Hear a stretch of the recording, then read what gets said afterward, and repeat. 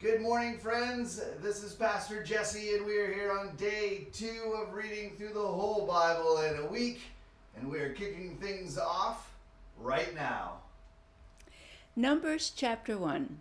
The Lord spoke to Moses in the wilderness of Sinai in the tent of meeting on the first day of the second month, in the second year after they had come out of the land of Egypt, saying, Take a census of all the congregation of the people of Israel by clans, by fathers' houses, according to the number of names, every male, head by head. From 20 years old and upward, all in Israel who are able to go to war, you and Aaron shall list them, company by company. And there shall be with you a man from each tribe, each man being the head of the house of his fathers. And these are the names of the men who shall assist you. From Reuben, Elizur the son of Shedur. From Simeon, Shelumiel the son of Zereshadai.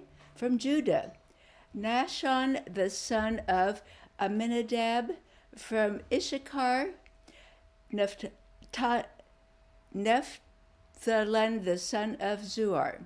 From Zebulun, Eliab the son of Helon. From the sons of Joseph, from Ephraim, Elishama the son of Ammihud. And from Manasseh, Gamaliel the son of Pedazur. From Benjamin, Abidan the son of Gideoni. From Dan, Ahiezer the son of Ammishaddai. From Asher, Pagiel the son of Ochran. From Gad, Eliasaph the son of Duel. From Naphtali, Ahira the son of Enan. These were the ones chosen from the congregation, the chiefs of their ancestral tribes, the head of the clans of Israel. Moses and Aaron took these men who had been named, and on the first day of the second month, they assembled the whole congregation together, who registered themselves by clans, by fathers' houses, according to the number of names from 20 years old and upward, head by head. As the Lord commanded Moses, so he listed them in the wilderness of Sinai. The people of Reuben, Israel's firstborn, their generations by their clans, by their fathers' houses, according to the number of names, head by head, every male from 20 years old and upward, all who were able to go to war. Those listed of the tribe of Reuben were 46,500. Of the people of Simeon, their generations by their clans, by their fathers' houses, those of them who were listed, according to the number of names, head by head, every male from 20 years old and upward, all who were able to go to war. Those listed of the tribe of Simeon were 59,300. Of the people of Gad, their generations by their clans, by their fathers' houses, according to the number of names, from 20 years and upward, all who were able to go to war. Those listed in the tribe of Gad were 45,650. Of the people of Judah, their generations by their clans, by their fathers' houses, according to the number of names, from 20 years old and upward, every man able to go to war. Those listed of the tribe of Judah were 74,600. Of the people of Issachar, their generations by their clans, by their fathers' houses, according to the number of names, from 20 years old and upward, every man able to go to war. Those listed of the tribe of Issachar were 54,400. Of the people of Zebulun, their generations by their clans, by their fathers' houses, according to the number of names, from 20 years old and upward, every man able to go to war. Those listed of the tribe of Zebulun were 57,400. Of the people of Joseph, namely, of the people of Ephraim, their generations by their clans, by their fathers' houses, according to the number of names, from 20 years old and upward, every man able to go to war. Those listed of the tribe of Ephraim were 40,500.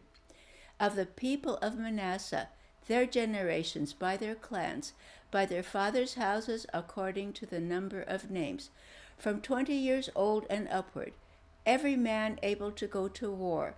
Those listed of the tribe of Manasseh were 32,200. Of the people of Benjamin, their generations, by their clans, by their fathers' houses, according to the number of names, from 20 years old and upward, every man able to go to war. Those listed of the tribe of Benjamin were 35,400. Of the people of Dan, their generations, by their clans, by their fathers' houses, according to the number of names, from 20 years old and upward, every man able to go to war. Those listed of the tribe of Dan were 62,700. Of the people of Asher, their generations, by their clans, by their fathers' houses, according to the number of names, from 20 years old and upward, every man able to go to war. Those listed of the tribe of Asher were 41,500. Of the people of Naphtali, their generations, by their clans, by their fathers' houses, according to the number of names, from 20 years old and upward, every man able to go to war. Those listed of the tribe of Naphtali were 53,400.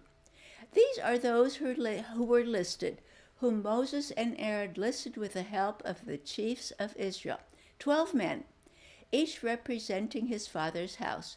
So all those who listed of the people of Israel by their fathers' houses, from 20 years old and upward, every man able to go to war in Israel, all those listed were 603,550.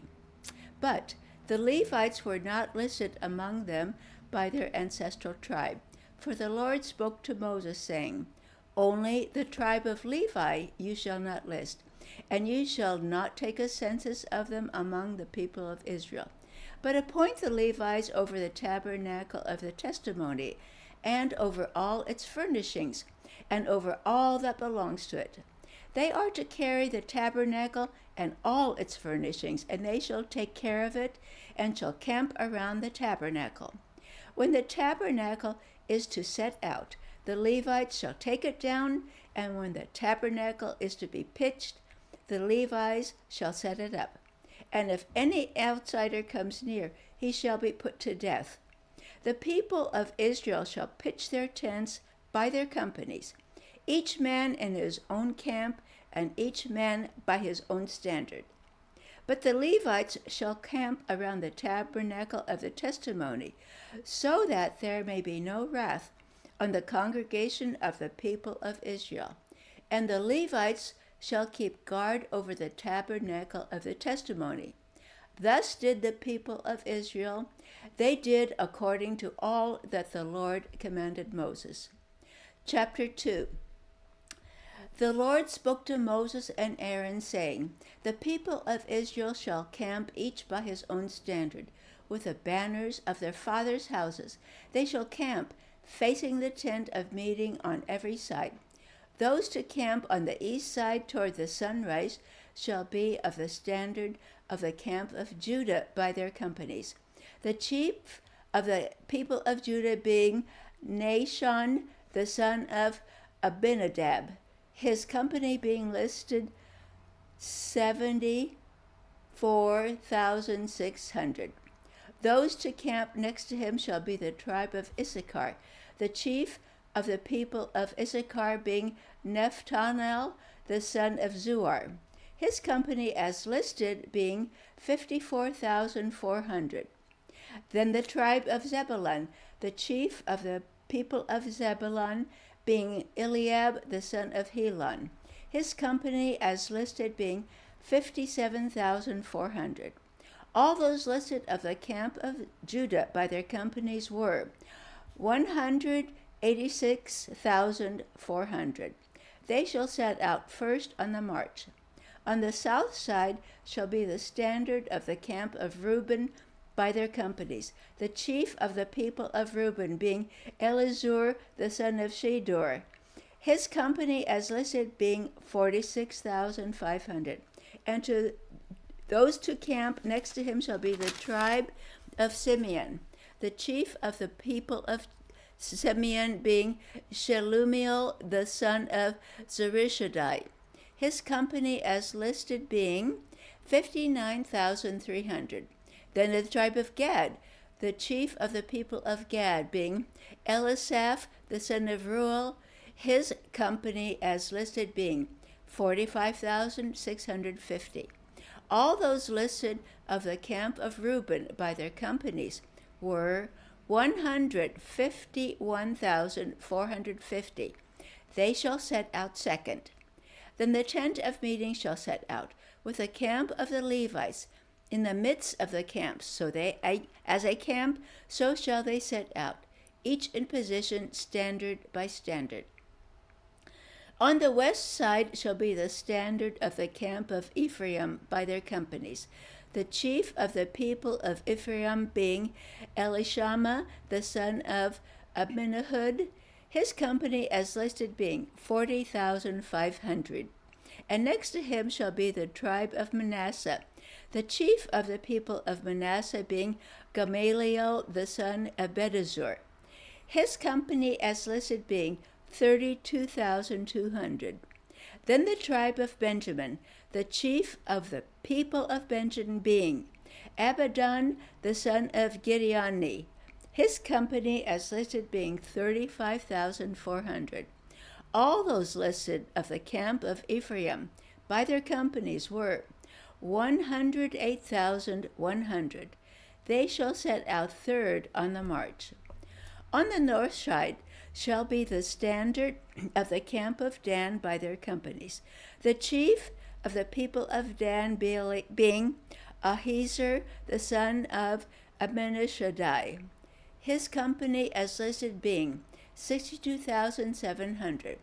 And those to camp next to him shall be the tribe of Asher, the chief of the people of Asher being Pagiel the son of Ochran, his company as listed being 41,500.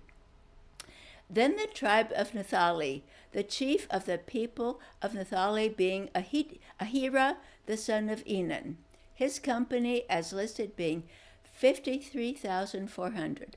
All those listed of the camp of Dan were 154,600. They shall set out last, standard by standard. These are the people of Israel as listed by their fathers' houses. All those listed in the camps by their companies were 603,550. But the Levites were not listed among the people of Israel, as the Lord commanded Moses. Thus did the people of Israel, according to all that the Lord commanded Moses. So they camped by their standards, and so they set out, each one in his clan, according to his father's house. Chapter 3. These are the generations of Aaron and Moses at the time when the Lord spoke with Moses on Mount Sinai. These are the names of the son of Aaron: Nadab the firstborn, and Abihu, Eleazar, and Ithamar. These are the names of Aaron, the anointed priest, whom he ordained to serve as priests. But Nadab and Abihu died before the Lord when they offered unauthorized fire before the Lord in the wilderness of Sinai, and they had no children. So Eleazar and Ithamar served as priests in the lifetime of Aaron their father. And the Lord spoke to Moses, saying, Bring the tribe of Levi near, and set them before Aaron the priest, and they may minister to him.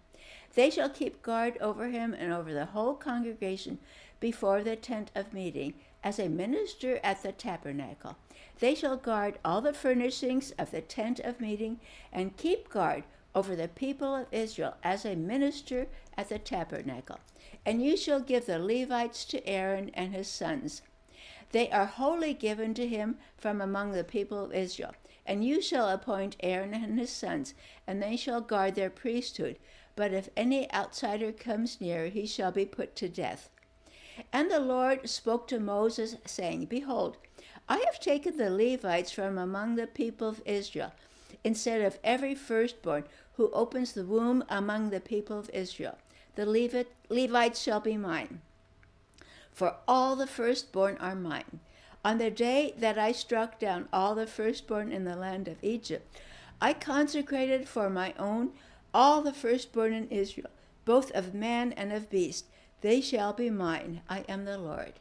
And the Lord spoke to Moses in the wilderness of Sinai, saying, List the son of Levi by fathers' houses and by clans. Every male from a month old and upward you shall list. So Moses listed them according to the word of the Lord as he was commanded. And these were the sons of Levi by their names, Gershon and Kohath and Merari. And these are the names of the sons of Gershon by their clans, Libni and Shimei. And the sons of Kohath by their clans, Amram, Izhar, Hebron, and Uzziel. And the sons of Merari by their clans, Mali and Mushi. These are the clans of the Levites by their fathers' houses. To Gershon belonged the clan of the Libnites and the clan of the Shimeites. These were the clans of the Gershonites. Their listing according to the number of all the males from a month old and upward was 7,500. The clans of the Gershonites were to camp behind the tabernacle on the west, with Eliasaph, the son of Lael, as chief of the fathers' houses of the Gershonites. And the guard duty of the sons of Gershon in the tent of meeting involved the tabernacle, the tent with its covering, the screen for the entrance of the tent of meeting, the hangings of the court, the screen for the door of the court that is around the tabernacle and the altar, and its courts, all the service connected with these. To Kohath belonged the clan of the Amorites, and the clan of the Israelites, and the clan of the Hebronites, and the clan of the Uzzielites. These are the clans of the Kohathlites.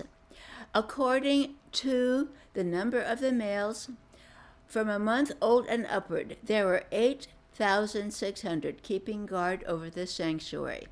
The clans of the sons of Kohath were to camp on the south side of the tabernacle, with Eliasaphan, the son of Uzziel, as chief of fathers' houses of the clans of the Kohathites. And their guard duty involved the ark, the table, the lampstand, the altars, the vessels of the sanctuary, with which the priests minister, and the screen, all the service connected with these. And Eleazar, the son of Aaron the priest, was to be chief over all the chiefs of the Levites, and to have oversights of those who kept guard over the sanctuary. To Merari belonged the clan of the Malites and the clan of the Mushites. These are the clans of Merari. Their listing according to the number of all the males from a month old and upward was 6,200. And the chief of the father's house of the clans of Merari was Zuriel, the son of Abihail. They were to camp on the north side of the tabernacle, and the appointed guard duty of the sons of Merari involved the frames of the tabernacle, the bars, the pillars, the bases, and all their accessories, all the service connected with these. Also the pillars around the court, with their bases and pegs and cords. Those who were to camp before the tabernacle on the east, before the tent of meeting toward the sunrise, were Moses and Aaron and his sons, guarding the sanctuary itself to protect the people of Israel. And any outsider who came near was to be put to death. All those listed among the Levites, whom Moses and Aaron listed as the commandment of the Lord, by clans, all the males from a male old and upward were 22,000. And the Lord said to Moses, list all the firstborn males of the people of Israel, from a month old and upward, taking the number of their names. And you shall take the Levites for me, I am the Lord, instead of all the firstborn among the people of Israel, and the cattle of the Levites, instead of all the firstborn among the cattle of all the people of Israel. So Moses listed all the firstborn among the people of Israel as the Lord commanded him, and all the firstborn males according to the number of names from a month old and upward, as listed, were 22,273. And the Lord spoke to Moses, saying, Take the Levites instead of all the firstborn among the people of Israel, and the cattle of the Levites instead of their cattle. The Levites shall be mine, I am the Lord. And as a redemption price for the 273 of the firstborn of the people of Israel, over and above the number of the male Levites, you shall take 5 shekels per head. You shall take them according to the shekel of the sanctuary, the shekel of 20 gerahs, and give the money to Aaron and his sons as a redemption price for those who are over. So Moses took the redemption money from those who were over and above those redeemed by the Levites. From the firstborn of the people of Israel he took the money, 1,365 shekels, by the shekel of the sanctuary. And Moses gave the redemption money to Aaron and his sons, according to the word of the Lord, as the Lord commanded Moses. Chapter 4. The Lord spoke to Moses and Aaron, saying, Take a census of the sons of Kohath from among the sons of Levi, by their clans and by their fathers' houses, from 30 years old up to 50 years old, all who can come on duty to do the work in the tent of meeting. This is the service of the sons of Kohath in the tent of meeting, the most holy things. When the camp is to set out, Aaron and his sons shall go in and take down the veil of the screen and cover the ark of the testimony with it. Then they shall put on it a covering of goatskin, and spread on top of it a cloth olive blue, and shall put in its poles. And over the table of the bread of the presence they shall spread a cloth of blue, and put on it the plates, the dishes for incense, the bowls, and the flagons for the drink offering. The regular showbread also shall be on it. Then they shall spread over them a cloth of scarlet, and cover the same with a covering of goatskin, and shall put in its poles. And they shall take a cloth of blue, and cover the lampstand for the night, with its lamps, its tongs, its trays, and all the vessels for oil, with which it is supplied. And they shall put it with all its utensils in a covering of goatskin, and put it on the carrying frame. And over the golden altar they shall spread a cloth of blue, and cover it with a covering of goatskin, and shall put in its poles. And they shall take all the vessels of the service that are used in the sanctuary, and put them in a cloth of blue, and cover them with a covering of goatskin, and put them on the carrying frame. And they shall take away the ashes from the altar, and spread a purple cloth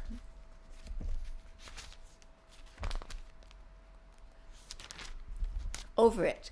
And they shall put on it all the utensils of the altar, which are used for the service there, the fire pans, the forks, the shovels, and the basins, all the utensils of the altar.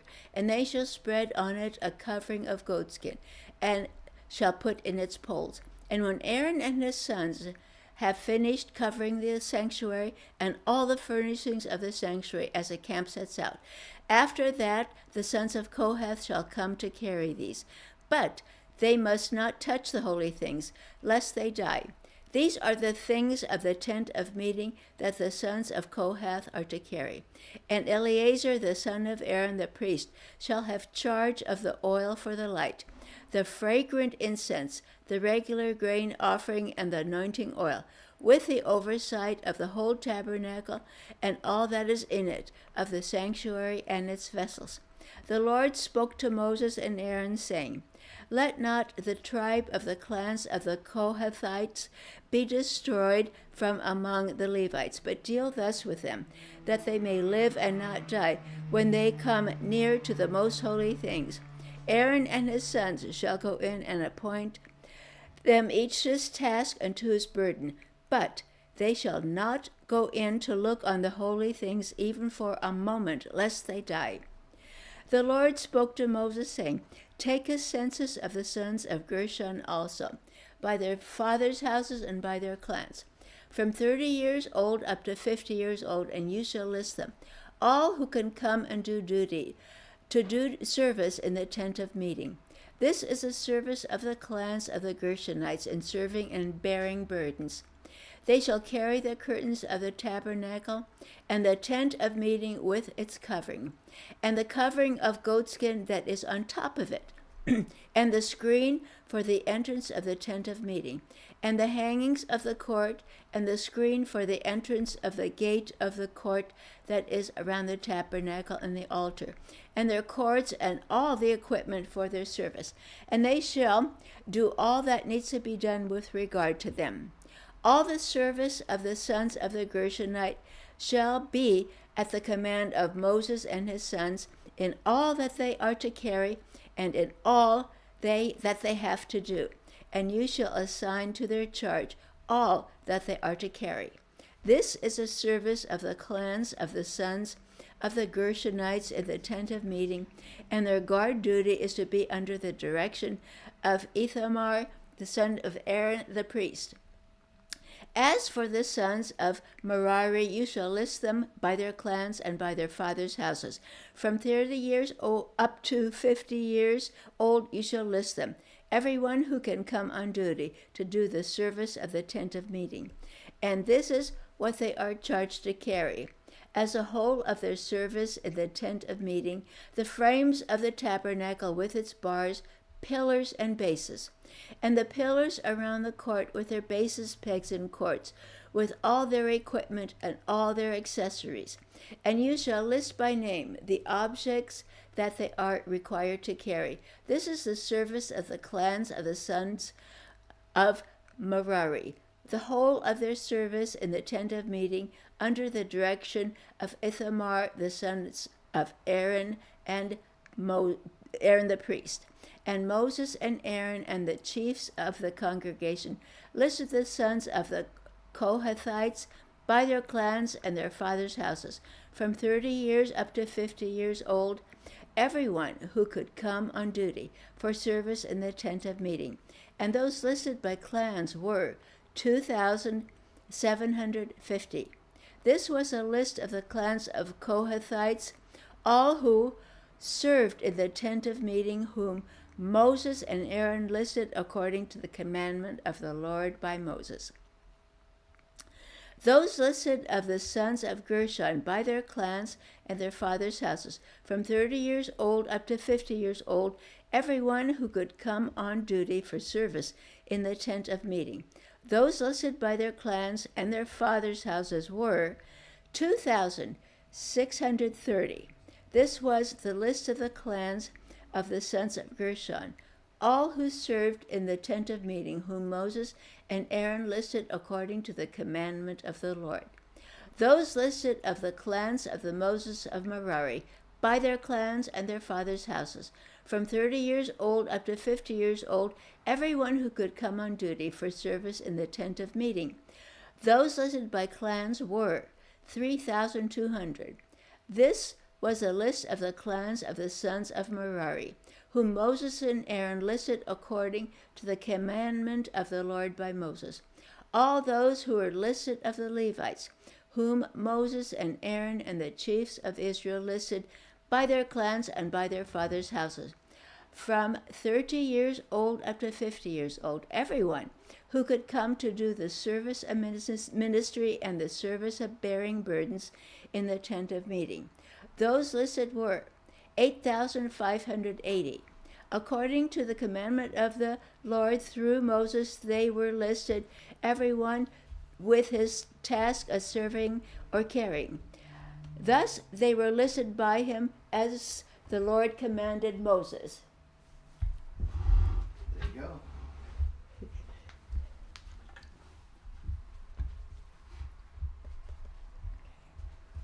Thanks,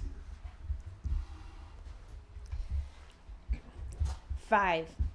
The Lord spoke to Moses, saying, Command the people of Israel that they put out of the camp everyone who is leprous or has a discharge, and everyone who is unclean through contact with the dead.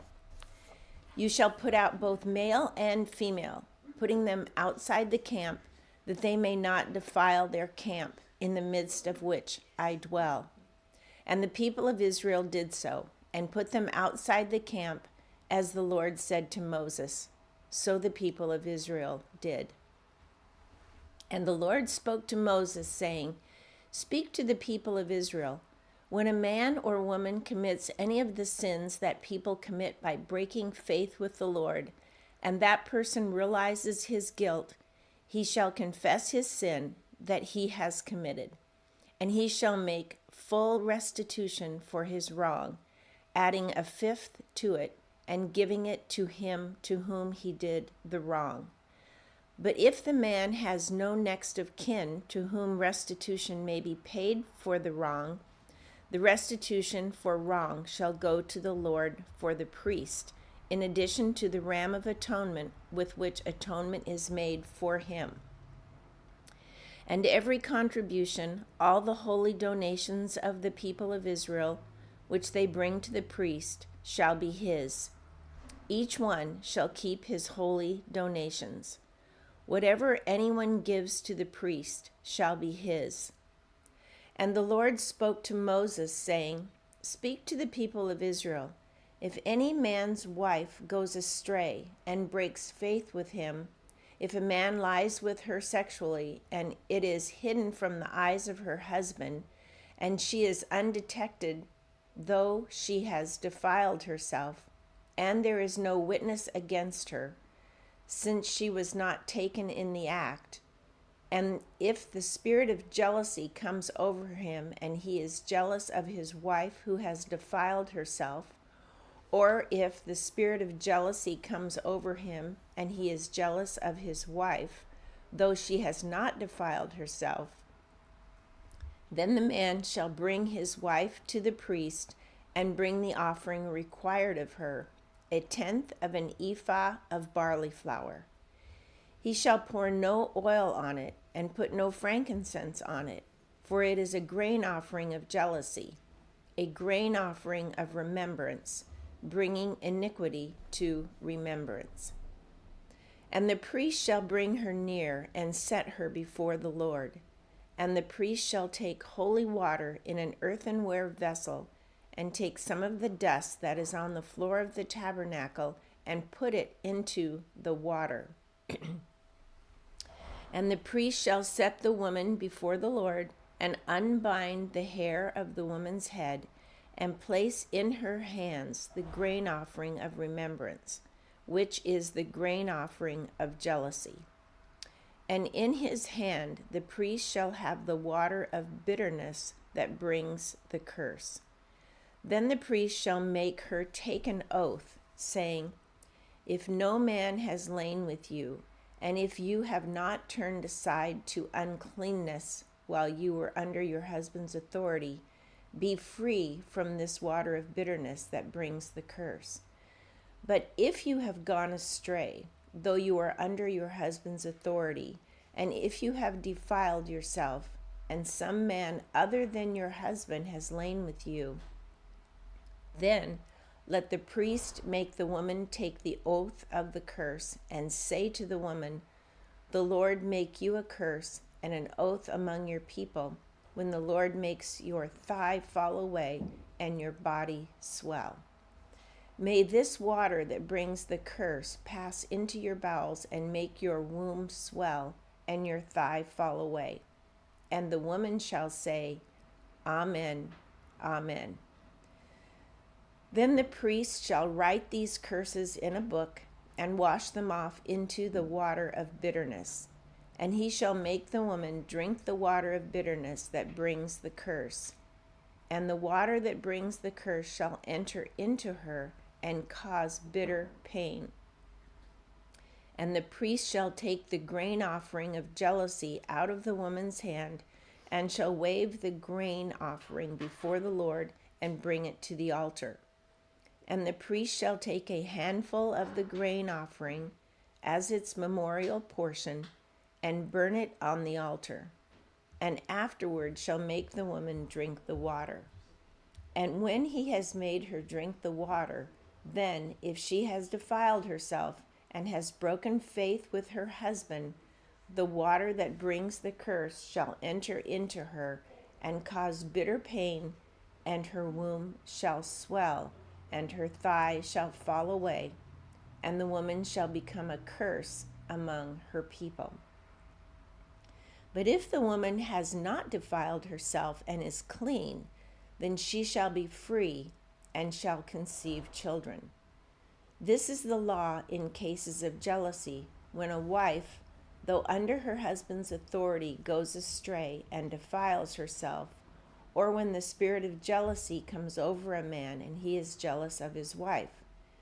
Then he shall set the woman before the Lord, and the priest shall carry out for her all this law.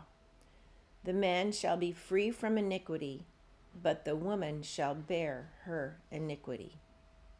6. And the Lord spoke to Moses, saying, Speak to the people of Israel, and say to them, when either a man or a woman makes a special vow, the vow of a Nazirite, to separate himself to the Lord, he shall separate himself from wine and strong drink. He shall drink no vinegar made from wine or strong drink, and shall not drink any juice of grapes or eat grapes, fresh or dried. All the days of his separation he shall eat nothing that is produced by the grapevine, not even the seeds or the skins. All the days of his vow of separation no razor shall touch his head, until the time is completed for which he separates himself to the Lord. He shall be holy. He shall let the locks of his hair of his head grow long. All the days that he separates himself to the Lord, he shall not go near a dead body, not even for his father or for his mother, for brother or sister, if they die, shall he make himself unclean, because his separation to God is on his head. All the days of his separation he is holy to the Lord. And if any man dies very suddenly beside himself, and he defiles his consecrated head, then he shall shave his head on the day of his cleansing. On the 7th day he shall shave it. On the 8th day he shall bring 2 turtle doves or 2 pigeons to the priest to the entrance of the tent of meeting. And the priest shall offer one for a sin offering and the other for a burnt offering, and make atonement for him, because he sinned by reason of the dead body. And he shall consecrate his head the same day, and separate himself to the Lord for the days of his separation, and bring a male lamb a year old for a guilt offering. But the previous period shall be void, because his separation was defiled.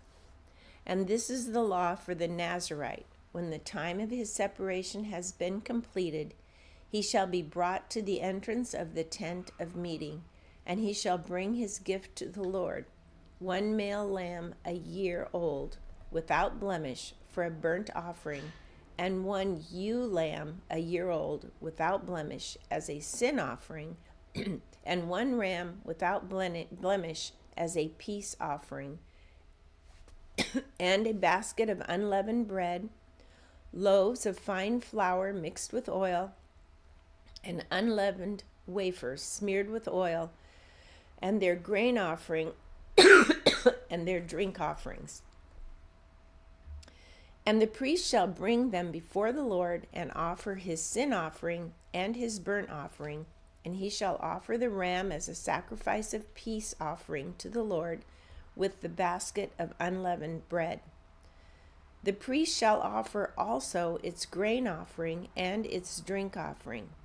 And the Nazirite shall shave his consecrated head at the entrance of the tent of meeting, and shall take the hair from his consecrated head and put it on the fire that is under the sacrifice of peace offering.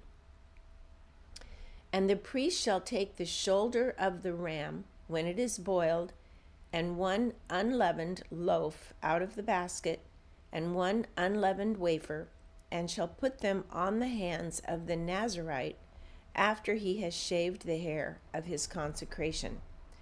And the priest shall wave them for a wave offering before the Lord. They are a holy portion for the priest, together with the breast that is waved and the thigh that is contributed. And after that, the Nazirite may drink wine. This is the law of the Nazirite. But if he vows an offering to the Lord above his Nazirite vow, as he can afford, in exact accordance with the vow that he takes, then he shall do in addition to the law of the Nazirite. The Lord spoke to Moses, saying, Speak to Aaron and his sons, saying, Thus you shall bless the people of Israel. You shall say to them, The Lord bless you and keep you. The Lord make his face to shine upon you and be gracious to you. The Lord lift up his countenance upon you and give you peace. So shall they put my name upon the people of Israel, and I will bless them. 7. On the day when Moses had finished setting up the tabernacle and had anointed and consecrated it with all its furnishings, and had anointed and consecrated the altar with all its utensils, the chiefs of Israel, heads of their fathers' houses, who were the chiefs of the tribes, who were over those who were listed, approached and brought their offerings before the Lord, 6 wagons and 12 oxen, a wagon for every 2 of the chiefs, and one for each one an ox. They brought them before the tabernacle. Then the Lord said to Moses, Accept these from them, that they may be used in the service of the tent of meeting, and give them to the Levites, to each man according to his service. So Moses took the wagons and the oxen and gave them to the Levites. 2 wagons and 4 oxen he gave to the sons of Gershon according to their service. And 4 wagons and 8 oxen he gave to the sons of Merari according to their service, under the direction of Ithamar, the son of Aaron, the priest. But to the sons of Kohath he gave none, because they were charged with the service of the holy things that had to be carried on the shoulder. And the chiefs offered offerings for the dedication of the altar on the day it was anointed, and the chiefs offered their offering before the altar. And the Lord said to Moses, They shall offer their offerings, 1 chief each day, for the dedication of the altar. He who offered this offering the first day was Nahshon, the son of Amminadab of the tribe of Judah. And his offering was 1 silver plate, whose weight was 130 shekels, 1 silver basin of 70 shekels, according to the shekel of the sanctuary, both of them full of fine flour mixed with oil for a grain offering. 1 golden dish of 10 shekels full of incense, 1 bull from the herd, 1 ram, 1 male lamb a year old for a burnt offering, and 1 male goat for a sin offering, and for the sacrifice of peace offerings, 2 oxen, 5 rams, 5 male goats, and 5 male lambs a year old. This was the offering of Nahshon, the son of Amminadab. On the second day, Nethanel, the son of Zuar, the chief of Issachar, made an offering.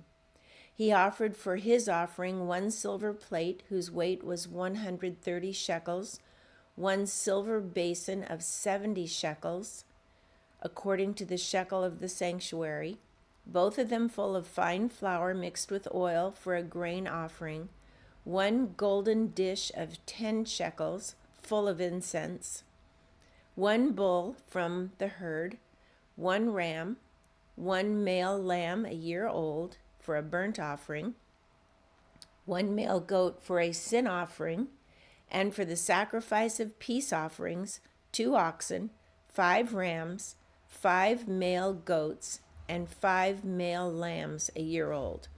This was the offering of Nethanel, the son of Zuar.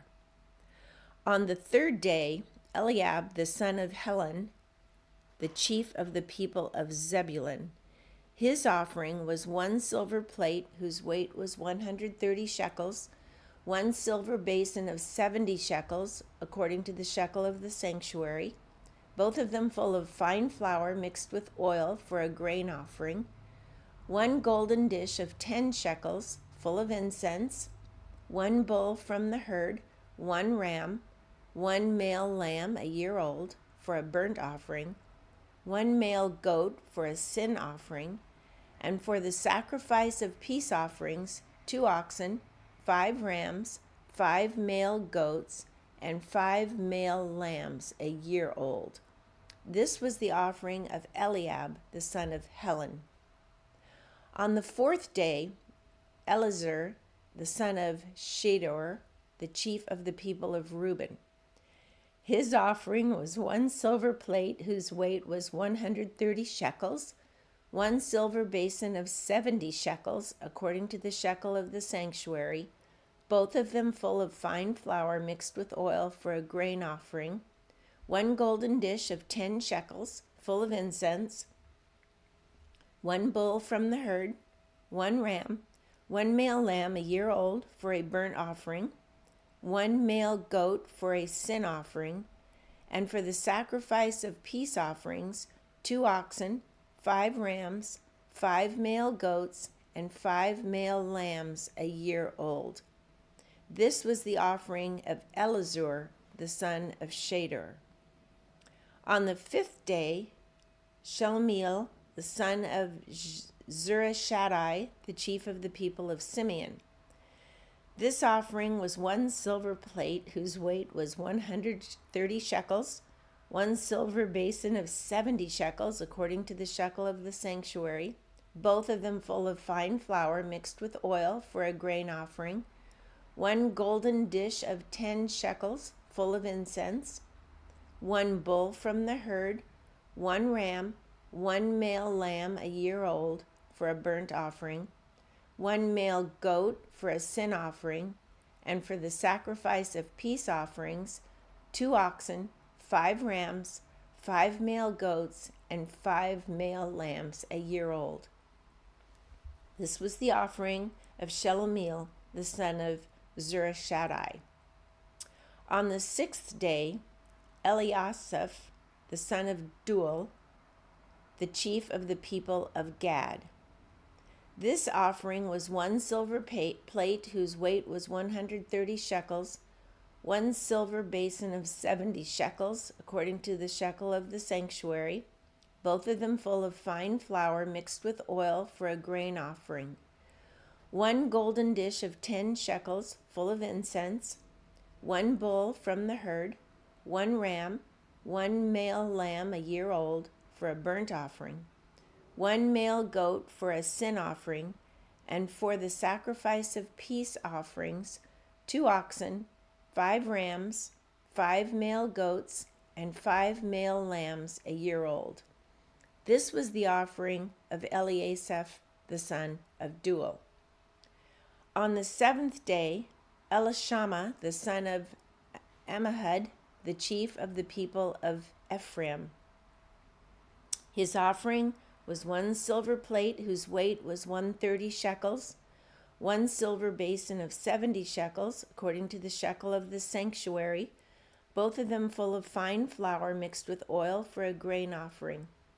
1 golden dish of 10 shekels full of incense, 1 bull from the herd, 1 ram, 1 male lamb a year old for a burnt offering, 1 male goat for a sin offering, and for the sacrifice of peace offerings, 2 oxen, 5 rams, 5 male goats, and 5 male lambs a year old.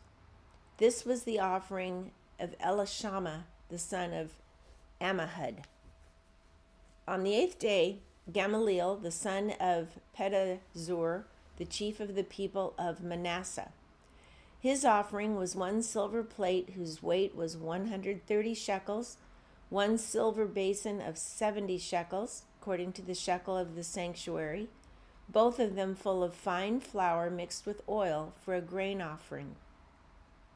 1 golden dish of 10 shekels full of incense, 1 bull from the herd, 1 ram, 1 male lamb a year old for a burnt offering, 1 male goat for a sin offering, and for the sacrifice of peace offerings, 2 oxen, 5 rams, 5 male goats, and 5 male lambs a year old.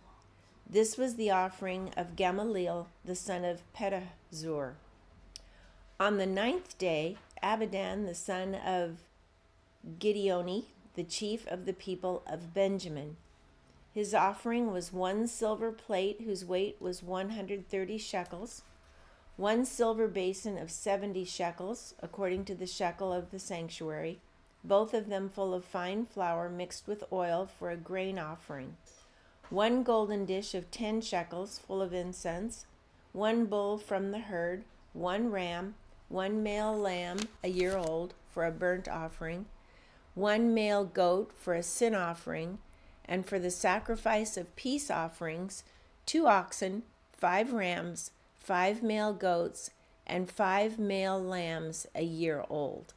This was the offering of Abidan, the son of Gideoni. On the 10th day, Ahazir, the son of Ammishaddai, the chief of the people of Dan.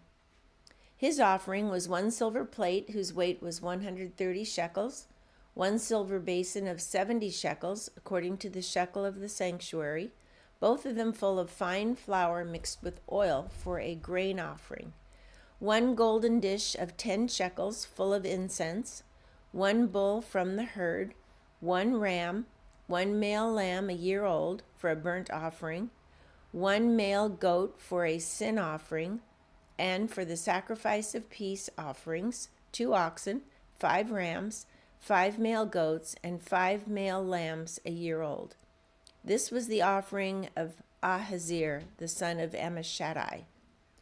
On the 11th day, Pagiel, the son of Ochran, the chief of the people of Asher. His offering was 1 silver plate whose weight was 130 shekels, 1 silver basin of 70 shekels, according to the shekel of the sanctuary, both of them full of fine flour mixed with oil for a grain offering, 1 golden dish of 10 shekels full of incense, 1 bull from the herd, 1 ram, 1 male lamb a year old for a burnt offering, 1 male goat for a sin offering, and for the sacrifice of peace offerings, 2 oxen, 5 rams, 5 male goats, and 5 male lambs a year old. This was the offering of Pagiel, the son of Ochran. On the 12th day, Ahira, the son of Enan, the chief of the people of Naphtali. His offering was 1 silver plate whose weight was 130 shekels, 1 silver basin of 70 shekels, according to the shekel of the sanctuary, both of them full of fine flour mixed with oil for a grain offering, 1 golden dish of 10 shekels full of incense, 1 bull from the herd, 1 ram, 1 male lamb a year old for a burnt offering, 1 male goat for a sin offering, and for the sacrifice of peace offerings, 2 oxen, 5 rams, 5 male goats, and 5 male lambs a year old. This was the offering of Ahira, the son of Enan. This was the dedication offering for the altar on the day when it was anointed. From the chiefs of Israel, 12 silver plates, 12 silver basins, 12 golden dishes. Each silver plate weighed 130 shekels and each basin 70. All the silver of the vessels, 2,400 shekels, according to the shekel of the sanctuary. The 12 golden dishes full of incense, weighing 10 shekels apiece, according to the shekel of the sanctuary, all the gold of the dishes being 120 shekels. All the cattle for the burnt offerings, 12 bulls, 12 rams, 12 male lambs a year old, with their grain offering, and 12 male goats for a sin offering, and all the cattle of the sacrifice of peace offerings, 24 bulls, the rams 60, the male goats 60, the male lambs a year old 60. This was the dedication offering for the altar after it was anointed. And when Moses went into the tent of meeting to speak with the Lord, he heard the voice speaking to him from above the mercy seat that was on the ark of the testimony, from between the two cherubim, and it spoke to him.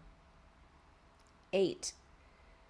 Now the Lord spoke to Moses, saying, Speak to Aaron and say to him, When you set up the lamps, the 7 lamps shall give light in front of the lampstand. And Aaron did so. He set up its lamps in front of the lampstand as the Lord commanded Moses. And this was the workmanship of the lampstand, hammered work of gold. From its base to its flowers it was hammered work, according to the pattern that the Lord had shown Moses. So he made the lampstand. And the Lord spoke to Moses, saying, Take the Levites from among the people of Israel and cleanse them. Thus you shall do to them to cleanse them. Sprinkle the water of purification upon them, and let them go with a razor over all their body, and wash their clothes, and cleanse themselves. Then let them take a bull from the herd, and its grain offering of fine flour mixed with oil. And you shall take another bull from the herd for a sin offering. And you shall bring the Levites before the tent of meeting, and assemble the whole congregation of the people of Israel. When you bring the Levites before the Lord, the people of Israel shall lay their hands on the Levites, and Aaron shall offer the Levites before the Lord as a wave offering from the people of Israel, that they may do the service of the Lord. Then the Levites shall lay their hands on the heads of the bulls, and you shall offer the one for a sin offering and the other for a burnt offering to the Lord, to make atonement for the Levites. And you shall set the Levites before Aaron and his sons, and shall offer them as a wave offering to the Lord. Thus you shall separate the Levites from among the people of Israel, and the Levites shall be mine. And after that the Levites shall go in to serve at the tent of meeting, when you have cleansed them and offered them as a wave offering. For they are wholly given to me from among the people of Israel. Instead of all who open the womb, the firstborn of all the people of Israel, I have taken them for myself. For all the firstborn among the people of Israel are mine, both of man and of beast. On the day that I struck down all the firstborn in the land of Egypt, I consecrated them for myself. And I have taken the Levites instead of all the firstborn among the people of Israel. And I have given the Levites as a gift to Aaron and his sons from among the people of Israel, to do the service for the people of Israel at the tent of meeting, and to make atonement for the people of Israel, that there may be no plague among the people of Israel when the people of Israel come near the sanctuary. Thus did Moses and Aaron and all the congregation of the people of Israel to the Levites, according to all that the Lord commanded Moses concerning the Levites, the people of Israel did to them.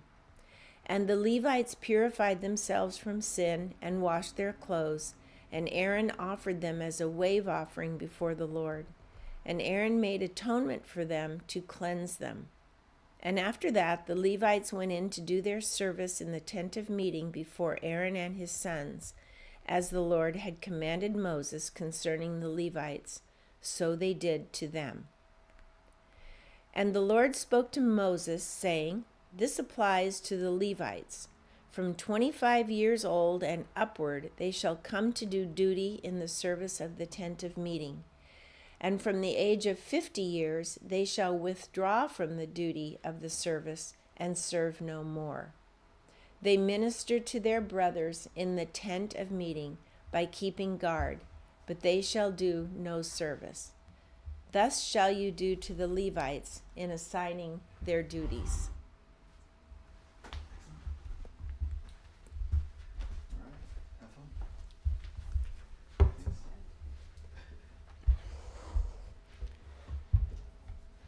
Chapter 9.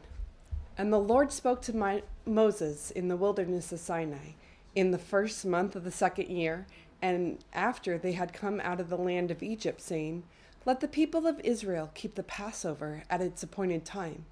On the 14th day of this month, at twilight, you shall keep it at its appointed time. According to all its statutes and all its rules, you shall keep it." So Moses told the people of Israel that they should keep the Passover, and they kept the Passover in the first month, on the 14th day of the month, at twilight, in the wilderness of Sinai, according to all the Lord commanded Moses. So the people of Israel did. And they were certain men who were unclean through touching a dead body, so that they could not keep the Passover on that day. And they came before Moses and Aaron on that day. And those men said to him, "We are unclean through touching a dead body. Why are we kept from bringing the Lord's offering at its appointed time among the people of Israel?" And Moses said to them, "Wait, that I may hear what the Lord will command concerning you."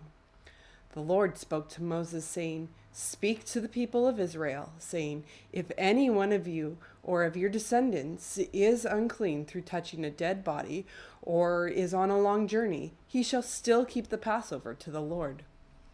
In the second month, on the 14th day at twilight, they shall keep it. They shall eat it with unleavened bread and bitter herbs. They shall leave none of it until the morning, nor break any of its bones. According to all the statutes for the Passover, they shall keep it. But if anyone who is clean and is not on a journey fails to keep the Passover, that person shall be cut off from his people, because he did not bring the Lord's offering at its appointed time, and the man shall bear his sin. And if a stranger sojourns among you and would keep the Passover to the Lord, according to the statute of the Passover and according to its rule, so shall he do. You shall have one statute, both for the sojourner and for the native. On the day that the tabernacle was set up, the cloud covered the tabernacle, the tent of the testimony, and at evening it was over the tabernacle like the appearance of fire until morning. So it was always. The cloud covered it by day, and the appearance of fire by night. And whenever the cloud lifted from over the tent, after that the people of Israel set out, and in the place where the cloud settled down, there the people of Israel camped. At the command of the Lord, the people of Israel set out, and at the command of the Lord they camped. As long as the cloud rested over the tabernacle, they remained in camp. Even when the cloud continued over the tabernacle many days, the people of Israel kept the charge of the Lord and did not set out. Sometimes the cloud was a few days over the tabernacle, and according to the command of the Lord, they remained in camp. Then according to the command of the Lord, they set out. And sometimes the cloud remained from evening until morning. And when the cloud lifted in the morning, they set it out. Or if it continued for a day and a night, when the cloud lifted, they set out. Whether it was 2 days or a month or a longer time, that the cloud continued over the tabernacle, abiding there, the people of Israel remained in camp and did not set out. But when it lifted, they set out. At the command of the Lord they camped, and at the command of the Lord they set out. They kept the charge of the Lord at the command of the Lord by Moses. Chapter 10. The Lord spoke to Moses, saying, Make 2 silver trumpets of hammered work, you shall make them, and you shall use them for summoning the congregation and for breaking camp. And when both are blown, all the congregation shall gather themselves to you at the entrance of the tent of meeting. But if they blow only one, then the chiefs of the heads of the tribes of Israel shall gather themselves to you. When you blow an alarm, the camps that are on the east side shall set out. And when you blow an alarm the second time, the camps that are on the south side shall set out. An alarm is to be blown whenever they are set out. But when the assembly is to be gathered together, you shall blow a long blast. But you shall not sound an alarm. And the sons of Aaron, the priest, shall blow the trumpets. The trumpets shall be to you for a perpetual statute throughout your generations. And when you go to war in your land against the adversary who opposes you, then you shall sound an alarm with the trumpets, that you may be remembered before the Lord your God, and you shall be saved from your enemies. On the day of your gladness also, and at your appointed feasts, and at the beginnings of your months, you shall blow the trumpets over your burnt offerings and over the sacrifices of your peace offerings. They shall be a reminder of you before the Lord. I am the Lord your God. In the 2nd year, in the 2nd month, on the 20th day of the month, the cloud lifted from over the tabernacle of the testimony, and the people of Israel set out by stages from the wilderness of Sinai, and the cloud settled down in the wilderness of Paran. They set out for the first time at the command of the Lord by Moses. The standard of the camp of the people of Judah set out first by their companies, and over the company was Nahshon the son of Amminadab. And over the company of the tribe were the people of Issachar, and Nathaniel the son of Zuar. And over the company of the tribe of the people of Zebulun was Eliab the son of Helon. And when the tabernacle was taken down, the sons of Gershon and the sons of Merari, who carried the tabernacle, set out. And the standard of the camp of Reuben sent out by their companies, and over their company was Eliezer the son of Shedeur. And over the company of the tribe of the people of Simeon was Shemuel the son of Jeshadai. And over the company of the tribe of people of Geb was Elisaph the son of Deuel. When the Kohathites set out carrying the holy things, and the tabernacle was set up for their arrival, the standard of the company of Ephraim set out by their companies, and over the company of Ishama the son of Amminahud. And over the company of the tribe of the people of Manasseh was Gamaliel the son of Pedazur. And over the company of the tribe of the people of Benjamin was Abidan the son of Gideoni. Then the standard of the camp of the people of Dan, acting as the rear guard of the camps set out by their companies. Over the company was Ahiezer the son of Ammishaddai. And over the company of the tribe of the people of Asher was Pagiel the son of Ochran. And the company of people of the tribe of the people of Naphtali was Ahira the son of Anan. This was the order of the march of peoples when Israel's by their companies, when they set out. And Moses said to Hoab the son of Reuel the Midianite, Moses' father-in-law, We are setting out for the place which the Lord said, I will give it to you. Come with us, and we will do good to you, for the Lord has promised good to Israel. But he said to him, I will not go with you. I will depart to my own land and to my kindred. And he said, Please do not leave us, for you know where we should camp in the wilderness, and you will serve as eyes for us. And if you do good with us, wherever good the Lord will do to us, the same we will do to you. So they set out from the mount of the Lord 3 days' journey. And the ark of the covenant of the Lord went before them 3 days' journey, to seek out a resting place for them. And the cloud of the Lord was over them by day, whenever they set out from the camp. And whenever the ark set out, Moses said, "Arise, O Lord, and let your enemies be scattered, and let those who hate you flee before you." And when it rested, he said, "Return, O Lord, to the 10,000 thousands of Israel." Chapter 11. And the people complained in the hearing of the Lord about their misfortunes. And when the Lord heard it, his anger was kindled, and the Lord burned among them and consumed some outlying parts of the camp. Then the people cried out to Moses, and Moses prayed to the Lord, and the fire died down. So the name of the place was called Taberah, because the fire of the Lord burned among them. Now the rabble that was among them had a strong craving, and the people of Israel also wept again and said, "Oh, that we had meat to eat! We remembered the fish we ate in Egypt that cost nothing, the cucumbers, the melons, the leeks, the onions, and the garlic. But now our strength is dried up, and there is nothing but all this manna to look at." Now the manna was like coriander seed, and its appearance like that of bdellium. The people went about and gathered it and ground it at the hand mills or beat it at the mortars and boiled it in pots and made cakes out of it. And the taste of it was like the taste of cakes baked with oil. When the dew fell upon the camp in the night, the manna fell with it. Moses heard the people weeping through their clans, everyone at the door of his tent, and the anger of the Lord blazed hotly, and Moses was displeased. Moses said to the Lord, "Why have you dealt ill with your servant? Why have I not found favor in your sight, that you lay the burden of all this people on me? Did I conceive all this people? Did I give them birth, that you should say to me, 'Carry them in your bosom, as a nurse carries a nursing child, to the land that you swore to give their fathers?' Where am I to get meat to give to all these people? For they weep before me and say, 'Give us meat, that we may eat.' I am not able to carry all this people alone. The burden is too heavy for me.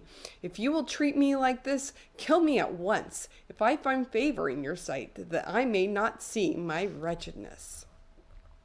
Then the Lord said to Moses, "Gather for me 70 men of the elders of Israel, whom you know to be the elders of the people and the officers over them, and bring them to the tent of meeting, and let them take your stand there with you. And I will come down and talk with you there.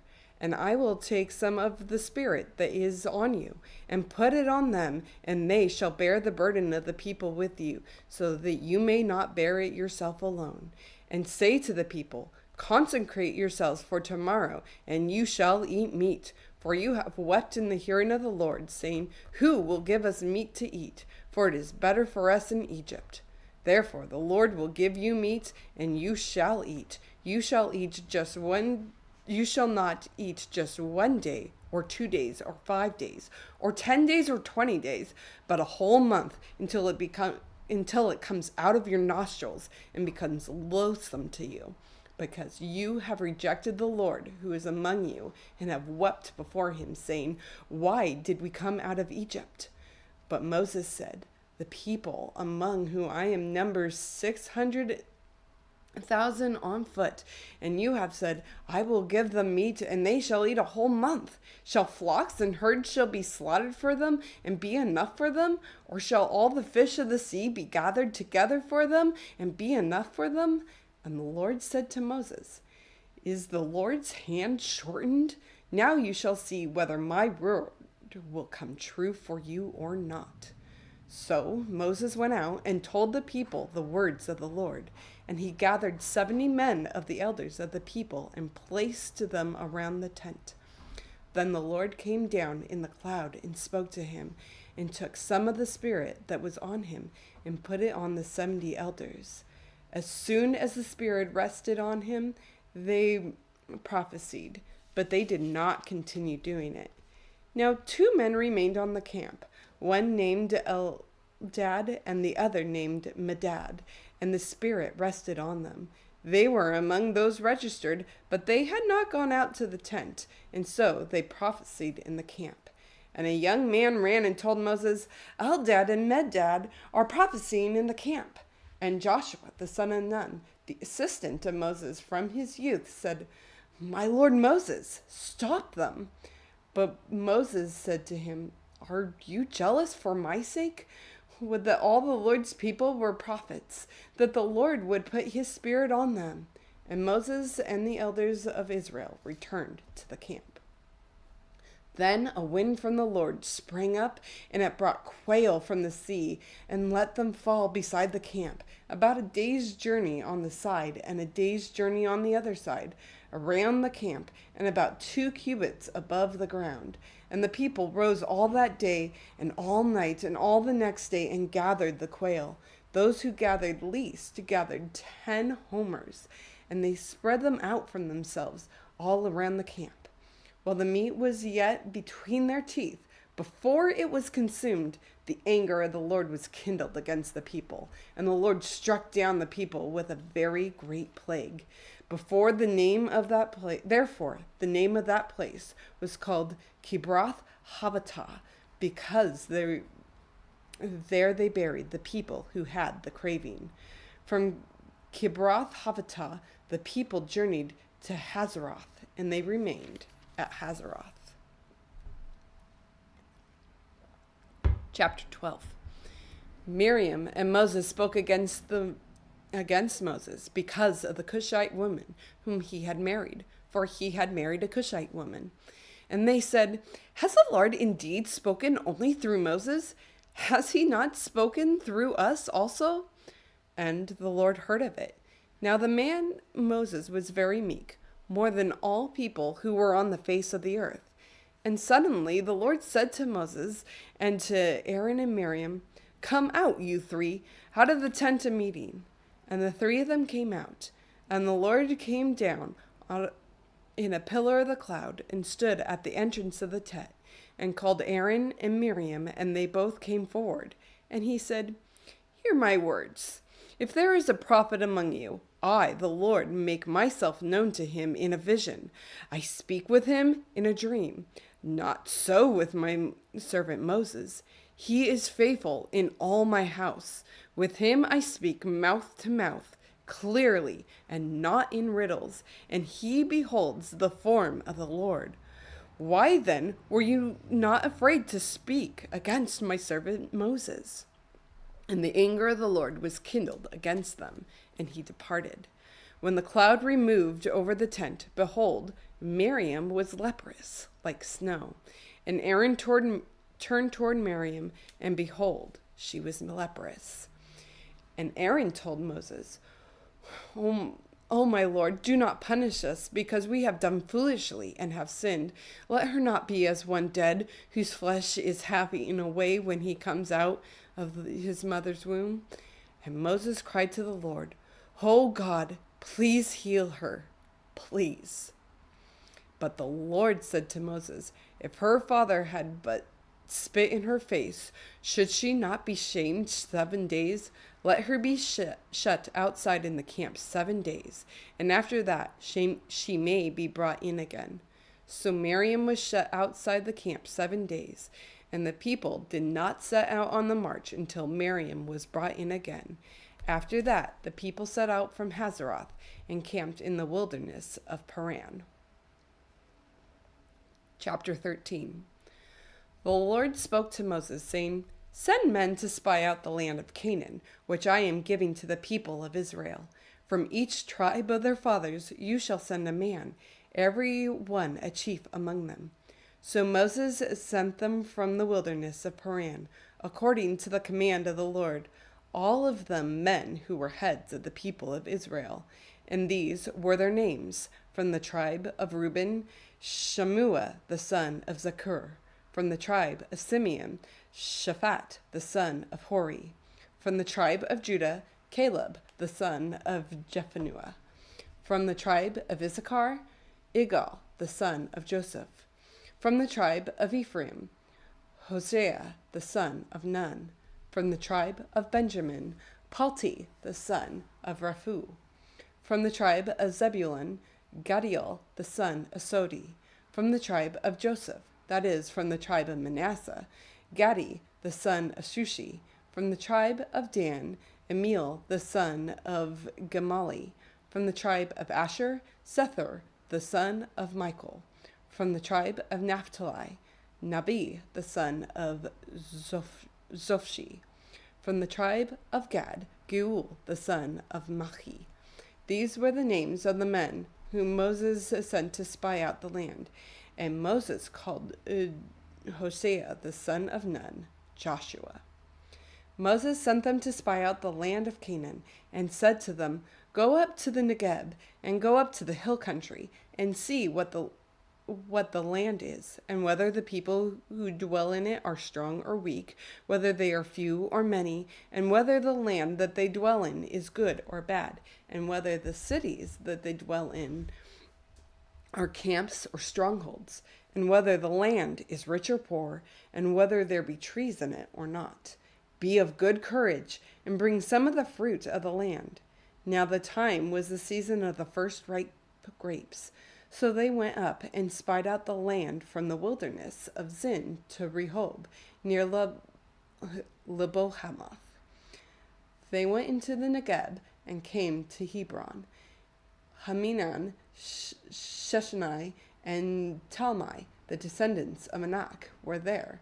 Hebron was built 7 years before Zoan in Egypt.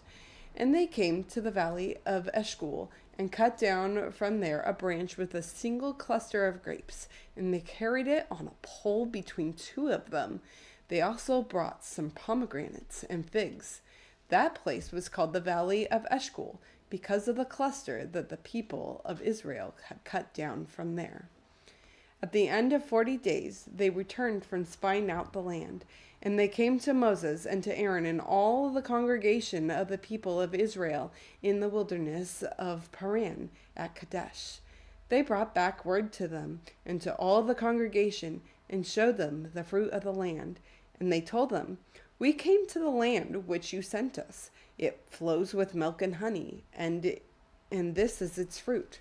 However, the people who dwell in the land are strong, and the cities are fortified and very large. And besides, we saw the descendants of Anak there.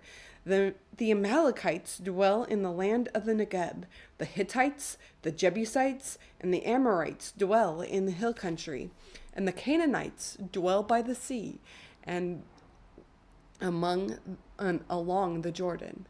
But Caleb quieted the people before Moses and said, "Let us go up at once and occupy it, for we are well able to overcome it." Then the man who had gone up with him said, "We are not able to go up against the people, for they are stronger than we are." So they brought to the people of Israel a bad report of the land that they had spied out, saying, "The land, through which we have gone to spy it out, is a land that devours its inhabitants, and all the people that we saw in it are of a great height. And there we saw the Nephilim, the sons of Anak, who come from the Nephilim, and we seemed to ourselves like grasshoppers. So we seemed to them." Chapter 14. Then all the congregation raised a loud cry, and the people wept that night. And all the people of Israel grumbled against Moses and Aaron. The whole congregation said to them, "Would we that we had died in the land of Egypt, or would we that we had died in this wilderness? Why is the Lord bringing us to this land to fall by the sword? Our wives and our little ones will become a prey. Would it not be better for us to go back to Egypt?" And they had said to one another, "Let us choose a leader and go back to Egypt."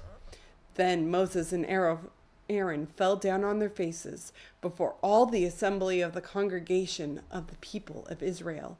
And Joshua the son of Nun and Caleb the son of Jephunneh, who were among those who had spied out the land, tore their clothes and said to all the congregation of the people of Israel, "The land which we passed through to spy out, it is exceedingly good land. If the Lord delights in us, he will bring us into this land and give it to us, a land that flows with milk and honey.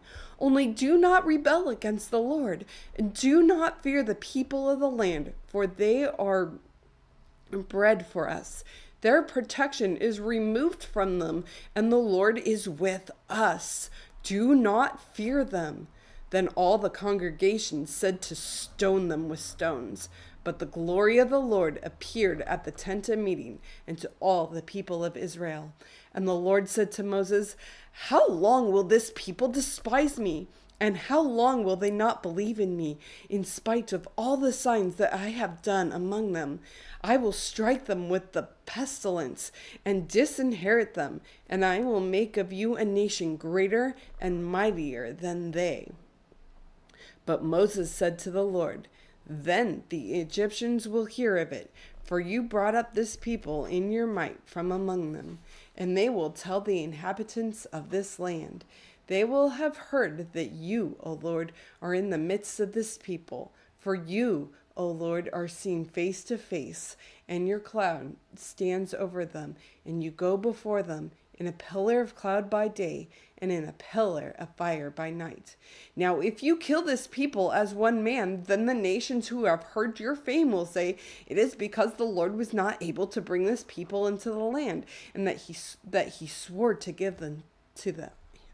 And he has killed them in the wilderness. And now, please let your power of the Lord be great, as you have promised, saying, the Lord is slow to anger and abounding in steadfast love, forgiving iniquity and transgression. But he will by no means clear the guilty, visiting the iniquity of the fathers on the children to the third and the fourth generation. Please pardon the iniquity of this people, according to the greatness of your steadfast love, just as you have forgiven this people from Egypt until now. Then the Lord said, I have pardoned according to your word. But truly, as I live, and as all the earth shall be filled with the glory of the Lord, none of the men who have seen my glory and my signs that I did in Egypt and in the wilderness, and yet have put me to the test these 10 times, and have not obeyed my voice, shall see the land that I swore to give to their fathers, and none of those who despised me shall see it. But my servant Caleb, because he has a different spirit and has followed me fully, I will bring into the land which he went, and his descendants shall possess it. Now, since the Amalekites and the Canaanites dwell in the valleys, turn tomorrow and set out for the wilderness by the way of the Red Sea. And the Lord spoke to Moses and to Aaron, saying, how long shall this wicked congregation grumble against me? I have heard the grumblings of the people of Israel, which they grumble against me. Say to them, as I live, declares the Lord, what you have said in my hearing, I will do to you. Your dead bodies shall fall in this wilderness. And of all your number listed in the census, from 20 years old and upward, who have grumbled against me, no one shall come into the land where I swore I would make you dwell, except Caleb and the son of Jephunneh, and Joshua the son of Nun. But your little ones, who you said would become a prey, I will bring in, and they shall know the land that you have rejected. But as for you, your dead bodies shall fall in the wilderness, and your children shall be shepherds in the wilderness 40 years, and shall suffer for your faithlessness until the last of your dead bodies lies in the wilderness. According to the number of the days in which you spied out the land, 40 days, a year for each day, you shall bear your iniquity 40 years, and you shall know my displeasure. I, the Lord, have spoken. Surely this I will do to all this wicked congregation who are gathered together against me. In this wilderness they shall come to a full end, and there they shall die. And the men whom Moses sent out to spy the land, who returned and made all the congregation grumble against him by bringing up a bad report about the land, the men who brought up a bad report of the land, they died by plague before the Lord. Of those men who went to spy out the land, only Joshua the son of Nun and Caleb the son of Jephunneh remained alive. When Moses told these words to all the people of Israel, the people mourned greatly, and they rose early in the morning and went to the heights of the hill, saying, Here we are, we will go up to the place that the Lord has promised, for we have sinned. But Moses said, Why now are you transgressing the command of the Lord, when that will not succeed? Do not go up, for the Lord is not among you, lest you be struck down before your enemies. For there the Amalekites and the Canaanites are facing you, and you shall fall by the sword, because you have turned back from following the Lord. The Lord will not be with you. But they presumed to go up to the heights of the hill country, although neither the ark of the covenant of the Lord nor Moses departed out of the camp. Then the Amalekites and the Canaanites who lived in that hill country came down and defeated them and pursued them, even to Hormah. Fantastic. Thanks. Good job. See you tomorrow. Yes, you will.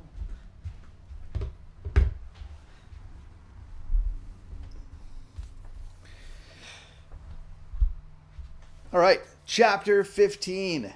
The Lord spoke to Moses, saying, "Speak to the people of Israel and say to them, when you come into the land you are to inhabit, which I am giving you, and you offer to the Lord from the herd or from the flock of a food offering or a burnt offering or a sacrifice, to fulfill a vow or as a free will offering, or at your appointed feasts, to make a pleasing aroma to the Lord, then he who brings his offering shall offer to the Lord a grain offering of a tenth of an ephah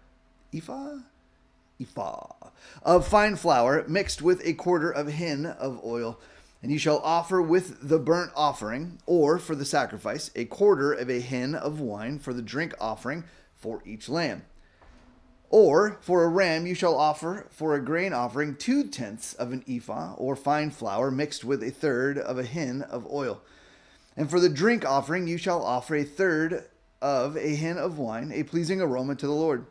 And when you offer a bull as a burnt offering or sacrifice, to fulfill a vow or for peace offerings to the Lord, then one shall offer with the bull a grain offering of 3/10 of an ephah of fine flour mixed with half a hin of oil. And you shall offer for the drink offering half a hin of wine as a food offering, a pleasing aroma to the Lord. Thus it shall be done for each bull or ram, or for each lamb or young goat. As many as you offer, so shall you do with each one, as many as there are. Every native Israelite shall do these things in this way, in offering a food offering with a pleasing aroma to the Lord.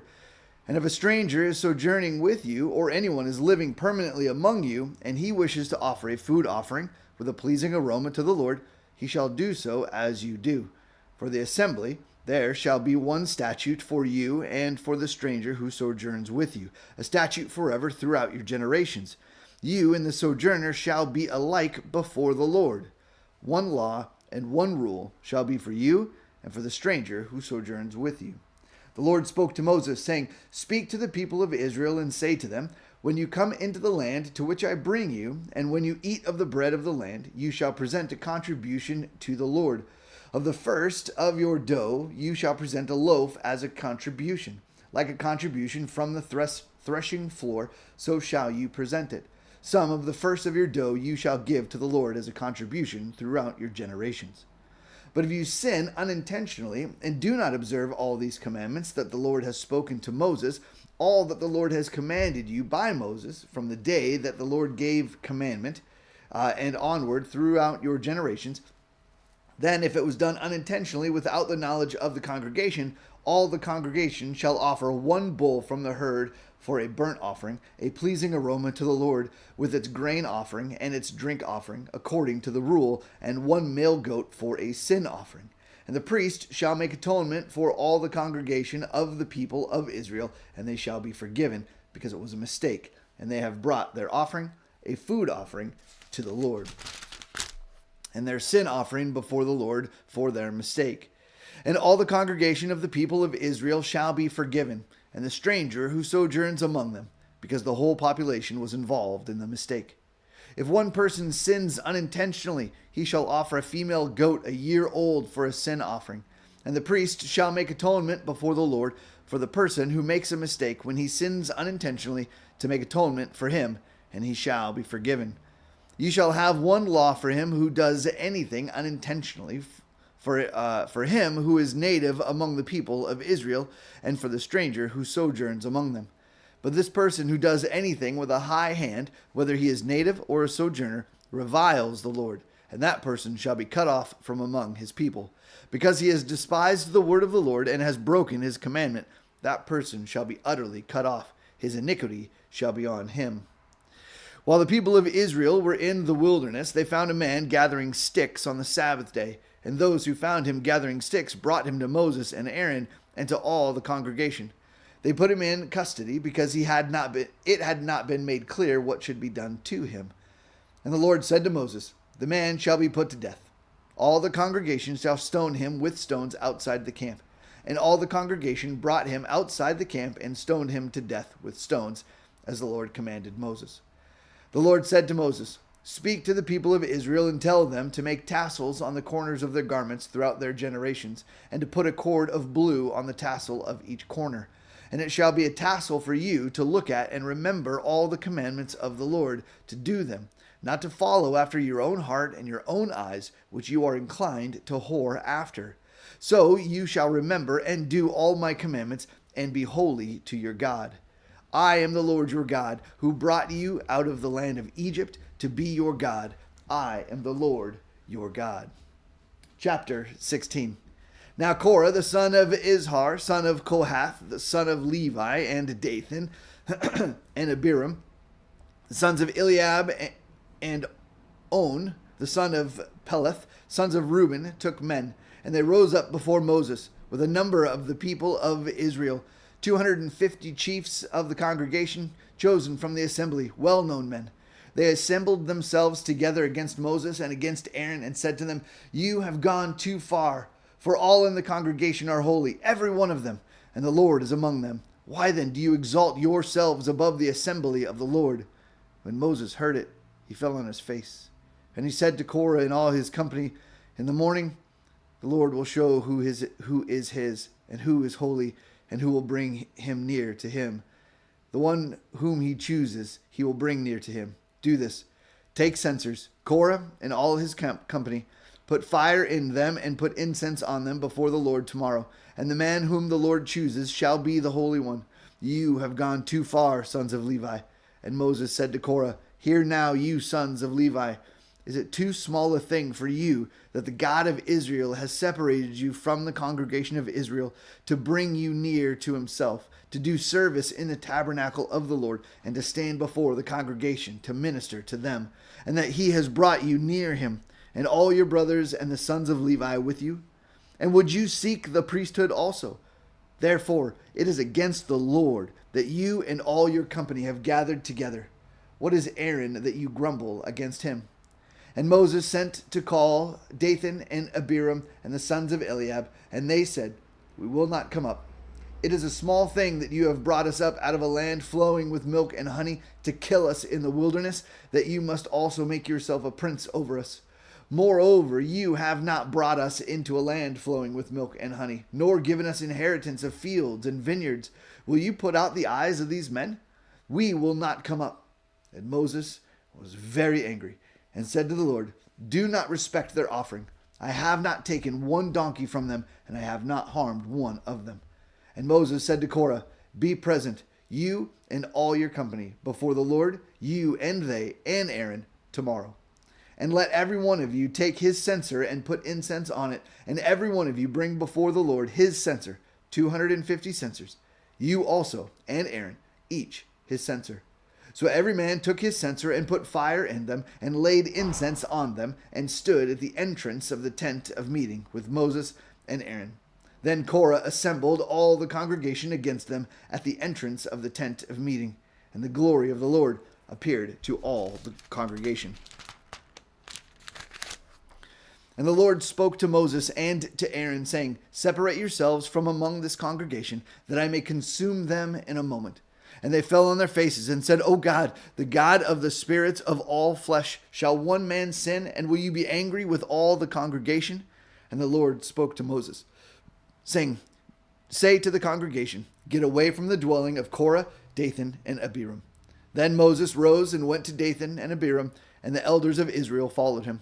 And he spoke to the congregation, saying, "Depart, please, from the tents of these wicked men, and touch nothing of theirs, lest you be swept away with all their sins." So they got away from the dwelling of Korah, Dathan, and Abiram.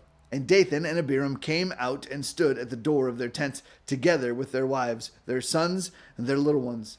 And Moses said, Hereby you shall know that the Lord has sent me to do all these works, and that it has not been of my own accord. If these men die as all men die, or if they are visited by the fate of all mankind, then the Lord has not sent me. But if the Lord creates something new, and the ground opens its mouth and swallows them up with all that belongs to them, and they go down alive into Sheol, then you shall know that these men have despised the Lord. And as soon as he had finished speaking all the words, the ground under them split apart. And the earth opened its mouth and swallowed them up with their households and all the people who belonged to Korah and all their goods. So they and all that belonged to them went down alive into Sheol, and the earth closed over them, and they perished from the midst of the assembly. And all Israel who were around them fled at their cry, for they said, Lest the earth swallow us up. And fire came out of the Lord, and consumed the 250 men offering the incense.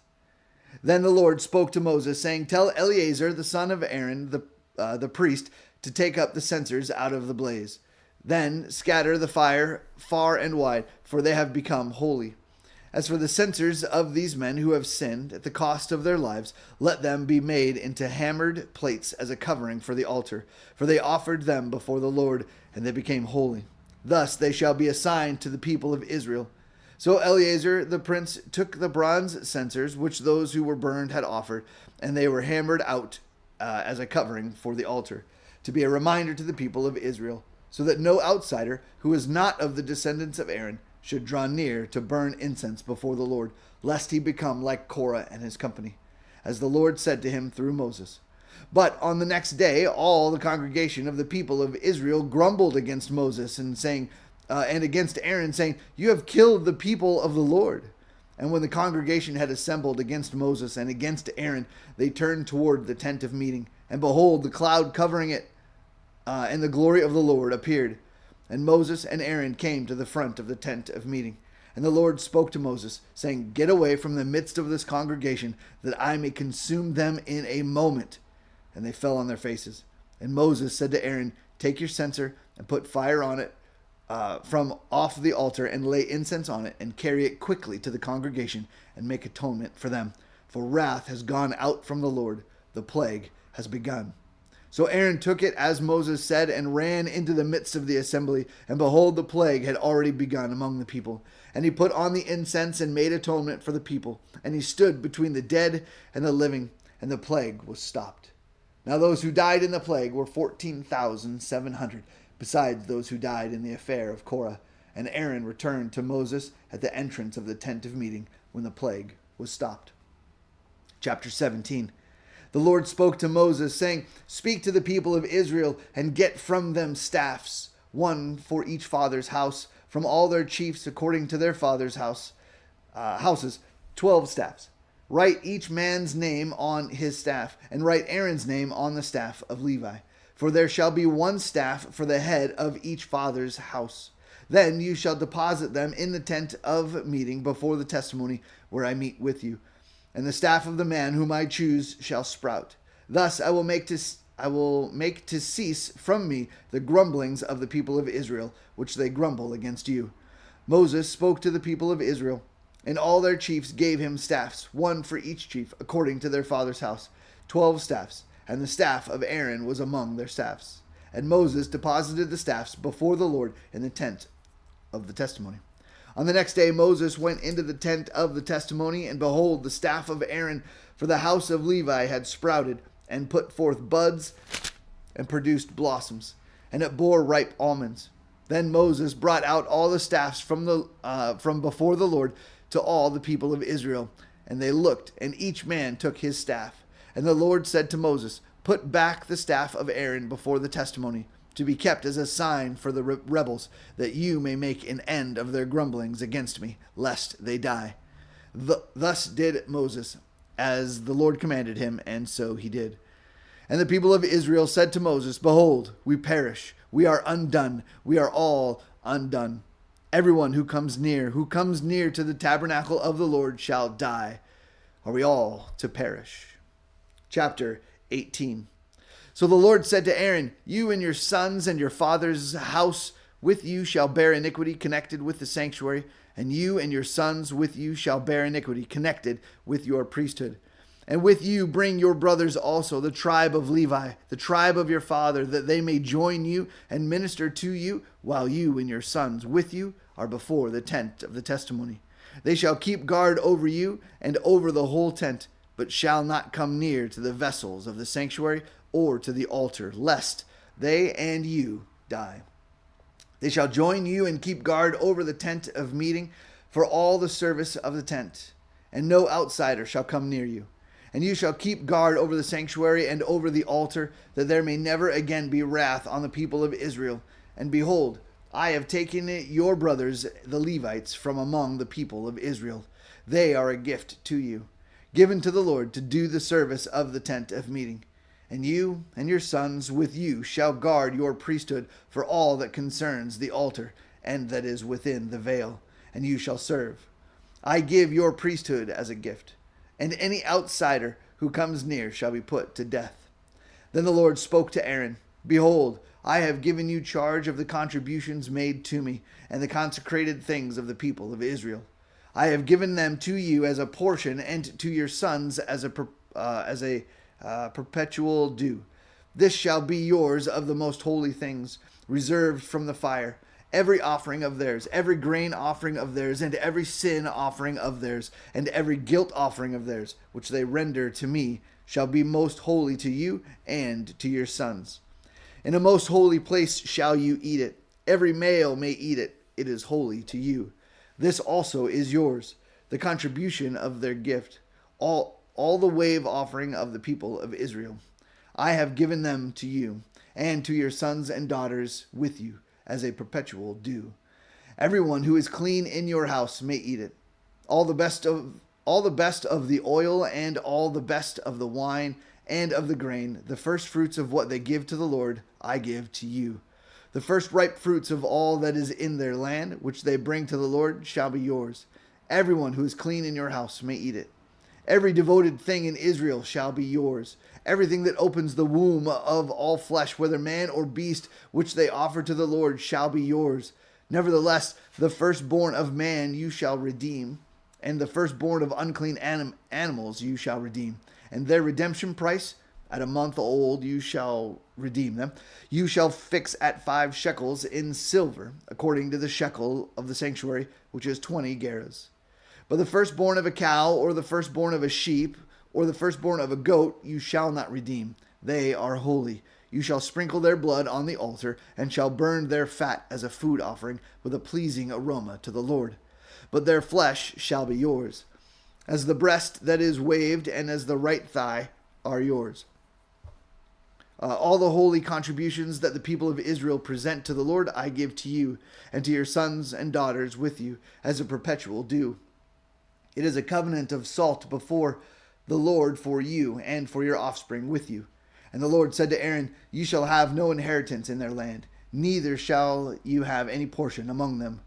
I am your portion and your inheritance among the people of Israel. To the Levites I have given every tithe in Israel for an inheritance, in return for their service that they do, their service in the tent of meeting, so that the people of Israel do not come near the tent of meeting, lest they bear sin and die. But the Levites shall do the service of the tent of meeting, and they shall bear their iniquity. It shall be a perpetual statute throughout your generations, and among the people of Israel. They shall have no inheritance. For the tithe of the people of Israel, which they present as a contribution to the Lord, I have given to the Levites for an inheritance. Therefore I have said to them that they shall have no inheritance among the people of Israel. And the Lord spoke to Moses, saying, moreover, you shall speak and say to the Levites, when you take from the people of Israel the tithe that I have given you from them for your inheritance, then you shall present a contribution from it to the Lord, a tithe of the tithe. And your contribution shall be counted to you as though it were the grain of the threshing floor, and as the fullness of the winepress. So you shall also present a contribution to the Lord from all your tithes, which you receive from the people of Israel. And from it you shall give the Lord's contribution to Aaron the priest. Out of all the gifts to you, you shall present every contribution due to the Lord, from each its best part to be dedicated. Therefore you shall say to them, when you have offered from it the best of it, then the rest shall be counted to the Levites as produce of the threshing floor, and as produce of the winepress. And you may eat it in any presence, you and your households, for it is your reward in return for your service in the tent of meeting. And you shall bear no sin by reason of it, when you have contributed the best of it. But you shall not profane the holy things of the people of Israel, lest you die. Now the Lord, chapter 19. Now the Lord spoke to Moses and to Aaron, saying, This is the statute of the law that the Lord has commanded. Tell the people of Israel to bring you a red heifer without defect, in which there is no blemish, and on which a yoke has never come. And you shall give it to Eleazar the priest, and it shall be taken outside the camp and slaughtered before him. And Eleazar the priest shall take some of its blood with his finger and sprinkle some of its blood toward the front of the tent of meeting 7 times. And the heifer shall be burned in his sight. Its skin, its flesh, and its blood with its dung shall be burned. And the priest shall take cedar wood and hyssop and scarlet yarn and throw them into the fire, burning the heifer. Then the priest shall wash his clothes and bathe his body in water, and afterward he may come into the camp. But the priest shall be unclean until evening. The one who burns the heifer shall wash his clothes in water and bathe his body in water, and shall be unclean until evening. And the man who is clean shall gather up the ashes of the heifer, deposit them outside the camp in a clean place, and they shall be kept for the water, for impurity, for the congregation of the people of Israel. It is a sin offering. And the one who gathers the ashes of the heifer shall wash his clothes and be unclean until evening. And this shall be a perpetual statute for the people of Israel and for the stranger who sojourns among them. Whoever touches the dead body of any person shall be unclean 7 days. He shall cleanse himself with the water on the 3rd day and on the 7th day, and so be clean.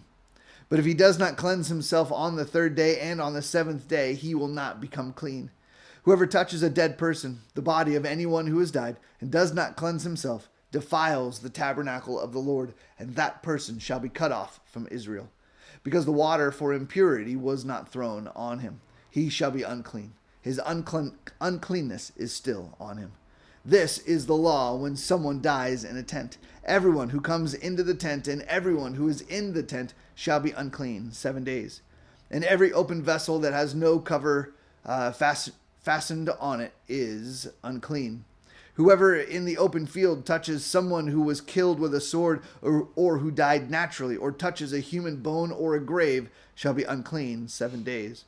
For the unclean they shall take some ashes of the burnt sin offering, and fresh water shall be added in a vessel. Then a clean person shall take hyssop and dip it in the water, and sprinkle it on the tent and on all the furnishings and the persons who were there, and on whoever touched the bone or the slain or the dead or the grave. And the clean person shall sprinkle it on the unclean on the 3rd day and on the 7th day. Thus on the 7th day he shall cleanse him, and he shall wash his clothes and bathe himself in water, and at evening he shall be clean. If the man who is unclean does not cleanse himself, that person shall be cut off from the midst of the assembly, since he has defiled the sanctuary of the Lord. Because the water for impurity has not been thrown on him, he is unclean. And it shall be a statute forever. For them, the one that sprinkles the water for impurity shall wash his clothes, and the one who touches the water for impurity shall be unclean until evening. And whatever the unclean person touches shall be unclean, and anyone who touches it shall be unclean until evening. Chapter 20. And the people of Israel, the whole congregation, came into the wilderness of Zin in the 1st month, and the people stayed at Kadesh. And Miriam died there and was buried there. Now there was no water for the congregation, and they assembled themselves together against Moses and against Aaron. And the people quarreled with Moses and said, Would that we had perished when our brothers perished before the Lord. Why have you brought the assembly of the Lord into the wilderness, that we should die here, both we and our cattle? And why have you made us come up out of Egypt to bring us to this evil place? It is no place for grain or figs or vines or pomegranates, and there is no water to drink. Then Moses and Aaron went from the presence of the assembly to the entrance of the tent of meeting and fell on their faces. And the glory of the Lord appeared to them. And the Lord spoke to Moses, saying, Take the staff and assemble the congregation, you and Aaron, your brother, and tell the rock before their eyes to yield its water. So you shall bring water out of the rock for them, and give drink to the congregation and their cattle. And Moses took the staff from before the Lord, and he commanded him, or as he commanded him. Then Moses and Aaron gathered the assembly together before the rock, and he said to them, Hear now, you rebels, shall we bring water for you out of this rock? And Moses lifted up his hand and struck the rock with his staff twice, and water came out abundantly. And the congregation drank, and their livestock. And the Lord said to Moses and Aaron, Because you did not believe in me, to uphold me as holy in the eyes of the people of Israel, therefore you shall not bring this assembly into the land that I have given them. These are the waters of Meribah, where the people of Israel quarreled with the Lord, and through them he showed himself holy. Moses sent messengers from Kadesh to the king of Edom. Thus says your brother of Israel, You know all the hardship that we have met, how our fathers went down to Egypt, and we lived in Egypt a long time. And the Egyptians dealt harshly with us and our fathers. And when we cried to the Lord, he heard our voice and sent an angel and brought us out of Egypt. And here we are in Kadesh, a city on the edge of your territory. Please let us pass through your land. We will not pass through field or vineyard or drink water from a well. We will go along the king's highway. We will not turn aside to the right hand or to the left until we have passed through your territory. But Edom said to him, You shall not pass through, lest I come out with the sword against you. And the people of Israel said to him, We will go up by the highway, and if we drink of your water, and I and my livestock, then I will pay for it. Let me only pass through on foot, nothing more. But he said, You shall not pass through. And Edom came out against them with a large army and with a strong force. Thus Edom refused to give Israel passage through his territory. So Israel turned away from him. And they sojourned from Kadesh, and the people of Israel, the whole congregation, came to Mount Hor. And the Lord said to Moses and Aaron at Mount Hor, On the border of the land of Edom, let Aaron be gathered to his people, for he shall not enter the land that I have given to the people of Israel, because you rebelled against my command at the waters of Meribah. Take Aaron and Eleazar his son, and bring them up to Mount Hor, and strip Aaron of his garments, and put them on Eleazar his son. And Aaron shall be gathered to his people, and shall die there. Moses did as the Lord commanded, and they went up Mount Hor in the sight of all the congregation, and Moses stripped Aaron of his garments, and put them on Eleazar his son, and Aaron died there on the top of the mountain. Then Moses and Eleazar came down from the mountain, and when all the congregation saw that Aaron had perished, all the house of Israel wept for Aaron 30 days. We'll switch here. Ooh, 21.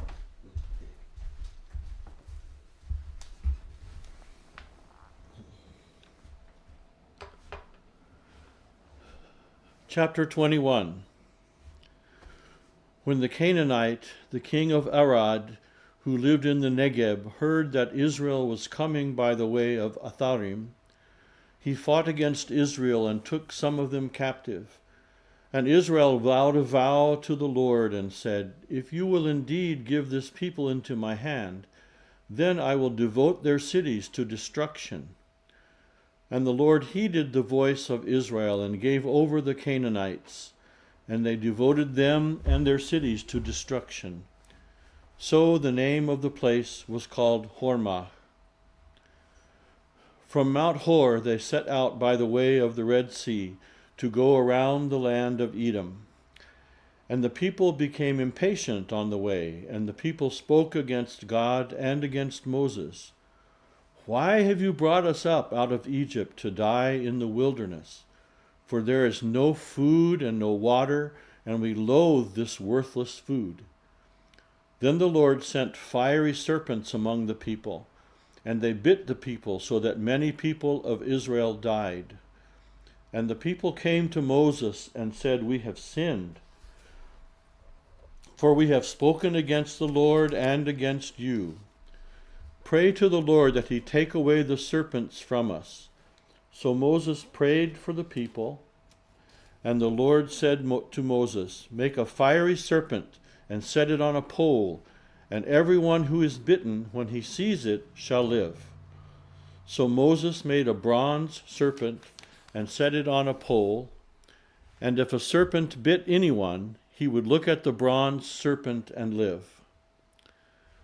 And the people of Israel set out and camped in Oboth.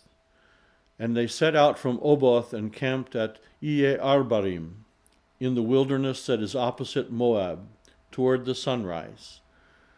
From there they set out and camped in the valley of Zered. From there they set out and camped on the other side of the Arnon, which is in the wilderness that extends from the border of the Amorites, for the Arnon is the border of Moab, between Moab and the Amorites. Therefore it is said in the book of the wars of the Lord, Waheb in Suphah, and the valleys of the Arnon, and the slope of the valleys that extends to the seat of Ar, and leans to the border of Moab.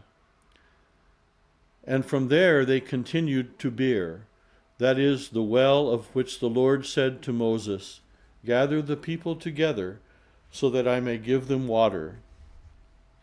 Then Israel sang this song, Spring up, O well, sing to it, the well made that the princes made, that the nobles of the people dug, with the scepter and with their staffs. And from the wilderness they went on to Matana, and from Matana to Nahaliel, and from Nahaliel to Bamoth, and from Bamoth to the valley lying in the region of Moab by the top of Pisgah that looks down on the desert. Then Israel sent messengers to Sihon, king of the Amorites, saying, Let me pass through your land. We will not turn aside into field or vineyard. We will not drink the water of a well. We will go by the king's highway until we have passed through your territory. But Sihon would not allow Israel to pass through his territory. He gathered all his people together and went out against Israel into the wilderness and came to Jahaz and fought against Israel. And Israel defeated him with the edge of the sword and took possession of his land from the Arnon to the Jabbok, as far as to the Ammonites. For the border of the Ammonites was strong. And Israel took all these cities, and Israel settled in all the cities of the Amorites, in Heshbon and all its villages. For Heshbon was the city of Sihon, the king of the Amorites, who had fought against the former king of Moab, and taken all his land out of his hand, as far as the Arnon. Therefore the ballad singers say, Come to Heshbon, let it be built, let the city of Sihon be established. For fire came out from Heshbon, flame from the city of Sihon. It devoured Ar of Moab, and swallowed the heights of the Arnon. Woe to you, O Moab! You are undone, O people of Chemosh. He has made his sons fugitives, and his daughters captives. To an Amorite king, Sihon.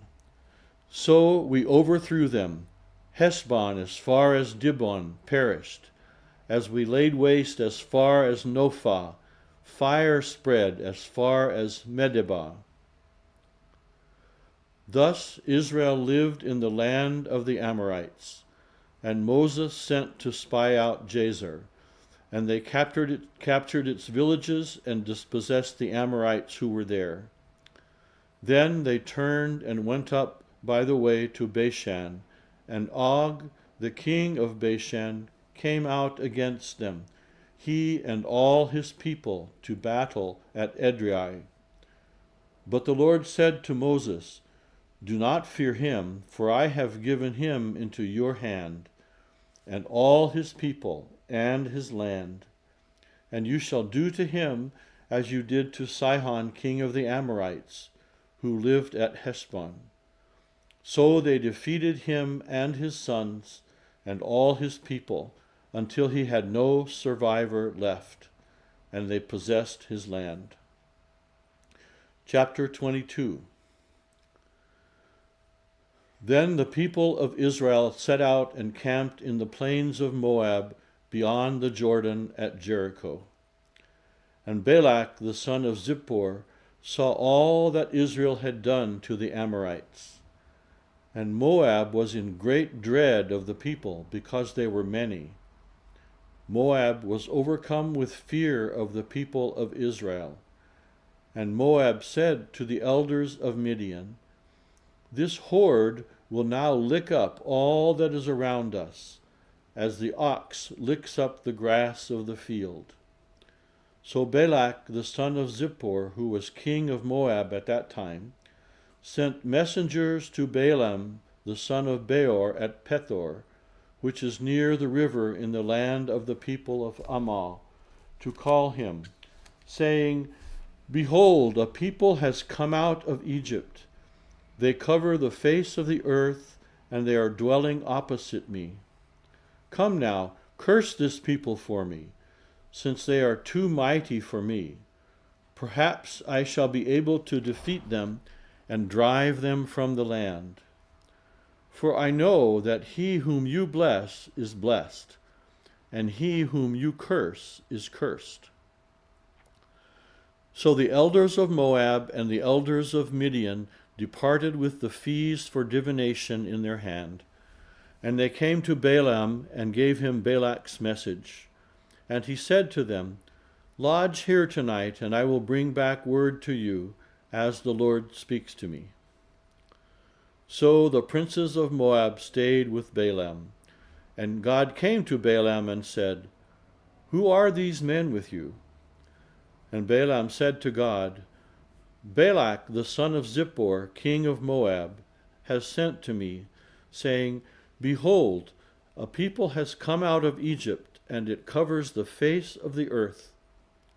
Now come, curse them for me. Perhaps I shall be able to fight against them and drive them out.' God said to Balaam, 'You shall not go with them. You shall not curse the people, for they are blessed.' So Balaam rose in the morning and said to the princes of Balak, 'Go to your own land, for the Lord has refused to let me go with you.' So the princes of Moab rose and went to Balak. Balaam refuses to come with us, the right or to the left. When the donkey saw the angel of the Lord, she lay down under Balaam. And Balaam's anger was kindled, and he struck the donkey with his staff. Then the Lord opened the mouth of the donkey, and she said to Balaam, 'What have I done to you that you have struck me these 3 times? And Balaam said to the donkey, 'Because you have made a fool of me. I wish I had a sword in my hand, for then I would kill you.' And the donkey said to Balaam, 'Am I not your donkey in which you have ridden all your life long to this day? Is it my habit to treat you this way?' And he said, 'No.'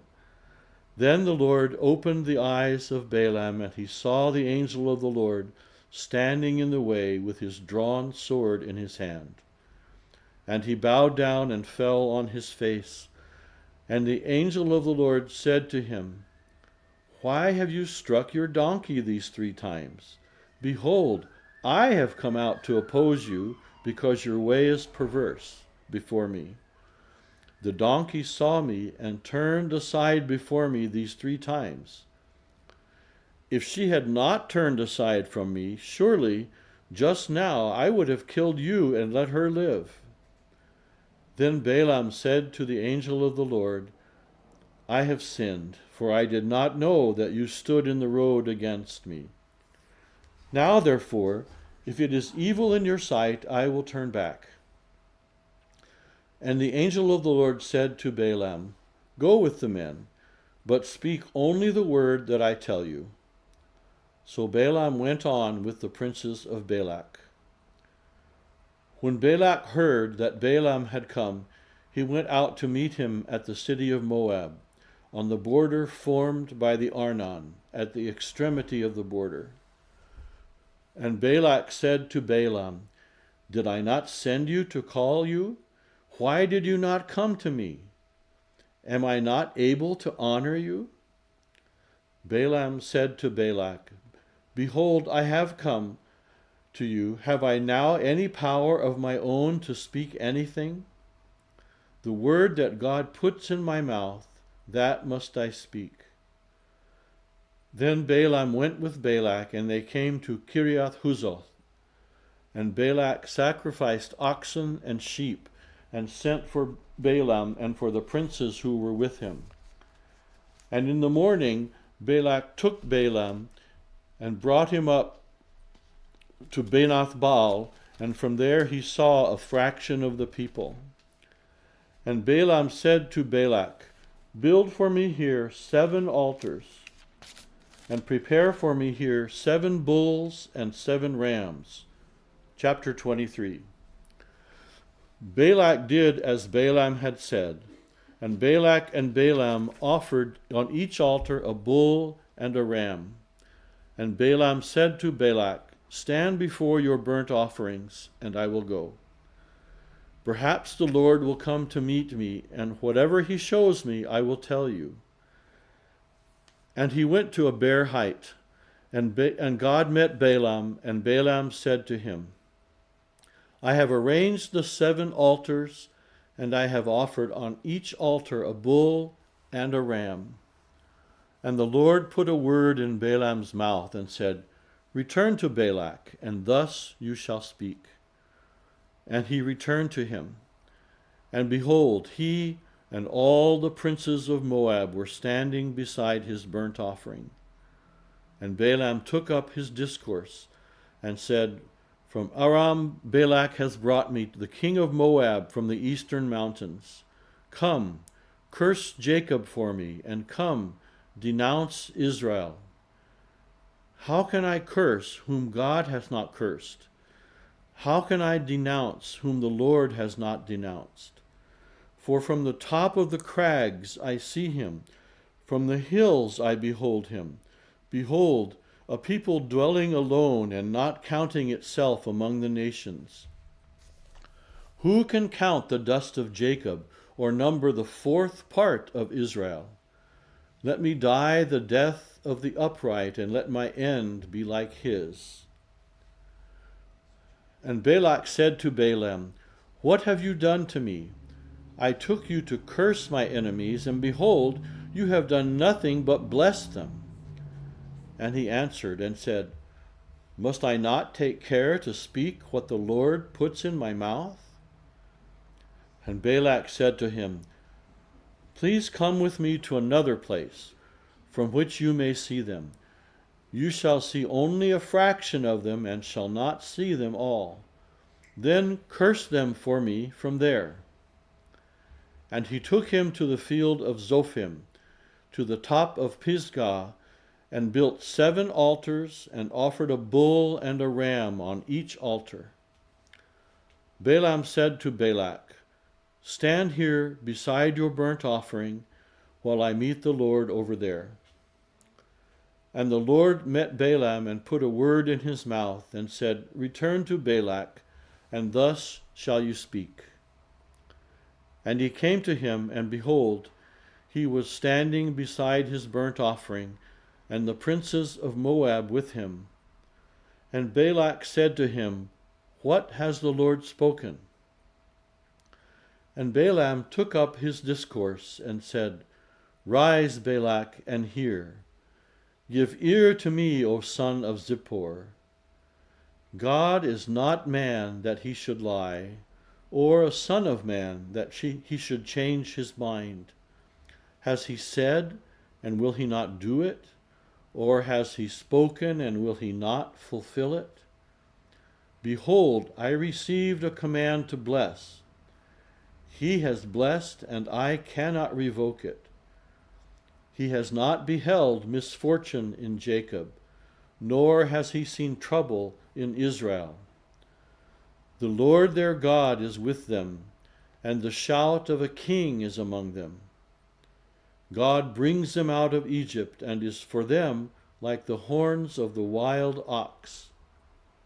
for there is no enchantment against Jacob, no divination against Israel.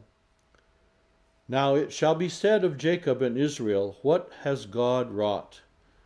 Behold, a people. As a lioness it raises up, and as a lioness and as a lion it lifts itself. It does not lie down until it has devoured the prey and drunk the blood of the slain. And Balak said to Balaam, do not curse them at all, and do not bless them at all. But Balaam answered Balak, did I not tell you?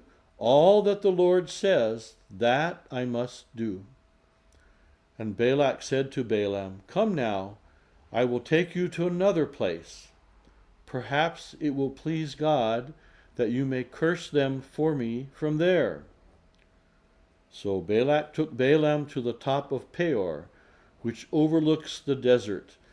And Balaam said to Balak, build for me here 7 altars, and prepare for me here 7 altars, and prepare for me 7 bulls and 7 rams. And Balak did as Balaam had said, and offered a bull and a ram on each altar. Chapter 24. When Balaam saw that it pleased the Lord to bless Israel, he did not go as at other times to look for omens, but set his face toward the wilderness. And Balaam lifted up his eyes and saw Israel camping, tribe by tribe. And the Spirit of God came upon him.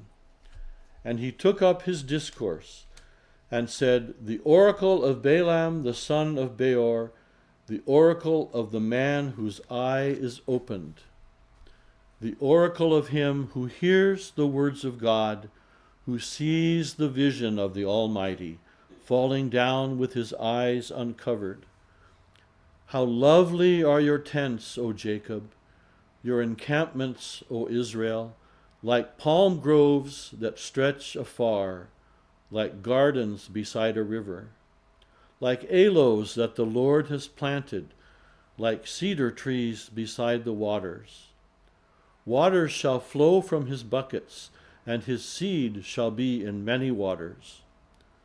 His king shall be higher than Agag, and his kingdom shall be exalted. God brings him out of Egypt, and is for him like the horns of the wild ox. He shall eat up the nations, his adversaries, and shall break their bones in pieces, and pierce them through with his arrows. He crouched, he lay down like a lion and like a lioness. Who will rouse him up? Blessed are those who bless you, and cursed are those who curse you. And Balak's anger was kindled against Balaam, and he struck his hands together. And Balak said to Balaam, I called you to curse my enemies, and behold, you have blessed them these 3 times. Therefore now flee to your own place. I said, I will certainly honor you, but the Lord has held you back from honor. And Balaam said to Balak, did I not tell your messengers whom you sent to me, if Balak should give me his house full of silver and gold, I would not be able to go beyond the word of the Lord, to do either good or bad of my own will. What the Lord speaks, that will I speak. And now, behold, I am going to my people. Come, I will let you know what this people will do to your people in the latter days. And he took up his discourse and said, the oracle of Balaam the son of Beor, the oracle of the man whose eye is opened, the oracle of him who hears the words of God and knows the knowledge of the Most High, who sees the vision of the Almighty falling down with his eyes uncovered. I see him, but not now. I behold him, but not near. A star shall come out of Jacob, and a scepter shall rise out of Israel. It shall crush the forehead of Moab and break down all the sons of Sheth. Edom shall be dispossessed. Seir also, his enemies, shall be dispossessed. Israel is doing valiantly, and one from Jacob shall exercise dominion and destroy the survivors of cities.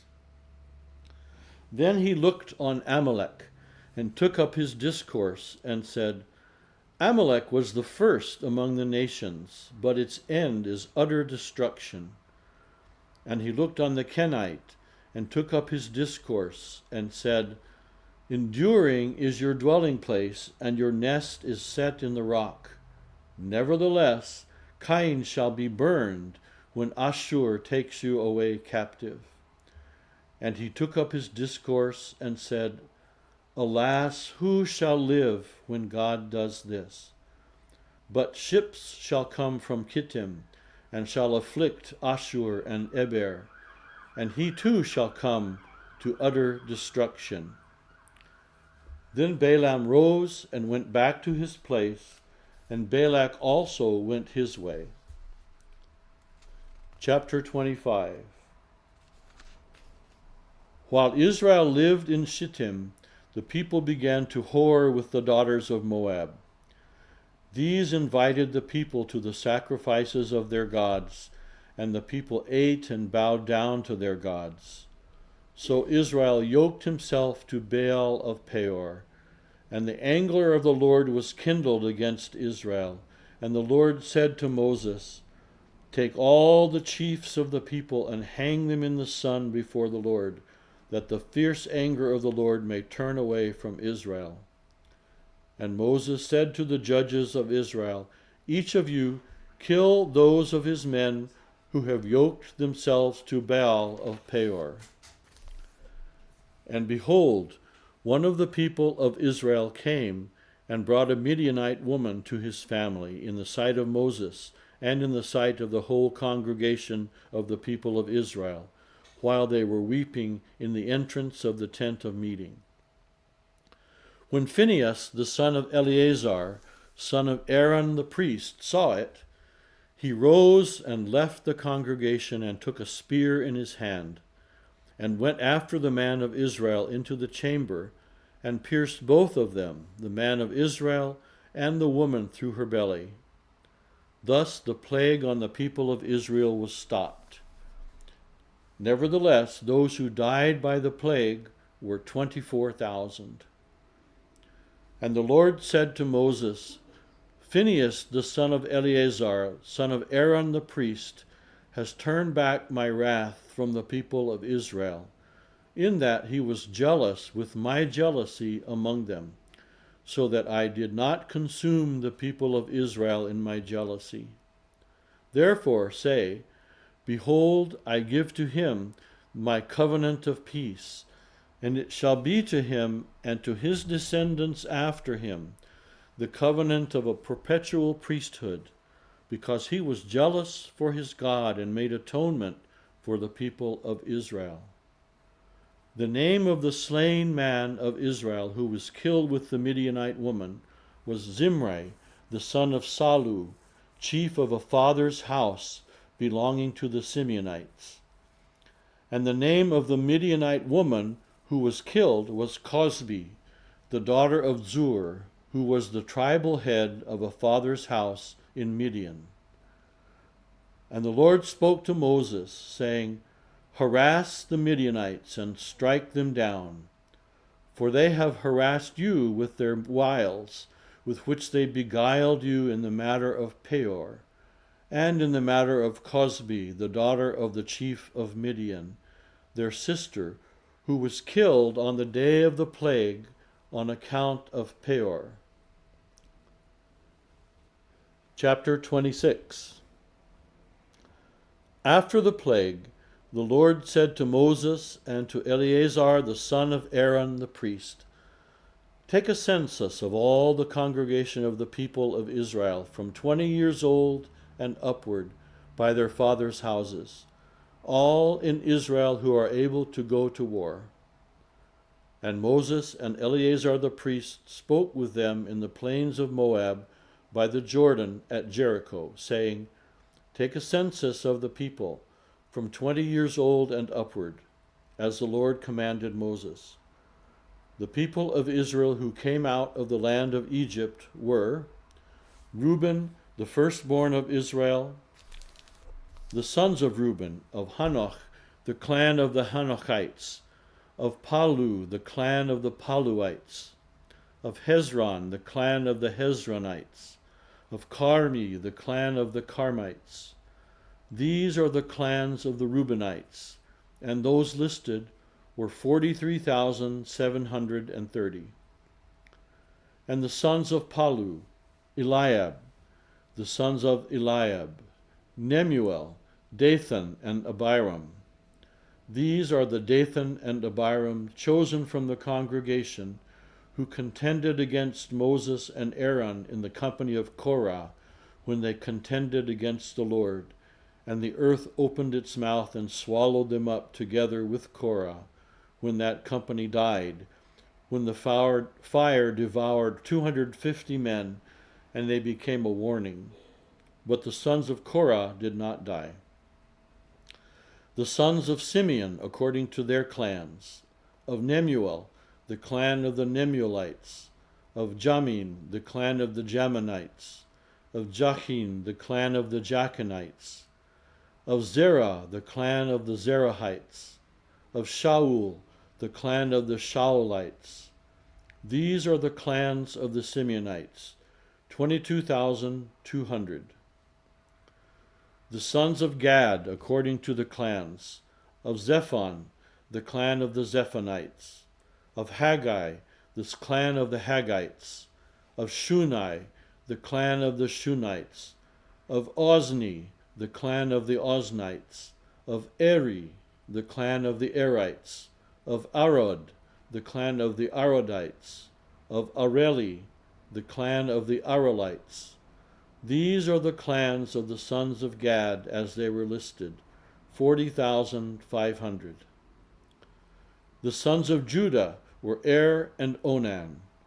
And Er and Onan died in the land of Canaan.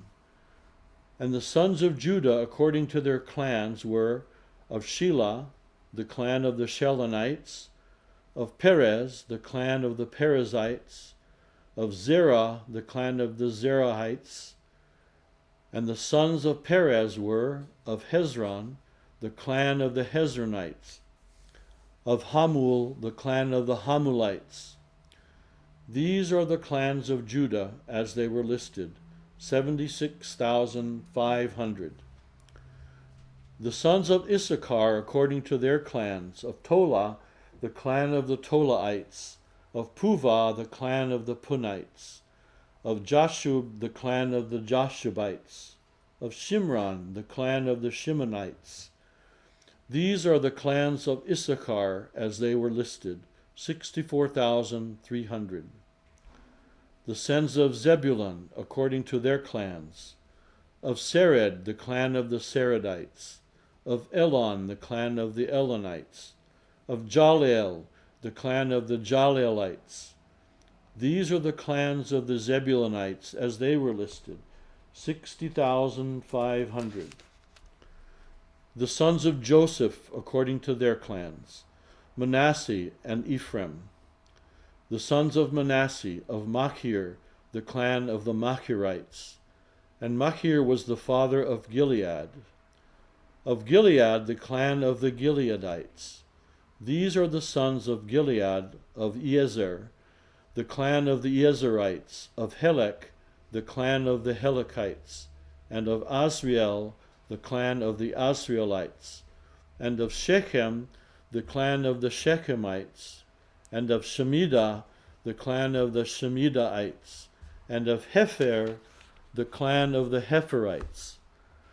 Now Zelophehad, the son of Hepher, this goes on quite a ways, had no sons, but daughters. And the names of the daughters of Zelophehad were Mahlah, Noah, Hoglah, Milcah, and Tirzah. These are the clans of Manasseh, and those listed were 52,700. These are the sons of Ephraim according to their clans. Of Shuthelah, the clan of the Shuthelahites. Of Becher, the clan of the Becherites. Of Tahan, the clan of the Tahanites. And these are the sons of Shuthelah. Of Aaron, the clan of the Aaronites. These are the clans of the sons of Ephraim as they were listed, 32,500. These are the sons of Joseph according to their clans. The sons of Benjamin according to their clans. Of Bela, the clan of the Belaites. Of Ashbel, the clan of the Ashbelites. Of Ahiram, the clan of the Ahiramites. Of Shephupham, the clan of the Shuphamites. Of Hupham, the clan of the Huphamites. And the sons of Bela were Ard and Naaman. Of Ard, the clan of the Ardites. Of Naaman, the clan of the Naamites. These are the sons of Benjamin according to their clans, and those listed were 45,600. These are the sons of Dan according to their clans. Of Shuham, the clan of the Shuhamites. These are the clans of Dan according to their clans. All the clans of the Shuhamites, as they were listed, were 64,400. The clans of Asher according to their clans. Of Imnah, the clan of the Imnites. Of Ishvi, the clan of the Ishvites. Of Beriah, the clan of the Berites. Of the sons of Beriah, of Heber, the clan of the Heberites. Of Malchiel, the clan of the Malchielites. And the name of the daughter of Asher was Serah. These are the clans of the sons of Asher as they were listed, 53,400. The sons of Naphtali according to their clans. Of Jaziel, the clan of the Jazielites. Of Gunai, the clan of the Gunites. Of Jezer, the clan of the Jezerites.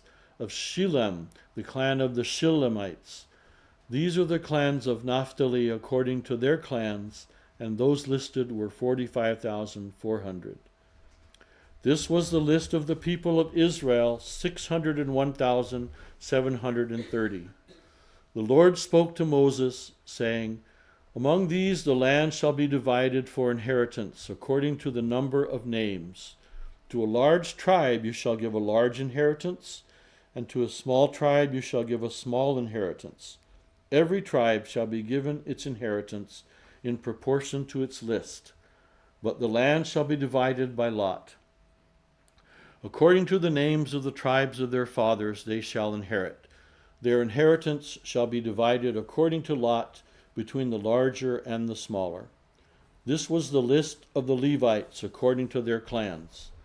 Of Gershon, the clan of the Gershonites. Of Kohath, the clan of the Kohathites. Of Merari, the clan of the Merarites. These are the clans of Levi, the clan of the Libnites, the clan of the Hebronites, the clan of the Mahalites, the clan of the Mushites, the clan of the Korahites, and Kohath was the father of Amram. The name of Amram's wife was Jochebed, the daughter of Levi, who was born to Levi in Egypt. And she bore to Amram Aaron and Moses and Miriam their sister. And to Aaron were born Nadab, Abihu, Eleazar, and Ithamar. But Nadab and Abihu died when they offered unauthorized fire before the Lord. And those listed were 23,000, every male from a month old and upward, for they were not listed among the people of Israel, because there was no inheritance given to them among the people of Israel. These were those listed by Moses and Eleazar the priest, who listed the people of Israel in the plains of Moab by the Jordan at Jericho. But among these there was not one of these listed by Moses and Aaron the priest, who had listed the people of Israel in the wilderness of Sinai. For the Lord had said to them, They shall die in the wilderness. None of them was left, except Caleb the son of Jephunneh and Joshua the son of Nun. Thank you. That's a long chapter. That was a very long chapter. Okay. So we are in Numbers chapter 27. Then drew near the daughters of Zelophehad, the son of Hepher, son of Galad, son of Machir, son of Manasseh, from the clans of Manasseh, the son of Joseph. The names of his daughters were Mela, Noah, Hagla, Milcah, and Tirzah. And they stood before Moses and before Eleazar the priest and before the chiefs and all the congregation at the entrance of the tent of meeting, saying, Our father died in the wilderness. He was not among the company of those who gathered themselves together against the Lord in the company of Korah, but died for his own sin, and he had no sons. Why should the name of our father be taken away from his clan because he had no son? Give us a possession among our father's brothers.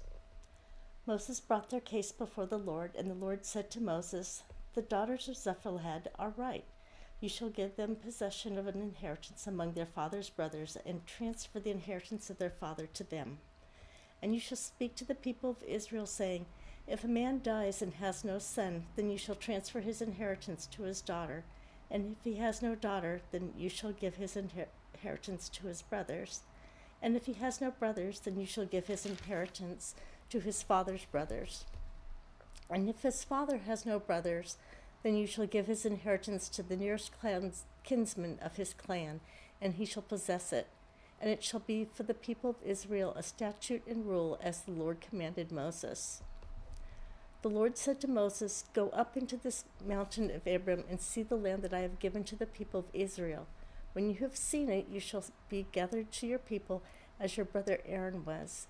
Because you rebelled against my word in the wilderness of Zin, when the congregation quarreled, failing to uphold me as holy at the waters before their eyes. These are the waters of Meribah of Kadesh in the wilderness of Zin. Moses spoke to the Lord, saying, Let the Lord, the God of the spirits of all flesh, appoint a man over the congregation, who shall go out before them and come in before them, who shall lead them out and bring them in, that the congregation of the Lord may not be as sheep that have no shepherd. So the Lord said to Moses, Take Joshua the son of Nun, a man in whom is the Spirit, and lay your hand on him. Make him stand before Eleazar the priest and all the congregation, and you shall commission him in their sight. You shall invest him with some of your authority, that all the congregation of the people of Israel may obey. And he shall stand before Eleazar the priest, whom you shall inquire for him by the judgment of Aaron before the Lord. At his word they shall go out, and at his word they shall come in, both he and all the people of Israel with him, the whole congregation. And Moses did as the Lord commanded him. He took Joshua and made him stand before Eleazar the priest and the whole congregation, and he laid his hands on him and commissioned him as the Lord directed through Moses. Chapter 28. The Lord spoke to Moses, saying, Command the people of Israel, and say to them, My offering, my food for my food offerings, my pleasing aroma you shall be careful to offer to me at its appointed time. And you shall say to them, This is the food offering that you shall offer to the Lord.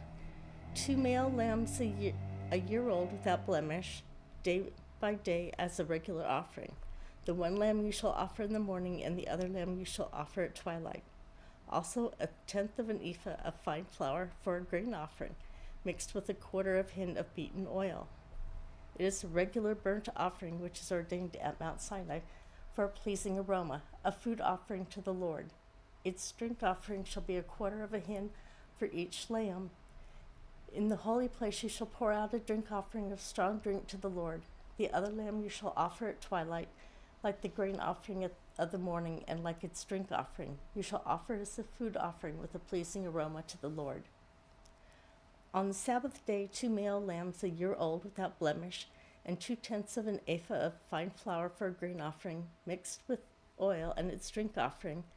This is the burnt offering of every Sabbath, besides the regular burnt offering and its drink offering. At the beginnings of your month you shall offer a burnt offering to the Lord, 2 bulls from the herd, 1 ram, 7 male lambs, a year old without blemish, also 3/10 of an ephah of fine flour for a grain offering mixed with oil for each bull, and 2/10 of fine flour for a grain offering mixed with oil for 1 ram, and 1/10 of fine flour mixed with oil as a grain offering for every lamb, for a burnt offering which with a pleasing aroma, a food offering to the Lord. For their drink offering shall be 1/2 a hin of wine for a bull, a third of a hin for a ram, and a quarter of a hin for a lamb. This is the burnt offering for each month throughout the months of the year. Also, 1 male goat for a sin offering to the Lord. It shall be offered besides the regular burnt offering and its drink offering. On the 14th day of the first month of the Lord's Passover, and on the 15th day of this month is a feast. 7 days shall unleavened bread be eaten. On the first day there shall be a holy convocation. You shall not do any ordinary work, but offer a food offering, a burnt offering to the Lord, 2 bulls from the herd, 1 ram, and 7 male lambs, a year old. See that they are without blemish. Also their grain offering for fine flour mixed with oil, 3/10 of an ephah shall you offer for a bull, and 2/10 for a ram. 1/10 shall you offer for each of the 7 lambs. Also 1 male goat for a sin offering to make atonement for you. You shall offer these besides the burnt offering of the morning, which is for a regular burnt offering. In the same way you shall offer daily for 7 days the food of a food offering with a pleasing aroma to the Lord. It shall be offered besides the regular burnt offering and its drink offering. And on the 7th day you shall have a holy convocation. You shall not do any ordinary work. On the day of the first fruits, when you offer a grain offering of new grain to the Lord at your Feast of Weeks, you shall have a holy convocation. You shall not do any ordinary work, but offer a burnt offering with a pleasing aroma to the Lord. 2 bulls from the herd, 1 ram, 7 male lambs a year old, also their grain offering of fine flour mixed with oil, 3/10 of an ephah for each bull, 2/10 for 1 ram, 1/10 for each of the 7 lambs, with 1 male goat to make atonement for you. Besides the regular burnt offerings and its grain offering, you shall offer them and their drink offering. See that they are without blemish.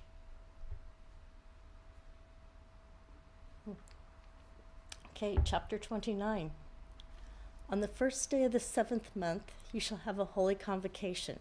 You shall not do any ordinary work. It is a day for you to blow the trumpets, and you shall offer a burnt offering for a pleasing aroma to the Lord. 1 bull from the herd, 1 ram, 7 male lambs a year old without blemish, also their grain offerings of fine flour mixed with oil. 3/10 of an ephah for the bull, 2/10 for the ram, and 1/10 for each of the 7 lambs, with 1 male goat for a sin offering, and make atonement for you. Besides the burnt offering of the new moon and its grain offering, and the regular burnt offering and its grain offering, and their drink offering, according to the rule for them, for a pleasing aroma, a food offering to the Lord. On the 10th day of this 7th month, you shall have a holy convocation, and afflict yourselves.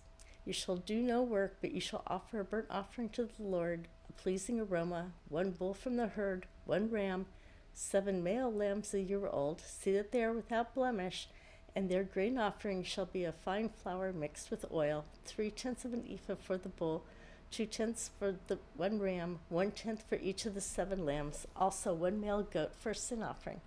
Besides the sin offering of atonement and the regular burnt offering and its grain offering and their drink offerings. On the 15th day of the 7th month you shall have a holy convocation. You shall not do any ordinary work, and you shall keep a feast to the Lord 7 days, and you shall offer a burnt offering, a food offering with a pleasing aroma to the Lord, 13 bulls from the herd, 2 rams, 14 male lambs a year old. They shall be without blemish, and their grain offering of fine flour mixed with oil, 3/10 of an ephah for each of the 13 bulls, 2/10 for each of the 2 rams, and 1/10 for each of the 14 lambs. Also 1 male goat for a sin offering, besides the regular burnt offerings, its grain offering, and its drink offering. On the 2nd day, 12 bulls from the herd, 2 rams, 14 male lambs, a year old without blemish, with the grain offering and the drink offerings for the bulls, for the rams, and the lambs in the prescribed quantities. Also 1 male goat for a sin offering, besides the regular burnt offerings and its grain offerings and their drink offerings. On the 3rd day, 11 bulls, 2 rams, 14 male lambs a year old without blemish, with the grain offering and the drink offerings for the bulls, for the rams, and for the lambs in the prescribed quantities. Also, 1 male goat for a sin offering, besides the regular burnt offering and its grain offerings and its drink offering. On the 4th day, 10 bulls, 2 rams, 14 male lambs, a year old without blemish, with the grain offering and the drink offerings for the bulls, for the rams, and for the lambs in the prescribed quantities. Also, 1 male goat for a sin offering, besides the regular burnt offerings, its grain offering, and its drink offering. On the 5th day, 9 bulls, 2 rams, 14 male lambs, a year old without blemish, with the grain offering and the drink offerings for the bulls and the rams and for the lambs and in the prescribed quantities. Also, 1 male goat for a sin offering, beside the regular burnt offering and its grain offering and its drink offering. On the 6th day, on the 6th day, 8 bulls, 2 rams, 14 male lambs, a year old without blemish, with the grain offering and the drink offerings for the bulls, for the rams, and for the lambs in the prescribed quantities. Also, 1 male goat for a sin offering, beside the regular burnt offerings and its grain offerings and its drink offerings. On the 7th day, 7 bulls, 2 rams, 14 male lambs, a year old without blemish, with grain offering and the drink offerings for the bulls, for the rams, and for the lambs in the prescribed quantities. Also, 1 male goat for a sin offering, beside the regular burnt offerings, its grain offering, and its drink offering. On the 8th day, you shall have a solemn assembly. You shall not do any ordinary work, but you shall offer a burnt offering, a food offering with a pleasing aroma to the Lord, 1 bull, 1 ram, 7 male lambs, a year old without blemish, and the grain offering and the drink offerings for the bull, for the ram, and for the lambs in the prescribed quantities. Also, 1 male goat for a sin offering, besides the regular burnt offerings and its grain offerings and its drink offering. These you shall offer to the Lord at your appointed feasts, in addition to your vow offerings and your freewill offerings, for your burnt offerings, and for your grain offerings, and for your drink offerings, and for your peace offerings. So Moses told the people of Israel everything, just as the Lord had commanded Moses. Chapter 30. Moses spoke to the heads of the tribes of the people of Israel, saying, "This is what the Lord has commanded. If a man vows a vow to the Lord, or swears an oath to bind himself by a pledge, he shall not break his word. He shall do all according to all that proceeds out of his mouth. If a woman vows a vow to the Lord and binds herself by a pledge while within her father's house in her youth, and her father hears of her vow and of her pledge by which she has bound herself and says nothing to her, then all her vows shall stand, and every pledge by which she has bound herself shall stand. But if her father opposes her on the day that he hears of it, no vow of hers, no pledge by which she has bound herself shall stand, and the Lord will forgive her because her father opposed her. If she marries a husband while under her vows, or any thoughtless utterance of her lips by which she has bound herself, and her husband hears of it and says nothing to her on the day that he hears, then her vows will stand, and her pledges by which she has bound herself shall stand. But if on the day that her husband comes to hear of it, he opposes her, then he makes void her vow that was on her and the thoughtless utterance of her lips by which she bound herself, and the Lord will forgive her. But any vow of a widow or of a divorced woman, anything by which she has bound herself, shall stand against her. And if she vowed in her husband's house, or bound herself by pledge with an oath, and her husband heard of it and said nothing to her, and did not oppose her, then all her vows shall stand, and every pledge by which she bound herself shall stand. But if her husband makes them null and void on the day that he hears them, then whatever proceeds out of her lips concerning her vows or concerning her pledge of herself shall not stand. Her husband has made them void, and the Lord will forgive her.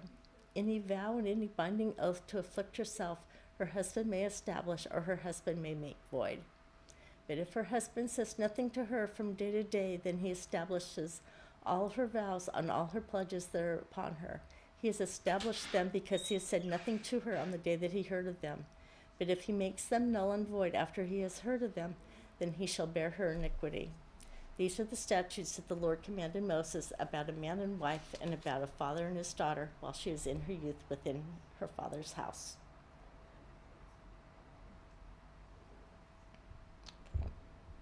Chapter 31. The Lord spoke to Moses, saying, "Avenge the people of Israel on the Midianites after you shall be gathered to your people."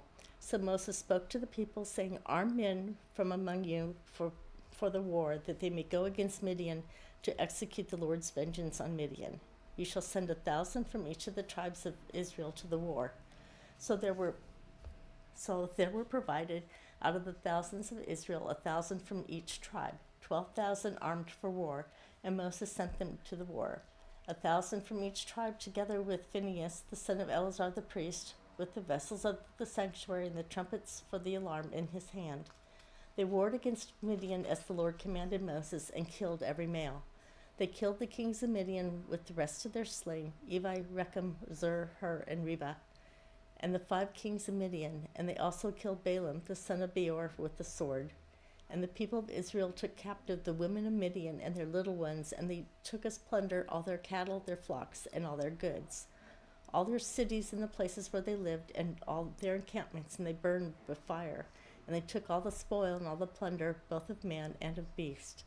Then they brought the captives and the plunder and the spoil to Moses, and to Eleazar the priest, and to the congregation of the people of Israel, at the camp on the plains of Moab by the Jordan at Jericho. Moses and Eleazar the priest and all the chiefs of the congregation went to meet them outside the camp. And Moses was angry with the officers of the army, the commanders of the thousands and the commanders of the hundreds who had come from service in the war. Moses said to them, "Have you let all the women live?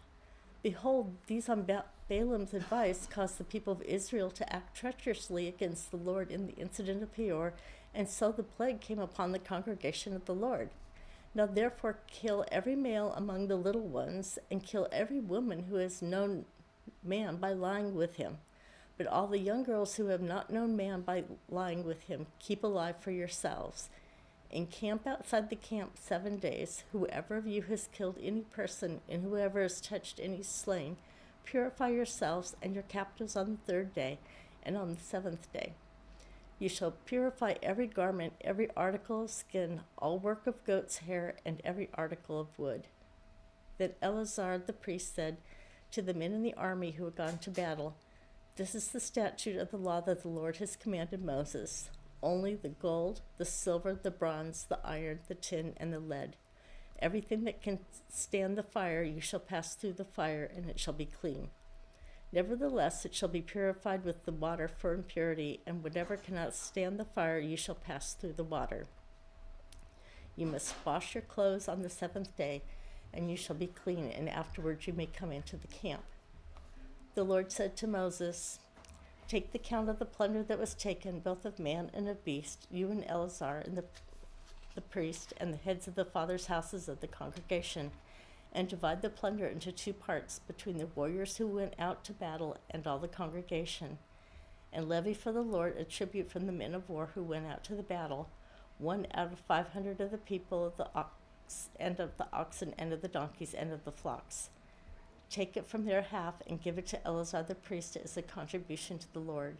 And from the people of Israel's half you shall take 1 drawn out of every 50 of the people, of the oxen, of the donkeys, and of the flocks, and of the cattle, and give them to the Levites who keep guard over the tabernacle of the Lord." And Moses and Eleazar the priest did as the Lord commanded Moses.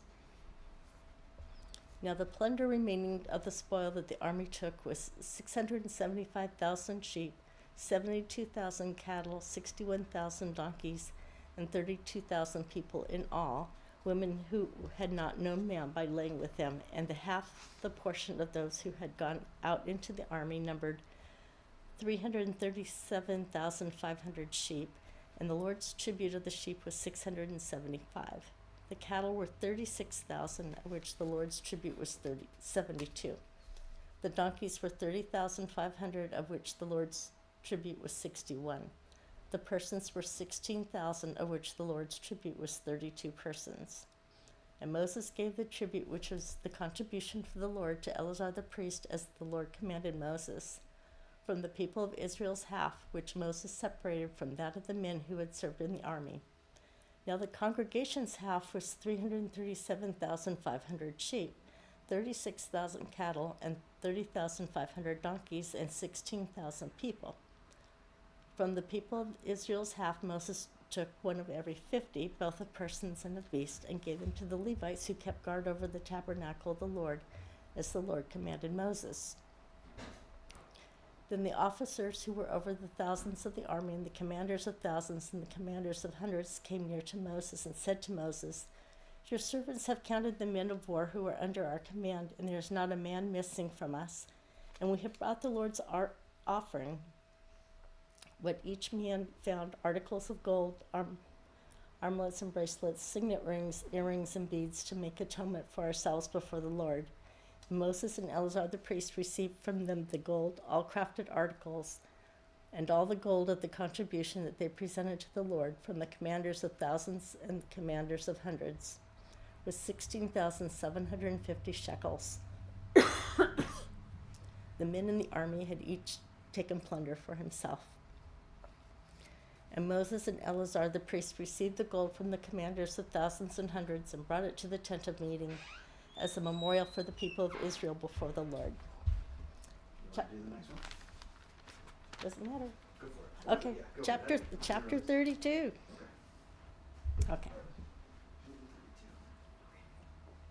Now the people of Reuben and the people of Gad had a very great number of livestock. And they saw the land of Jazer and the land of Gilead, and behold, the place was a place of livestock. So the people of Gad and the people of Reuben came and said to Moses, and said to Eleazar the priest, and to the chiefs of the congregation, Atara, Dibon, Jezer, Nimrah, Heshbon, Eli, Sebim, Libon, and Beon. The land that the Lord has struck down before the congregation of Israel is a land for livestock, and your servants have livestock. And they said, if we have found favor in your sight, let this land be given to your servants for a possession. Do not take us across the Jordan. But Moses said to the people of Gad and to the people of Reuben, shall your brothers go to war while you sit here? Why will you discourage the heart of the people of Israel from going over into the land that the Lord has given them? Your fathers did this when I came from Kadesh Barnea to see the land. For when they went up to the valley of Eshcol and saw the land, they discouraged the heart of the people of Israel from going into the land that the Lord had given them. And the Lord's anger was kindled on that day, and he swore, saying, surely none of the men who came up out of Egypt for 20 years old and upward shall see the land that I swore to give to Abraham, to Isaac, and to Jacob, because they have not wholly followed me. None except Caleb the son of Jephunneh the Kenizzite, and Joshua the son of Nun, for they have wholly followed the Lord. And the Lord's anger was kindled against Israel, and he made them wander around in the wilderness for 40 years, until all the generation that had done evil in the sight of the Lord was gone. And behold, you have risen in your father's place, a brood of sinful men, to increase still more the fierce anger of the Lord against Israel. For if you turn away from following him, he will again abandon them in the wilderness, and you will destroy all these people.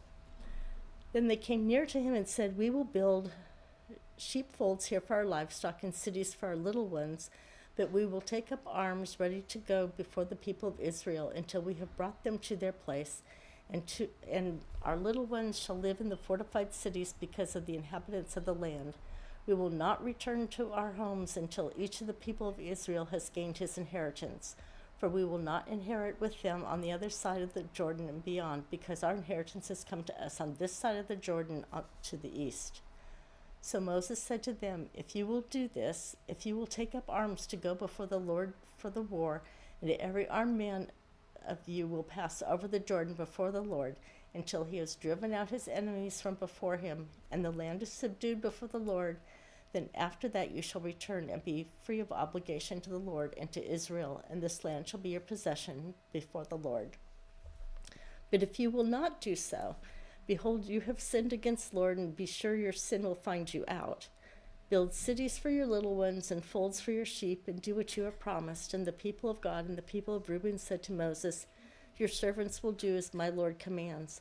Our little ones, our wives, our livestock, and all our cattle shall remain there in the cities of Gilead. But your servants will pass over, every man who is armed for war, before the Lord to battle, as my Lord orders. So Moses gave command concerning them to Eleazar the priest, and to Joshua the son of Nun, and to the heads of the fathers' households of the tribes of the people of Israel. And Moses said to them, if the people of Gad and the people of Reuben, every man who is armed to battle before the Lord, will pass with you over the Jordan, and the land shall be subdued before you, then you shall give them the land of Gilead for a possession. However, they will not pass over with you armed. They shall have possessions among you in the land of Canaan. And the people of Gad and the people of Reuben answered, What the Lord has said to your servants, we will do. We will pass over armed before the Lord into the land of Canaan, and the possession of our inheritance shall remain with us beyond the Jordan. And Moses gave to them the people of Gad, and to the people of Reuben, and to the half-tribe of Manasseh, the son of Joseph, the kingdom of Sihon, king of the Amorites, and the kingdom of Og, king of Bashan, the land and the cities with their territories, the cities of the land throughout the country.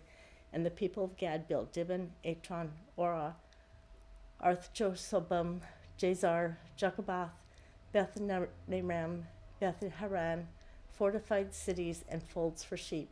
And the people of Reuben built Heshbon, Elad, Kedaram, Nebo, and Baal-meon. Their names were changed, and Sibon, and they gave other names to the cities that they built. And the sons of Machir, the sons of Manasseh, went to Gilead and captured it and disposed the Amorites who were in it. And Moses gave Gilead to Machir, the son of Manasseh, and he settled in it. And Jair, the son of Manasseh, went and captured their villages and called them Havoth-Jair. And Nibam went and captured Kenneth and its villages and called it Nibam after his own name. There you go. Okay. Thanks, Ruth. All right. Fun, Grace. 32. 33. Chapter 33. All right. Chapter 33. These are the stages of the people of Israel when they went out of the land of Egypt by their companies under the leadership of Moses and Aaron. Moses wrote down their starting places stage by stage by command of the Lord, and these are the stages according to their starting places. They set out for Ramses in the first month, on the 15th day of the first month, on the day after the Passover. The people of Israel went out triumphantly in the sight of all the Egyptians, while the Egyptians were burying all their firstborn, whom the Lord had struck down among them. On their gods also the Lord executed judgments. So the people of Israel set out for Ramses and camped at Succoth. And they set out from Succoth and camped at Etham, which is on the edge of the wilderness. And they set out for Ethan and turned back to Pi-hahiroth, which is the east of Baal-Zephon, and they camped before Migdal. And they set out from before Hahiroth and passed from the midst of the sea in the wilderness. And they went in 3 days' journey in the wilderness of Etham and camped at Marah. And they set out from Marah and came to Elim. At Elim there were 12 springs of water and 70 palm trees. And they camped there. And they set out from Elim and camped by the Red Sea. And they set out from the Red Sea and camped in the wilderness of Sin. And they set out from the wilderness of Sin and camped at Dophkah. And they set out from Dophkah and camped at Alush. And they set out from Alush and camped at Rephidim, where there was no water for the people to drink. They set out from Rephidim and camped in the wilderness of Sinai. And they set out from the wilderness of Sinai and camped at Kibroth-Hattava. And they set out from Kibroth-Hattava and camped at Hazeroth. And they set out from Hazeroth and camped at Rithmah. And they set out from Rithmah and camped at Rimmon-Perez. And they set out from Rimmon-Perez and camped at Libnah. And they set out from Libnah and camped at Rissa. And they set out from Rissa and camped at Kehilitha. And they set out from Kehilitha and camped at Mount Shepher. And they set out from Mount Shepher and camped at Harada. And they set out from Harada and camped at Machhalath. And they set out from Machhalath and camped at Tahath. And they set out from Tahath and camped at Terah. And they set out from Terah and camped at Mithkah. And they set out from Mithkah and camped at Hashmanah. Set out from Hashmanah and camped at Moseroth. Set out from Moseroth and camped at Beni Jaakan. And they set out from Beni Jaakan and camped at Hor Hagad. Set out from Hor Hagad and camped at Jotbathah. They set out from Jotbathah and camped at Abranah. Set out from Abranah and camped at Ezion-Geber. And they set out from Ezion-Geber and camped in the wilderness of Zin, that is Kadesh. And they set out from Kadesh and camped at Mount Or, and the edge of the land of Edom. And Aaron the priest went up Mount Hor and the command of the Lord and died there. In the 40th year after the people of Israel had come out of the land of Egypt, on the first day of the 5th month. And Aaron was 123 years old when he died on Mount Hor. And the Canaanite king of Arad, who lived in the Negeb in the land of Canaan, heard of the coming of the people of Israel. And they set out from the Mount Hor and camped at Zalmonah. And they set out from Zalmonah and camped at Punon. And they set out from Punon and camped at Oboth. And they set out from Oboth and camped at Abarim in the territory of Moab. And they set out from Ayim and camped at Dibon Gad. And they set out from Dibon Gad and camped at Alman Diblathaim. And they set out from Alman Diblathaim and camped in the mountains of Abarim before Nebo. And they set out from the mountains of Abarim and camped on the plains of Moab by the Jordan of Jericho. They camped by the Jordan by Beth Sheshimoth as far as Abel Shittim in the plains of Moab. And the Lord spoke to Moses in the plains of Moab by the Jordan at Jericho, saying, Speak to the people of Israel and say to them, When you pass over the Jordan into the land of Canaan, then you shall drive out all the inhabitants of the land from before you and destroy all their figured stones, destroy all their metal images, and demolish all their high places. And you shall take possession of the land and settle in it, for I have given the land to you to possess it. You shall inherit the land by lot according to your clans. To a large tribe you shall be given large inheritance, and to a small tribe you shall be given a small inheritance. Wherever the lot falls for anyone, that shall be his. According to the tribes of your fathers you shall inherit. But if you do not drive out the inhabitants of the land from before you, then those of them whom you let remain shall be as barbs in your eyes and thorns in your sides, and they shall have trouble you in the land where you dwell.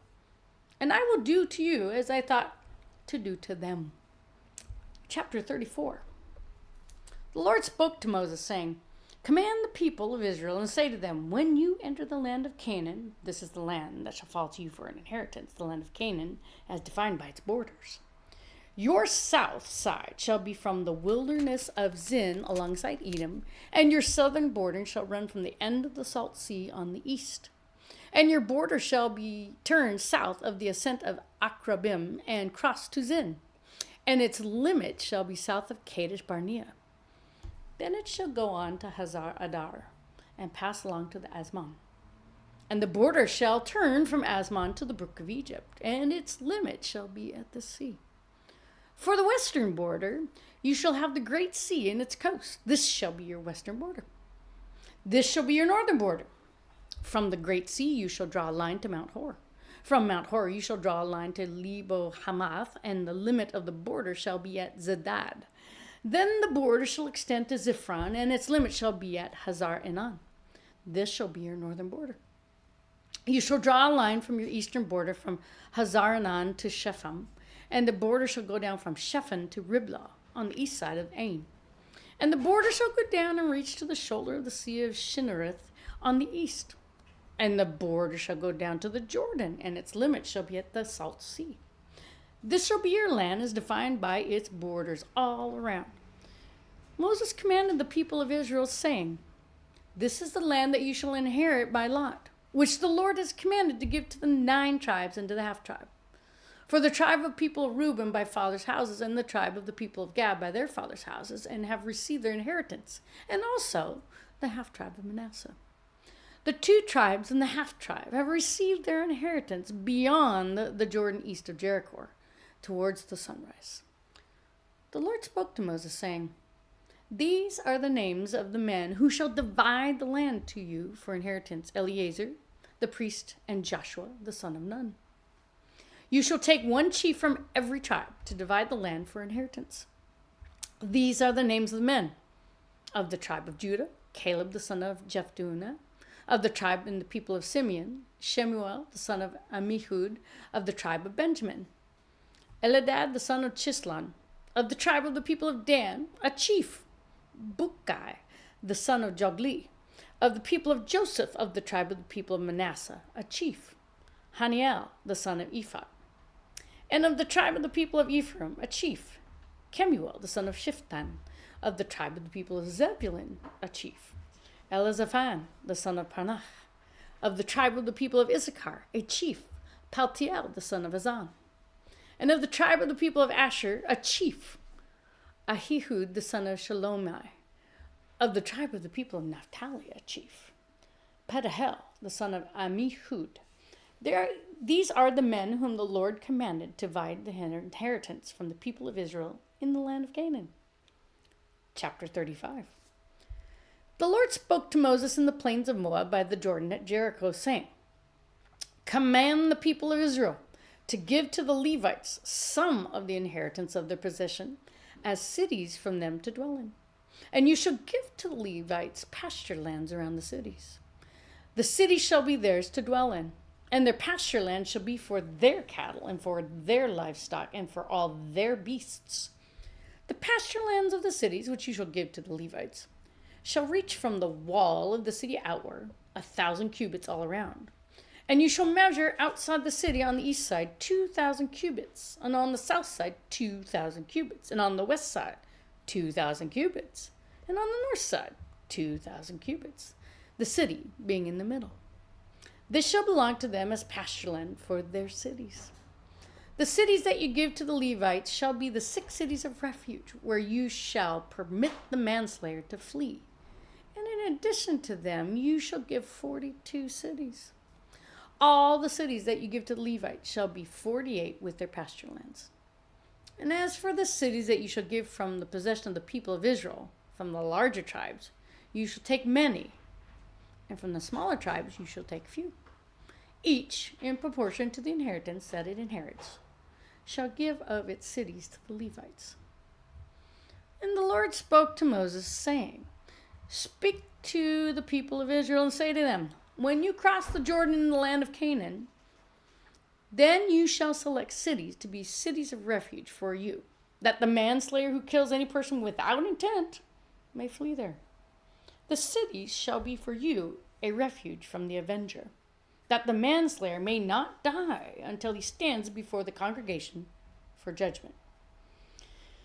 And the cities that you give shall be your 6 cities of refuge. You shall give 3 cities beyond the Jordan and 3 cities in the land of Canaan to be cities of refuge.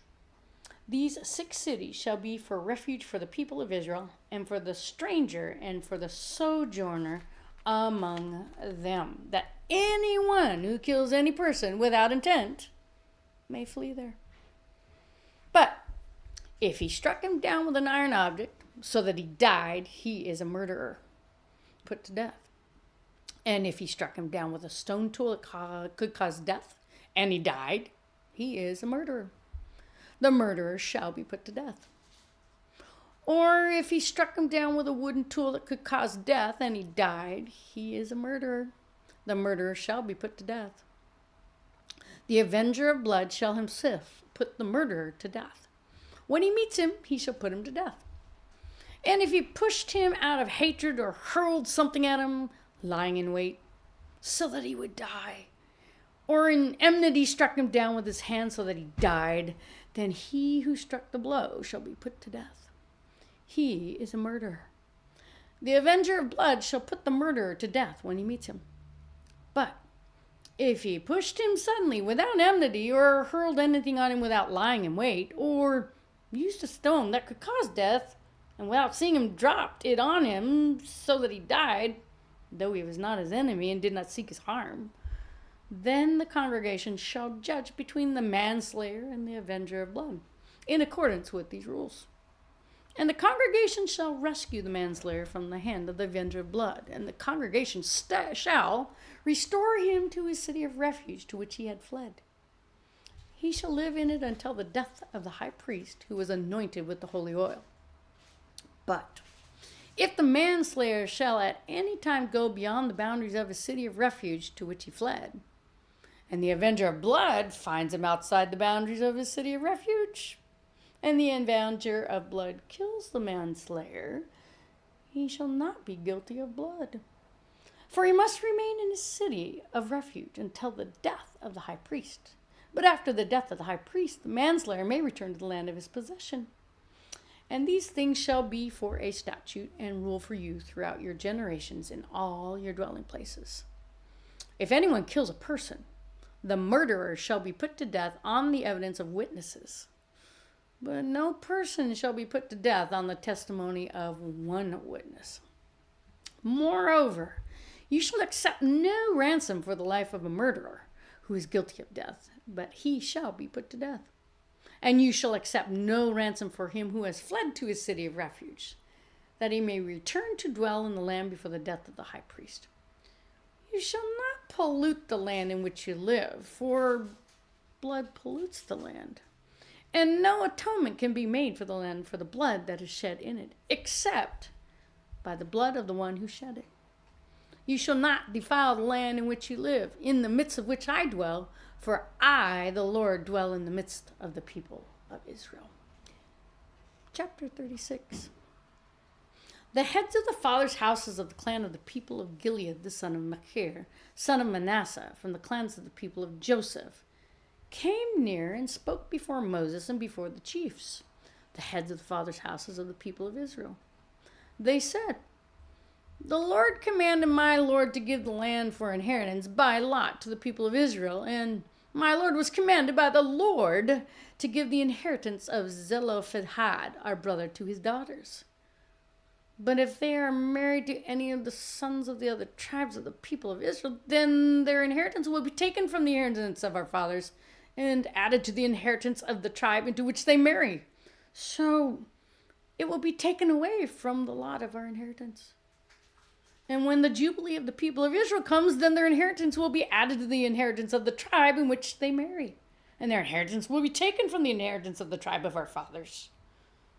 And Moses commanded the people of Israel according to the word of the Lord, saying, "The tribe of the people of Joseph is right. This is what the Lord commands concerning the daughters of Zelophehad. Let them marry who they think best, only they shall marry within the clan of the tribe of their father. The inheritance of the people of Israel shall not be transferred from one tribe to another. For every one of the people of Israel shall hold on to the inheritance of the tribe of his fathers. And every daughter who possesses an inheritance in any tribe of the people of Israel shall be wife to the one of the clan of the tribe of her father, so that every one of the people of Israel may possess the inheritance of his fathers. So, no inheritance shall be transferred from one tribe to another, for each of the tribes of the people of Israel shall hold on to its own inheritance." The daughters of Zelophehad did as the Lord commanded Moses, for Mahlah, Tirzah, Hoglah, Milcah, and Noah, the daughters of Zelophehad, were married to sons of their father's brothers. They were married into the clans of the people of Manasseh, the son of Joseph. And their inheritance remained in the tribes of their father's clans. These are the commandments and the rules to the Lord commanded through Moses to the people of Israel in the plains of Moab by the Jordan at Jericho. Now we move to the book of Deuteronomy, chapter 1. These are the words that Moses spoke to all Israel beyond the Jordan in the wilderness in the Arabah opposite Suf, between Paran and Tophel, Laban, Hasaroth, and Dizahab. It is 11 days' journey from Horeb by way of Mount Seir to Kadesh Barnea. In the 40th year, on the first day of the 11th month, Moses spoke to the people of Israel according to all that the Lord had given him in commandment to them. After he had defeated Sihon, the king of the Amorites, who lived in Heshbon, and Og, the king of Bashan, who lived in Ashtaroth and in Edrei, beyond the Jordan in the land of Moab, Moses undertook to explain this law, saying, "The Lord our God said to us in Horeb, 'You have stayed long enough at this mountain. Turn and take your journey, and go to the hill country of the Amorites, and to all their neighbors in the Arabah, in the hill country, in the lowland, and in the Negev, and by the seacoast, the land of the Canaanites, and Lebanon, as far as the great river, the river Euphrates. See, I have set the land before you. Go in and take possession of that land that the Lord swore to your fathers, to Abraham, to Isaac, and to Jacob, to give to them and to their offspring after them. At this time I said to you, I am not able to bear you by myself. The Lord your God has multiplied you, and behold, you are today as numerous as the stars of heaven. May the Lord, the God of your fathers, make you 1,000 times as many as you are, and bless you as he has promised you. How can I bear by myself the weight and burden of you and your strife? Choose for your tribes wise, understanding, and experienced men, and I will appoint them as your heads. And you answer me, The thing that you have spoken is good for us to do. So I took the heads of your tribes, wise and experienced men, and set them as heads over you, commanders of thousands, commanders of hundreds, commanders of 50s, commanders of 10s, and officers throughout your tribes. And I charged your judges at that time, hear the cases between your brothers, and judge righteously between a man and his brother, or the alien who is with him. You shall not be partial in judgment. You shall hear the small and the great alike. You shall not be intimidated by anyone, from the judgment is God's. And the case that is too hard for you, you shall bring to me, and I will hear it. And I commanded you at that time all the things that you should do. Then we set out from Horeb and went through all the great terrifying wildernesses that you saw on the way to the hill country of the Amorites, as the Lord our God commanded us. And we came to Kadesh Barnea. And I said to you, you have come to the hill country of the Amorites, which the Lord our God is giving us. See, the Lord your God has set the land before you. Go up, take possession, as the Lord, the God of your fathers, has told you. Do not fear or be dismayed. Then all of you came near me and said, let us send men before us, that they may explore the land for us and bring us word again of the way by which we must go up and the cities in which we shall come. The thing seemed good to me, and I took 12 men from you, 1 man from each tribe. And they turned and went up into the hill country and came to the valley of Eshcol and spied it out. And they took in their hands some of the fruit of the land and brought it down to us and brought us word again and said, it is a good land that the Lord our God is giving us. Yet you would not go up, but rebelled against the commandment of the Lord your God. And you murmured in your tents and said, because the Lord hated us, he has brought us out of the land of Egypt to give us into the hands of the Amorites to destroy us. Where are we going up? Our brothers have made our hearts melt, saying, the people are greater and taller than we. The cities are great and fortified up to heaven. And besides, we have seen the sons of Anakim there. Then I said to you, do not be in dread or afraid of them. The Lord your God who goes before you will himself fight for you, just as he did for you in Egypt before your eyes. And in the wilderness where you have seen the Lord your God carried you, as a man carries his son, all the way that you went until you came to this place. Yet, in spite of this word, you did not believe the Lord your God, who went before you in the way to seek you out a place to pitch your tents, and fire by night and in the cloud by day to show you by what way you should go. And the Lord heard your words and was angered. And he swore, not one of these men of this evil generation shall see the good land that I swore to give to your fathers, except Caleb, the son of Jephunneh. He shall see it. And to him and to his children I will give the land on which he has trodden, because he was wholly followed the Lord. Even with me, the Lord was angry on your account and said, you also shall not go in there. Joshua the son of Nun, who stands before you, he shall enter. Encourage him, for he shall cause Israel to inherit it. And as for your little ones, who you said would become a prey, and your children, who today have no knowledge of good or evil, they shall go in there, and to them I will give it, and they shall possess it. But as for you, turn and journey into the wilderness in the direction of the Red Sea. Then you answer me, we have sinned against the Lord. We ourselves will go up and fight just as the Lord our God commanded us. And every one of you fastened on his weapons of war and thought it easy to go up into the hill country. And the Lord said to me, say to them, do not go up or fight, for I am not in your midst, lest you be defeated before your enemies. So I spoke to you, and you would not listen, but you rebelled against the command of the Lord and presumptuously went out into the hill country. Then the Amorites who lived in that hill country came out against you, chased you as bees do, and beat you down in Seir as far as Hormah. And you returned and wept before the Lord, but the Lord did not listen to your voice or give ear to you. So you remained at Kadesh many days, the days that you remained there. Chapter 2. Then we turned and journeyed into the wilderness in the direction of the Red Sea, as the Lord told me. and for many days we traveled around Mount Seir. Then the Lord said to me, you have been traveling around this mountain country long enough. Turn northward and command the people. You are about to pass through the territory of your brothers, the people of Esau, who live in Seir, and they will be afraid of you. So be very careful. Do not contend with them, for I will not give you any of their land. No, not so much as for the sole of the foot to tread on, because I have given Mount Seir to Esau as a possession. You shall purchase food from them with money and that you may eat, and you shall also buy water from them with money that you may drink. For the Lord your God has blessed you in all the work of your hands. He knows you're going through this great wilderness. These 42 years the Lord your God has been with you. You have lacked nothing. So we went on, away from our brothers, the people of Esau who lived in Seir, and away from the Arabah road from Elath and Ezion-Geber. And we turned and went the direction of the wilderness of Moab. And the Lord said to me, do not harass Moab or contend with them in battle, for I will not give you any of their land for a possession, because I have given Ar to the people of Lot for a possession. The Emim formerly lived there, a people great and many, and tall as Anakim.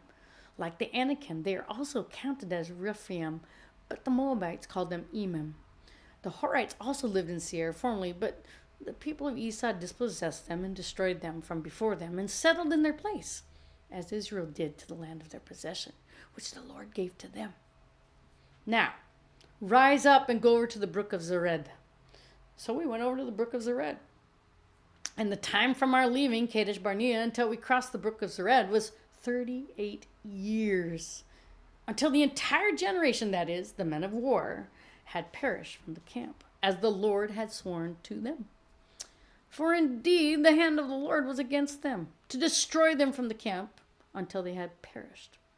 So, as soon as all the men of war had perished and were dead from among the people, the Lord said to me, today you are to cross the border of Moab at Ar, and when you approach the territory of the people of Ammon, do not harass them or contend with them, for I will not give you any of the land of the people of Ammon as a possession, because I have given it to the sons of Lot for a possession.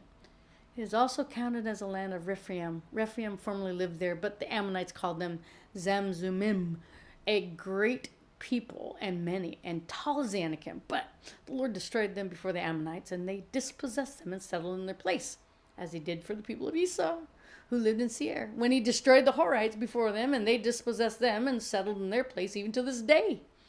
As for the Avim, who lived in villages as far as Gaza, the Kaphtorim, who came from Kaphtor, destroyed them and settled in their place. Rise up, set out on your journey, and go over to the valley of Arnon. Behold, I have given into your hand Sihon the Amorite, king of Heshbon, and his land. Begin to take possession and contend with him in battle. This day I will begin to put the dread and fear of you on the peoples who are under the whole heaven, who shall hear the report of you and shall tremble and be in anguish because of you. So I sent messengers from the wilderness to Kedemoth, to Sihon, the king of Heshbon, with words of peace, saying, let me pass through your land. I will go only by the road. I will turn aside neither to the right nor the left, and you shall sell me food for money that I may eat, and give me water for money that I may drink. Only let me pass through on foot, as the sons of Esau who live in Seir and the Moabites who lived in Ar did for me, until I go over to the Jordan into the land that the Lord our God is giving to us. But Sihon the king of Heshbon would not let us pass by him. For the Lord your God hardened his spirit and made his heart obstinate, that he might give him into your hand as he is this day. And the Lord said to me, behold, I have begun to give Sihon and his land over to you. Begin to take possession, that you may occupy his land. Then Sihon came out against us, he and all his people, to battle at Jahaz. And the Lord our God gave him over to us, and we defeated him and his sons and all his people. And we captured all the cities at that time and devoted to destruction every city, men, women, and children. We left no survivors. Only the livestock we took as spoil for ourselves, with the plunder of the cities that we captured. From Arior, which is on the edge of the valley of Arnon, and from the city that is in the valley, as far as Gilead, there was not a city too high for us. The Lord our God gave all into our hands. Only to the land of the sons of Ammon you did that draw near, that is, to all the banks of the river of Jabbok, and the cities of the hill country, whatever the Lord our God hath forbidden us. Chapter 3. Right here. I mean, you were doing great. You could have kept going. I know you were good. All right, man. I was Have a seat. the teacher. Have a seat. Ready to go? All right. Let me drink a little water. Oh yeah, it is in big print. Thank you, Jesus. I was like, I would have the Old Testament when they have all these words that you All can't the even names. pronounce. Oh, yeah. Yep, Grace got just about most of them right there. All right, just say chapter 3, and you're on your way. All right.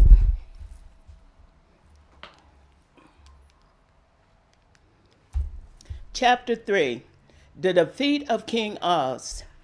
Then we turned and went up the way of Bashan, and Og, the king of Bashan, came out against us, he and all his people, to battle at Idril.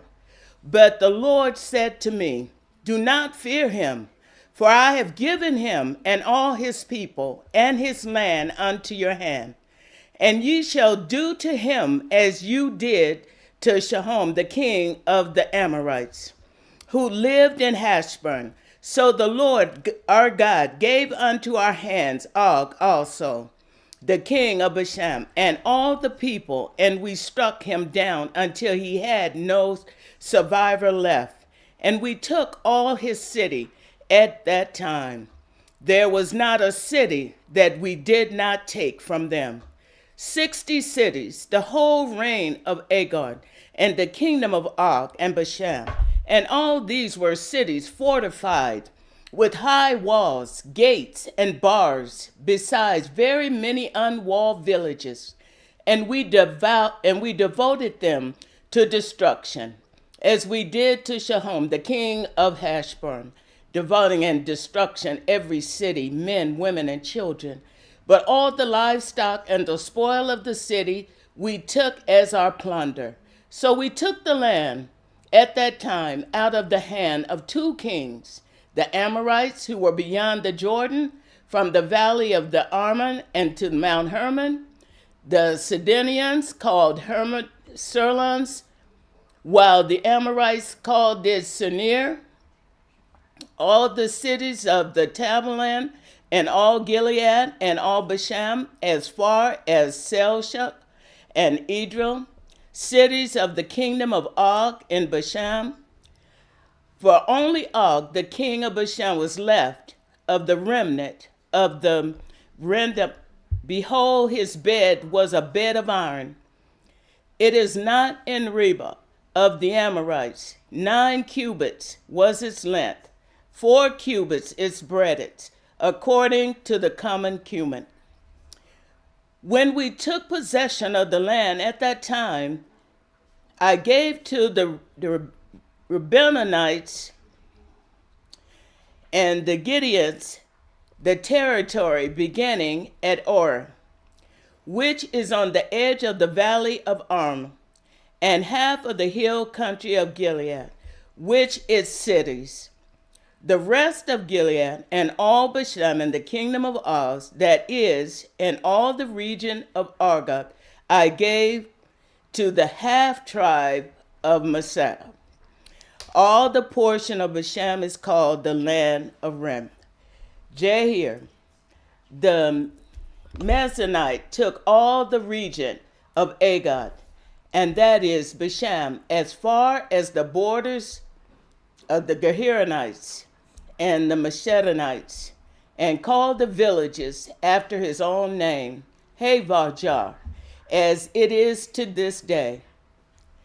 To Majir I gave Gilead, and to the Reubenites and the Gideonites I gave the territory from Gilead as far as the valley of Arm, with the middle of the valley as a border, as far over as the river of Jabbok, and the border of the Amorites, the Abas also, with the Jordan as the border from Shereda and as far as the sea of the Arabah, the salt sea, under the slopes of the Pegah of the east. And I commanded you at that time, saying, the Lord your God has given you this land to possess. All your men of valor shall cross over armed before your brothers, the people of Israel. Only your wives, your little ones, and your livestock, I know that you have much livestock, shall remain in the cities that I have given you, until the Lord gives rest to your brothers as to you. And they also occupy the land that the Lord your God gives them beyond the Jordan. Then each of you may return to his possession, which I have given you. And I command Joshua at that time, your eyes have seen all that the Lord your God has done to these two kings. So will the Lord do all these kingdoms unto which you are crossing. You shall not fear them, for it is the Lord your God who fights for you.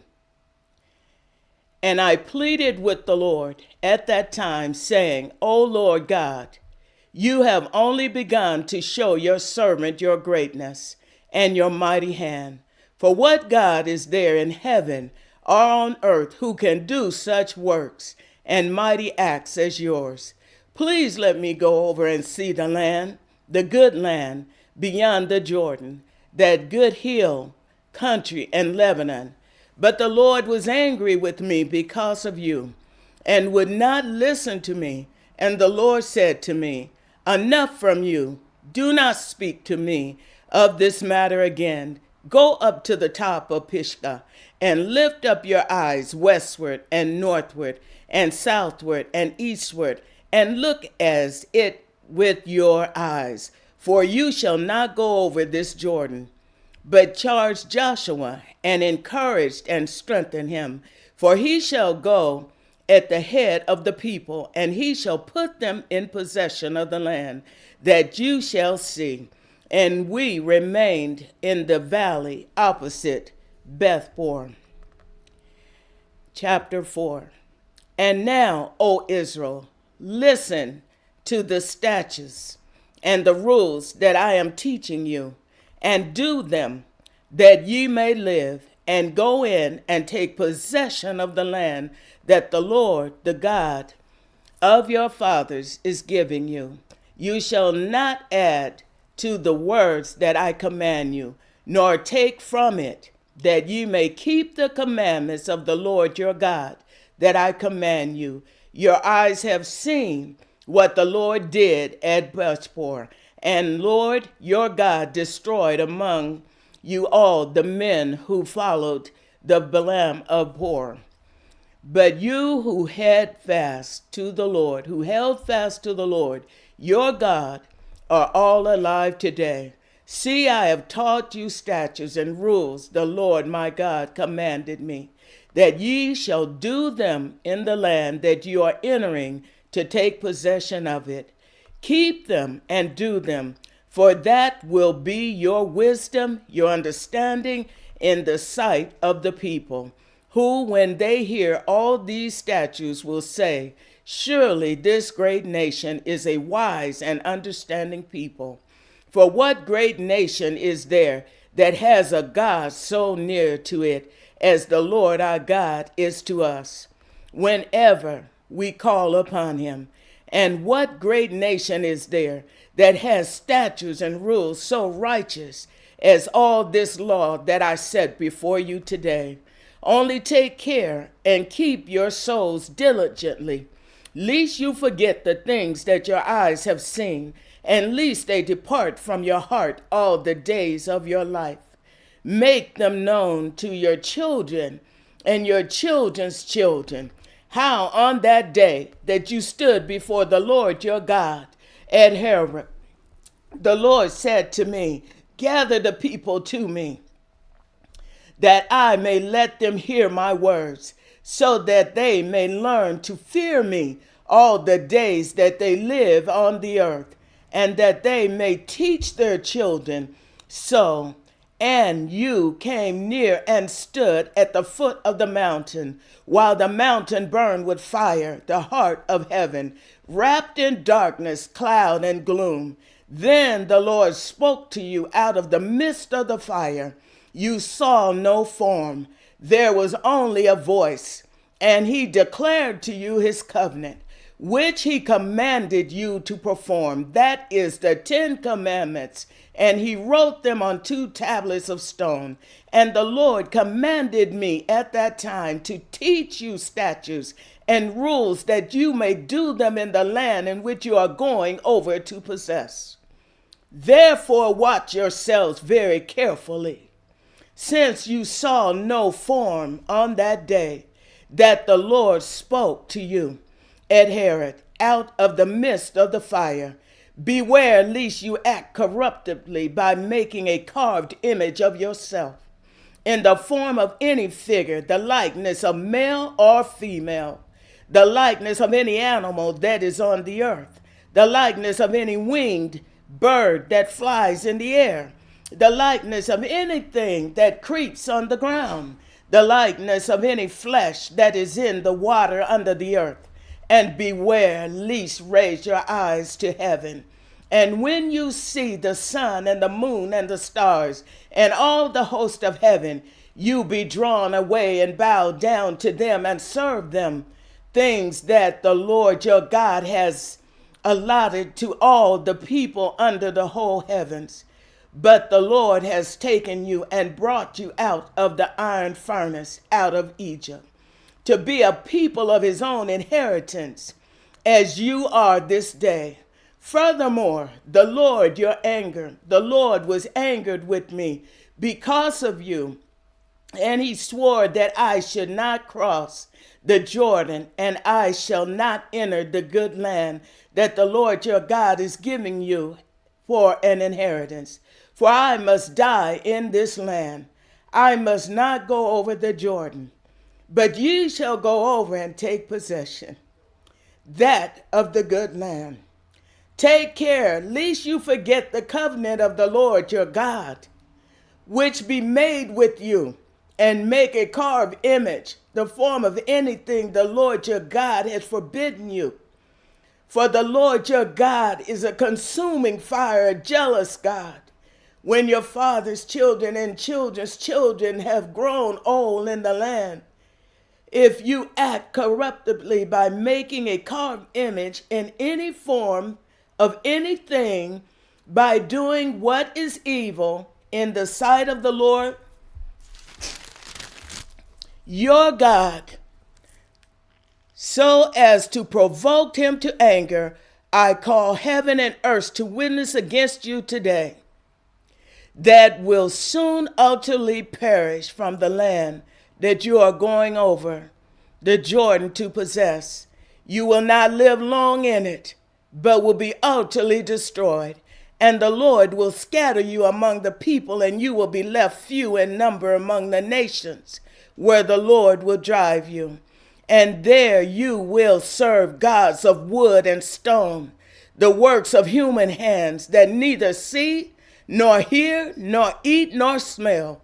But from there you will seek the Lord your God, and you will find him, if you search after him with all your heart and all your soul. When you are in tribulation, and all these things come upon you in the latter days, you will return to the Lord your God and obey his voice. And the Lord your God is a merciful God, and he will not leave you or destroy you or forget the covenant with your fathers that he has sworn to them.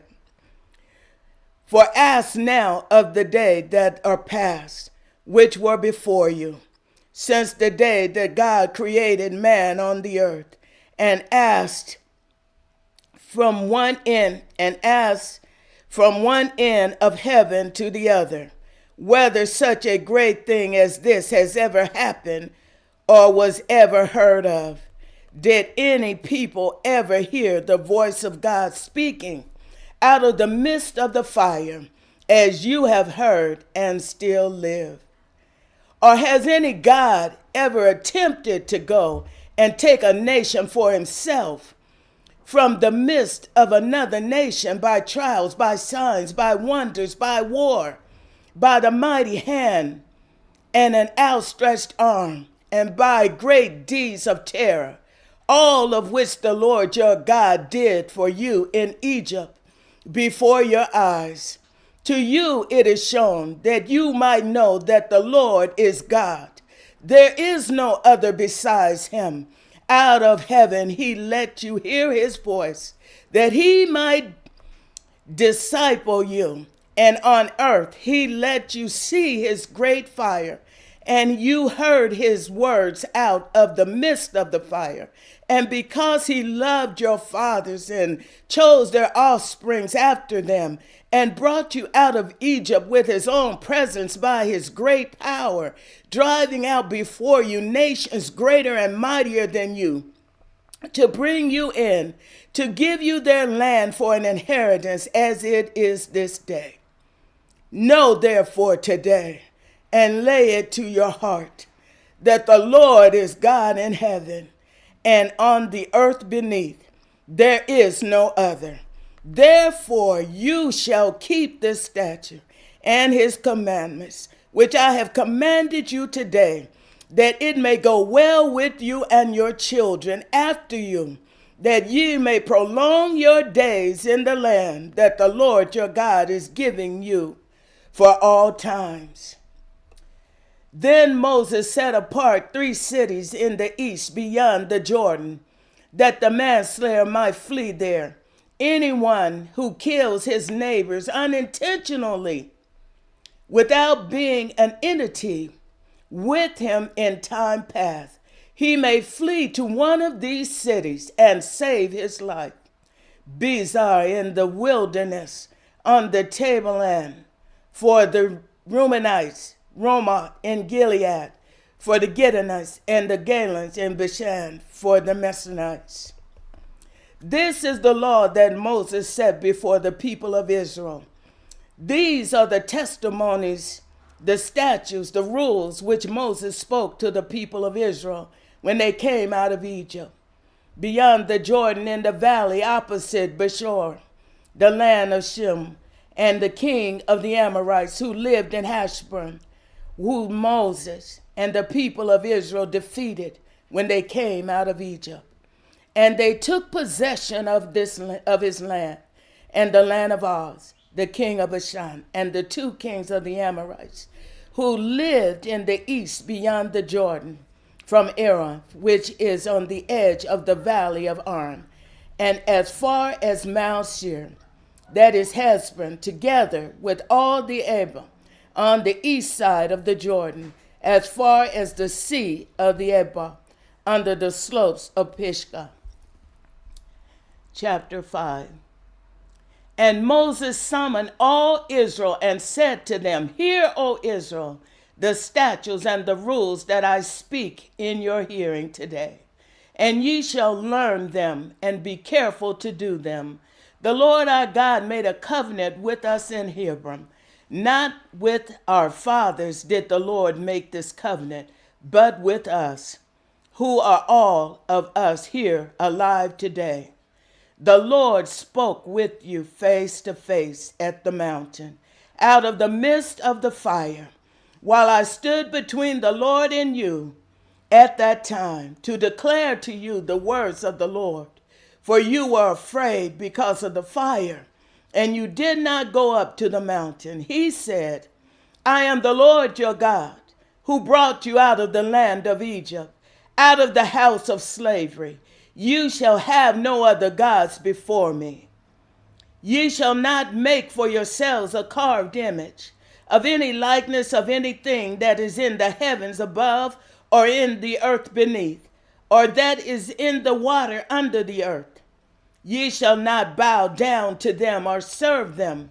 For I, the Lord your God, am a jealous God, visiting the iniquities of the father on the children to the 3rd and 4th generation of those who hate me, but showing steadfast love to thousands of those who love me and keep my commandments.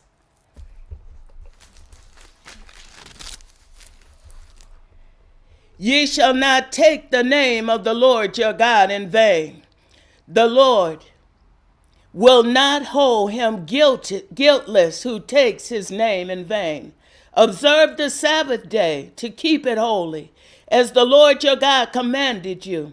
6 days shall you labor and do your work, but the seventh day is the Sabbath to the Lord your God. On it ye shall not do any work.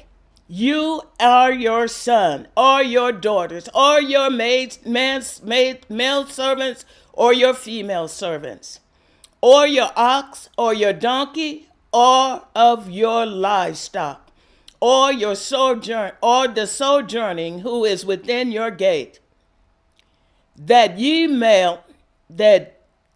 male servant and your female servants may rest as well as you.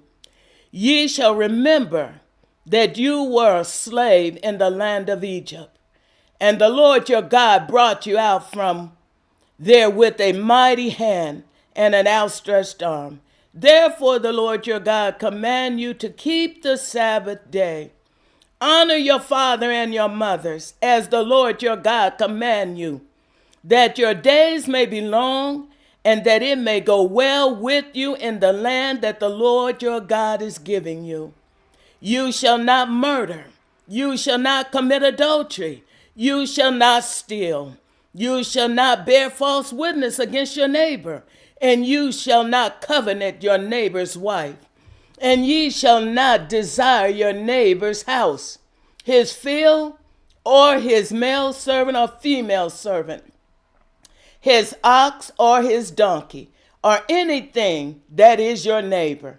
These words the Lord spoke to all your assembly at the mountain, out of the midst of the fire, the clouds, the thick darkness, with a loud voice, and added no more. And he wrote them on 2 tablets of stone, and gave them to me. And as soon as you heard the voice out of the midst of the darkness, while the mountain was burning with fire, you came near to me, and all the heads of your tribe, and your elders, and you said, Behold, the Lord our God has shown us the glory, his glory and greatness, and we have heard his voice out of the midst of the fire. This day we have seen God speak with man, and man shall live. Now therefore, why shall we die? For this great fire will consume us. If we hear the voice of the Lord our God anymore, we shall die. For who is there of all flesh that has heard the voice of the living God speaking out of the midst of the fire, as we have, and has still lived? Go near and hear all that the Lord our God will say, and speak to us all that the Lord our God will speak to you, and we will hear and do it. The Lord heard your words, and you spoke to me. And the Lord said to me, I have heard the words of the people which they have spoken to you. They are right in all they have spoken. Of that they have such a heart as this always, to fear me and to keep all my commandments, that it might go well with them and with their descendants forever.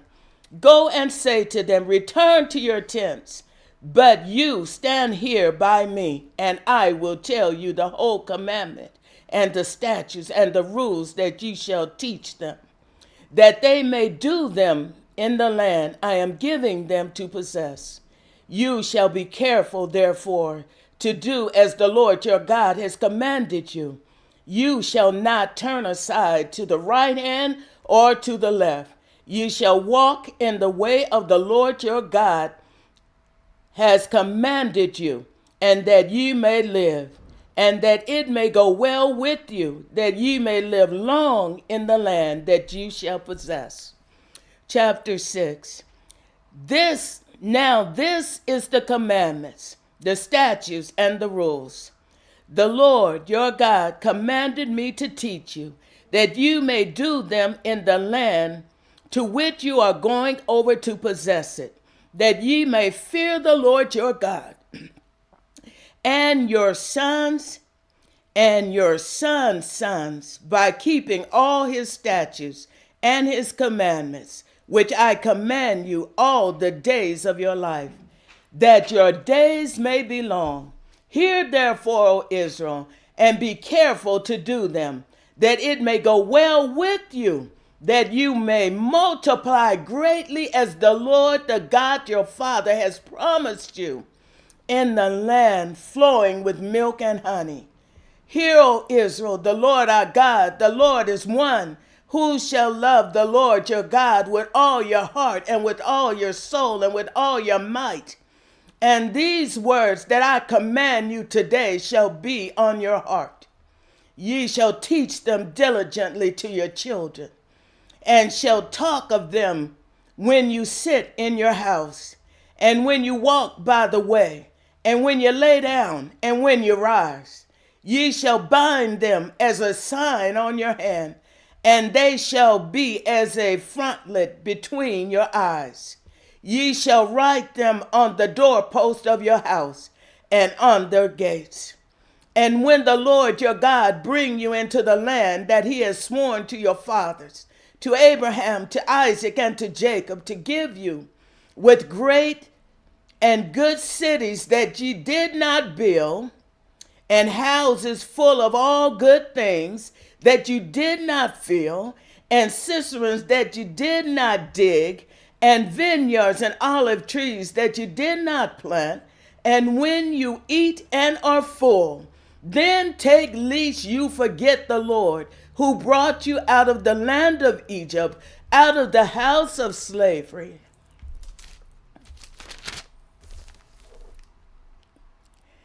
It is the Lord your God who you shall fear. Him ye shall serve, and by his name ye shall swear. Ye shall not go after other gods, the God of the people who are around you. For the Lord your God in your midst is a jealous God, lest the anger of the Lord your God be kindled against you, and he destroys you from off the face of the earth. Ye shall not put the Lord your God to test, as you have tested him at Massah. Ye shall diligently keep the commandments of the Lord your God, and his testimonies and his statutes, which he has commanded you, and ye shall do what is right and good in the sight of the Lord, that it may go well with you, and it may go in and take possession of the good land that the Lord swore to give your fathers, by thrusting out all your enemies from before you, as the Lord has promised. When your sons ask you in time to come, what is the meaning of the testimonies of the statutes of the rules that the Lord our God has commanded you? Then you will say to your sons, we were Pharaoh's slaves in Egypt, and the Lord brought us out of Egypt with a mighty hand. And the Lord showed signs and wonders great and grievous against Egypt, and against Pharaoh and all his household before our eyes. And he brought us out there, that he might bring us in and give us the land that he swore to give to our fathers. And the Lord commanded us to do all these statutes, to fear the Lord our God, for our good ways, that he might preserve us alive, as we are this day. And it will be righteousness for us if we are careful to do all these commandments before the Lord our God, as he has commanded us. Amen. Amen. All right. Amen. All right. Woo. Thanks, Mary. Hallelujah. No longer a slave, but free. Just get you in here preaching. All right. Thank Good. you, guys. Hang on one second, Mary. All right. And you can Is that good? You can say one over there. Yeah. All right. Casual. We're here to have fun. Totally cash. Big shoes to fill after Mary. This is Deuteronomy 7. When the Lord your God brings you into the land that you are entering to take possession of it and clears away many nations before you, the Hittites, the Girgashites, the Amorites, the Canaanites, the Perizzites, the Hivites, and the Jebusites, 7 nations more numerous and mightier than you. And when the Lord your God gives them over to you and you defeat them, then you must devote them to complete destruction. You shall make no covenant with them and show no mercy to them. You shall not intermarry with them, giving your daughters to their sons or taking their daughters for your sons. For they would turn away your sons from following me to serve other gods. Then the anger of the Lord would be kindled against you, and he would destroy you quickly. But thus shall you deal with them. You shall break down their altars and dash in pieces their pillars and chop down their Asherim and burn their carved images with fire. For you are a people holy to the Lord your God. The Lord your God has chosen you to be a people for his treasured possession out of all the peoples who are on the face of the earth. It was not because you were more in number than any other people that the Lord set his love on you and chose you, for you were the fewest of all peoples. But it is because the Lord loves you and is keeping the oath that he swore to your fathers, that the Lord has brought you out with a mighty hand and redeemed you from the house of slavery, from the hand of Pharaoh, king of Egypt. Know therefore that the Lord your God is God, the faithful God, who keeps covenant and steadfast love with those who love him and keep his commandments to 1,000 generations, and repays to their face those who hate him by destroying them. He will not be slack with one who hates him. He will repay him to his face. You shall therefore be careful to do the commandment and the statutes and the rules that I command today. And because you listen to these rules and keep and do them, the Lord your God will keep with you the covenant and the steadfast love that he swore to your fathers. He will love you, bless you, and multiply you. He will also bless the fruit of your womb and the fruit of your ground, your grain and your wine and your oil, the increase of your herds and the young of your flock in the land that he swore to your fathers to give you. You shall be blessed above all peoples. There shall not be male or female barren among you or among your livestock. And the Lord will take away from you all sickness, and none of the evil diseases of Egypt, which you knew, will he inflict on you. But he will lay them on all who hate you. And you shall consume all the peoples that the Lord your God will give over to you. Your eyes shall not pity them, neither shall you serve their gods, for that would be a snare to you. If you say in your heart, these nations are greater than I, how can I dispossess them? You shall not be afraid of them, but you shall remember what the Lord your God did to Pharaoh and to all Egypt. The great trials that your eyes saw, the signs, the wonders, the mighty hand, and the outstretched arm by which the Lord your God brought you out. So will the Lord your God do to all the peoples of whom you are afraid. Moreover, the Lord your God will send hornets among them, until those who are left and hide themselves from you are destroyed.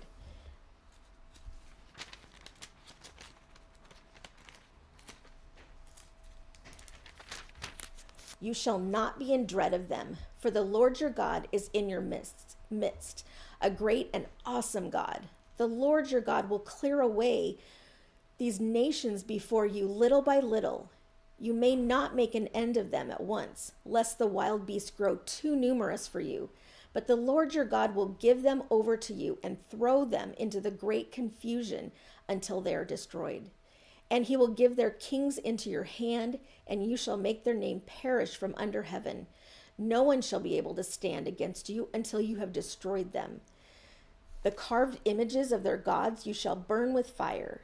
You shall not covet the silver or the gold that is on them, or take it for yourselves, lest you be ensnared by it. For it is an abomination to the Lord your God.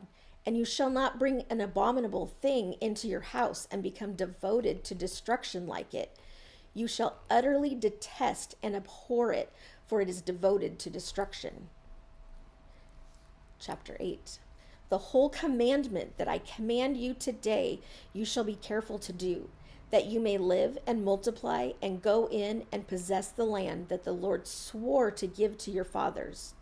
And you shall remember the whole way that the Lord your God has led you these 40 years in the wilderness, that he might humble you, testing you to know what was in your heart, whether you would keep his commandments or not.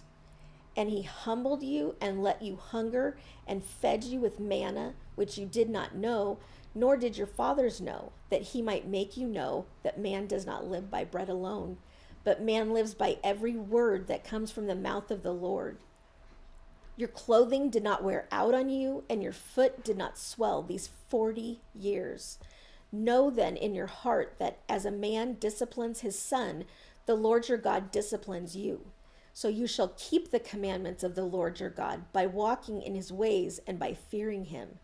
For the Lord your God is bringing you into a good land, a land of brooks of water, of fountains and springs flowing out in the valleys and hills, a land of wheat and barley, of vines and fig trees and pomegranates, a land of olive trees and honey, a land in which you will eat bread without scarcity, in which you will lack nothing, a land whose stones are iron, and out of whose hills you can dig copper. And you shall eat and be full, and you shall bless the Lord your God for the good land he has given you. Take care lest you forget the Lord your God by not keeping his commandments and his rules and his statutes, which I command you today.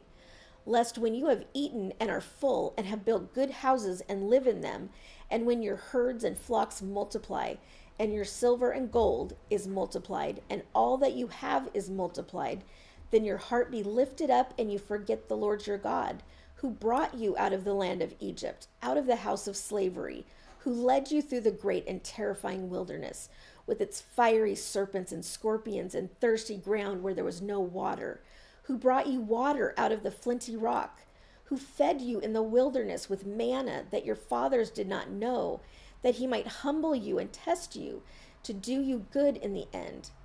Beware lest you say in your heart, my power and the might of my hand have gotten me this wealth. You shall remember the Lord your God, for it is he who gives you power to get wealth, that he may confirm his covenant that he swore to your fathers, as it is this day. And if you forget the Lord your God and go after other gods and serve them and worship them, I solemnly warn you today that you shall surely perish. Like the nations that the Lord makes to perish before you, so shall you perish, because you would not obey the voice of the Lord your God. Chapter 9. Hear, O Israel, you are to cross over the Jordan today, to go in to dispossess nations greater and mightier than you, cities great and fortified up to heaven, a people great and tall, the sons of the Anakim, who you know and of whom you have heard it said, who can stand before the sons of Anak? Know therefore today that he who goes over before you as a consuming fire is the Lord your God. He will destroy them and subdue them before you. So you shall drive them out and make them perish quickly, as the Lord has promised you. Do not say in your heart, after the Lord your God has thrust them out before you, it is because of my righteousness that the Lord has brought me in to possess this land. Whereas it is because of the wickedness of these nations that the Lord is driving them out before you. Not because of your righteousness or the uprightness of your heart are you going in to possess their land, but because of the wickedness of these nations, the Lord your God is driving them out from before you, and that he may confirm the word that the Lord swore to your fathers, to Abraham, to Isaac, and to Jacob. Know therefore that the Lord your God is not giving you this good land to possess because of your righteousness. For you are a stubborn people. Remember and do not forget how you provoked the Lord your God to wrath in the wilderness. From the day you came out of the land of Egypt until you came to this place, you've been rebellious against the Lord. Even at Horeb, you provoked the Lord to wrath, and the Lord was so angry with you that he was ready to destroy you. When I went up the mountain to receive the tablets of stone, the tablets of the covenant that the Lord made with you, I remained on the mountain 40 days and 40 nights. I neither ate bread nor drank water. And the Lord gave me the 2 tablets of stone written with the finger of God, and on them were all the words that the Lord had spoken with you on the mountain out of the midst of the fire on the day of the assembly. And at the end of 40 days and 40 nights, the Lord gave me the 2 tablets of stone, the tablets of the covenant. Then the Lord said to me, Arise, go down quickly from here, for your people whom you have brought from Egypt have acted corruptly. They have turned aside quickly out of the way that I commanded them. They have made themselves a metal image. Furthermore, the Lord said to me, I have seen this people, and behold, it is a stubborn people. Let me alone that I may destroy them and blot out their name from under heaven, and I will make of you a nation mightier and greater than they. So I turned and came down from the mountain, and the mountain was burning with fire, and the 2 tablets of the covenant were in my 2 hands. And I looked, and behold, you had sinned against the Lord your God. You had made yourselves a golden calf. You had turned aside quickly from the way that the Lord had commanded you.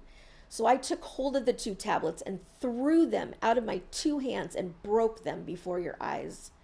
Then I lay prostrate before the Lord as before, 40 days and 40 nights. I neither ate bread nor drank water because of all the sin that you had committed in doing what was evil in the sight of the Lord to provoke him to anger. For I was afraid of the anger and hot displeasure that the Lord bore against you, so that he was ready to destroy you.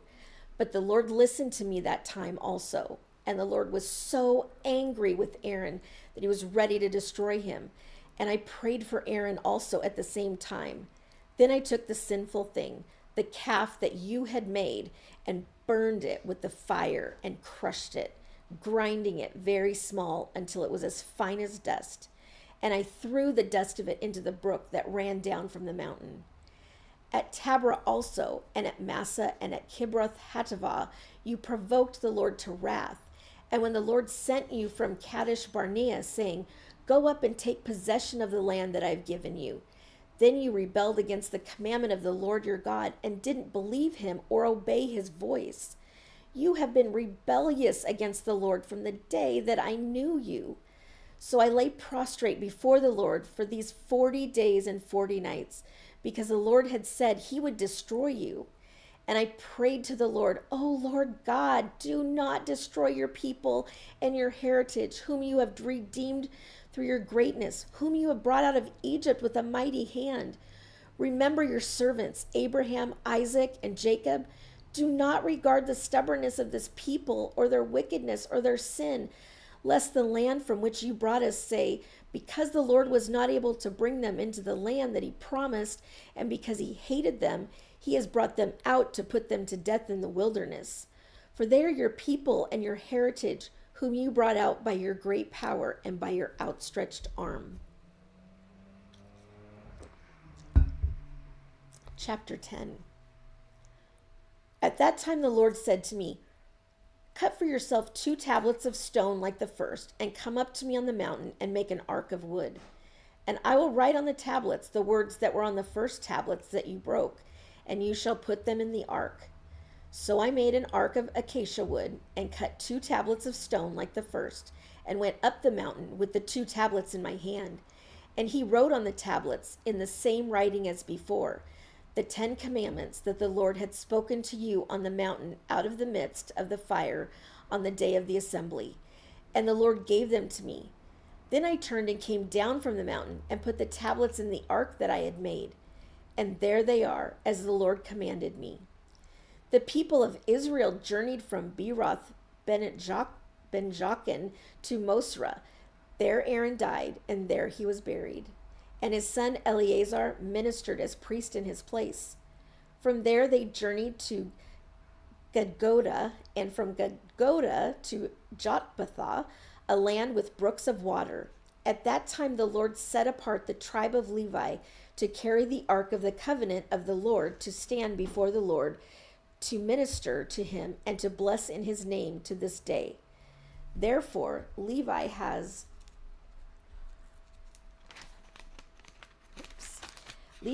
no portion or inheritance with his brothers. The Lord is his inheritance, as the Lord your God said to him. I myself stayed on the mountain, as at the first time, 40 days and 40 nights, and the Lord listened to me that time also. The Lord was unwilling to destroy you, and the Lord said to me, Arise, go on your journey at the head of the people, so that they may go in and possess the land which I swore to their fathers to give them. And now, Israel, what does the Lord your God require of you, but to fear the Lord your God, to walk in his ways, to love him, to serve the Lord your God with all your heart and with all your soul, and to keep the commandments and statutes of the Lord, which I am commanding you today for your good? Behold, to the Lord your God belong heaven and the heaven of heavens, the earth with all that is in it. Yet the Lord set his heart in love on your fathers and chose their offspring after them, you above all peoples as you are this day. Circumcise therefore the foreskin of your heart, and be no longer stubborn. For the Lord your God is God of gods and Lord of lords, the great, the mighty, the awesome God, who is not partial and takes no bribe. He executes justice for the fatherless and the widow, and he loves the sojourner, giving him food and clothing. Love the sojourner, therefore, for you were sojourners in the land of Egypt. You shall fear the Lord your God. You shall serve him and hold fast to him, and by his name you shall swear. He is your praise. He is your God, who has done for you these great and terrifying things that your eyes have seen. Your fathers went down to Egypt 70 persons, and now the Lord your God has made you as numerous as the stars in heaven. Chapter 11. You shall therefore love the Lord your God and keep his charge, his statutes, his rules, and his commandments always.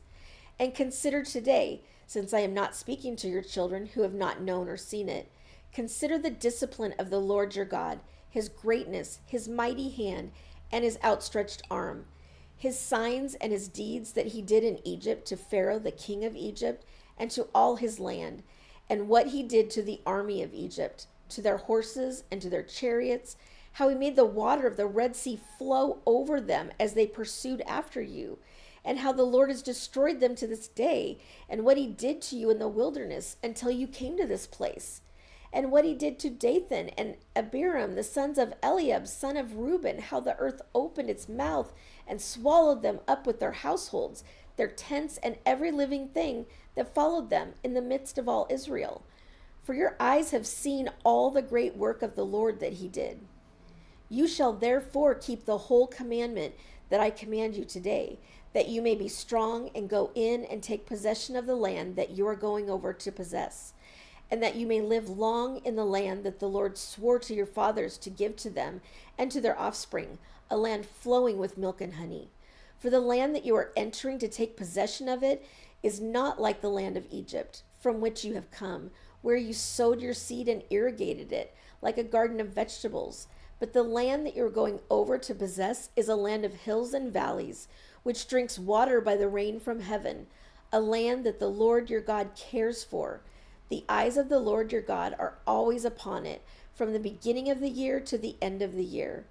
And if you will indeed obey my commandments that I command you today, to love the Lord your God and to serve him with all your heart and with all your soul, he will give the rain for your land in its season, the early rain and the later rain, that you may gather in your grain and your wine and your oil. And he will give grass in your fields for your livestock, and you shall eat and be full.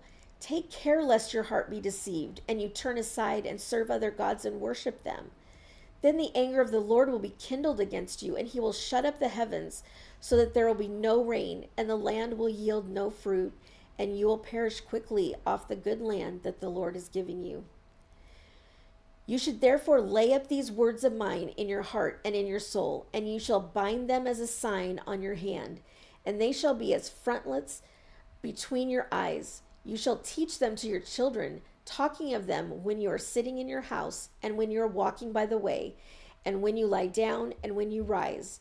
You shall write them on the doorposts of your house and on your gates, that your days and the days of your children may be multiplied in the land that the Lord swore to your fathers to give them, as long as the heavens are above the earth.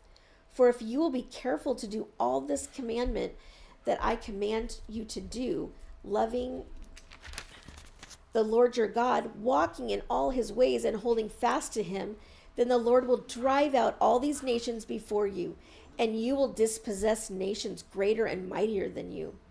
Every place on which the sole of your foot treads shall be yours. Your territory shall be from the wilderness to the Lebanon, and from the river Euphrates, to the western sea. No one shall be able to stand against you. The Lord your God will lay the fear of you and the dread of you on all the land that you shall tread, as he promised you. See, I'm setting before you today a blessing and a curse. The blessing, if you obey the commandments of the Lord your God, which I command you today, and the curse if you do not obey the commandments of the Lord your God, but turn aside from the way that I'm commanding you today, to go after other gods that you have not known. And when the Lord your God brings you into the land that you are entering to take possession of it, you shall set the blessing on Mount Gerizim and the curse on Mount Ebal. Are they not beyond the Jordan, west of the road, toward the going down of the sun, in the land of the Canaanites, who live in the Arabah, opposite Gilgal, beside the oak of Moreh? For you are to cross over the Jordan to go in to take possession of the land that the Lord your God is giving you. And when you possess it and live in it, you shall be careful to do all the statutes and the rules that I am setting before you today. Chapter 12. These are the statutes and rules that you shall be careful to do in the land that the Lord, the God of your fathers, has given you to possess all the days that you live on the earth. You shall surely destroy all the places where the nations whom you shall dispossess served their gods, on the high mountains and on the hills and under every green tree. You shall tear down their altars and dash in pieces their pillars and burn their ashram with fire. You shall chop down the carved images of their gods and destroy their name out of that place. You shall not worship the Lord your God in that way, but you shall seek the place that the Lord your God will choose out of all your tribes to put his name and make his habitation there. There you shall go, and there you shall bring your burnt offerings and your sacrifices, your tithes and the contribution that you present, your vow offerings, your free will offerings, and the firstborn of your herd and of your flock. And there you shall eat before the Lord your God, and you shall rejoice, you and your households, in all that you undertake, in which the Lord your God has blessed you. You shall not do according to all that we are doing here today, everyone doing whatever is right in his own eyes, for you have not as yet come to the rest and to the inheritance that the Lord your God is giving you. But when you go over the Jordan and live in the land that the Lord your God is giving you to inherit, and when he gives you rest from all your enemies around so that you live in safety, then to the place that the Lord your God will choose to make his name dwell there, there you shall bring all that I command you, your burnt offerings and your sacrifices, your tithes and the contribution that you present, and all your finest vow offerings that you vow to the Lord. And you shall rejoice before the Lord your God, you and your sons and your daughters, your male servants and your female servants, and the Levite that is within your towns, since he has no portion or inheritance with you. Take care that you do not offer your burnt offerings at any place that you see, but at the place that the Lord will choose in one of your tribes. There you shall offer your burnt offerings, and there you shall do all that I am commanding you. However, you may slaughter and eat meat within any of your towns, as much as you desire, according to the blessing of the Lord your God that he has given you. The unclean and the clean may eat of it, as of the gazelle and as of the deer. Only you shall not eat the blood. You should not pour it out on the earth like water. You may not eat within your towns the tithe of your grain, or of your wine, or of your oil, or the firstborn of your herd, or of your flock, or any of your vow offerings that you vow, or your free will offerings, or the contribution that you present. But you shall eat them before the Lord your God in the place that the Lord your God will choose, you and your son and your daughter, your male servant and your female servant, and the Levite who is within your towns, and you shall rejoice before the Lord your God in all that you undertake. Take care that you do not neglect the Levite as long as you live in your land. When the Lord your God enlarges your territory, as he has promised you, and you say, I will eat meat, because you crave meat, you may eat meat whenever you desire. If the place that the Lord your God will choose to put his name there is too far from you, then you may kill any of your herd or your flock, which the Lord has given you, as I have commanded you, and you may eat within your towns whenever you desire. Just as the gazelle or the deer is eaten, so you may eat of it. The unclean and clean alike may eat of it. Only be sure that you do not eat the blood, for the blood is the life, and you shall not eat the life with the flesh. You shall not eat it, you shall pour it out on the earth like water. You shall not eat it, that all may go well with you and with your children after you, when you do what is right in the sight of the Lord. But the holy things that are due from you and your vow offerings you shall take, and you shall go to the place that the Lord will choose, and offer your burnt offerings, the flesh and the blood, on the altar of the Lord your God. The blood of your sacrifices shall be poured out on the altar of the Lord your God, but the flesh you may eat. Be careful to obey all these words that I command you, that it may go well with you and with your children after you forever, when you do what is good and right in the sight of the Lord your God. When the Lord your God cuts off before you the nations whom you go in to dispossess, and you dispossess them and dwell in their land, take care that you be not ensnared to follow them after they have been destroyed before you, and that you do not inquire about their gods, saying, how did these nations serve their gods? That I also may do the same. You shall not worship the Lord your God in that way, for every abominable thing that the Lord hates they have done for their gods. For they even burn their sons and their daughters in the fire to their gods. Everything that I command you, you shall be careful to do. You shall not add to it or take from it. If a prophet or a dreamer of dreams arises among you and gives you a sign or a wonder, and the sign or wonder that he tells you comes to pass, and if he says, let us go after other gods, which you have not known, and let us serve them, you shall not listen to the words of that prophet or that dreamer of dreams. For the Lord your God is testing you to know whether you love the Lord your God with all your heart and with all your soul. You shall walk after the Lord your God and fear him and keep his commandments and obey his voice, and you shall serve him and hold fast to him. But that prophet or that dreamer of dreams shall be put to death, because he has taught rebellion against the Lord your God, who brought you out of the land of Egypt and redeemed you out of the house of slavery, to make you leave the way in which the Lord your God commanded you to walk. So you shall purge the evil from your midst. If your brother, the son of your mother, or your son or your daughter, or the wife you embrace, or your friend who is as your own soul entices you secretly, saying, let us go and serve other gods, which neither you nor your fathers have known, some of the gods of the peoples who are around you, whether near you or far off from you, from the one end of the earth to the other, you shall not yield to him or listen to him, nor shall your eye pity him, nor shall you spare him, nor shall you conceal him, but you shall kill him. Your hand shall be first against him to put him to death, and afterward the hand of all the people. You shall stone him to death with stones, because he sought to draw you away from the Lord your God, who brought you out of the land of Egypt, out of the house of slavery. And all Israel shall hear and fear, and never again do any such wickedness as this among you.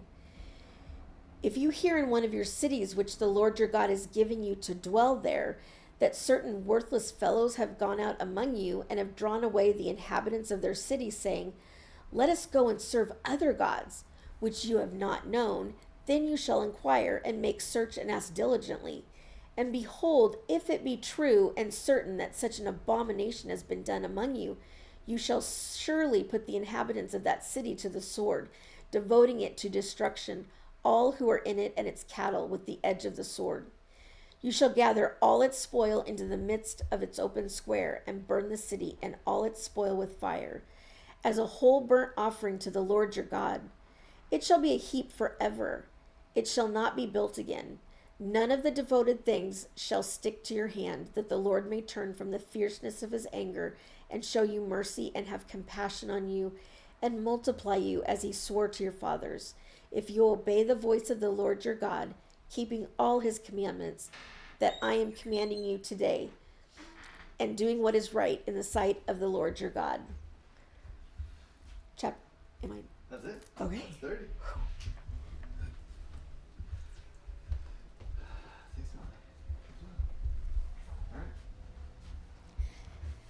Chapter 14. You are the sons of the Lord your God. You shall not cut yourselves or make any baldness on your foreheads for the dead. For you are a people holy to the Lord your God, and the Lord has chosen you to be a people for his treasured possession, out of all the peoples who are on the face of the earth. You shall not eat any abomination. These are the animals you may eat: the ox, the sheep, the goat, the deer, the gazelle, the roebuck, the wild goat, the ibex, the antelope, and the mountain sheep. Every animal that parts the hoof and has the hoof cloven into two and chews the cud, among those animals you may eat. Yet of those that chew the cud or have the hoof cloven, you shall not eat these: the camel, the hare, and the rock badger, because they chew the cud but do not part the hoof, are unclean for you. And the pig, because it parts the hoof but does not chew the cud, is unclean for you. Their flesh you shall not eat, and their carcasses you shall not touch. Of all that are in the waters you may eat these. Whatever has fins and scales you may eat, and whatever does not have fins and scales you shall not eat. It is unclean for you. You may eat all clean birds, but these are the ones that you shall not eat: the eagle, the bearded vulture, the black vulture, the kite, the falcon of any kind, every raven of any kind, the ostrich, the nighthawk, the seagull, the hawk of any kind, the little owl and the short-eared owl, the barn owl and the tawny owl, the carrion vulture and the cormorant, the stork, the heron of any kind, the hoopoe and the bat. And all winged insects are unclean for you. They shall not be eaten. All clean winged things you may not eat. You may eat. You shall not eat anything that is died naturally. You may give it to the sojourner who is within your towns, that he may eat it, or you may sell it to a foreigner. For you are a people holy to the Lord your God. You shall not boil a young goat in its mother's milk. You shall tithe all the yield of your seed that comes from the field year by year.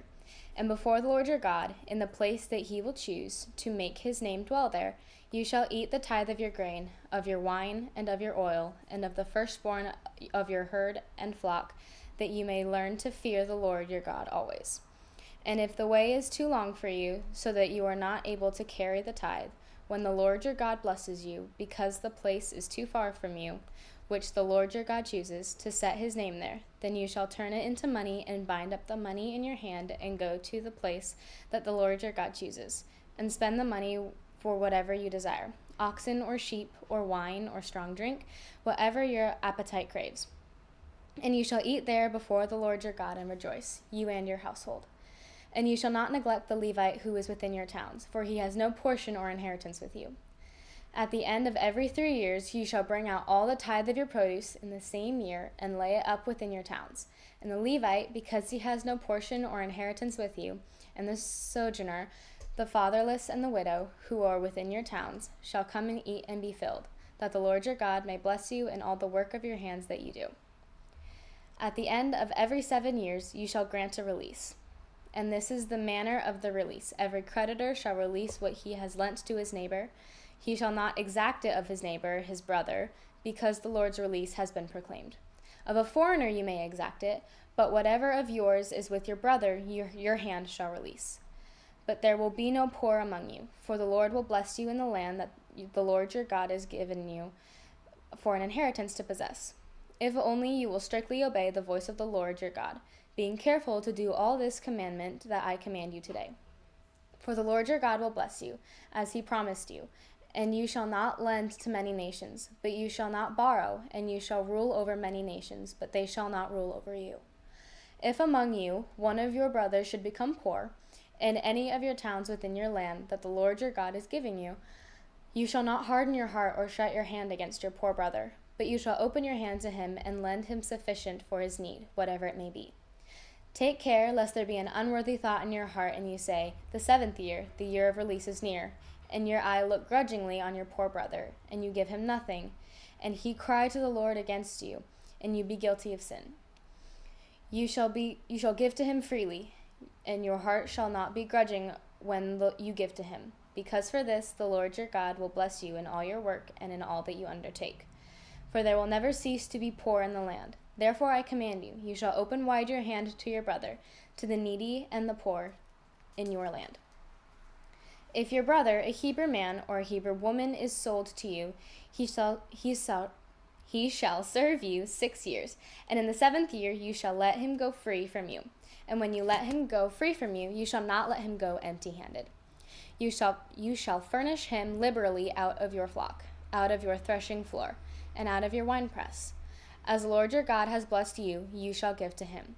You shall remember that you were a slave in the land of Egypt, and the Lord your God redeemed you. Therefore I command you to this today. But if he says to you, I will not go out from you, because he loves you and your household, since he is well off with you, then you shall take the awl, put it through his ear into the door, and he shall be your slave forever. And your female slave you shall do the same. It shall not seem hard to you when you let him go free from you, for at half the cost of a hired worker he has served you 6 years. So the Lord your God will bless you in all that you do. All the firstborn males that are born of your herd and flock you shall dedicate to the Lord your God.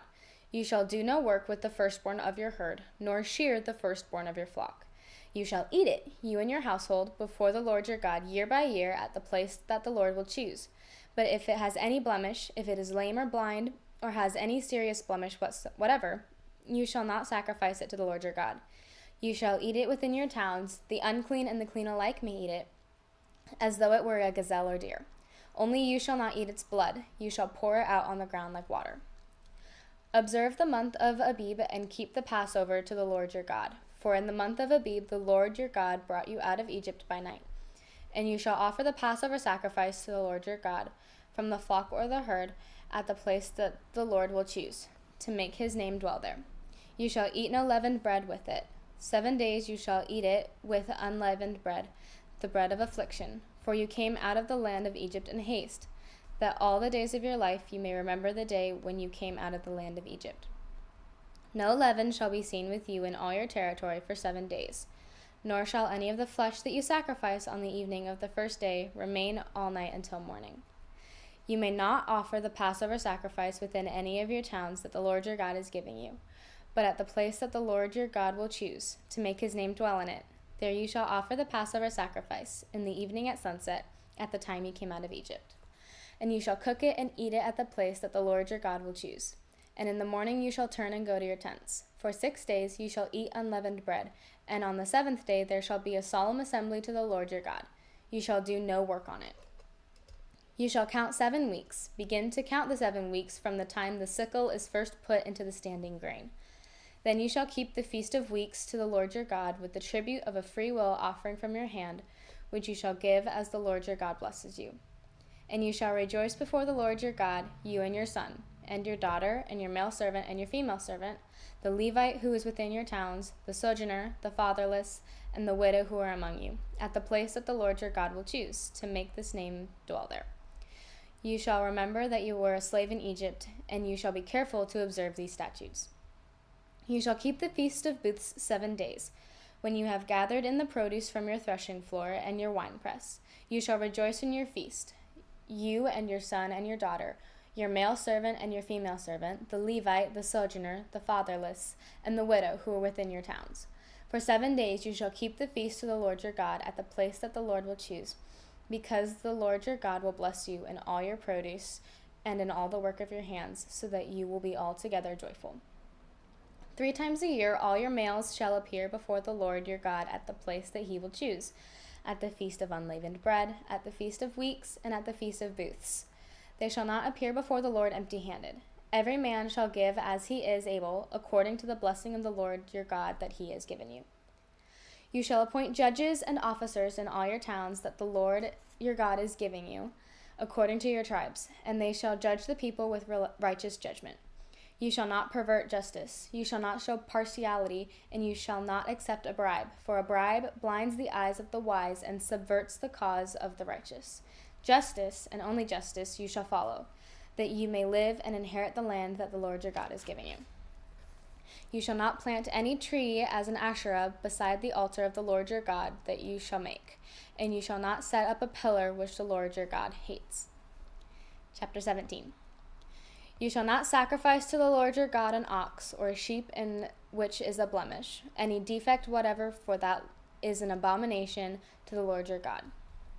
If there is found among you, within any of your towns that the Lord your God is giving you, a man or woman who does what is evil in the sight of the Lord God, in transgressing his covenant, and has gone and served other gods and worshipped them, or the sun or the moon or any of the host of heaven, which I have forbidden, and it is told you, and you hear of it, when you shall inquire diligently, and if it is true and certain that such an abomination has been done in Israel, then you shall bring out to your gates that man or woman who has done this evil thing, and you shall stone that man or woman to death with stones. On the evidence of 2 witnesses or of 3 witnesses, the one is to die shall be put to death.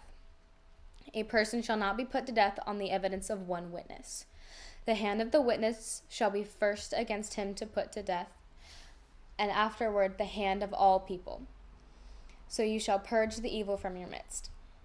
If any case arises requiring the decision between one kind of homicide and another, one kind of legal right and another, or one kind of assault and another, any case within your towns that is too difficult for you, then you shall arise and go up to the place that the Lord your God will choose. And you shall come to the Levitical priests and to the judge who is in office in those days, and you shall consult them, and they shall declare to you the decision. When you shall do according to what they declare to you from that place that the Lord will choose, and you shall be careful to do according to all that they direct you, according to the instructions that they give you, and according to the decision which they pronounce to you, you shall do. You shall not turn aside from the verdict that they declare to you, either to the right hand or to the left. The man who acts presumptuously by not obeying the priest who stands to administer there before the Lord your God, or the judge, that man shall die. So you shall purge the evil from Israel. And all the people shall hear and fear and not act presumptuously again. When you come to the land that the Lord your God is giving you, and you possess it and dwell in it, and say, I will set a king over me, like all the nations that are around me. You may indeed set a king over you, whom the Lord your God will choose. One from among your brothers you shall set as king over you. You may not put a foreigner over you who is not your brother. Only he must not acquire many horses for himself, or cause the people to return to Egypt in order to acquire many horses, since the Lord has said to you, you shall never return that way again. And he shall not acquire many wives for himself, lest his heart turn away, nor shall he acquire for himself excessive silver and gold. And when he sits on the throne of his kingdom, he shall write for himself in a book a copy of this law, approved by the Levitical priests. And it shall be with him, and he shall read it in all the days of his life, that he may learn to fear the Lord his God by keeping all the words of this law and these statutes, and doing them, that his heart may not be lifted above his brothers, and that he may not turn aside from the commandment, either to the right hand or to the left, so that he may continue long in his kingdom, he and his children in Israel. Chapter 18. The Levitical priests, all the tribe of Levi, shall have no portion or inheritance with Israel. They shall eat the Lord's food offerings as their inheritance. They shall have no inheritance among their brothers. The Lord is their inheritance, as he promised them. And this shall be the priest's due from the people, from those offering a sacrifice, whether an ox or a sheep, and they shall give to the priest the shoulder and the 2 cheeks of the stomach. The first fruits of your grain, of your wine, and of your oil, and the first fleece of your sheep you shall give him. For the Lord your God has chosen him out of all your tribes to stand and minister in the name of the Lord, him and his sons for all time. And if a Levite comes from any of your towns out of all of Israel where he lives, and he may come, when he desires, to the place that the Lord will choose, and the ministers in the name of the Lord his God, like all his fellow Levites who stand to minister there before the Lord, then he may have equal portions to eat, besides what he receives from the sale of his patrimony. When you come into the land that the Lord your God is giving you, you shall not lean to follow those abominable practices of those nations. There shall not be found among you anyone who burns his son or his daughter as an offering, anyone who practices divination or tells fortunes or interprets omens, or a sorcerer or a charmer or a medium or a necromancer or one who inquires of the dead, for whoever does these things is an abomination to the Lord. And because of these abominations the Lord your God is driving them out before you. You shall be blameless before the Lord your God, for these nations, which you are about to dispossess, listen to fortune tellers and diviners. But as for you, the Lord your God has not allowed you to do this. The Lord your God will raise up for you a prophet like me from among you, from your brothers. It is to him you shall listen, just as you desired of the Lord your God at Horeb on the day of the assembly, when you said, Let me not hear again the voice of the Lord my God, or see this great fire any more, lest I die. And the Lord said to me, They are right in what they have spoken. I will raise up for them a prophet like you among their brothers, and I will put my words in his mouth, and he shall speak to them all that I command him. And whoever will not listen to my words that he shall speak in my name, I myself will require it of him. But the prophet who presumes to speak a word in my name that I have not commanded him to speak, or who speaks in the name of other gods, that same prophet shall die. And if you say in your heart, How may we know the word that the Lord has not spoken? When a prophet speaks in the name of the Lord, if the word does not come to pass or come true, that is a word that the Lord has not spoken. The prophet has spoken it presumptuously. You need not be afraid of him. Chapter 19. When the Lord your God cuts off the nations whose land the Lord your God is giving you, and you dispossess them and dwell in their cities and in their houses, you shall set apart 3 cities for yourselves in the land that the Lord your God is giving you to possess. You shall measure the distances and divide into 3 parts the area of the land that the Lord your God gives you as a possession, so that any manslayer can flee to them. It is the provision for the manslayer, who by fleeing there may save his life. If anyone kills his neighbor unintentionally without having hated him in the past, as when someone goes into the forest with his neighbor to cut wood, and his hand swings the axe to cut down a tree, and the head slips from the handle and strikes his neighbor so that he dies, he may flee to one of those cities and live, lest the avenger of blood in hot anger pursue the manslayer and overtake him, because the way is long, and strike him fatally, though the man did not deserve to die, since he had not hated his neighbor in the past. Therefore I command you, you shall set apart 3 cities. And if the Lord your God enlarges your territory, as he has sworn to your fathers, and gives you all the land that he promised you to give to your fathers, provided you are careful to keep all this in commandment, which I command you today, by loving the Lord your God and by walking ever in his ways, then you shall add 3 other cities to these 3, lest innocent blood be shed in your land that the Lord your God is giving you for an inheritance, and so the guilt of bloodshed be upon you. If anyone hates his neighbor and lies in wait for him and attacks him and strikes him fatally so that he dies, and he flees into one of these cities, then the elder of his city shall send and take him from there and hand him over to the avenger of the blood, that he may die. Your eye shall not pity him, but you shall purge the guilt of innocent blood from Israel, so that it may be well with you. You shall not move your neighbor's landmark, which the men of old have set, in the inheritance that you will hold in the land that the Lord your God is giving you to possess. A single witness shall not suffice against a person for any crime or for any wrong in connection with any offense that he has committed. Only on the evidence of 2 witnesses or of 3 witnesses shall a charge be established. If a malicious witness arises to accuse a person of wrongdoing, then both parties to the dispute shall appear before the Lord, where the priests and the judges who are in office in those days. The judges shall inquire diligently, and if the witness is a false witness and has accused his brother falsely, then you shall do to him as he had meant to do to his brother. So you shall purge the evil from your midst. And the rest shall hear and fear, and shall never again commit any such evil among you. Your eye shall not pity. It shall be life for life, eye for eye, tooth for tooth, hand for hand, foot for foot. Chapter 20. When you go out to war against your enemies, and see horses and chariots and an army larger than your own, you shall not be afraid of them, for the Lord your God is with you, who brought you up out of the land of Egypt. And when you draw near to the battle, the priest shall come forward and speak to the people, and shall say to them, Hear, O Israel, today you are drawing near for battle against your enemies. Let not your heart faint. Do not fear or panic or be dread of them. For the Lord your God is he who goes with you to fight for you against your enemies, to give you the victory. Then the officers shall speak to the people, saying, Is there any man who has built a new house and has not dedicated it? Let him go back to his house, lest he die in the battle, and another man dedicate it.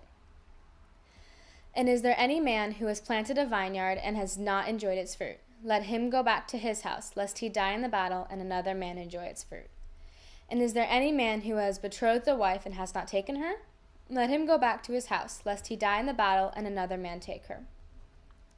And the officers shall speak further to the people, and say, Is there any man who is fearful and faint-hearted? Let him go back to his house, lest he make his heart of his fellows melt like his own. And when the officers have finished speaking to the people, then commanders shall be appointed at the head of the people. When you draw near to a city to fight against it, offer terms of peace to it. And if it responds to you peaceably and opens to you, then all the people who are found in it shall do forced labor for you, and shall serve you. But if it makes no peace with you, but makes war against you, then you shall besiege it. And when the Lord your God gives into your hand, you shall put all its males to the sword, but the women and the little ones, the livestock, and everything else in the city, all its spoil, you shall take as plunder for yourselves, and you shall enjoy the spoil of your enemies, which the Lord your God has given you. Thus you shall do to all the cities that are very far from you, which are not cities of the nations here. But in the cities of these peoples that the Lord your God is giving you for an inheritance, you shall save alive nothing that breathes, but you shall devote them to complete destruction. The Hittites and the Amorites, the Canaanites and the Perizzites, the Hivites and the Jebusites, as the Lord your God has commanded, that they may not teach you to do according to all their abominable practices that they have done for their gods, and so you sin against the Lord your God. When you besiege a city for a long time, making war against it in order to take it, you shall not destroy its trees by wielding an axe against them. You may eat from them, but you shall not cut them down. Are the trees in the field human, that they should be besieged by you? Only the trees that you know are not trees for food you may destroy and cut down, that you may build siege works against the city that makes war with you until it falls. Chapter 21. If in the land that the Lord your God is giving you to possess someone is found slain, lying in the open country, and it is not known who killed him, then your elders and your judges shall come out, and they shall measure the distance to the surrounding cities. And the elders of the city that is nearest to the slain man shall take a heifer that has never been worked and has not been pulled in the yoke. And the elders of that city shall bring the heifer down to a valley with running water, which is neither plowed nor sown, and shall break the heifer's neck there in the valley. Then the priests, the sons of Levi, shall come forward, for the Lord your God has chosen them to minister him and to bless in the name of the Lord. And by their word every dispute and every assault shall be settled. And all the elders of that city nearest to the slain man shall wash their hands over the heifer whose neck was broken in the valley. And they shall testify, Our hands did not shed this blood, nor did our eyes see it shed. Accept atonement, O Lord, for your people Israel, whom you have redeemed. And do not set the guilt of innocent blood in the midst of your people Israel, so that their blood guilt be atoned for. So you shall purge the guilt of innocent blood from your midst, when you do what is right in the sight of the Lord. When you go out to war against your enemies, and the Lord your God gives them into your hand, and you take them captive, and you see among the captives a beautiful woman, and you desire to take her to be your wife, and you bring her home to your house, she shall shave her head and pare her nails. And when she take off the clothes in which she was captured, and shall remain in your house and lament her father and her mother a full month. After that you may go in to her and be her husband, and she shall be your wife. But if you no longer delight with her, you shall let her go where she wants. But you shall not sell her for money, nor shall you treat her as a slave, since you have humiliated her. If a man has 2 wives, the one loved and the other unloved, and both the loved and the unloved have borne him children, and if the firstborn son belongs to the unloved, Then on this day, when he assigns his possessions as an inheritance to his sons, that he may not treat the son of the loved as the firstborn, in preference to the son of the unloved, who is the firstborn. But he shall acknowledge the firstborn, the son of the unloved, by giving him a double portion of all that he has, for he is the first fruits of his strength. The right of the firstborn is his. If a man has a stubborn and rebellious son who will not obey the voice of his father or the voice of his mother, and, though they discipline him, will not listen to them, then his father and his mother shall take hold of him and bring him out to the elders of his city at the gate of the place where he lives. And they shall say to the elders of his city, This our son is stubborn and rebellious. He will not obey our voice. He is a glutton and a drunkard. Then all the men of the city shall stone him to death with stones. And you shall purge the evil from your midst, and all Israel shall hear and fear. And if a man has committed a crime punishable by death, and he is put to death, and you shall hang him on a tree, his body shall not remain all night on the tree, but you shall bury him the same day, for a hanged man is cursed by God. You shall not defile your land that the Lord your God is giving you for an inheritance. Chapter 22. You shall not see your brother's ox or his sheep going astray and ignore them. You shall take them back to your brother, and if he does not live near you, and you do not know who he is, you shall bring it home to your house, and it shall stay with you until your brother seeks it. Then you shall restore it to him.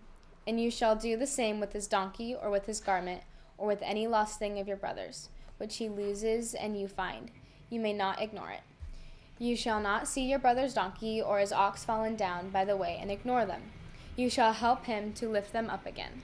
A woman shall not wear a man's garment, nor shall a man put on a woman's cloak, for whoever does these things is an abomination to the Lord your God. If you come across a bird's nest in any tree or on the ground, with young ones or eggs, and the mother sitting on the young or the eggs, you shall not take the mother with the young. You shall let the mother go, but the young you may take for yourself, that it may go well with you, and that you may live long. When you build a new house, you shall make a parapet for your roof, that you may not bring the guilt of blood upon your house, if anyone should fall from it. You shall not sow your vineyard with two kinds of seed, lest the whole yield be forfeited, the crop that you have sown and the yield of the vineyard. You shall not plow with an ox and a donkey together. You shall not wear cloth of wool and linen mixed together. You shall make yourself tassels on the four corners of the garment with which you cover yourself. If any man takes a wife and goes into her and then hates her and accuses her of misconduct and brings a bad name upon her, saying, I took this woman, and when I came near her I did not find in her evidence of virginity, then the father of the young woman and her mother shall take and bring out the evidence of her virginity to the elders of the city in the gate. And the father of the young woman shall say to the elders, I gave my daughter to this man to marry, and he hates her. And behold, he has accused her of misconduct, saying, I did not find in your daughter evidence of virginity. And yet this is the evidence of my daughter's virginity. And they shall spread the cloak before the elders of the city. Then the elders of that city shall take the man and whip him. And they shall fine him 100 shekels of silver, and give them to the father of the young woman, because he has brought a bad name upon a virgin of Israel. And she shall be his wife. He may not divorce her all his days. But if the thing is true, that evidence of virginity was not found in the young woman, then they shall bring out the young woman to the door of her father's house, and the men of her city shall stone her to death with stones, because she has done an outrageous thing in Israel by whoring in her father's house. So you shall purge the evil from your midst. If a man is found lying with the wife of another man, both of them shall die, the man who lay with the woman and the woman. So you shall purge the evil from Israel. If there is a betrothed virgin, and a man meets her in the city and lies with her, then you shall bring them both out to the gate of that city, and you shall stone them to death with stones, the young woman because she did not cry for help though she was in the city, and the man because he violated his neighbor's wife. So you shall purge the evil from your midst.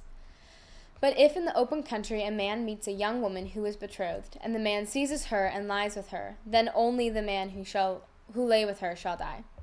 But you shall do nothing to the young woman. She has committed no offense punishable by death. For this case is like that of a man attacking and murdering his neighbor, because he met her in the open country, and though the betrothed young woman cried for help, there was no one to rescue her. If a man meets a virgin who is not betrothed, and seizes her and lies with her, and they are found, then the man who lay with her shall give to the father of the young woman 50 shekels of silver, and she shall be his wife, because he has violated her. He may not divorce her all his days. A man who shall not take his father's wife, so that he does not uncover his father's nakedness.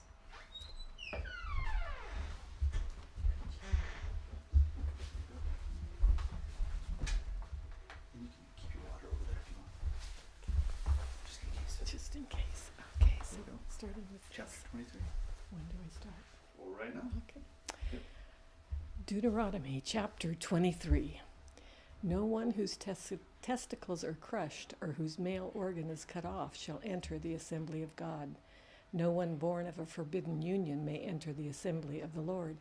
Even to the 10th generation, none of his descendants may enter the assembly of the Lord.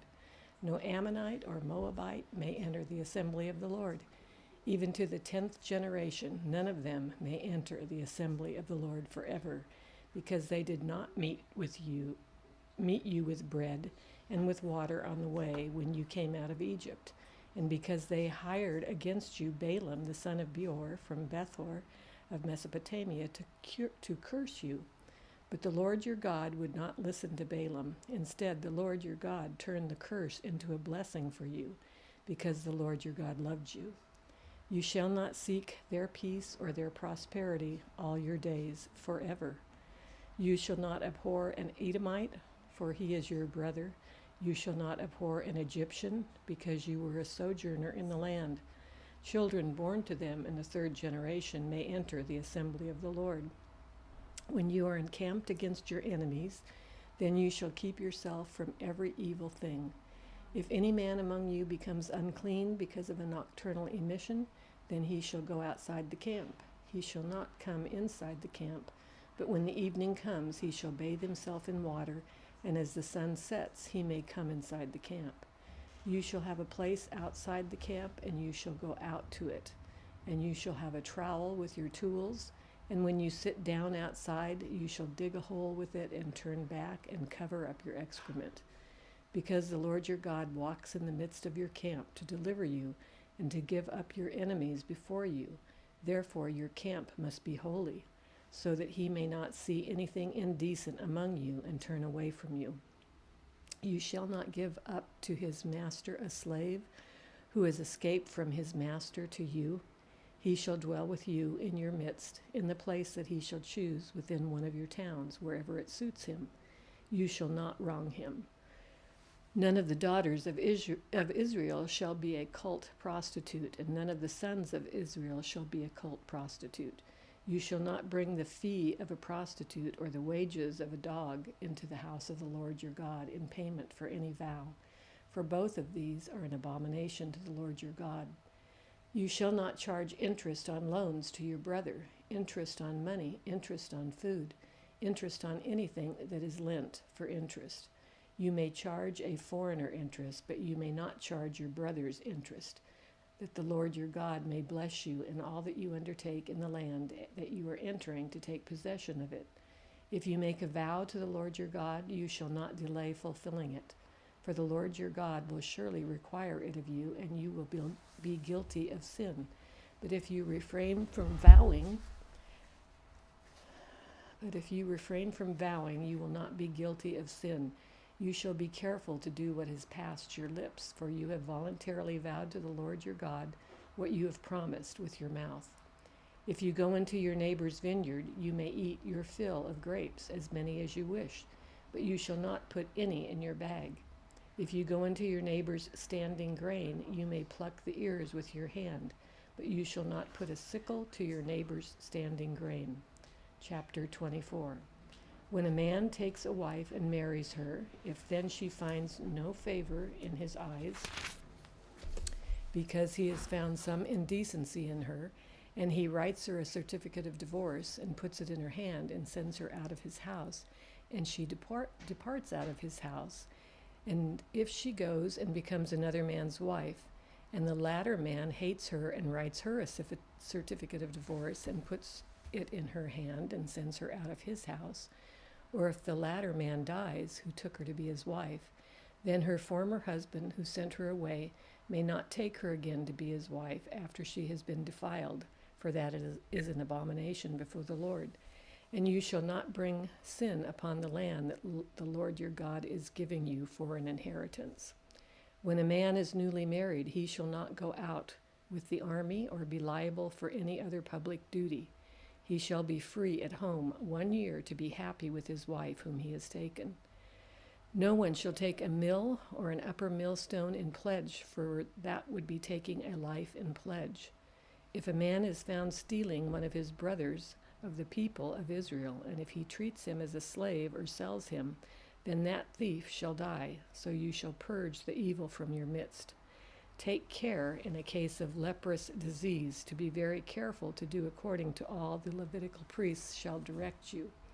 As I commanded them, so you shall be careful to do. Remember what the Lord your God did to Miriam on the way as you came out of Egypt. When you make your neighbor a loan of any sort, you shall not go into his house to collect his pledge. You shall stand outside, and the man to whom you make the loan shall bring the pledge out to you. And if he is a poor man, you shall not sleep in his pledge. You shall restore to him the pledge as the sun sets, that he may sleep in his cloak and bless you. And it shall be righteous for you before the Lord your God.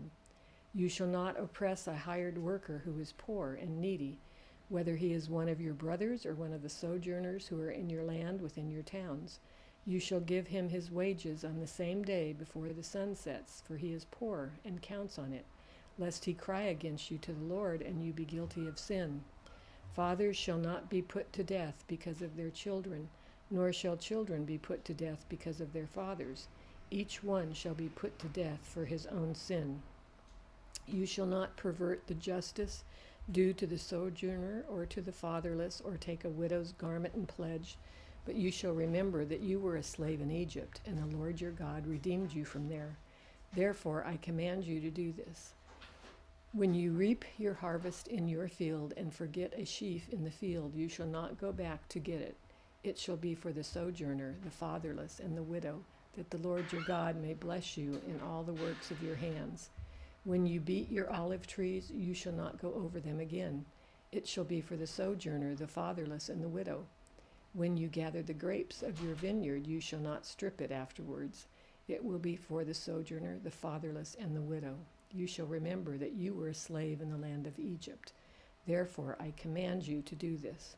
Chapter 25. If there is a dispute between men and they come into court and the judges decide between them, acquitting the innocent and condemning the guilty, then if the guilty man deserves to be beaten, the judge shall cause him to lie down and be beaten in his presence with a number of stripes in proportion to his offense. 40 stripes may be given him, but no more, lest if one go on to beat him with more stripes than these, your brother be degraded in your sight. You shall not muzzle an ox when it's treading out the grain. If brothers dwell together and one of them dies and has no son, the wife of the dead man shall not be married outside the family to a stranger. Her husband's brother shall go into her and take her as his wife and perform the duty of a husband's brother to her. And the first son whom she bears shall succeed to the name of his dead brother, that his name may not be blotted out of Israel. And if the man does not wish to take his brother's wife, then his brother's wife shall go up to the gate to the elders and say, My husband's brother refuses to perpetrate his brother's name in Israel. He will not perform the duty of a husband's brother to me. Then the elders of his city shall call him and speak to him. And if he persists, saying, I do not wish to take her, then his brother's wife shall go up to him in the presence of the elders and pull his sandal off his foot and spit in his face. And she shall answer and say, So shall it be done to the man who does not build up his brother's house. And the name of his house shall be called in Israel, the house of him who had his sandal pulled off. When the men fight with one another, and the wife of the one draws near to rescue her husband from the hand of him who is beating him, and puts out her hand and seizes him by the private parts, then you shall cut off her hand. Your eye shall have no pity. You shall not have in your bag 2 kinds of weights, a large and a small. You shall not have in your house 2 kinds of measures, a large and a small. A full and fair weight you shall have, a full and fair measure you shall have, that your days may be long in the land that the Lord your God is giving you. For all who do such things, all who act dishonestly, are an abomination to the Lord your God. Remember what Amalek did to you on the way as you came out of Egypt, how he attacked you on the way when you were faint and weary, and cut off your tail, those who were lagging behind you, and he did not fear God. Therefore, when the Lord your God has given you rest from all your enemies around you in the land that the Lord your God is giving you for an inheritance to possess, you shall blot out the memory of Amalek from under the heaven. You shall not forget. Chapter 26. When you come into the land and the Lord your God is giving you for an inheritance, and take possession of it and live in it, you shall take some of the first of all the fruit of the ground which you harvest from your land that the Lord your God is giving you, and you shall put it in a basket, and you shall go to the place that the Lord your God will choose to make his name to dwell there. And you shall go to the priest who is in office at that time, and say to him, I declare today to the Lord your God that I have come into the land that the Lord swore to our fathers to give us. Then the priest shall take the basket from your hand and set it down before the altar of the Lord your God. And you shall make response before the Lord your God. A wandering Aramean was my father, and he went down into Egypt and sojourned there, few in number, and there he became a nation, great, mighty, and populous. And the Egyptians treated us harshly and humiliated us and laid on us hard labor. Then we cried to the Lord, the God of our fathers, and the Lord heard our voice and saw our affliction, our toil, and our oppression. And the Lord brought us out of Egypt with a mighty hand and an outstretched arm, with great deeds of terror, with signs and wonders. And he brought us into this place and gave us this land, a land flowing with milk and honey. And behold, now I bring the first of the fruit of the ground which you, O Lord, have given me. And you shall set it down before the Lord your God, and worship before the Lord your God. And you shall rejoice in all the good that the Lord your God has given to you and to your house, you and the Levite and the sojourner who is among you. When you have finished paying all the tithe of your produce in the 3rd year, which is the year of tithing, giving it to the Levite, the sojourner, the fatherless, and the widow, so that they may eat within your towns and be filled, then you shall say before the Lord your God, I have removed the sacred portion out of my house, and moreover, I have given it to the Levite, the sojourner, the fatherless, and the widow, according to all your commandment that you have commanded me. I have not transgressed any of your commandments, nor have I forgotten them. I have not eaten of the tithe while I was mourning, or removed any of it while I was unclean, or offered any of it to the dead. I have obeyed the voice of the Lord my God. I have done according to all that you have commanded me. Look down from your holy habitation from heaven and bless your people, Israel, and the ground that you have given us, as you swore to our fathers, a land flowing with milk and honey. This day the Lord your God commands you to do these statutes and rules. You shall therefore be careful to do them with all your heart and with all your soul. You have declared today that the Lord is your God, and that you will walk in his ways and keep his statutes and his commandments and his rules, and will obey his voice. And the Lord has declared today that you are a people for his treasured possession, as he has promised you, and that you are to keep all his commandments, and that he will set you in praise and in fame and in honor high above all nations that he has made, and that you shall be a people holy to the Lord your God, as he promised. Chapter 27. Now Moses and the elders of Israel commanded the people, saying, Keep the whole commandment that I command you today. And on the day you cross over to the Jordan, to the land that the Lord your God is giving you, you shall set up large stones and plaster them with plaster. And you shall write on them all the words of the law when you cross over to enter the land that the Lord your God is giving you, a land flowing with milk and honey, as the Lord, the God of your fathers, has promised you. And when you have crossed over the Jordan, you shall set up these stones concerning which I command you today on Mount Ebal, and you shall plaster them with plaster. And there you shall build an altar, the Lord your God, on an altar of stones. You shall wield no iron tool on them. You shall build an altar to the Lord your God of uncut stones, and you shall offer burnt offerings on it to the Lord your God. And you shall sacrifice peace offerings, and shall eat there, and you shall rejoice before the Lord your God. And you shall write on the stones all the words of this law very plainly. Then Moses and the Levitical priests said to all Israel, Keep silence and hear, O Israel. This day you have become the people of the Lord your God. You shall therefore obey the voice of the Lord your God, keeping his commandments and his statutes, which I command you today. That day Moses charged the people, saying, When you have crossed over the Jordan, these shall stand on Mount Gerizim to bless the people: Simeon, Levi, Judah, Issachar, Joseph, and Benjamin. And these shall stand on Mount Ebal for the curse: Reuben, Gad, Asher, Zebulun, Dan, and Naphtali. And the Levites shall declare to all the men of Israel in a loud voice, Cursed be the man who makes a carved or cast metal image, an abomination to the Lord, a thing made by the hands of a craftsman, and sets it up in secret. And all the people shall answer and say, Amen. Cursed be anyone who dishonors his father or his mother. And all the people shall say, Amen. Cursed be anyone who moves his neighbor's landmark. And all the people shall say, Amen. Cursed be anyone who misleads a blind man on the road. And all the people shall say, Amen. Cursed be anyone who perverts the justice due to the sojourner, the fatherless, and the widow. And all the people shall say, Amen. Cursed be anyone who lies with his father's wife, because he has uncovered his father's nakedness. And all the people shall say, Amen. Cursed be anyone who lies with any kind of animal. And all the people shall say, Amen. Cursed be anyone who lies with his sister, whether the daughter of his father or the daughter of his mother. And all the people shall say, Amen. Cursed be anyone who lies with his mother-in-law. And all the people shall say, Amen. Cursed be anyone who strikes down his neighbor in secret. And all the people shall say, Amen. Cursed be anyone who takes a bribe to shed innocent blood. And all the people shall say, Amen. Cursed be anyone who does not confirm the words of this law by doing them. And all the people shall say, Amen. Chapter 28.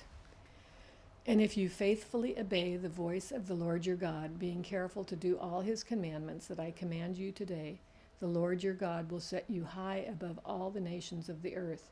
And all these blessings shall come upon you and overtake you if you obey the voice of the Lord your God. Blessed shall you be in the city, and blessed shall you be in the field.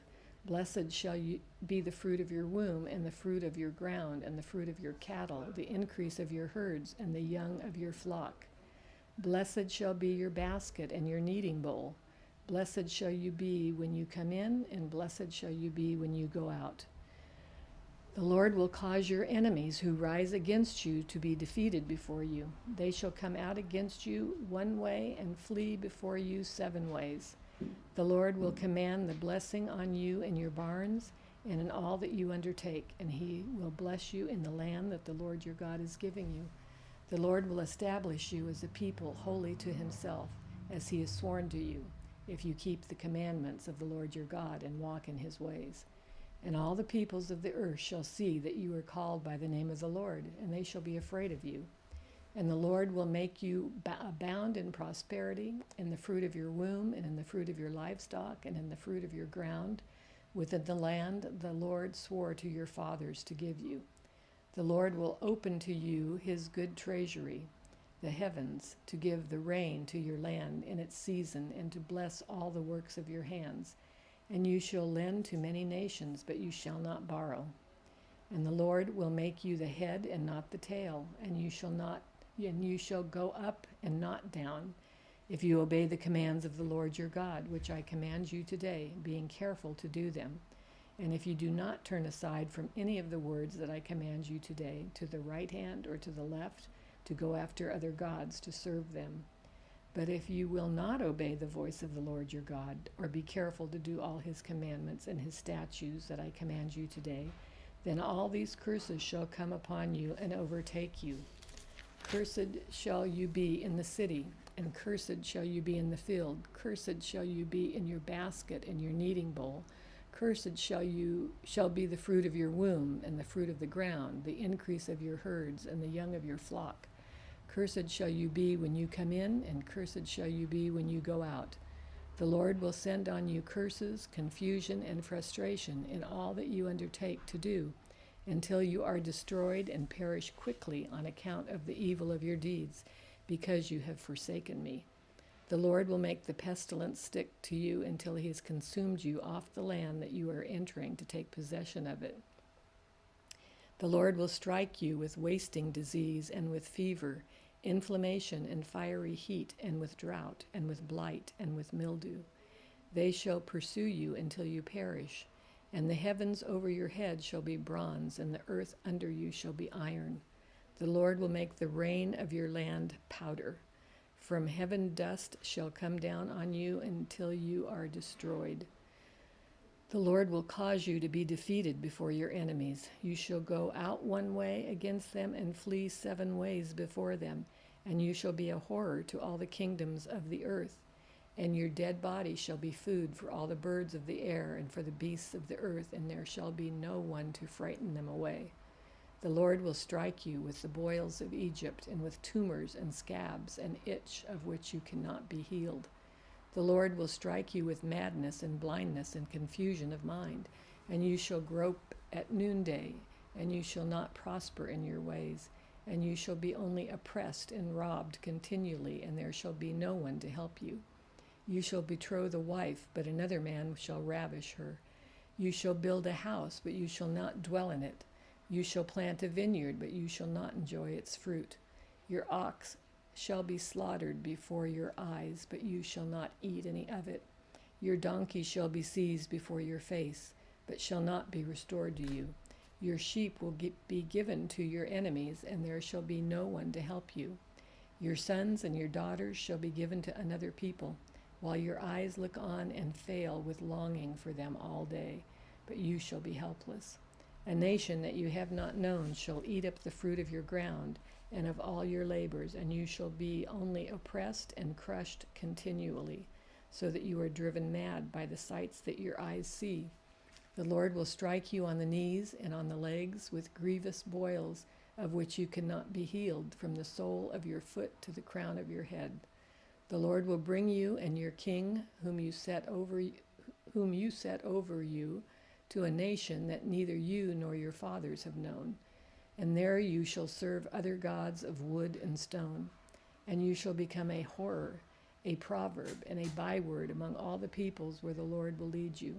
You shall carry much seed into the field, and shall gather in little, for the locust shall consume it.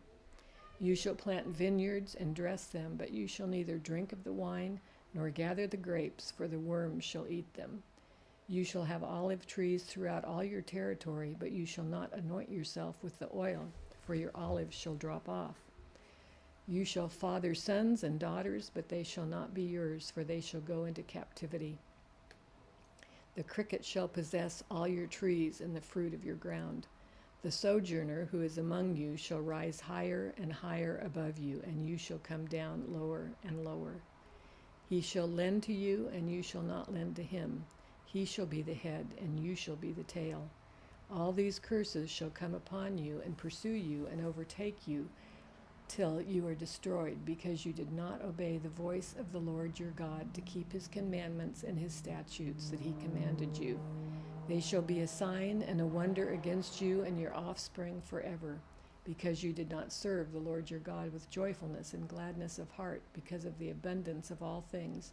Therefore you shall serve your enemies, whom the Lord will send against you, in hunger and thirst, in nakedness and lacking everything, and he will put a yoke of iron on your neck until he has destroyed you. The Lord will bring a nation against you from far away, from the end of the earth, swooping down like an eagle, a nation whose language you do not understand, a hard-faced nation who shall not respect the old or show mercy to the young. It shall eat the offspring of your cattle and the fruit of your ground until you are destroyed. It also shall not leave your grain, wine, or oil, the increase of your herds or the young of your flock, until they have caused you to perish. They shall besiege you in all your towns until your high and fortified walls, in which you trusted, come down throughout all your land. And they shall besiege you in all your towns throughout all your land, which the Lord your God has given you. And you shall eat the fruit of your womb, the flesh of your sons and daughters, whom the Lord your God has given you, in the siege and in the distress with which your enemies shall distress you. The man who is the most tender and refined among you will begrudge food to his brother, to the wife he embraces, and to the last of the children whom he has left, so that he will not give to any of them any of the flesh of his children whom he is eating, because he has nothing else left. In the siege and in the distress with which your enemy shall distress you in all your towns, the most tender and refined woman among you, you would not venture to set the sole of her foot on the ground, because she is so delicate and tender, will begrudge to the husband she embraces, to her son and to her daughter, her afterbirth that comes out from between her feet, and her children whom she bears, because lacking everything she will eat them secretly, in the siege and in the distress with which your enemy shall distress you in your towns. If you are not careful to do all the words of this law that are written in this book, that you may fear this glorious and awesome name, the Lord your God, then the Lord will bring on you and your offspring extraordinary afflictions, afflictions severe and lasting, and sickness grievous and lasting. And he will bring upon you again all the diseases of Egypt, of which you were afraid, and they shall cling to you. Every sickness also and every affliction that is not recorded in the book of this law, the Lord will bring upon you until you are destroyed. Whereas you were as numerous as the stars of heaven, you shall be left few in number, because you did not obey the voice of your Lord your God. And as the Lord took delight in doing you good and multiplying you, so the Lord will take delight in bringing ruin upon you and destroying you, and you shall be plucked off the land that you are entering to take possession of. And the Lord will scatter you among all peoples, from one end of the earth to the other, and there you shall serve other gods of wood and stone, which neither you nor your fathers have known. And among these nations you shall find no respite, and there shall be no resting place for the sole of your foot.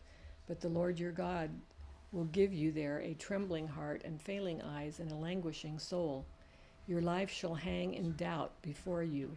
Night and day you shall be in dread and have no assurance of your life. In the morning you shall say, if only it were evening, and at evening you shall say, if only it were morning, because of the dread that your heart shall feel and the sights that your eyes shall see. And the Lord will bring you back in ships to Egypt, a journey that I promised that you should take, that you should never make again, and there you shall offer yourselves for the sale to your enemies as a male and female slaves, but there will be no buyer. That's it? That's it. That was Okay. 30. Okay, that's a lot of reading. It was a lot. That last chapter was really long. Thank you, Karen. Okay, thanks. Okay. There you go. It's just, Am I starting at chapter 29? yep. So just Yeah. chapter 29 and go. Chapter 29. These are the words of the covenant that the Lord commanded Moses to make with the people of Israel in the land of Moab, besides the covenant that he had made with them at Horeb. And Moses summoned all Israel and said to them, You have seen all that the Lord did before your eyes in the land of Egypt, to Pharaoh and to all his servants and to all his land, the great trials that your eyes saw, the signs and those great wonders. But to this day the Lord has not given you a heart to understand, or eyes to see, or ears to hear. I have led you 40 years in the wilderness. Your clothes have not worn out on you, and your sandals have not worn off your feet. You have not eaten bread, and you have not drunk wine or strong drink, that you may know that I am the Lord your God. When you came to this place, Sihon the king of Heshbon and Og the king of Bashan came out against us to battle, but we defeated them. We took their land and gave it for an inheritance to the Reubenites, the Gadites, and the half-tribe of the Manassites. Therefore keep the words of this covenant and do them, that you may prosper in all that you do.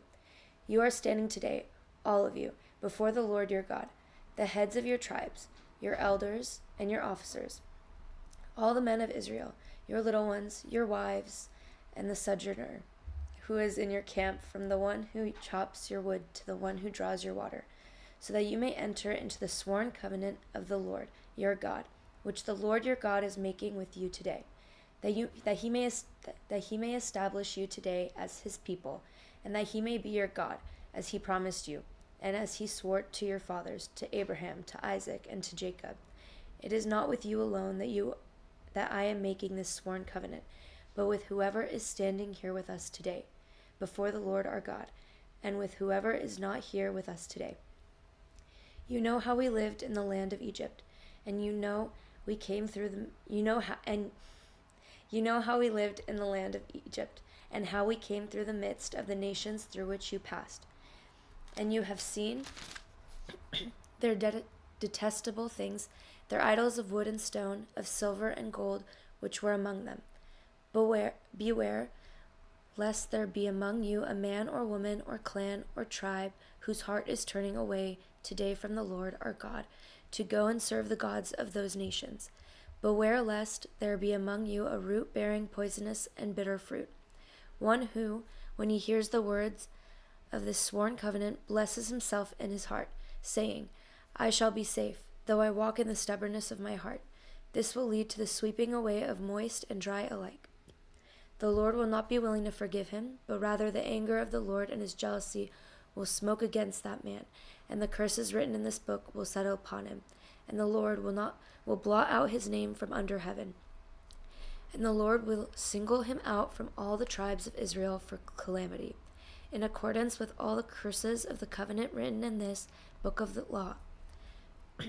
And the next generation, your children who rise up after you, and the foreigner who comes from a far land will say, when they see the afflictions of that land and the sickness with which the Lord has made it sick, the whole land burned out with brimstone and salt, nothing sown and nothing growing, where no plant can sprout, and overflow like that of Sodom and Gomorrah, Admah and Zeboim, which the Lord overthrew in his anger and wrath.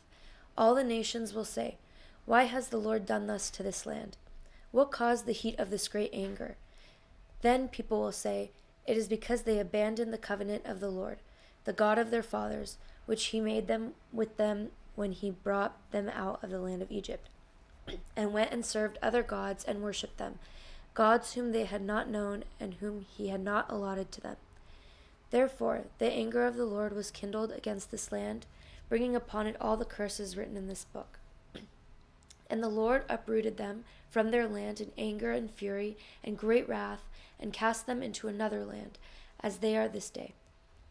The secret things belong to the Lord our God, but the things that are revealed belong to us and to our children forever, that we may do all the words of this law. Verse 30. And when all these things come upon you, the blessings and the curse, which I have set before you, and you call to them mind among all the nations where the Lord your God has driven you, and return to the Lord your God, you and your children, and obey his voice in all that I command you today, with all your heart and with all your soul, then the Lord your God will restore your fortunes and have mercy on you, and he will gather you again from all the peoples where the Lord your God has scattered you. If your outcasts are in the uttermost parts of heaven, from there the Lord your God will gather you, and from there he will take you.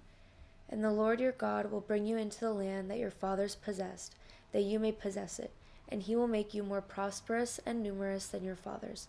And the Lord your God will circumcise your heart and the heart of your offspring, so that you will love the Lord your God with all your heart and with all your soul, that you may live. And the Lord your God will put all these curses on your foes and enemies who prosecute you, and you shall again obey the voice of the Lord, and keep all his commandments that I command you today. The Lord your God will make you abundantly prosperous in all the work of your hand, in the fruit of your womb, and in the fruit of your cattle, and in the fruit of your ground. For the Lord will again take delight in prospering you, as he took delight in your fathers, when you obey the voice of the Lord your God to keep his commandments and his statutes that are written in this book of the law, when you turn to the Lord your God with all your heart and with all your soul. For this commandment that I command you today is not too hard for you, neither is far off. It is not in heaven that you should say, who will ascend to heaven for us and bring it to us, that we may hear it and do it. Neither is it beyond the sea that you should say, who will go over the sea for us and bring it to us, that we may hear it and do it. But the word is very near you. It is in your mouth and in your heart, so that you can do it. See, I have set before you today life and good, death and evil. If you obey the commandments of the Lord your God that I command you today, by loving the Lord your God, by walking in his ways, and by keeping his commandments and his statutes and his rules, then you shall live and multiply, and the Lord your God will bless you in the land that you are entering to take possession of it. But if your heart turns away, and you will not hear, but you are drawn away to worship other gods and serve them, I declare to you today that you shall surely perish. You shall not live long in the land that you are going over the Jordan to enter and possess. I call heaven and earth to witness against you today that I have set before you life and death, blessing and curse. Therefore choose life, that you and your offspring may live, loving the Lord your God, obeying his voice and holding fast to him. For he is your life and length of days, that you may dwell in the land that the Lord swore to your fathers, to Abraham, to Isaac, and to Jacob, to give them. Chapter 31. So Moses continued to speak these words to all Israel, and he said to them, I am 120 years old today. I am no longer able to go out and come in. The Lord has said to me, you shall not go over this Jordan. The Lord your God himself will go over before you. He will destroy these nations before you, so that you shall dispossess them, and Joshua will go over at your head, as the Lord has spoken. And the Lord will do to them as he did to Sihon and Og, the kings of the Amorites, and to their land, when he destroyed them. And the Lord will give them over to you. And you shall do to them according to the whole commandment that I have commanded you. Be strong and courageous. Do not fear or be in dread of them, for it is the Lord, your God, who goes with you. He will not leave you or forsake you. Then Moses summoned Joshua and said to him in the sight of all Israel, Be strong and courageous, for you shall go with this people into the land that the Lord has sworn to their fathers to give them, and you shall put them in possession of it. It is the Lord who goes before you. He will be with you. He will not leave you or forsake you. Do not fear or be dismayed. Then Moses wrote this law and gave it to the priests, the sons of Levi, who carried the ark of the covenant of the Lord, and to all the elders of Israel. And Moses commanded them, at the end of every 7 years, at the set time in the year of release at the Feast of Booths, when all Israel comes to appear before the Lord your God at the place that he will choose, you shall read this law before all Israel in their hearing. Assemble the people, men, women, and little ones, and the sojourner within your towns, that they may hear and learn to fear the Lord your God, and be careful to do all the words of this law, and that their children who have not known it may hear and learn to fear the Lord your God, as long as you live in the land that you are going over the Jordan to possess. And the Lord said to Moses, Behold, the days approach when you must die. Call Joshua and present yourselves in the tent of meeting, that I may commission him. And Moses and Joshua went and presented themselves in the tent of meeting. And the Lord appeared in the tent in a pillar of cloud, and the pillar of cloud stood over the entrance of the tent. And the Lord said to Moses, Behold, you are about to lie down with your fathers. Then this people will rise and whore after the foreign gods among them in the land that they are entering. And they will forsake me and break my covenant that I have made with them. Then my anger will be kindled against them in that day, and I will forsake them and hide my face from them, and they will be devoured, and many evils and troubles will come upon them. So that they will say in that day, Have not these evils come upon us because our God is not among us? And I will surely hide my face in that day because of all the evil that they have done, because they have turned to other gods. Now therefore write this song and teach it to the people of Israel. Put it in their mouths, that this song may be a witness for me against the people of Israel. For when I have brought them into the land flowing with milk and honey, which I swore to give to their fathers, and they have eaten and are full and grown fat, they will turn to other gods and serve them, and despise me and break my covenant. And when many evils and troubles have come upon them, this song shall confront them as a witness, for it will live unforgotten in the mouths of their offspring. for I know what they are inclined to do even today, before I have brought them into the land that I swore to give. So Moses wrote this song the same day and taught it to the people of Israel. And the Lord commissioned Joshua the son of Nun and said, Be strong and courageous, for you shall bring the people of Israel into the land that I swore to give them. I will be with you. When Moses had finished writing the words of this law in a book to the very end, Moses commanded the Levites who carried the ark of the covenant of the Lord, Take this book of the law and put it by the side of the ark of the covenant of the Lord your God, that it may be there for a witness against you. For I know how rebellious and stubborn you are.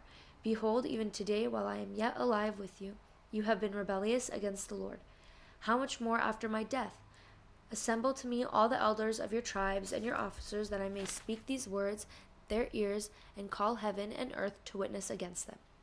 For I know that after my death you will surely act corruptly and turn aside from the way that I have commanded you.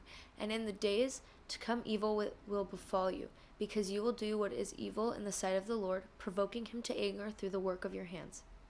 Then Moses spoke the words of this song until they were finished in the ears of all the assembly of Israel. Chapter 32.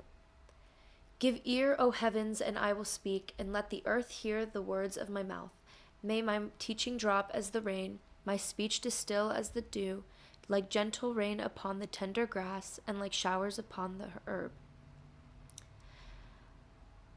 Like showers upon the herb. For I will proclaim the name of the Lord, ascribe greatness to our God. The rock, his work is perfect, for all his ways are justice, a God of faithfulness and without iniquity. Just and upright is he. They have dealt corruptly with him. They are no longer his children because they are blemished. They are a crooked and twisted generation. Do you thus repay the Lord, you foolish and senseless people? Is not he your father, who created you, who made you and established you? Remember the days of old. Consider the years of many generations. Ask your father, and he will show you, your elders, and they will tell you, when the Most High gave to the nations their inheritance. When he divided mankind, he fixed the borders of the peoples, according to the number of the sons of God. But the Lord's portion is his people, Jacob his allotted heritage. He found him in a desert land, and in the howling waste of the wilderness he encircled him. He cared for him. He kept him as the apple of his eye. Like an eagle that stirs up its nest, that flutters over its young, spreading out its wings, catching them, bearing them on its pinions. The Lord alone guided him. No foreign god was with him. He made him ride on the high places of the land, and he ate the produce of the field, and he suckled him with honey out of the rock and oil out of the flinty rock. Curds from the herd and milk from the flock, with fat of lambs, rams of Bashan, and goats, with the very finest of the wheat.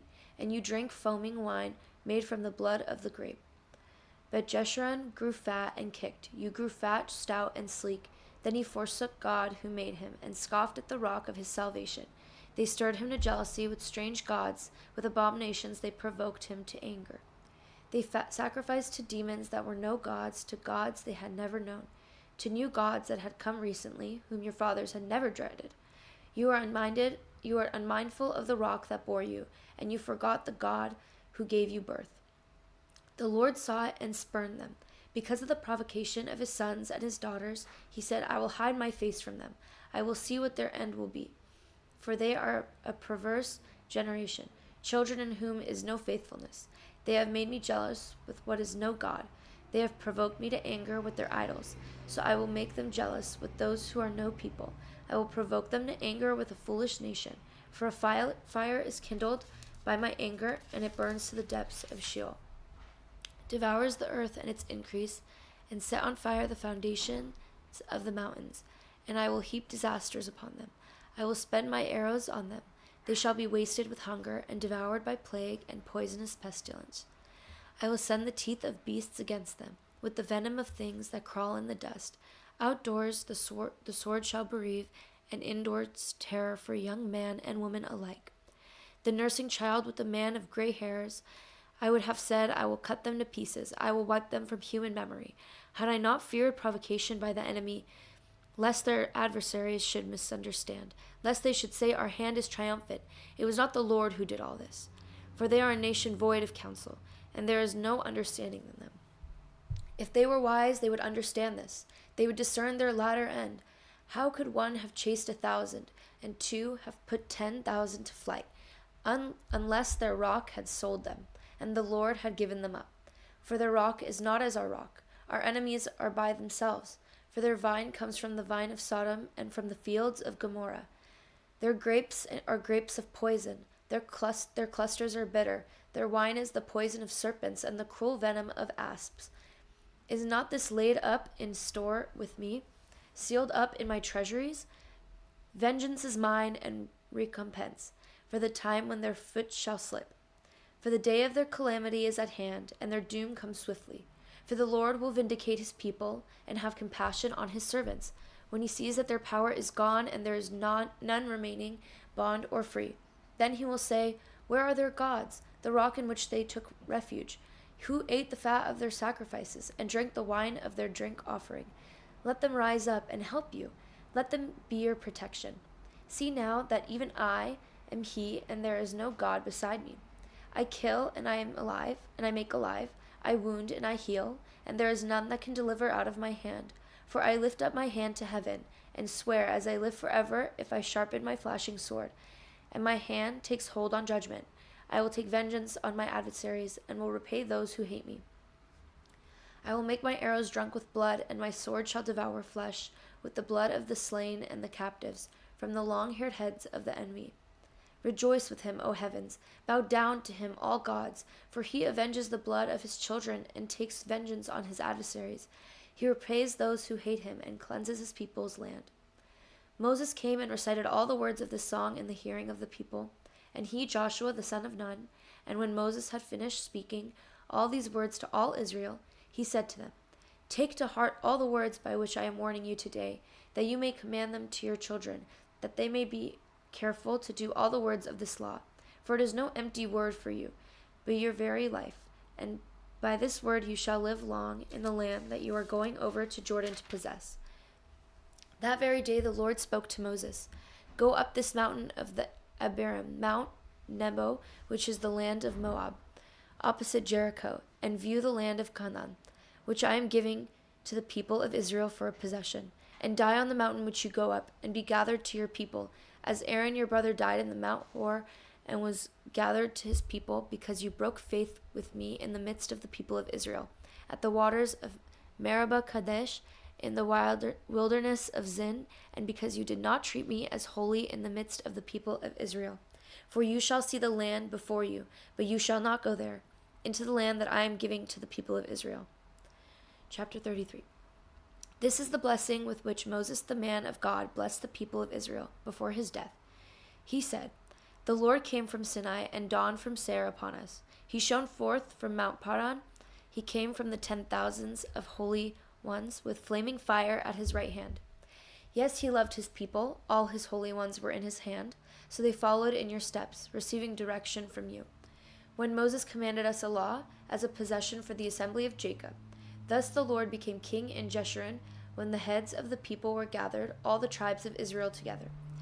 Let Reuben live and not die, but let his men be few. And this he said of Judah, Hear, O Lord, the voice of Judah, and bring him in to his people. With your hands contend for him, and be a help against his adversaries.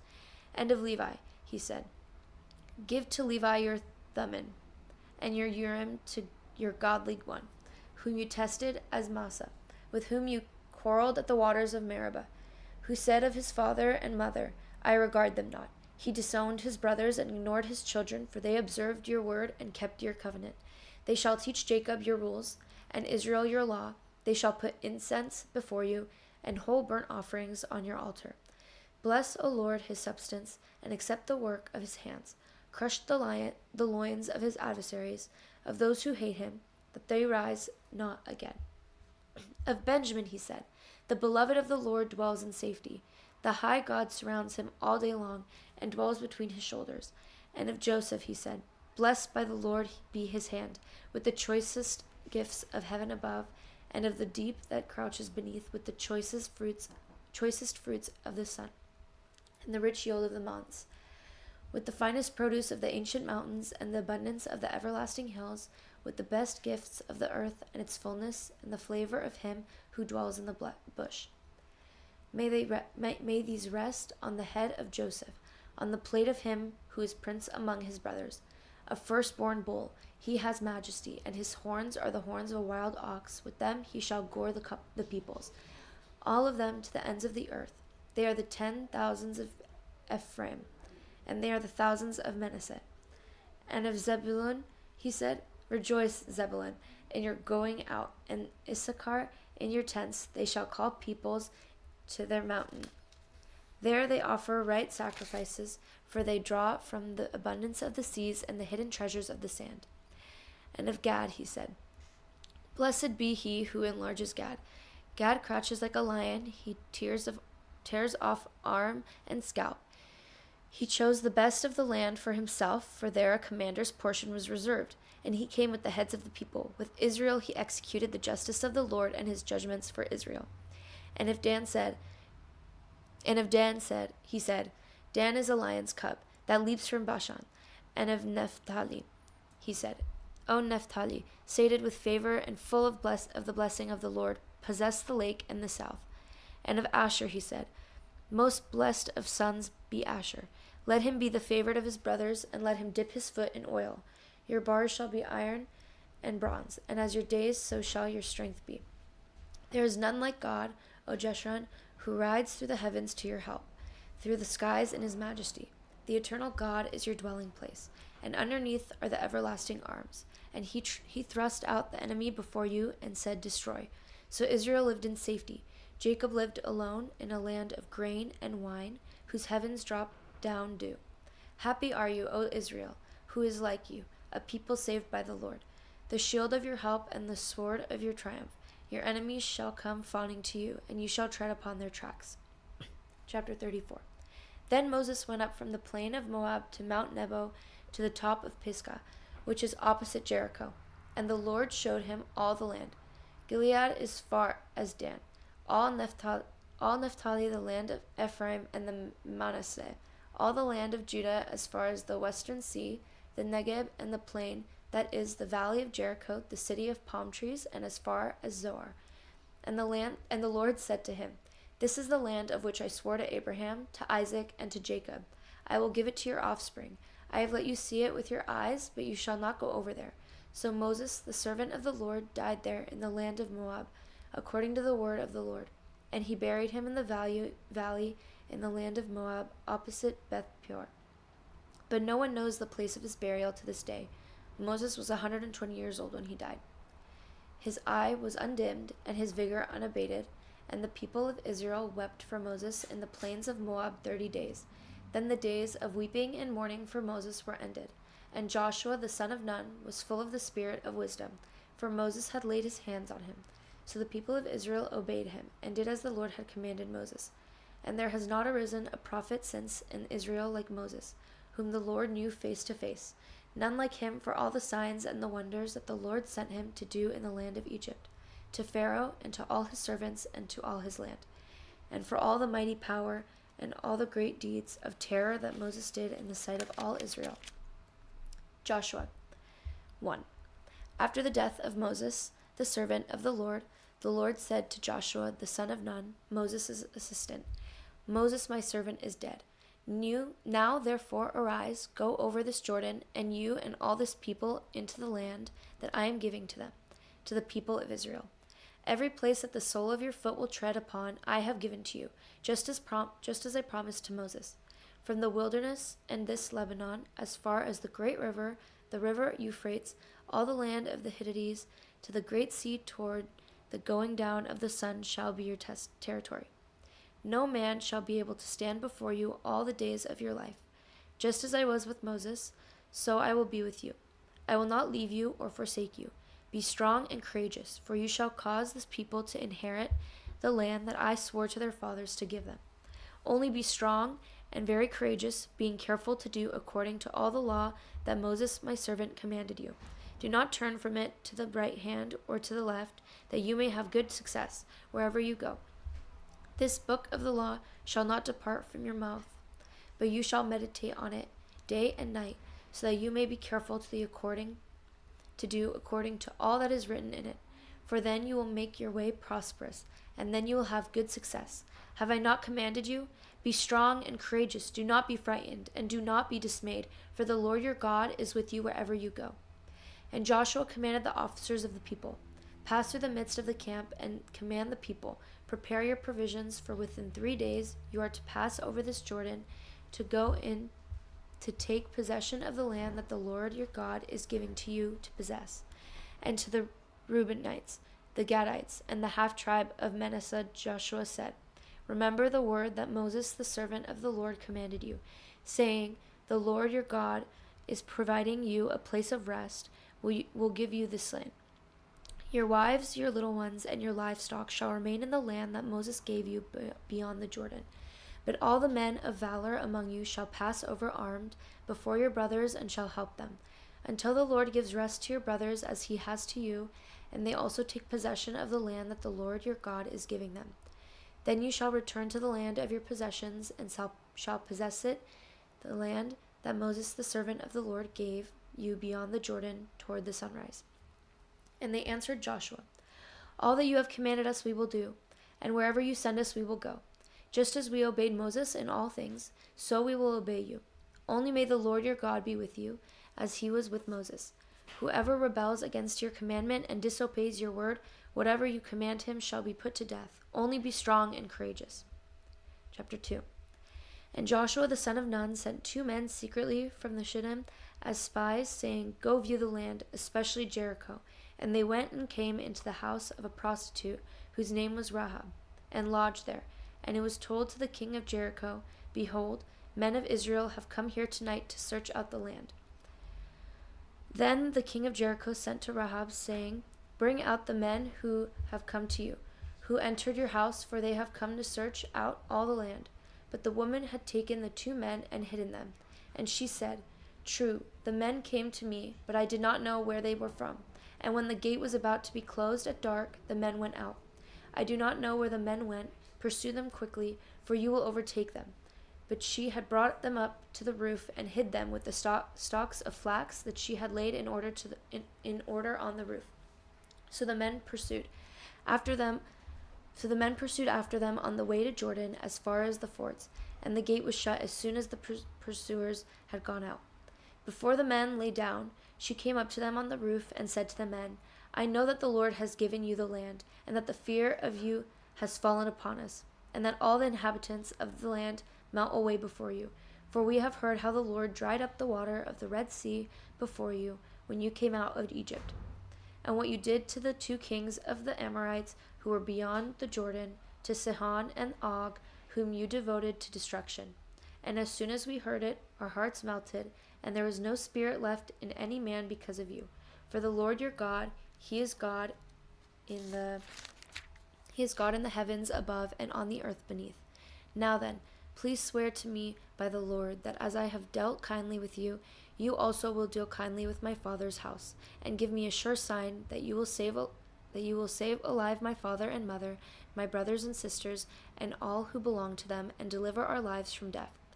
And the men said to her, our life for yours, even to death. If you do not tell this business of ours, then when the Lord gives us the land, we will deal kindly and faithfully with you. Then she let them down by a rope through the window, for her house was built into the city wall, so that she lived in the wall.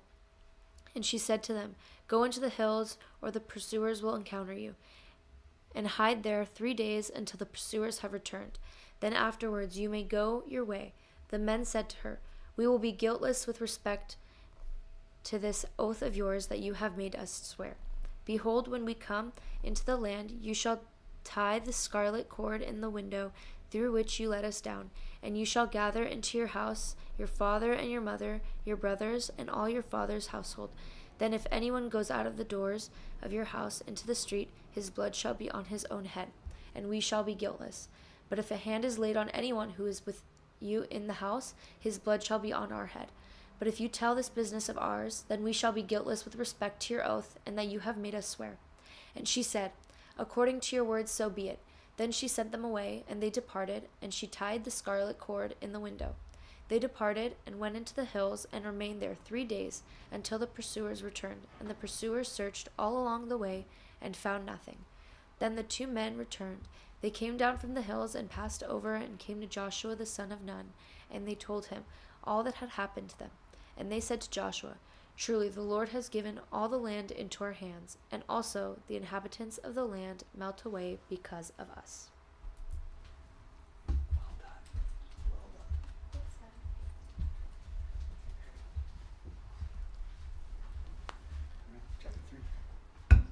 Chapter 3.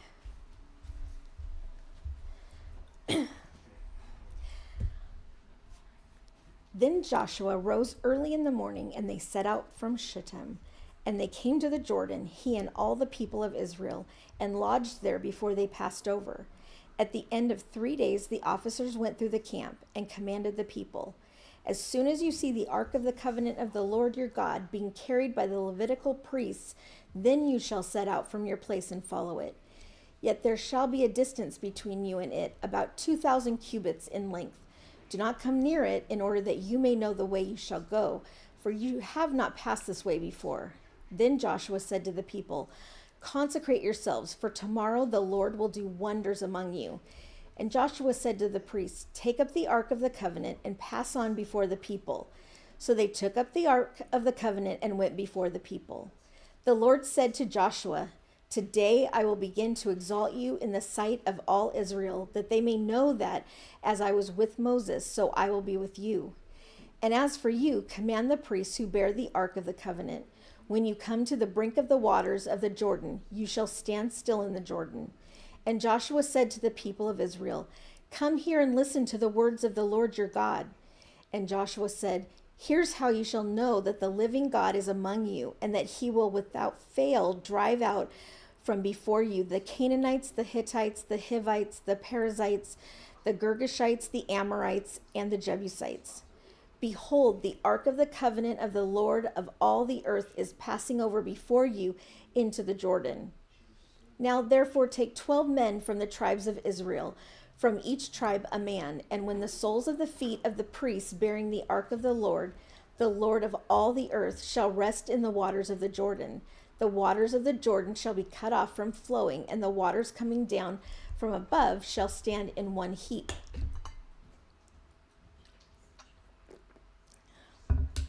So when the people set out from their tents to pass over the Jordan with the priests bearing the ark of the covenant before the people, and as soon as those bearing the ark had come as far as the Jordan, and the feet of the priests bearing the ark were dipped in the brink of the water, now the Jordan overflows all its banks throughout the time of harvest, the waters coming down from above stood and rose up in a heap very far away at Adam, the city that is beside Zarethan, and those flowing down toward the sea of the Arabah, the salt sea, were completely cut off. And the people passed over opposite Jericho. Now the priests bearing the ark of the covenant of the Lord stood firmly on dry ground in the midst of the Jordan. And all Israel was passing over on dry ground until all the nation finished passing over the Jordan.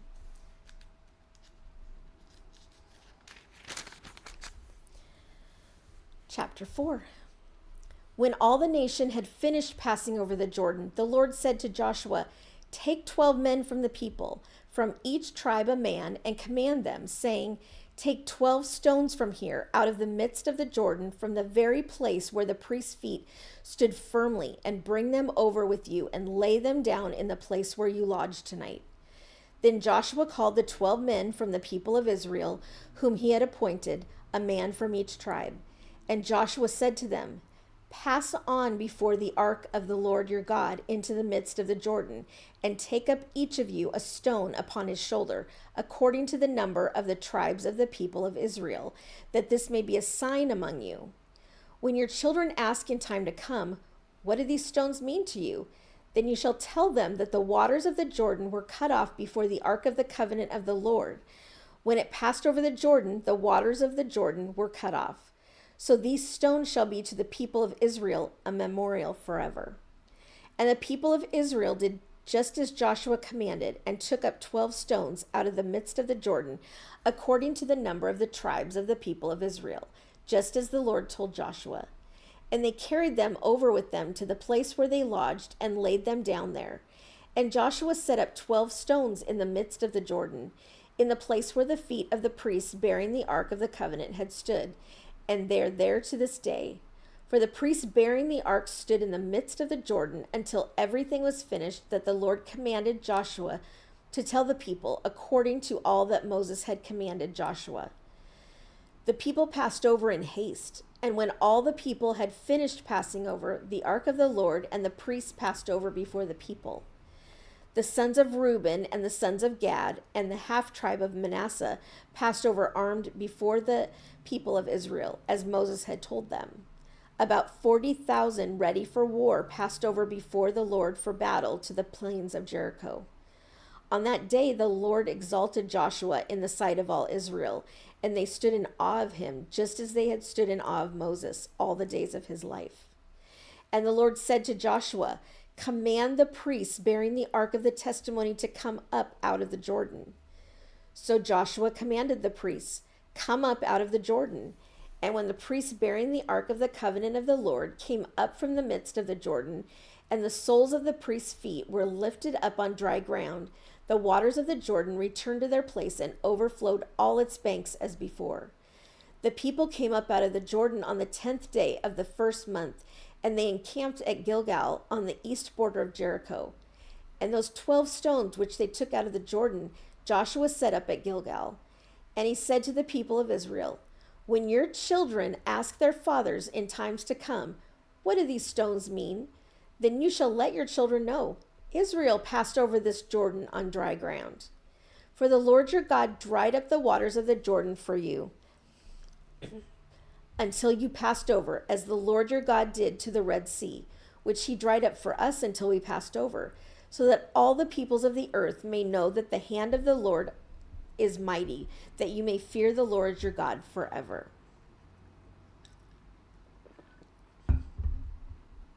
Chapter 5. As soon as all the kings of the Amorites who were beyond the Jordan to the west, and all the kings of the Canaanites who were by the sea, heard that the Lord had dried up the waters of the Jordan for the people of Israel until they had crossed over, their hearts melted, and there was no longer any spirit in them because of the people of Israel. At that time the Lord said to Joshua, "Make flint knives and circumcise the sons of Israel a second time." So Joshua made flint knives and circumcised the sons of Israel at Gibeath Haraloth. And this is the reason why Joshua circumcised them. All the males of the people who came out of Egypt, all the men of war, had died in the wilderness on the way after they had come out of Egypt. Though all the people who came out had been circumcised, yet all the people who were born on the way in the wilderness after they had come out of Egypt had not been circumcised. For the people of Israel walked 40 years in the wilderness until all the nation, the men of war, who came out of Egypt perished. Because they didn't obey the voice of the Lord swore to them that he would not let them see the land that the Lord had sworn to their fathers to give us, a land flowing with milk and honey. So it was their children whom he raised up in their place that Joshua circumcised. For they were uncircumcised, because they had not been circumcised on the way. When the circumcising of the whole nation was finished, they remained in their places in the camp until they were healed. And the Lord said to Joshua, "Today I have rolled away the reproach of Egypt from you." And so the name of that place is called Gilgal to this day. While the people of Israel were encamped at Gilgal, they kept the Passover on the 14th day of the month in the evening of the plains of Jericho. And the day after the Passover, on that very day, they ate of the produce of the land, unleavened cakes and parched grain. And the manna ceased the day after they ate of the produce of the land. And there was no longer manna for the people of Israel, but they ate of the fruit of the land of Canaan that year. When Joshua was by Jericho, he lifted up his eyes and looked, and behold, a man was standing before him with his drawn sword in his hand. And Joshua went to him and said, "Are you for us or for our adversaries?" And he said, "No, but I am the commander of the army of the Lord. Now I have come." And Joshua fell on his face to the earth and worshipped, and said to him, "What does my Lord say to his servant?" And the commander of the Lord's army said to Joshua, "Take off your sandals from your feet, for the place where you are standing is holy." And Joshua did so. Chapter 6. Now Jericho was shut up inside and outside because of the people of Israel. None went out and none came in. And the Lord said to Joshua, "See, I've given Jericho into your hand with its king and mighty men of valor. You shall march around the city, all the men of war going around the city once. Thus shall you do for 6 days. 7 priests shall bear 7 trumpets of ram's horns before the ark. On the 7th day you shall march around the city 7 times, and the priests shall blow the trumpets. And when they make a long blast with the ram's horn, when you hear the sound of the trumpet, then all the people shall shout with a great shout, and the wall of the city will fall down flat. And the people shall go up, everyone straight before him."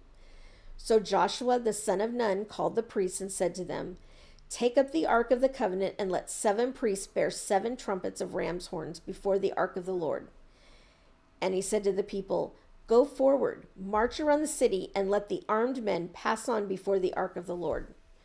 And just as Joshua had commanded the people, the 7 priests bearing the 7 trumpets of ram's horns before the Lord went forward, blowing the trumpets with the ark of the covenant of the Lord following them.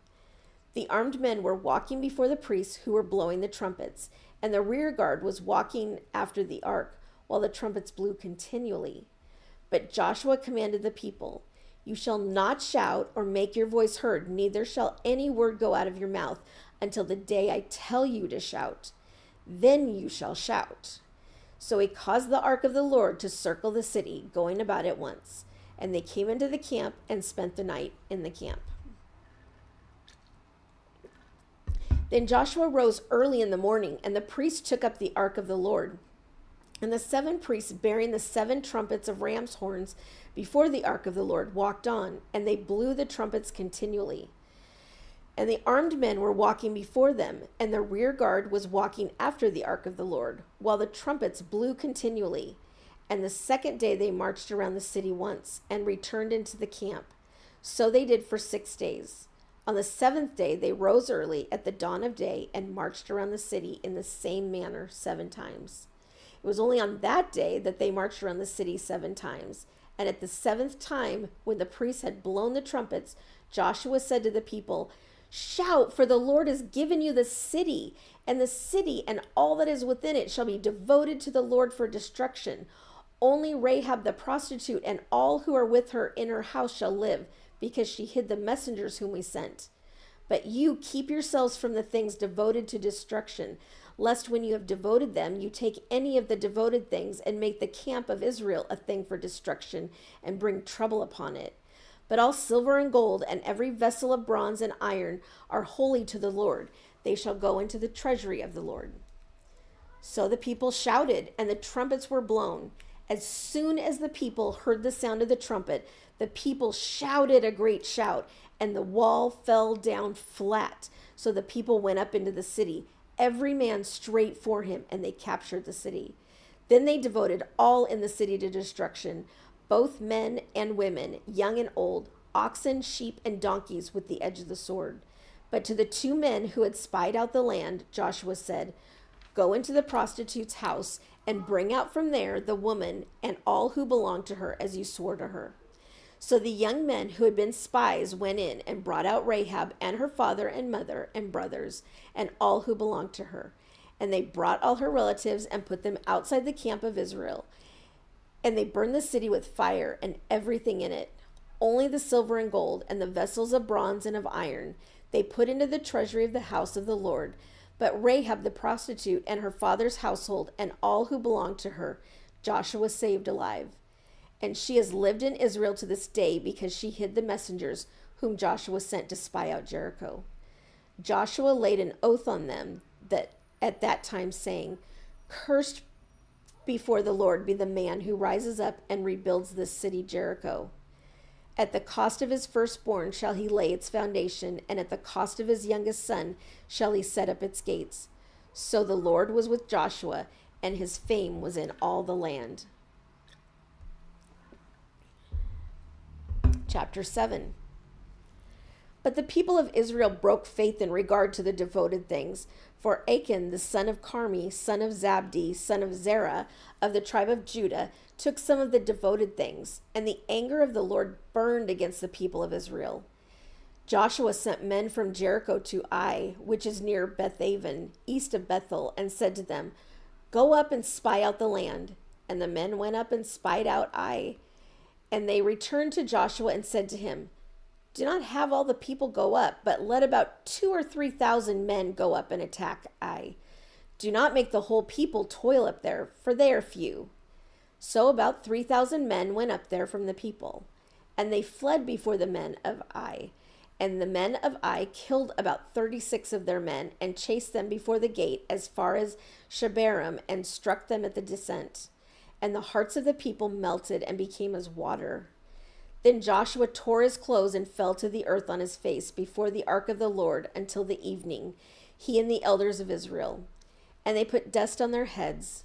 And Joshua said, "Alas, O Lord God, why have you brought this people over the Jordan at all to give us into the hands of the Amorites to destroy us? Would that we had been content to dwell beyond the Jordan. O Lord, what can I say when Israel has turned their backs before their enemies? For the Canaanites and all the inhabitants of the land will hear of it and will surround us and cut off our name from the earth. And what will you do for your great name?" The Lord said to Joshua, "Get up. Why have you fallen on your face? Israel has sinned. They have transgressed my covenant that I commanded them. They have taken some of the devoted things. They have stolen and lied and put them among their own belongings. Therefore, the people of Israel cannot stand before their enemies.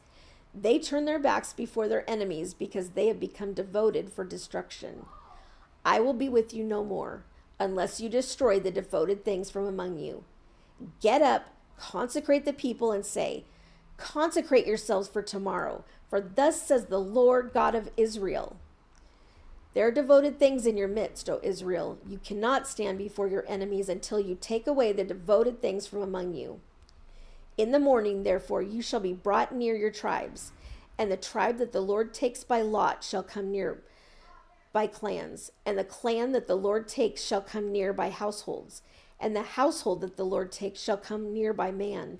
And he who is taken with the devoted things shall be burned with fire, he and all that he has, because he has transgressed the covenant of the Lord, and because he's done an outrageous thing in Israel." So Joshua rose early in the morning and brought Israel near tribe by tribe, and the tribe of Judah was taken. And he brought near the clans of Judah, and the clan of the Zerahites was taken. And he brought near the clan of the Zerahites man by man, and Zabdi was taken. And he brought near his household man by man, and Achan, the son of Carmi, son of Zabdi, son of Zerah, of the tribe of Judah, was taken. Then Joshua said to Achan, "My son, give glory to the Lord God of Israel, and give praise to him, and tell me now what you have done. Do not hide it from me." And Achan answered Joshua, "Truly I've sinned against the Lord God of Israel, and this is what I did. When I saw among the spoil a beautiful cloak from Shinar, and 200 shekels of silver, and a bar of gold weighing 50 shekels, then I coveted them and took them. And see, they're hidden in the earth inside my tent with silver underneath." So Joshua sent messengers, and they ran to the tent, and behold, it was hidden in his tent with the silver underneath. And they took them out of the tent and brought them to Joshua and to all the people of Israel. And they laid them down before the Lord. And Joshua and all Israel with him took Achan the son of Zerah, and the silver and the cloak and the bar of gold, and his sons and daughters, and his oxen and donkeys and sheep, and his tent and all that he had. And they brought them up to the valley of Achor, and Joshua said, "Why did you bring trouble on us? The Lord brings trouble on you today." And all Israel stoned him with stones. They burned them with fire and stoned them with stones, and they raised over him a great heap of stones that remains to this day. Then the Lord turned from his burning anger.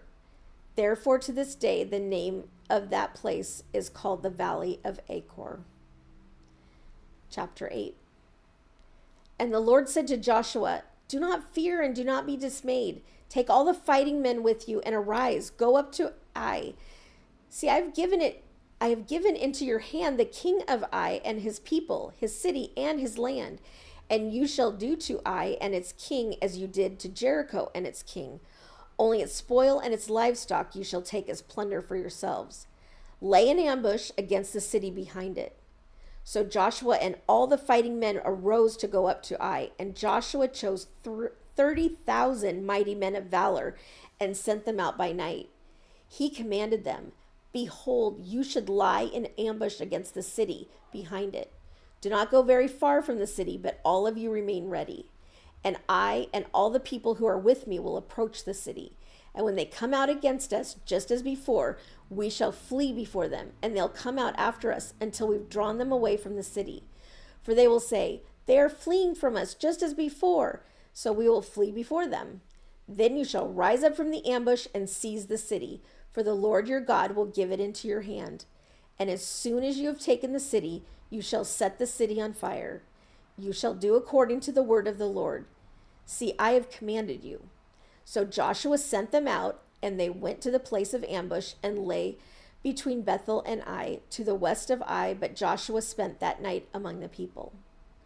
Joshua arose early in the morning and mustered the people and went up, he and the elders of Israel, before the people to Ai. And all the fighting men who were with him went up and drew near before the city and encamped on the north side of Ai, with a ravine between them and Ai. He took about 5,000 men and set them in ambush between Bethel and Ai to the west of the city.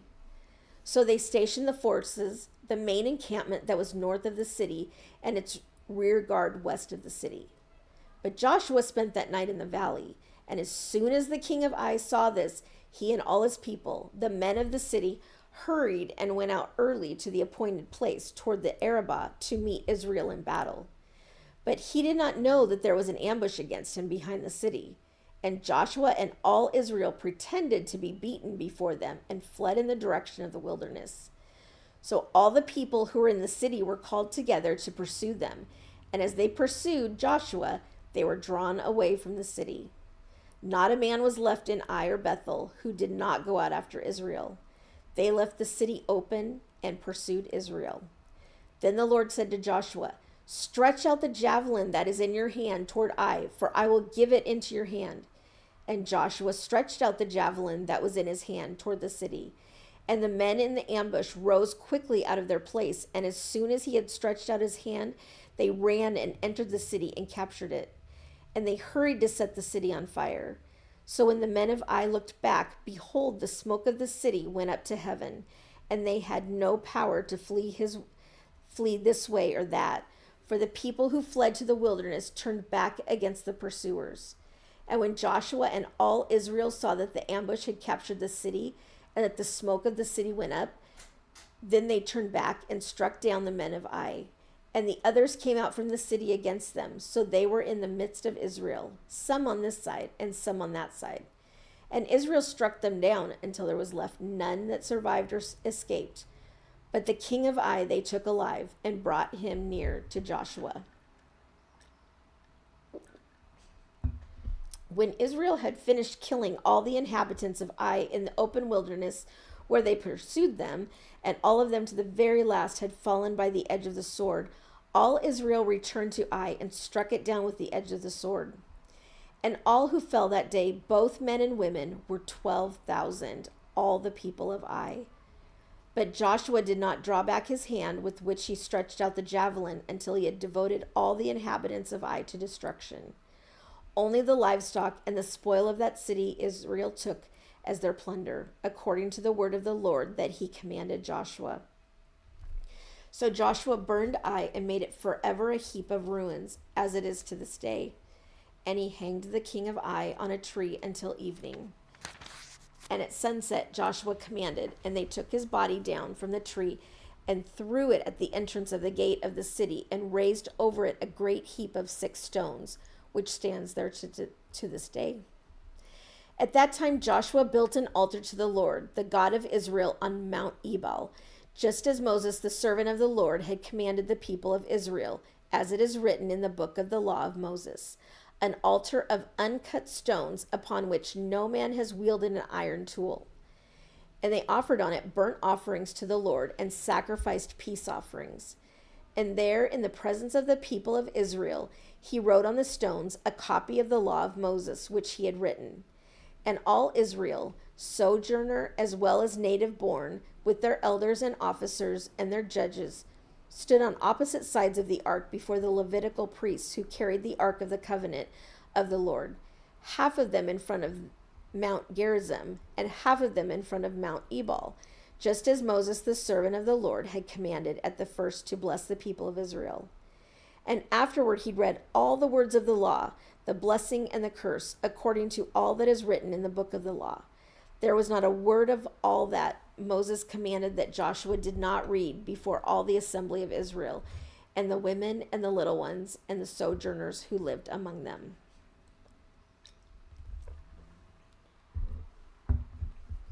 Chapter 9. As soon as the kings who were beyond the Jordan in the hill country and in the lowland all along the coast of the great sea toward Lebanon, the Hittites, the Amorites, the Canaanites, the Perizzites, the Hivites, and the Jebusites heard of this. They gathered together as one to fight against Joshua and Israel. But when the inhabitants of Gibeon heard what Joshua had done to Jericho and to Ai, they on their part acted with cunning and went and made ready provisions and took worn out sacks for their donkeys and wineskins, worn out and torn and mended, with worn out patched sandals on their feet and worn out clothes. And all their provisions were dry and crumbly. And they went to Joshua in the camp at Gilgal and said to him and to the men of Israel, "We have come from a distant country, so now make a covenant with us." But the men of Israel said to the Hivites, "Perhaps you live among us, then how can we make a covenant with you?" They said to Joshua, "We are your servants." And Joshua said to them, "Who are you, and where do you come from?" They said to him, "From a very distant country your servants have come, because of the name of the Lord your God. For we have heard a report of him and all that he did in Egypt, and all that he did to the two kings of the Amorites who are beyond the Jordan, to Sihon the king of Heshbon, and to Og king of Bashan, who lived in Ashtaroth.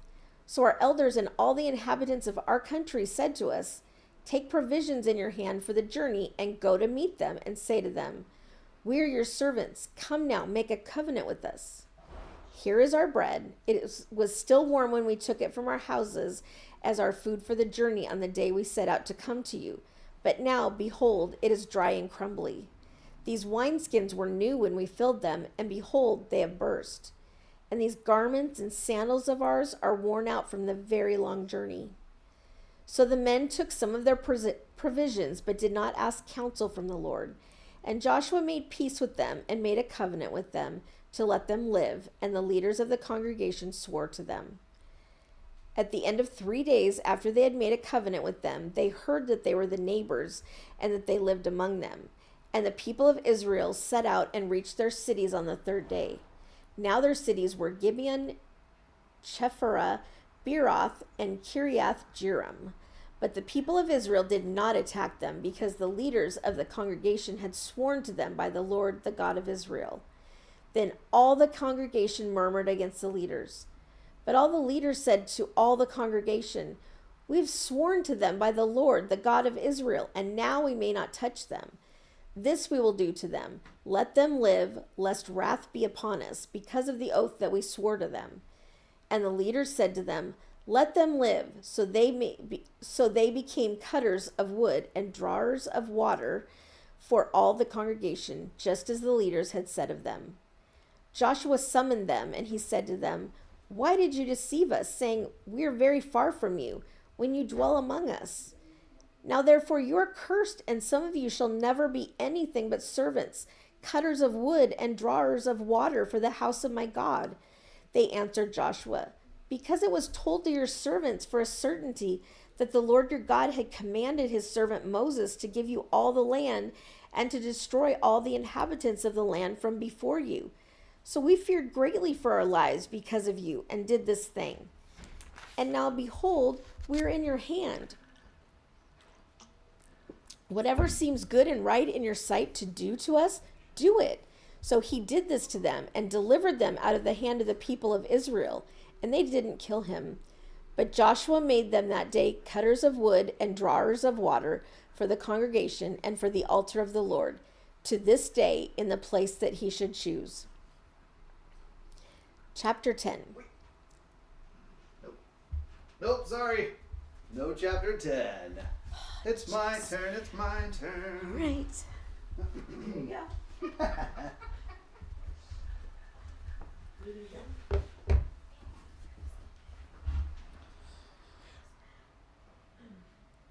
Chapter 10. As soon as Adoni-Zedek, king of Jerusalem, heard... Sorry. Could you hand me my drink? We're not a professional show here. I don't know if anybody was thinking, boy, this is a professional outfit they've got here. Random arm from off screen.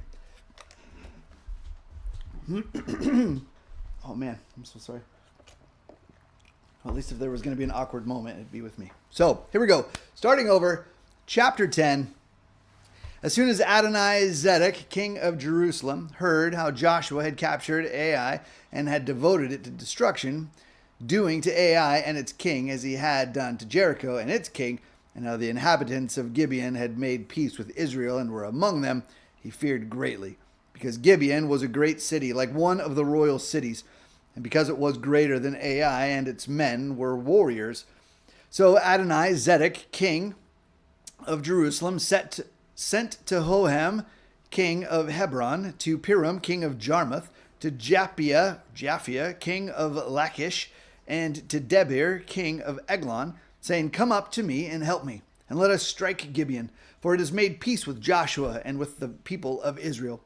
Then the 5 kings of the Amorites, the king of Jerusalem, the king of Hebron, the king of Jarmuth, the king of Lachish, and the king of Eglon, gathered their forces and went up with all their armies and encamped against Gibeon and made war against it. And the men of Gibeon sent to Joshua at the camp in Gilgal, saying, Do not relax your hand from your servants. Come up to us quickly and save us and help us. For all the kings of the Amorites who dwell in the hill country are gathered against us. So Joshua went up from Gilgal, he and all the people of war with him, and all the mighty men of valor. And the Lord said to Joshua, Do not fear them, for I have given them into your hands. Not a man of them shall stand before you.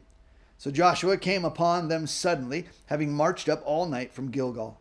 And the Lord threw them into a panic before Israel, who struck them with a great blow at Gibeon, and chased them by the way of the ascent of Beth-horon, and struck them as far as Azekah and Makkedah. And as they fled before Israel, while they were going down the ascent of Beth-horon, the Lord threw down large stones from heaven on them as far as Azekah, and they died.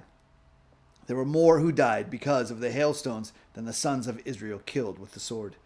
At that time Joshua spoke to the Lord in the day when the Lord gave the Amorites over to the sons of Israel, and he said in the sight of Israel, Sun, stand still at Gibeon, and moon in the valley of Ahijalon. And the sun stood still, and the moon stopped, until the nation took vengeance on their enemies. Is this not written in the book of Jashar? The sun stopped in the midst of heaven and did not hurry to set for about a whole day.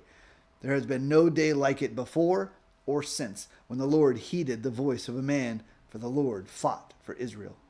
So Joshua returned, and all Israel with him, to the camp at Gilgal. These 5 kings fled and hid themselves in the cave at Makkedah. And it was told to Joshua, The 5 kings have been found hidden in the cave at Makkedah. And Joshua said, Roll large stones against the mouth of the cave, and set men by it to guard them.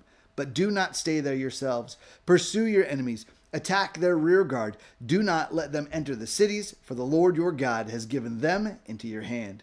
When Joshua and the sons of Israel had finished striking them with a great blow until they were wiped out, and when the remnant that remained of them had entered into the fortified cities, then all the people returned safe to Joshua in the camp of Makkedah. Not a man moved his tongue against any of the people of Israel. Then Joshua said, Open the mouth of the cave and bring those 5 kings out to me from the cave. And they did so, and brought those 5 kings out to him from the cave, the king of Jerusalem, the king of Hebron, the king of Jarmuth, the king of Lachish, and the king of Eglon. And when they brought those kings out to Joshua, Joshua summoned all the men of Israel and said to the chiefs of the men of war who had gone with him, "Come near, put your feet on the necks of these kings." Then they came near and put their feet on their necks. And Joshua said to them, "Do not be afraid or dismayed. Be strong and courageous. For thus the Lord will do to all your enemies against whom you fight." And afterward Joshua struck them and put them to death. And he hanged them on 5 trees. And they hung in the trees until evening. But at that time of the going down of the sun, Joshua commanded, and they took them down from the trees and threw them into the cave where they had hidden themselves. And they set large stones against the mouth of the cave, which remain to this very day. As for Makkedah, Joshua captured it on that day and struck it and its king with the edge of the sword. He devoted to destruction every person in it. He left none remaining, and he did to the king of Makkedah just as he had done to the king of Jericho. Then Joshua and all Israel with him passed on from Makkedah to Libnah and fought against Libnah. And the Lord gave it also to its king into the hand of Israel. And he struck it with the edge of the sword, and every person in it. He left none remaining in it. And he did it to its king, as he had done to the king of Jericho. Then Joshua and all Israel with him passed on from Libnah to Lachish and laid siege to it and fought against it. And the Lord gave Lachish into the hand of Israel, and he captured it on the 2nd day and struck it with the edge of the sword, and every person in it, as he had done to Libnah. Then Horam, king of Gezer, came up to help Lachish, and Joshua struck him and his people until he left none remaining. Then Joshua and all Israel with him passed on from Lachish to Eglon, and they laid siege to it and fought against it, and they captured it on that day and struck it with the edge of the sword. And he devoted every person in it to destruction that day, as he had done to Lachish. Then Joshua and all Israel with him went up from Eglon to Hebron, and they fought against it and captured it and struck it with the edge of the sword, and its king and its towns and every person in it. He left none remaining, as he had done to Eglon, and devoted it to destruction and every person in it. Then Joshua and all Israel with him turned back to Debir and fought against it, and he captured it with its king and all its towns. And they struck them with the edge of the sword and devoted to destruction every person in it. He left none remaining, just as he had done to Hebron and to Libnah and its king. So he did to Debir and to its king. So Joshua struck the whole land, the hill country and the Negeb and the lowland and the slopes and all their kings. He left none remaining, but devoted to destruction all that breathed, just as the Lord God of Israel commanded.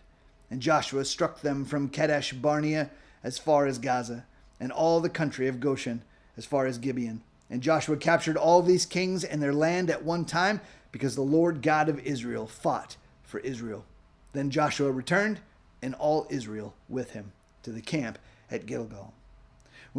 Chapter 11. When Jabin, king of Hazor, heard this, he sent it to Jobab, king of Madon, and to the king of Shimron, and to the king of Akshaph,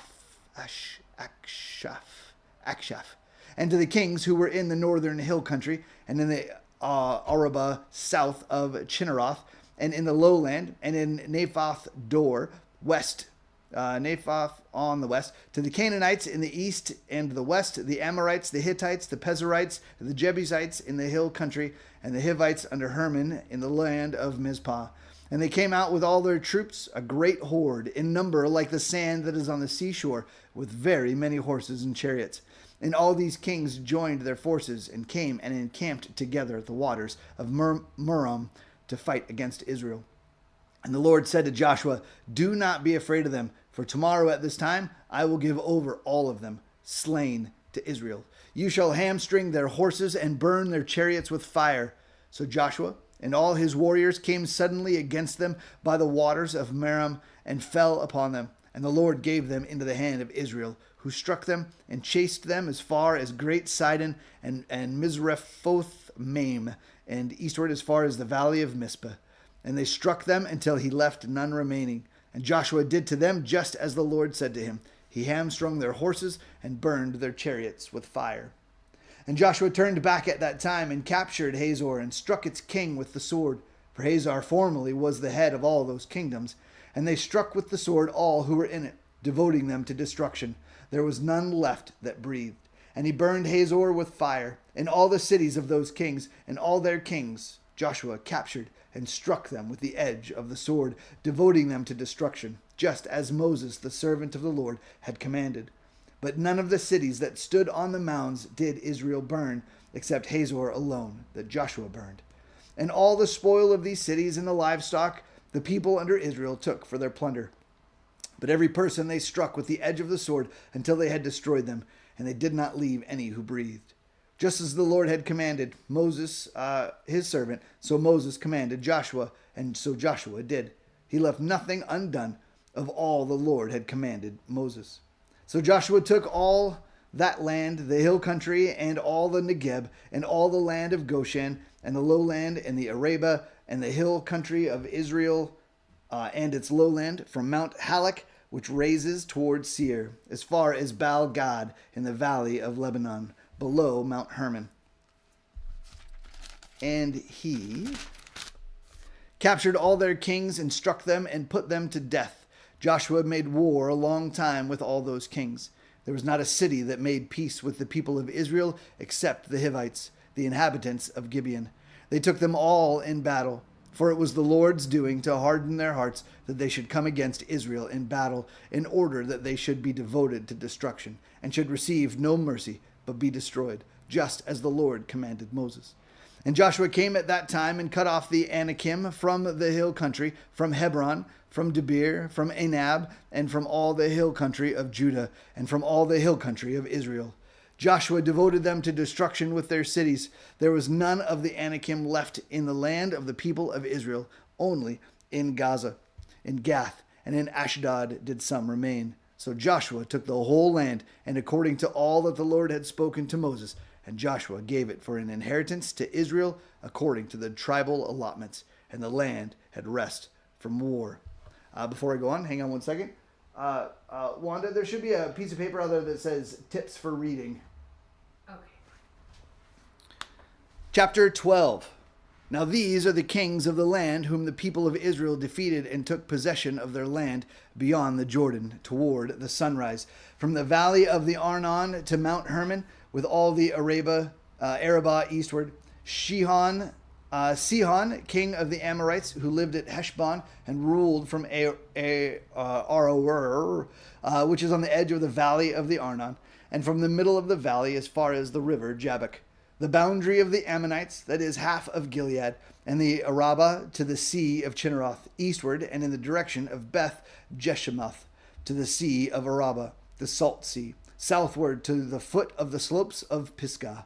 And Og, king of Bashan, one of the remnant of the Rephaim, who lived at Ashtaroth and at Edrei, that ruled over Mount Hermon, and Salika and Bashan to the boundary of the Jeshurites and the Mekathites, and over half of Gilead to the boundary of Sihon, king of Heshbon.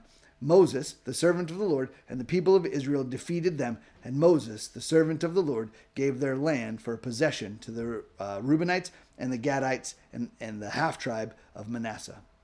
And these are the kings of the land whom Joshua and the people of Israel defeated on the west side of the Jordan, from Baal Gad in the valley of Lebanon to Mount Halak that rises towards Seir. And Joshua gave their land to the tribes of Israel as a possession according to their allotments. In the hill country, in the lowland, in the Arabah, in the slopes, in the wilderness, and in the Negeb, the land of the Hittites, the Amorites, the Canaanites, the Perizzites, the Hivites, and the Jebusites. The king of Jericho, 1.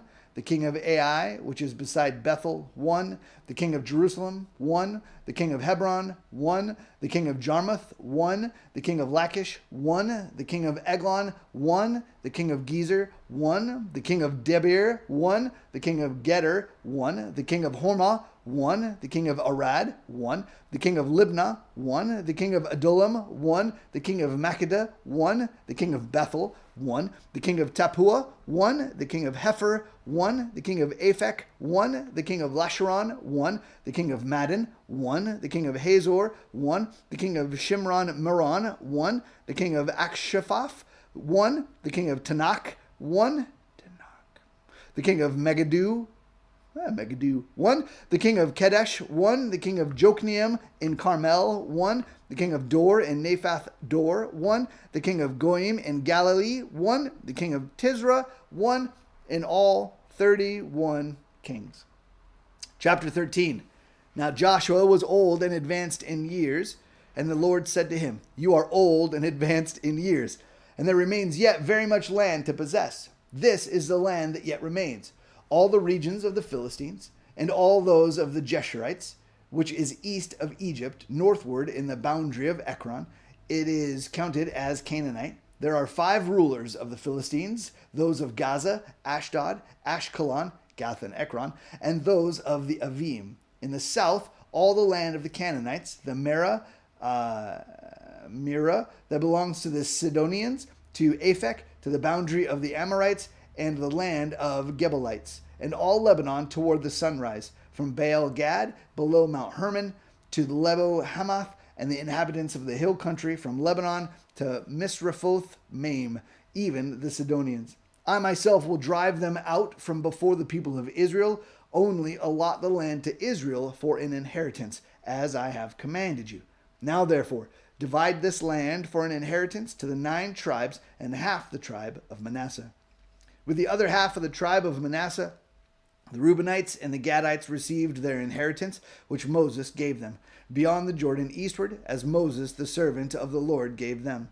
From Oror, which is on the edge of the valley of Arnon, and the city that is in the middle of the valley, and all the tableland of Medeba as far as Dibon, Dibon, and all the cities of Sihon, king of the Amorites, who reigned in Heshbon, as far as the boundary of the Ammonites and Gilead, the region of Jeshurites and the Maccathites, and all Mount Hermon, all Bashan and Silica, all the kingdom of Og in Bashan, who reigned in Ashtaroth and in Edrei.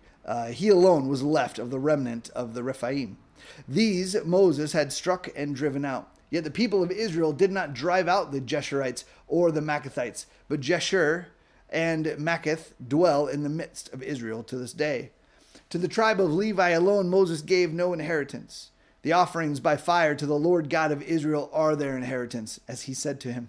And Moses gave an inheritance to the tribe of the people of Reuben according to their clans.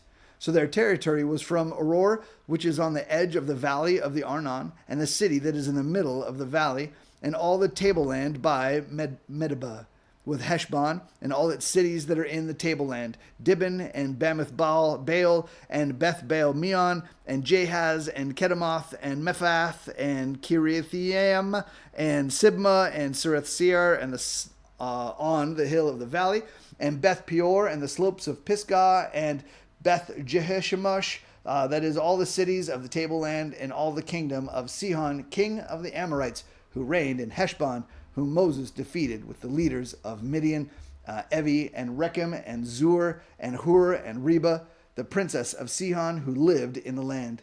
Balaam also, the son of Beor, the one who practiced divination, was killed with the sword by the people of Israel among the rest of their slain.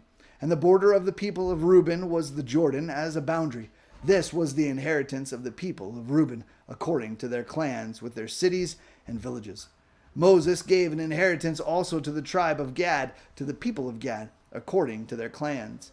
Their territory was Jazer, and all the cities of Gilead, and half the land of the Ammonites, to Aroer, which is east of Rabbah, and from Heshbon to Ramoth Mizpah, and Betanim, and from Mahanaim, and the territory of Debir.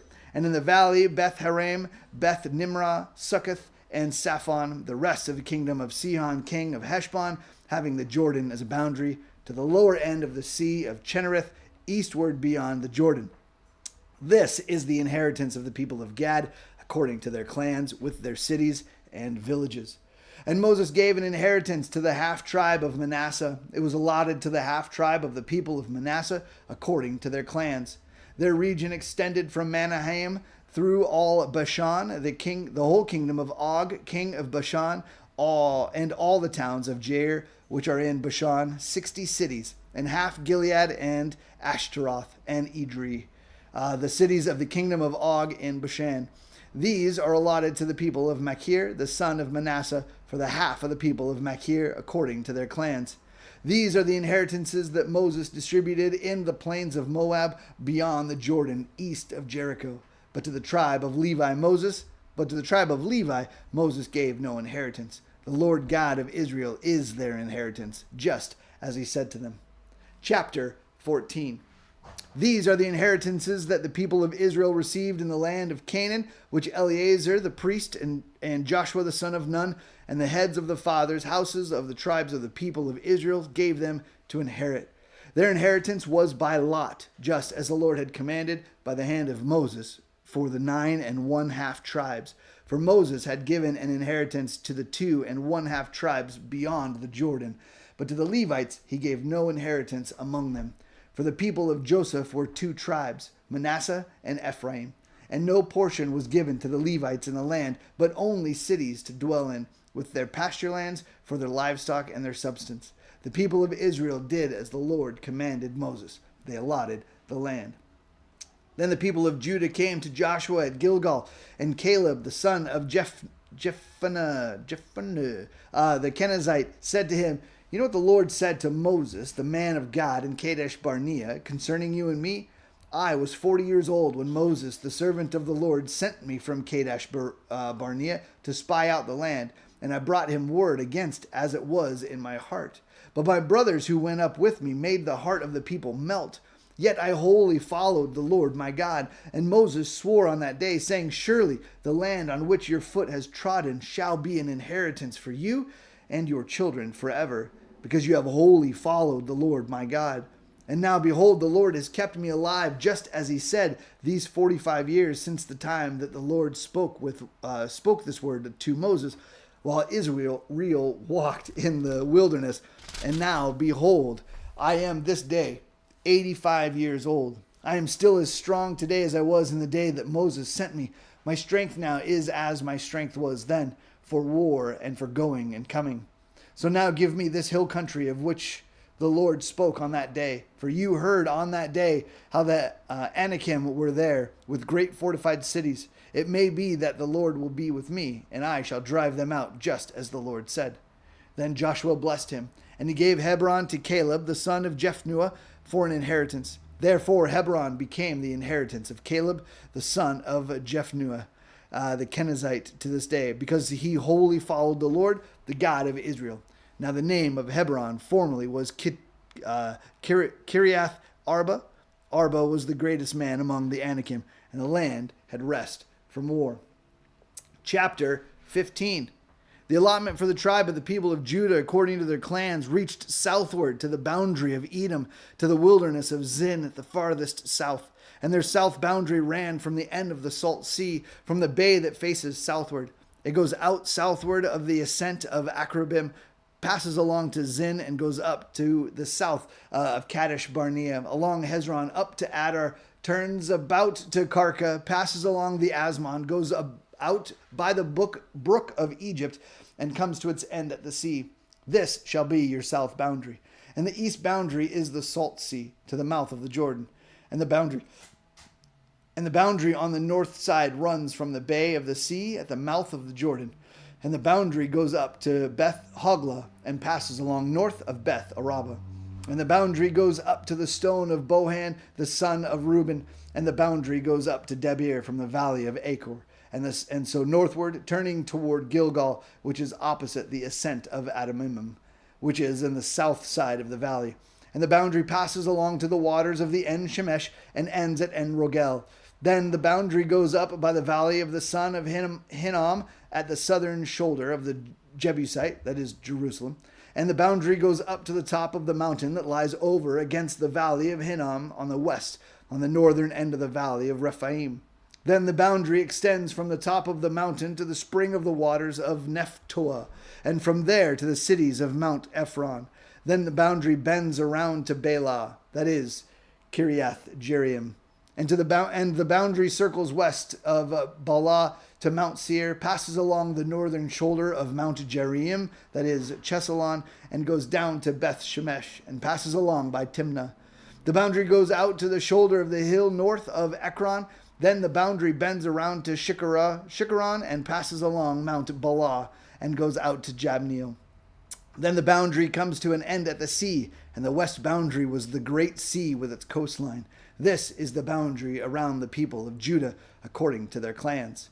According to the commandment of the Lord to Joshua, he gave to Caleb the son of Jephunneh a portion among the people of Judah, Kiriath Arba, that is, Hebron. Arba was the father of Anak.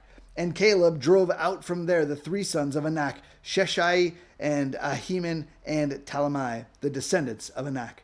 And he went up from there against the inhabitants of Debir. Now the name of Debir formerly was Kiriath Sepher. And Caleb said, whoever strikes Kiriath Sepher and captures it, to him I will give Aksah, my daughter, as wife. And Othniel, the son of Kenaz, the brother of Caleb, captured it. And he gave him Aksah, his daughter, as wife. When she came to him, she urged him to ask her father for a field, and she got off her donkey. And Caleb said to her, what do you want? And she said to him, give me a blessing, since you have given me the land of the Negeb, and since you've given me the land of the Negeb, give me also springs of water. And he gave her the upper springs and the lower springs. This is the inheritance of the tribe of the people of Judah, according to their clans.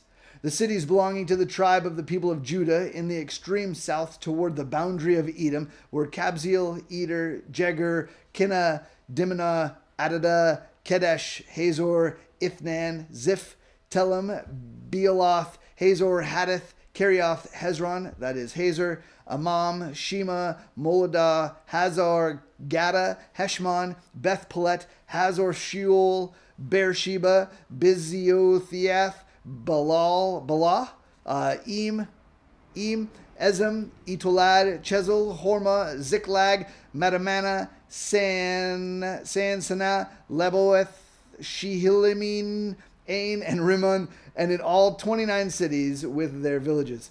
And in the lowland, Eshtaol, Zorah, Ashna, Zanoah, Enganim, Tapua, Enam, Jarmuth, Adullam, Soka, Azekah, Sharim, Adathaim, Gedera, Gederathoim, 14 cities with their villages.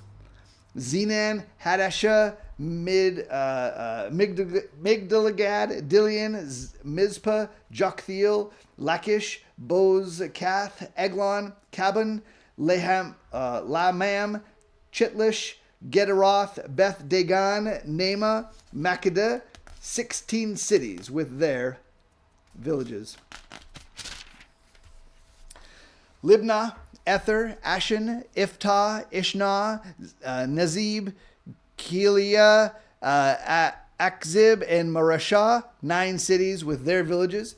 Ekron with its towns and its villages, from Ekron to the sea, all that were by the side of Ashdod with their villages.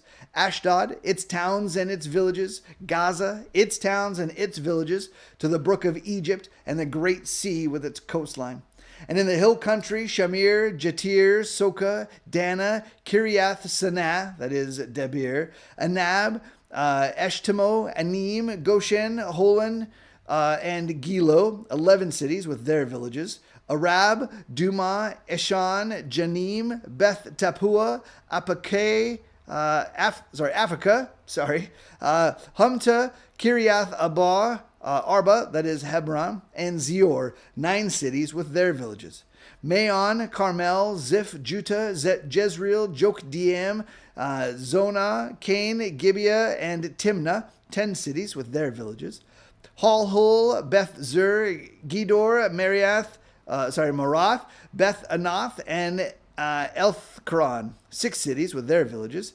Kiriath Baal, that is Kiriath Jearim, and Rabbah, 2 cities with their villages.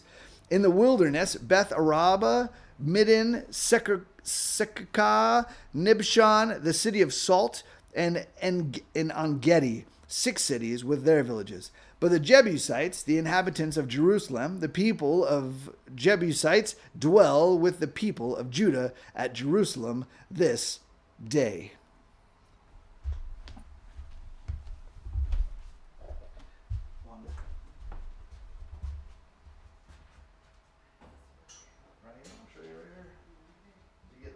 You won't need that. I've got a Bible in here. Yep, you just have a seat. just start reading. I finished at 16, so you'll just say chapter 16 and go from there. And then I will bring the next person in a half hour. In a half hour. Okay, Yep. good. It's not an hour. I Nope, was like, just 30 minutes. Just 30 minutes. okay. Chapter 16. The allotment of the people of Joseph went from the Jordan by Jericho, east of the waters of Jericho, to the wilderness going up from Jericho into the hill country to Bethel. Then going from Bethel to Luz, it passes along the Ataroth, the territory of the Archites. Then it goes down westward to the territory of the Jabbathites, as far as the territory of the lower Bethoron, then to Gezer, and it ends at the sea. The people of Joseph, Manasseh, and Ephraim received their inheritance. The territory of the people of Ephraim by their clans was as follows. The boundary of their inheritance on the east was Ataroth Adar, as far as Upper Bethron, and the boundary goes from there to the sea, and on the north is Machmetheth. Then on the east, the boundary turns around toward Tanath Shiloh and passes along beyond it on the east of Genoa. Then it goes down from Genoa to Adaroth and to Nahara and touches Jericho, ending at the Jordan. From Tabitha, the boundary goes westward to the brook Kanah and ends at the sea. Such is the inheritance of the tribe of the people of Ephraim by their clans, together with the towns that were set apart for the people of Ephraim within its inheritance of the Manassites, all those towns with their villages. However, they did not drive out the Canaanites who lived in Gezer, so the Canaanites have lived in the midst of Ephraim to this day, but have been made to do forced labor. Then allotment was made, chapter 17. Then allotment was made to the people of Manasseh, for he was the firstborn of Joseph. To Machir, the firstborn of Manasseh, the father of Gilead, were allotted Gilead and Bashan, because he was a man of war. And allotments were made to the rest of the people of Manasseh by their clans: Ebenezer, Halek, Azariel, Shechem, Hefer, and Shemidad. These were the male descendants of Manasseh, the son of Joseph, by their clans. Now Zelophehad, the son of Hefer, son of Gilead, son of Machir, son of Manasseh, had no sons, but only daughters, and these are the names of his daughters: Mahlah, Noah, Hoglah, Milcah, and Tirzah.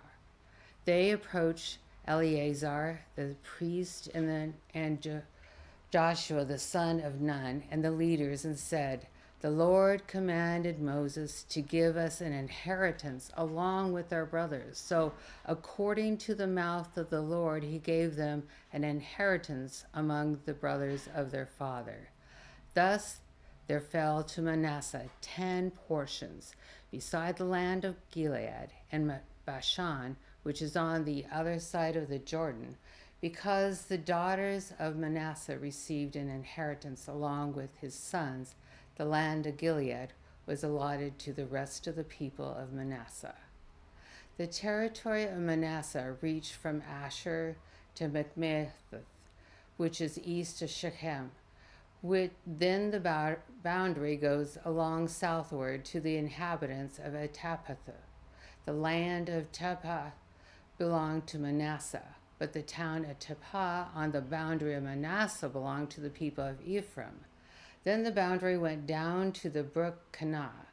These cities to the south of the brook, behind brook, among the cities of Manasseh, belonged to Ephraim.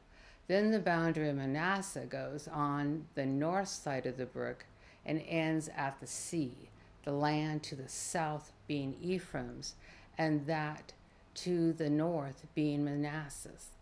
with the sea forming its boundary. On the north, Asher is reached, and on the east, Ishkar. Also in Ishkar and in Asher, Manasseh had Bethshean and its villages, and Ibleam and its villages, and the inhabitants of Dor and its villages, and the inhabitants of Endor and its villages, and the inhabitants of Tanakh and its villages, and the inhabitants of Megiddo and its villages. The third is Nepheg. Yet the people of Manasseh could not take possession of those cities, but the Canaanites persisted in dwelling in the land. Now, when the people of Israel grew strong, they put the Canaanites to forced labor, but did not utterly drive them out. Then the people of Joseph spoke to Joshua, saying, "Why have you given me but one lot and one portion of an inheritance, although I am numerous people, since all belong the Lord has blessed me?" And Joshua said to them, "If you are a numerous people, go up by yourself to the forest, and there clear ground for yourself in the land of Perizzites and the Ephraim, since the hill country of Ephraim is too narrow for you." The people of Joseph said, "The hill country is not enough for us, yet all the Canaanites who dwell in the plain have chariots of iron, both those in Bethshean and its village, and those in the valley of Jezreel." Then Joshua said to the house of Joseph, to Ephraim and Manasseh, "You are a numerous people and have great power. You shall not have one allotment only, but the hill country shall be yours. For though it is a forest, you shall clear it and possess it to the farthest borders. For you shall drive out the Canaanites, though they have chariots of iron, and though they are strong. Chapter 18. Then the whole congregation of the people of Israel assembled at Shiloh and set up the tent meeting there. The land lay subdued before them. There remained among the people of Israel 7 tribes whose inheritance had not yet been apportioned. So Joshua said to the people of Israel, "How long will you put off going in the land to take possession of the land which the Lord, the God of your fathers, has given you? Provide 3 men from each tribe, and I will send them out, that they may set out and go up down the land. They shall write a description of it with a view of their inheritance, and then come to me. They shall divide it into 7 portions. Judah shall continue in his territory of the south, and the house of Joseph shall continue in their territory on the north. And you shall describe the land in 7 divisions, and bring the description here to me, and I will cast lots for you.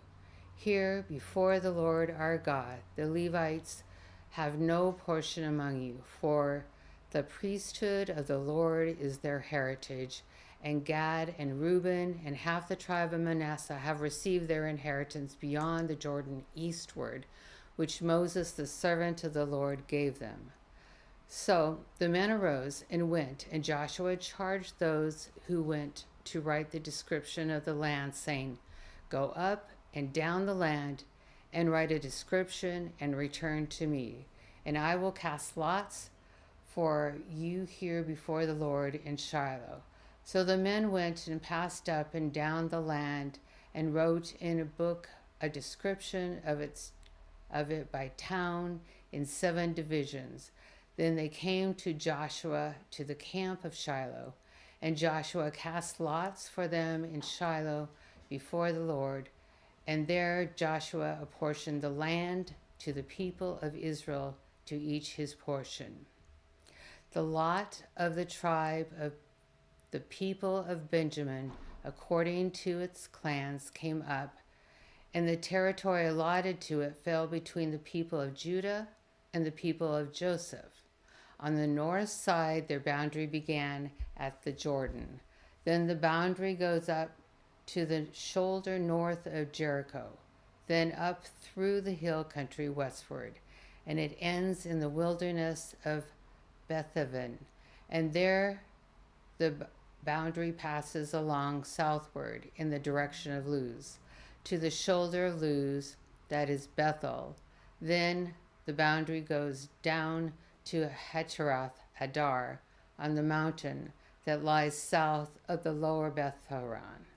Then the boundary goes in another direction, turning on the western side southward from the mountains that lie to the south, opposite Beth-horon, and it ends at Kirath Baal, that is Kirath Jearim, a city belonging to the people of Judah.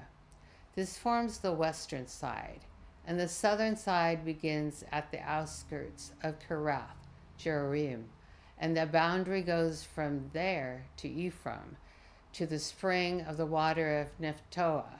Then the boundary goes down to the border of the mountain that overlooks the valley of the son of Hinnom, which is at the north end of the valley of Rephaim.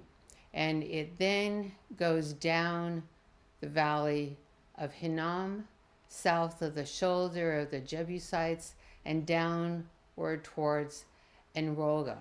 Then it bends in a northerly direction going on to Enishimeth, and from there goes to Geliath, which is opposite the ascent of Adumim. Then it goes down to the stone of Bohom, the son of Reuben, and passing on to the north of the shoulder of Bethraba, it goes down to Araba. Then the boundary passes on to the north of the shoulder of Beth-Hogah, and the boundary ends at the northern bay of the Salt Sea. At the south end of Jordan, this is the southern border. The Jordan forms its boundary on the eastern side. This is the inheritance of the people of Benjamin, according to their clans, boundary by boundary all around.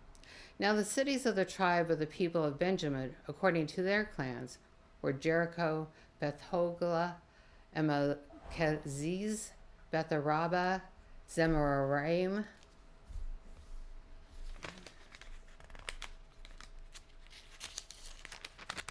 Bethel, Avivim, Para, Ophrah, Shavar, Ammoni, Geba, 12 cities with their villages, Gibeon, Ramah, Beeroth, Bisa, Shabavira, Mozah, Rechem, Irpil, Taralah, Zelah, Halepheth, Jebez, that is Jerusalem, Gibeah, and Kirath Jearim, 14 cities with their villages. This is the inheritance of the people of Benjamin according to its clans. Chapter 19. The second lot came out for Simeon. For the tribe of the people of Simeon, according to the clans, and their inheritance was in the midst of the inheritance of the people of Judah. And they had for their inheritance Beersheba, Sheba, Baladah, Hazar-shuah, Bahala, Ezem, Etolad, Bethel, Hormah, Ziglah, Beth-Makareth, Hazaresus, Beth-lehob, and Cherith, 13 cities with their villages. Ain, Rimam, Ether, and Ashem, 4 cities with their villages, together with all the villages around these cities as far as Barath, Beer, Ramah, and Negeb. This was the inheritance of the tribe of the people of Simeon according to their clans. The inheritance of the people of Simeon formed part of the territory of the people of Judah.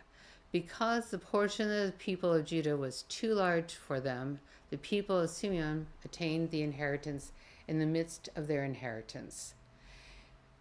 The third lot came up for the people of Zebulun, and according to their clans, the territory of the inheritance reached as far as Sarid. Then their boundary goes up toward and on Mariel, touches Zabbathsheth, and then the brook that is east of the Joachim. From Sarid it goes in the other direction, eastward, toward the sunrise to the boundary of Jesath Tabor. From there it goes to Tabarath, then up to Japhithia. From there it passes along on the east toward the sunrise of Gapher and Ethkazin, and going on to Rimmon, it bends toward Nea. Then on the north, the boundary turns about to Hanath and ends at the valley of the Ipatala. And the Kata, Nahala, Shimron, Idala, and Bethlehem, 12 cities with their villages. This is the inheritance of the people of Zebulun, according to their clans, these cities with their villages.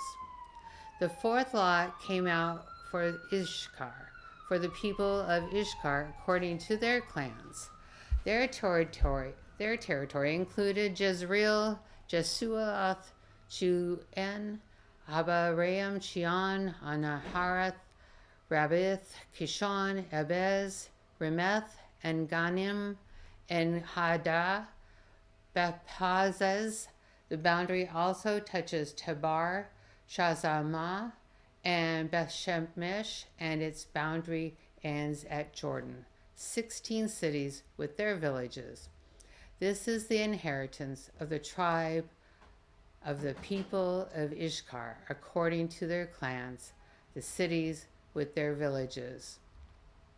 The fifth lot came out for the tribe of the people Asher, according to their clans. Their territory included Helkath, Hali, Betan, Ashaph, Alam, Melech, Amad, and Mishal. On the west, it touches Carmel and Shihor, the Banath, and then turns eastward. It goes to Beth Dagon and touches Zebulun, and then the valley of the Iphtala. Northward to Beth-Emek and Neiel, then it continues in the north to Cambul. Ebron, Rehob, Haman, Kana, as far as the Sidon the Great. The boundary turns to Ramah, reaching to the fortified city of Tyre.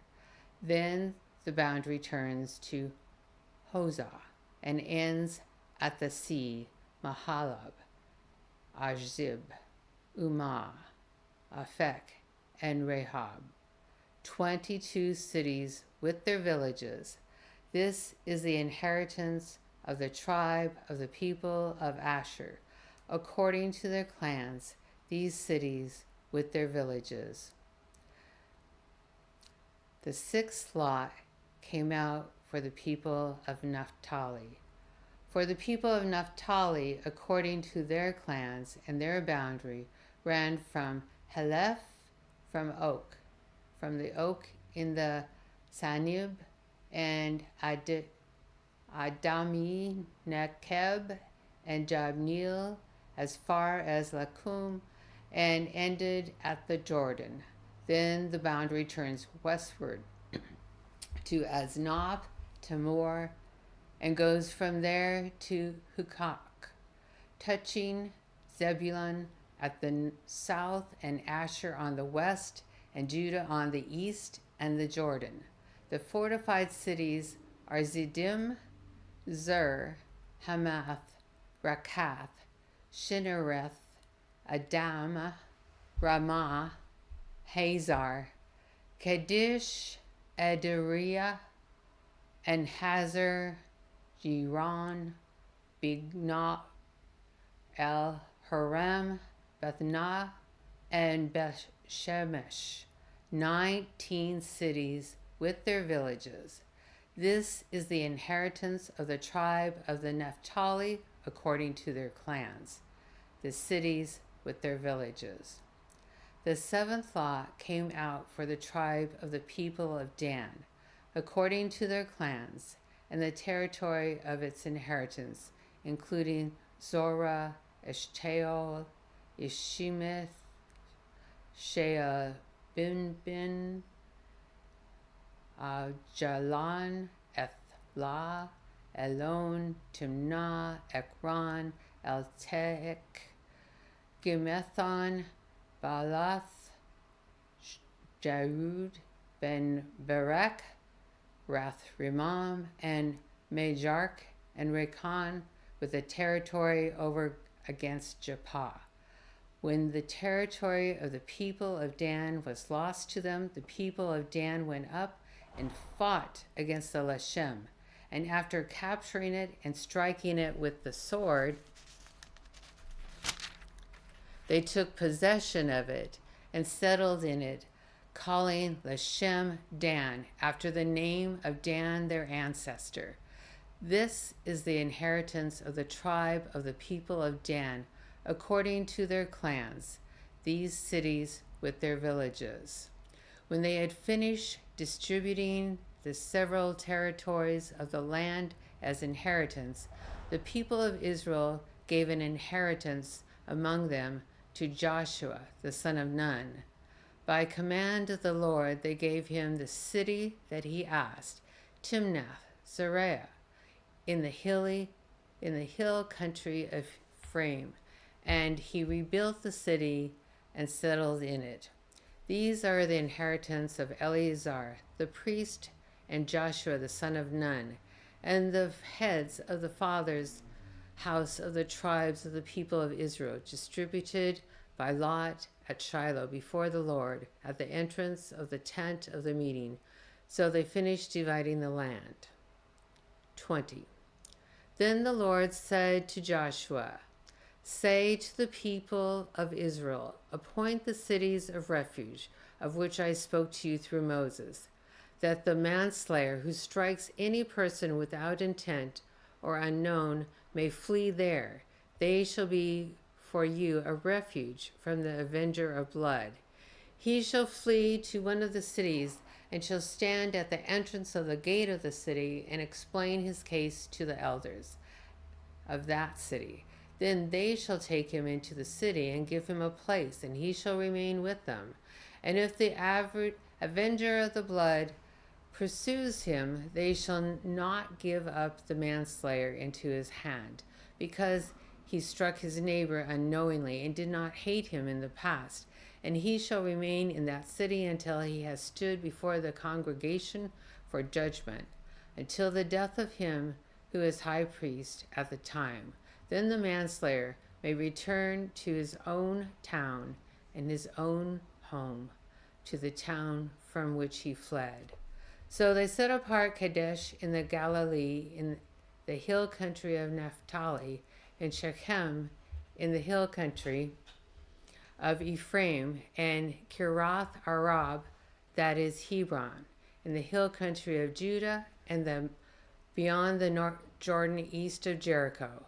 They appointed Bizar in the wilderness of the tableland from the tribe of Reuben, and Ramoth in Gilead from the tribe of Gad, and Golan in Bashan from the tribe of Manasseh. These were the cities designed for all people of Israel, and for the stranger sojourning among them, that anyone who killed a person without intent could flee there, so that he might not die by the hand of the avenger of blood till he stood before the congregation. 21. Then the heads of the fathers' houses of the Levites came to Eleazar the priest, and to Joshua the son of Nun, and to the heads of the fathers' houses of the tribes of people of Israel. And they said to them at Shiloh in the land of Canaan, the Lord command through Moses that we be given cities to dwell in along their pasture land for our livestock. So by command of the Lord, the people of Israel gave to the Levites the following cities and pasture lands out of their inheritance. The lot came out of the clans of the Kohathites, who those Levites who were descendants of Aaron the priest received by the lot from the tribes of Judah, Simeon, and Benjamin, 13 cities, and the rest of the Kohathites received by lot from the clans of the tribes of Ephraim, from the tribe of Dan and the half-tribe of Manasseh, 10 cities. Ephraimites received by the lot from the clans of the tribe of Issachar, from the tribe of Asher, from the tribe of Naphtali, and from the half-tribe of Manasseh in Bashan, 13 cities. The Merarites, according to their clans, received from the tribe of Reuben, the tribe of Gad, and the tribe of Zebulun, 12 cities. These cities and their pasture lands, the people of Israel gave by lots to the Levites, as the Lord had commanded through Moses. Out of the tribe of people of Judah, the tribe of the people of Simeon, they gave the following cities mentioned by name, which went to the descendants of Aaron, one of the clans of the Kohathites, who belonged to the people of Levi, since the lot fell to them first. They gave them Kiriath Arba, Arba being the father of Anak, that is Hebron, in the hill country of Judah, along with the pasture land around it. But the fields of the city and its village had been given to Caleb, the son of Jephunneh, as his possession. And to the descendants of Aaron, the priests, they gave Hebron, the city of refuge for the manslayer, with its pasture lands, Libnah with its pasture lands, Jatir with its pasture lands, Eshtemoa with its pasture lands, Holon with its pasture lands, Nibir with its pasture lands, Ain with its pasture lands, Juttah with its pasture lands, Beshemesh with its pasture lands, 9 cities out of these 2 tribes. Then out of the tribe of Benjamin, Gibeon with its pasture lands, Geba with its pasture lands, Anath with its pasture lands, and Almon with its pasture lands. 4 cities. The cities of the descendants of Aaron, their priest, were all 3 cities with their pasture lands. To the rest of the Kohathites, belonging to the Kohathite clans of the Levites, the cities allotted to them were out of the tribe of Ephraim. To them were given Shechem, the city of refuge for the manslayer, with its pasture lands in the hill country of Ephraim, Gezer with its pasture lands, Kebizim with its pasture lands, Beth-horon with its pasture lands, 4 cities, and out of the tribe of Dan, Eltik with its pasture lands, Gibbethon with its pasture lands, Ajalon with its pasture lands, Gath-Rimmon with its pasture lands, 4 cities, and out of the half-tribe of Manasseh, Tanakh with its pasture lands, and the Gath-Rimmon with its pasture lands, 2 cities. The cities of the clans of the rest of the Kohathites were 10 in all with their pasture lands. And to the Geshonites, one of the clans of the Levites, were given out half-tribe of Manasseh, Goan Bashan with its pasture land, the city of refuge, with the manslayer, and Bishat Terah with its pasture land, 2 cities, and out of the tribe of Ishkar, Gishion with its pasture land, Daberath with its pasture lands, Jarmuth with its pasture lands, and Ganim with its pasture lands, 4 cities, and out of the tribe of Asher, Mishal with its pasture lands, Habanah with its pasture lands, Helkath with its pasture lands, and Rahab with its pasture lands, 4 cities. And out of the tribe of Naphtali, Kadesh in Galilee with its pasture lands, the city of refuge for its manslayer, Hamath Dor with its pasture lands, Qatar with its pasture lands, 3 cities. The cities of the several clans of the Geshurites with all 13 cities with their pasture lands. And to the rest of the Levites and Merari clans were given out of the tribe of Zebulun, Jokineam with its pasture lands, Kedar with the pasture lands, Nimnah with its pasture lands, Nahala with its pasture lands, 4 cities, and out of the tribe of Reuben, Bezar with its pasture lands, Jahaz with its pasture lands, Kedemoth with its pasture lands, and Meath with its pasture lands, 4 cities, and out of the tribe of Gad, Ramoth in Gilead with its pasture lands, the city of refuge with Manslayer, Mahanaim with its pasture land, Heshbon with its pasture lands, Jazer with its pasture lands, 4 cities in all. As for the cities of the several Merari clans, that is the remainder of the clans of the Levites. Those allotted to them were in all 12 cities. The cities of the Levites in the midst of the possession of the people of Israel were in all 48 cities with their pasture lands. These cities had its pasture land around it. So it was with all these cities. Thus the Lord gave to Israel all the lands that he swore to give to their fathers, and they took possession of it, and they settled there, and the Lord gave them rest on every side, just as he had sworn to their fathers. Not one of all the enemies had withstood them, for the Lord had given all their enemies into their hands. Not one word of all the good promises that the Lord had made to the house of Israel had failed.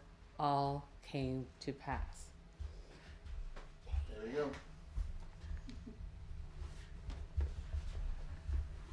Okay. There you go. All right, Sherry, have a seat. There you go. Feel comfortable? Yep. And have fun. All right.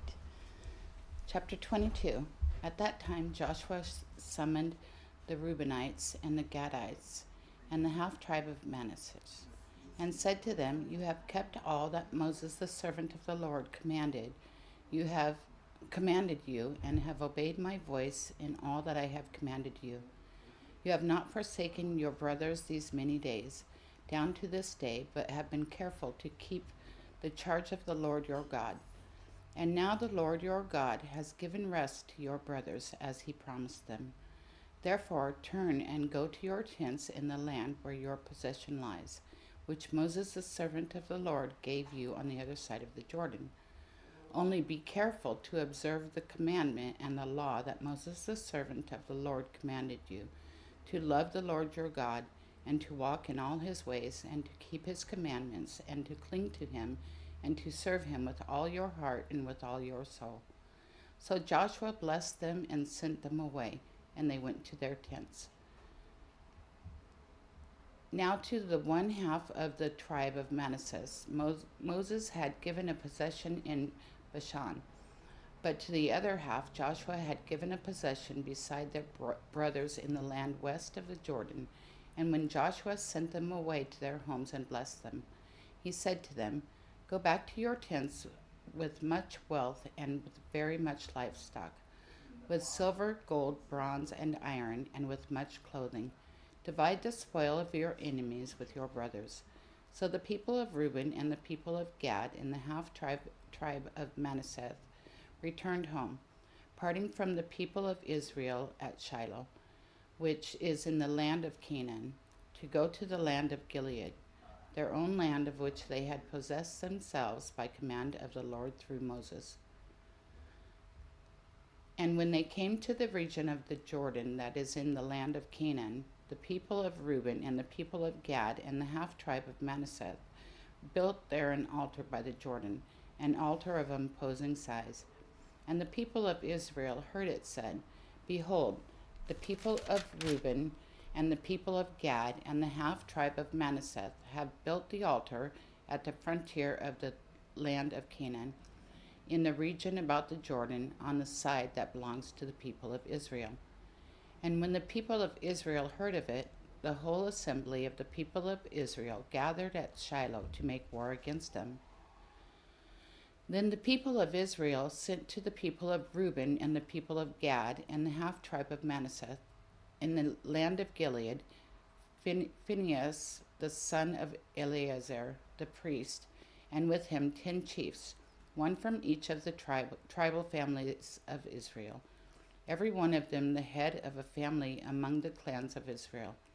And they came to the people of Reuben, the people of Gad, and the half-tribe of Manasseh, in the land of Gilead, and they said to them, Thus says the whole congregation of the Lord, what is this breach of faith that you have committed against the God of Israel in turning away this day from following the Lord by building yourselves an altar this day in rebellion against the Lord?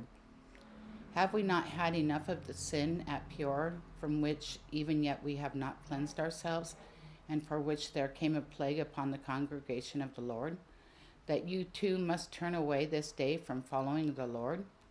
And if you too rebel against the Lord today, then tomorrow he will be angry with the whole congregation of Israel. But now, if the land of your possession is unclean, pass over into the Lord's land where the Lord's tabernacle stands, and take for yourself a possession amongst us. Only do not rebel against the Lord, or make us as rebels by building for yourselves an altar other than the altar of the Lord our God. Did not Achan the son of Zerah break faith in the matter of the devoted things, and wrath fell upon all the congregation of Israel, and he did not perish alone for his iniquity?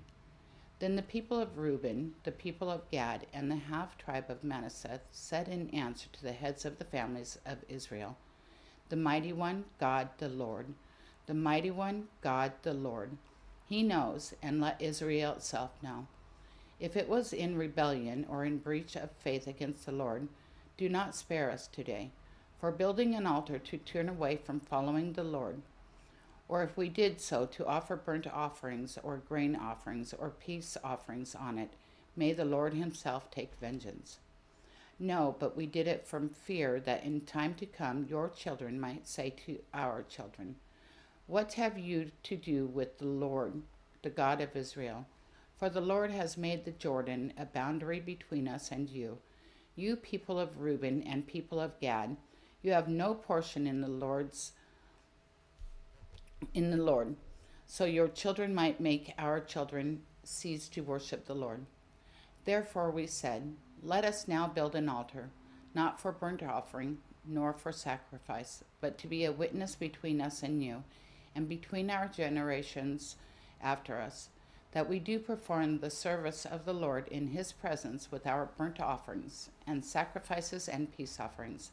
So your children will not say to you, our children, in time to come, You have no portion in the Lord. And we thought, if this should be said to us or to our descendants in time to come, we should say, Behold, the copy of the altar of the Lord, which our fathers made, not for burnt offerings nor for sacrifice, but to be a witness between us and you. Far be it from us that we should rebel against the Lord and turn away this day from following the Lord by building an altar for burnt offering, grain offering, or sacrifice, other than the altar of the Lord our God that stands before his tabernacle. When Phinehas the priest and the chiefs of the congregation, the heads of the families of Israel who were with him, heard the words that the people of Reuben and the people of Gad and the people of Manasseh spoke, it was good in their eyes. And Phinehas the son of Eleazar the priest said to the people of Reuben and the people of Gad and the people of Manasseh, Today we know that the Lord is in our midst, because you have not committed this breach of faith against the Lord. Now you have delivered the people of Israel from the hand of the Lord. Then Phinehas the son of Eleazar the priest and the chiefs returned from the people of Reuben and the people of Gad in the land of Gilead to the land of Canaan, to the people of Israel, and brought back word to them. And the report was good in the eyes of the people of Israel. And the people of Israel blessed God and spoke no more of making war against them to destroy the land where the people of Reuben and the people of Gad were settled. The people of Reuben and the people of Gad called the altar witness. For, they said, it is a witness between us that the Lord is God. Chapter 23. A long time afterward, when the Lord had given rest to Israel from all their surrounding enemies, and Joshua was old and well advanced in years, Joshua summoned all of Israel, its elders and heads, its judges and officers, and said to them, I am now old and well advanced in years, and you have seen all that the Lord your God has done to all these nations for your sake. For it is the Lord your God who has fought for you. Behold, I have allotted to you as an inheritance for your tribes those nations that remain, along with all the nations that I have already cut off, from the Jordan to the great sea in the west. The Lord your God will push them back before you and drive them out of your sight, and you shall possess their land, just as the Lord your God promised you. Therefore, be very strong to keep and to do all that is written in the book of the law of Moses, turning aside from it neither to the right hand nor to the left, that you may not mix with these nations remaining among you, or make mention of the names of their gods, or swear by them, or serve them, or bow down to them. But you shall cling to the Lord your God, just as you have done to this day. For the Lord has driven out before you great and strong nations, and as for you, no man has been able to stand before you to this day. One man of you puts to flight 1,000, since it is the Lord your God who fights for you, just as he promised you. Be very careful, therefore, to love the Lord your God. For if you turn back and cling to the remnant of these nations remaining among you and make marriages with them, so that you associate with them and they with you, know for certain that the Lord your God will no longer drive out these nations before you, but they shall be a snare and a trap for you, a whip on your sides and thorns in your eyes, until you perish from off this good ground that the Lord your God has given you. And now I am about to go the way of all the earth, and you know in your hearts and souls, all of you, that not one word has failed of all the good things that the Lord your God promised concerning you. All have come to pass for you, not one of them has failed. But just as all the good things that the Lord your God promised concerning you have been fulfilled for you, so the Lord will bring upon you all the evil things, until he has destroyed you from off this good land that the Lord your God has given you. If you transgress the covenant of the Lord your God, which he commanded you, and go and serve other gods and bow down to them, then the anger of the Lord will be kindled against you, and you shall perish quickly from off the good land that he has given you. Chapter 24. Joshua gathered all the tribes of Israel to Shechem and summoned the elders, the heads, the judges, and the officers of Israel, and they presented themselves before God.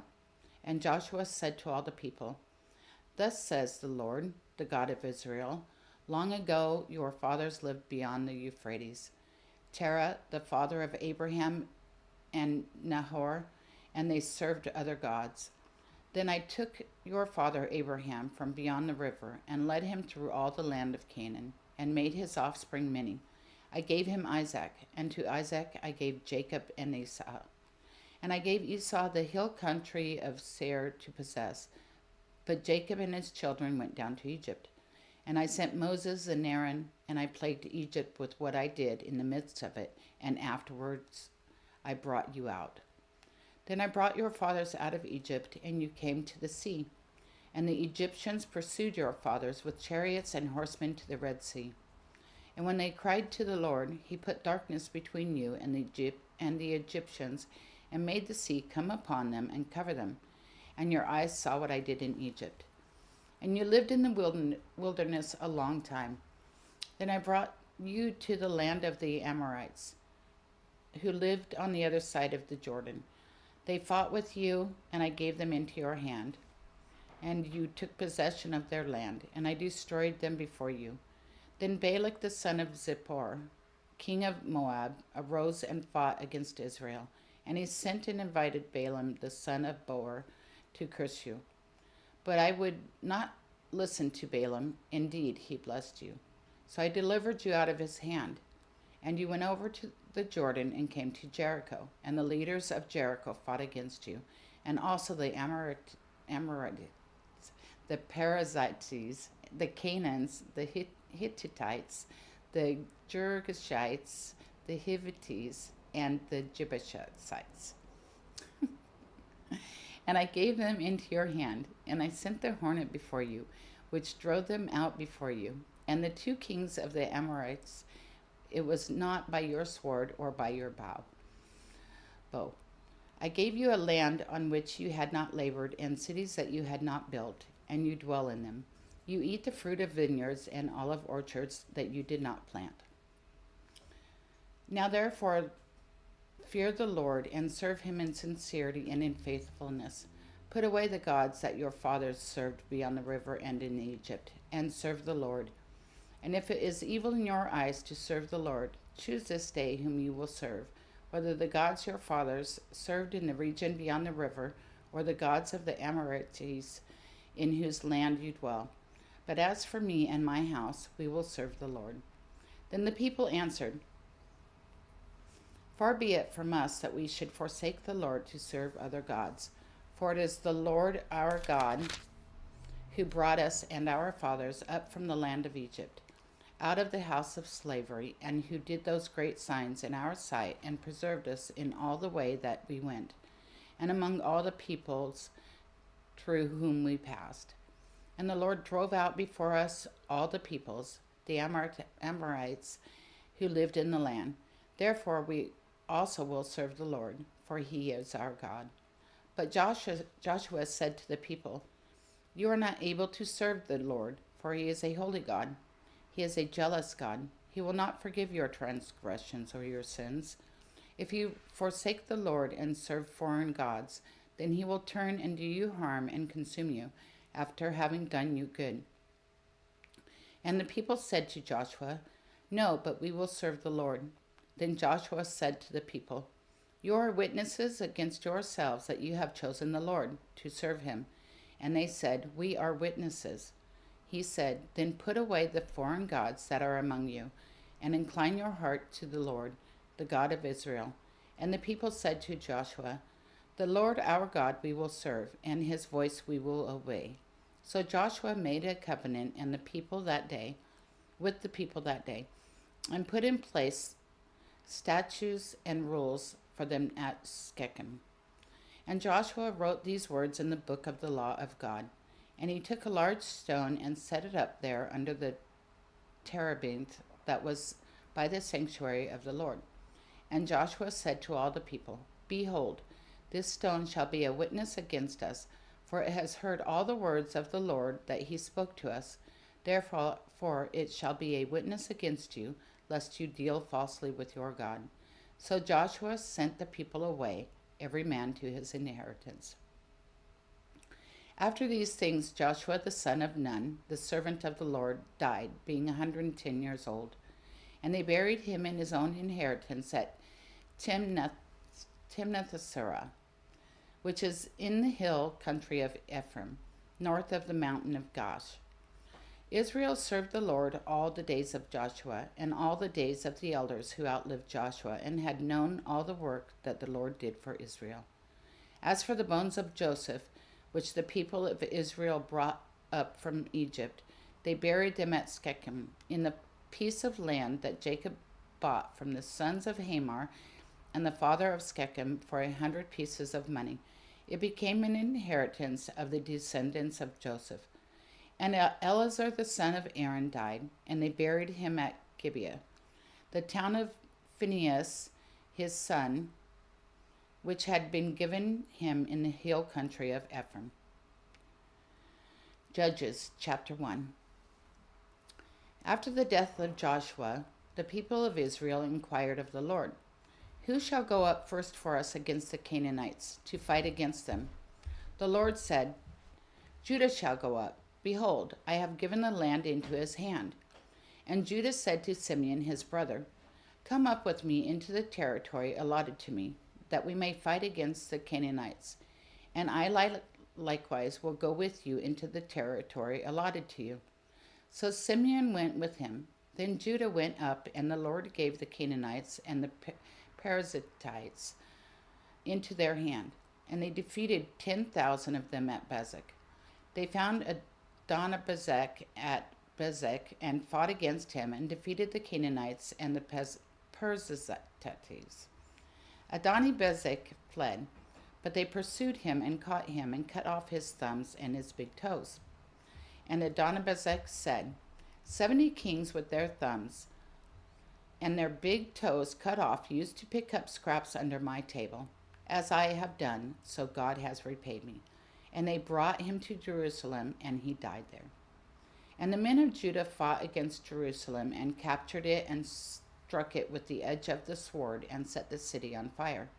And afterward the men of Judah went down to fight against the Canaanites who lived in the hill country, in the Negeb, and in the lowland. And Judah went against the Canaanites who lived in Hebron. Now the name of Hebron was formerly Kiriath-arba.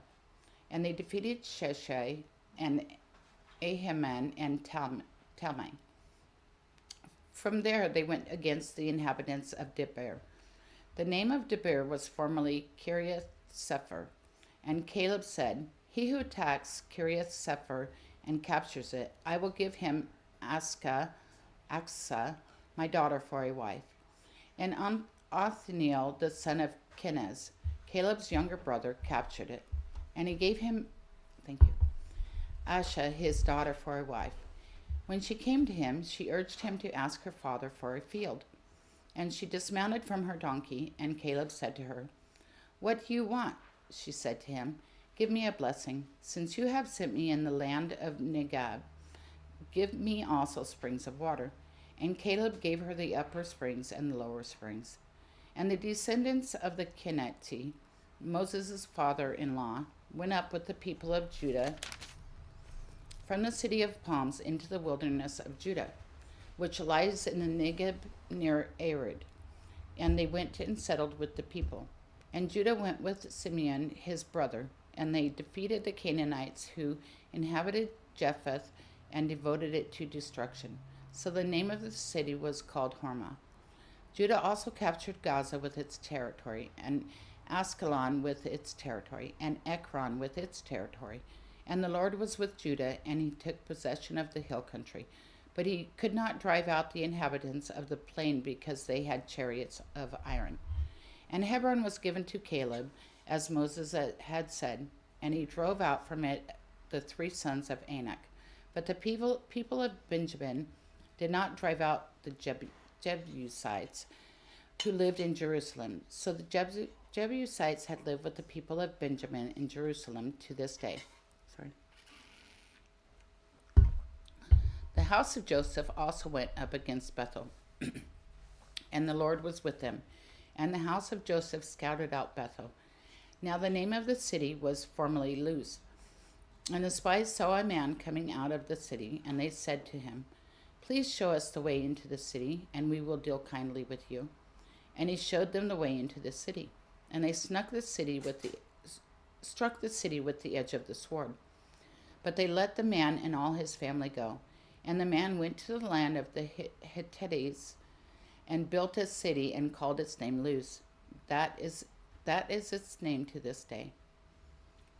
Manasseh did not drive out the inhabitants of Bethshean and its villages, or Tanakh and its villages, or the inhabitants of Dor and its villages, or the inhabitants of Ibleam and its villages, or the inhabitants of Megiddo and its villages.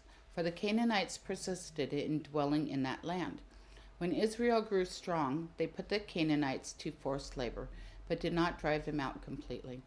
And Ephraim did not drive out the Canaanites who lived in Gezer, so the Canaanites lived in Gezer among them. Zebulun did not drive out the inhabitants of Kitron, or the inhabitants of Nahalol. So the Canaanites lived among them, but became subject to forced labor. Ashur did not drive out the inhabitants of Acco, or the inhabitants of Sidon, or of Alab, or Akzib, or of Helbah, or Aphik, or of Rehob. So the Ashurites lived among the Canaanites, the inhabitants of the land, for they did not drive them out. Naphtali did not drive out the inhabitants of Bethshemesh, or the inhabitants of Bethanath. So they lived among the Canaanites, the inhabitants of the land. Nevertheless, the inhabitants of Bethshemesh and of Bethanath became subject to forced labor for them. The Amorites pressed the people of Dan back into the hill country, for they did not allow them to come down to the plain. The Amorites persisted in dwelling in Mount Heres, in Ajalon, and in Shalbim. But the hand of the house of Joseph rested heavily on them, and they became subject to forced labor. And the border of the Amorites ran from the ascent of Akrabim, from Selah and upward. Chapter 2. Now the angel of the Lord went up from Gilgal to Bochim, and he said, I brought you up from Egypt, and brought you into the land that I swore to give to your fathers. I said, I will never break my covenant with you, and you shall make no covenant with the inhabitants of this land.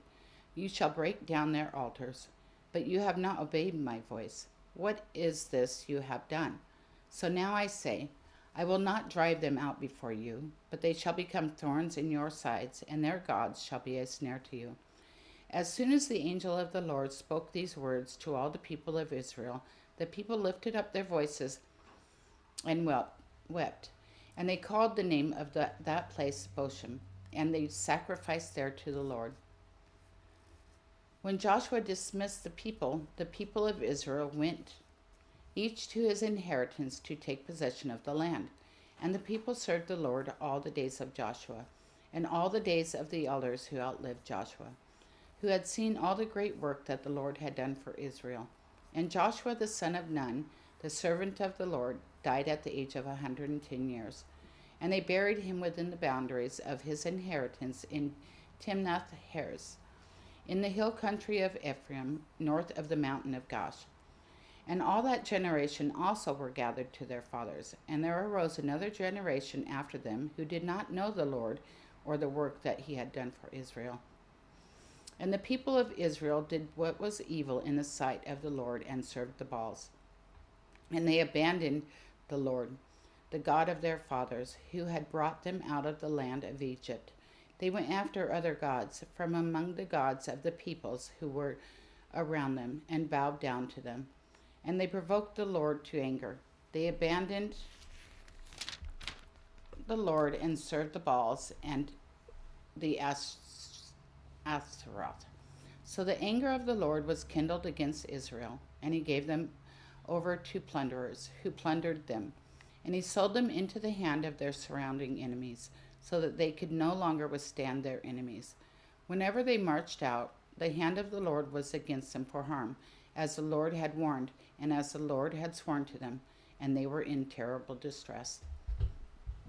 Then the Lord raised up judges, who saved them out of the hand of those who plundered them.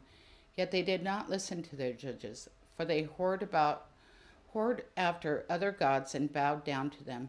They soon turned aside from the way in which their fathers had walked, who had obeyed the commandments of the Lord, and they did not do so. Whenever the Lord raised up judges for them, the Lord was with the judge, and he saved them from the hand of their enemies all the days of the judge. For the Lord was moved to pity by their groaning because of those who afflicted the oppressed and oppressed them. But whenever the judge died, they turned back and were more corrupt than their fathers, going after other gods, serving them and bowing down to them. They did not drop any of their practices or their stubborn ways. So the anger of the Lord was kindled against Israel, and he said, because this people have transgressed my covenant that I commanded their fathers, and have not obeyed my voice, I will no longer drive out before them any of the nations that Joshua left when he died. in order to test Israel by them, whether they will take care to walk in the way of the Lord as their fathers did or not. So the Lord left those nations, not driving them out quickly, and he did not give them into the hand of Joshua. Now these are the nations that the Lord left, to test Israel by them. No, I forgot. No. Oh, what's that? Chapter 3? No. Are you get your last line of chapter 2? Yeah. Well, there we go. Okay. All right. Show that, Steve. Okay. No, yeah, you don't need that. And in a half hour, I'll come with the next person. Okay. There you go. Just chapter 3, lead away. Chapter 3. Now these are the nations that the Lord left to test Israel by them. That is, in all Israel who had not experienced all the wars of Canaan. It was only in order that the generations of the people of Israel might know war, to teach war to those who had not known it before. These are the nations, the 5 lords of the Philistines, and all the Canaanites, and the Sidonites, and the Hivites, who lived on Mount Lebanon, from Mount Baal Hermon as far as Lebo Hamath. They were for the testing of Israel, to know whether Israel would obey the commandments of the Lord, which he had commanded their fathers by the hand of Moses.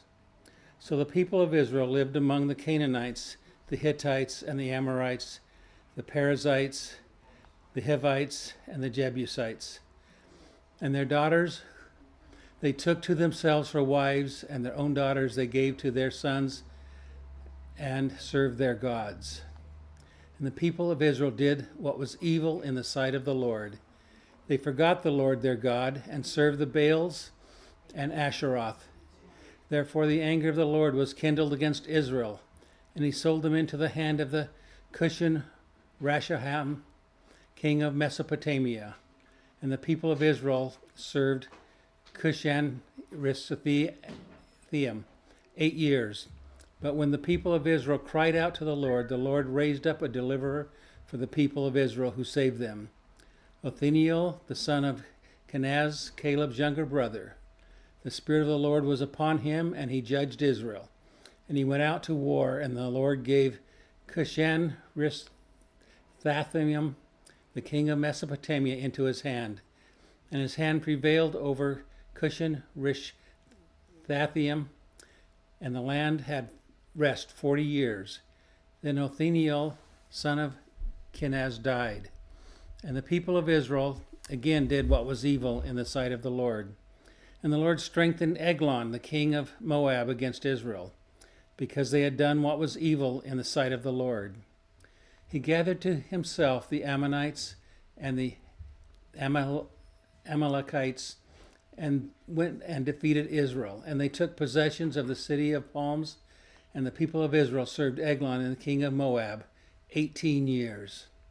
Then the people of Israel cried to the Lord, and the Lord raised up for them a deliverer, Ehud, the son of Gera, the Benjamite, a left-handed man. The people of Israel sent tribute to him, to Eglon, the king of Moab. And Ehud made for himself a sword with 2 edges, a cubit in length, and he bounded it on his right thigh under his clothes. And he presented tribute to Eglon, king of Moab. Now Eglon was a very fat man. And when Ehud had finished presenting the tribute, he sent away the people and carried the tribute. But he himself turned back at the idols near Gilgal and said, I have a secret message to you, O king.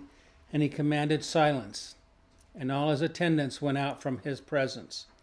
And Ehud came to him as he was sitting alone in his cool roof chamber. And Ehud said, I have a message from God for you. And he arose from his seat, and Ehud reached within his left hand, took out the sword from his right thigh, and thrust it into the belly. And the hit also went in after the blade, and the fat closed over the blade, for he did not pull the sword out of his belly. And And the dung came out, and Ehud went out into the porch and closed the doors, and the roof chamber behind him, and locked them. When he had gone, the servants came, and when they saw that the doors of the roof chamber were locked, they thought, surely he is relieving himself in the closet of the cool chamber. And they waited till they were embarrassed. But when he still did not open the doors of the roof chamber, they took the key, opened them, and there lay their lord dead on the floor. Ehud escaped while they delayed, and he passed beyond the idols and escaped to Sariah. When he arrived, he sounded the trumpet in the hill country of Ephraim.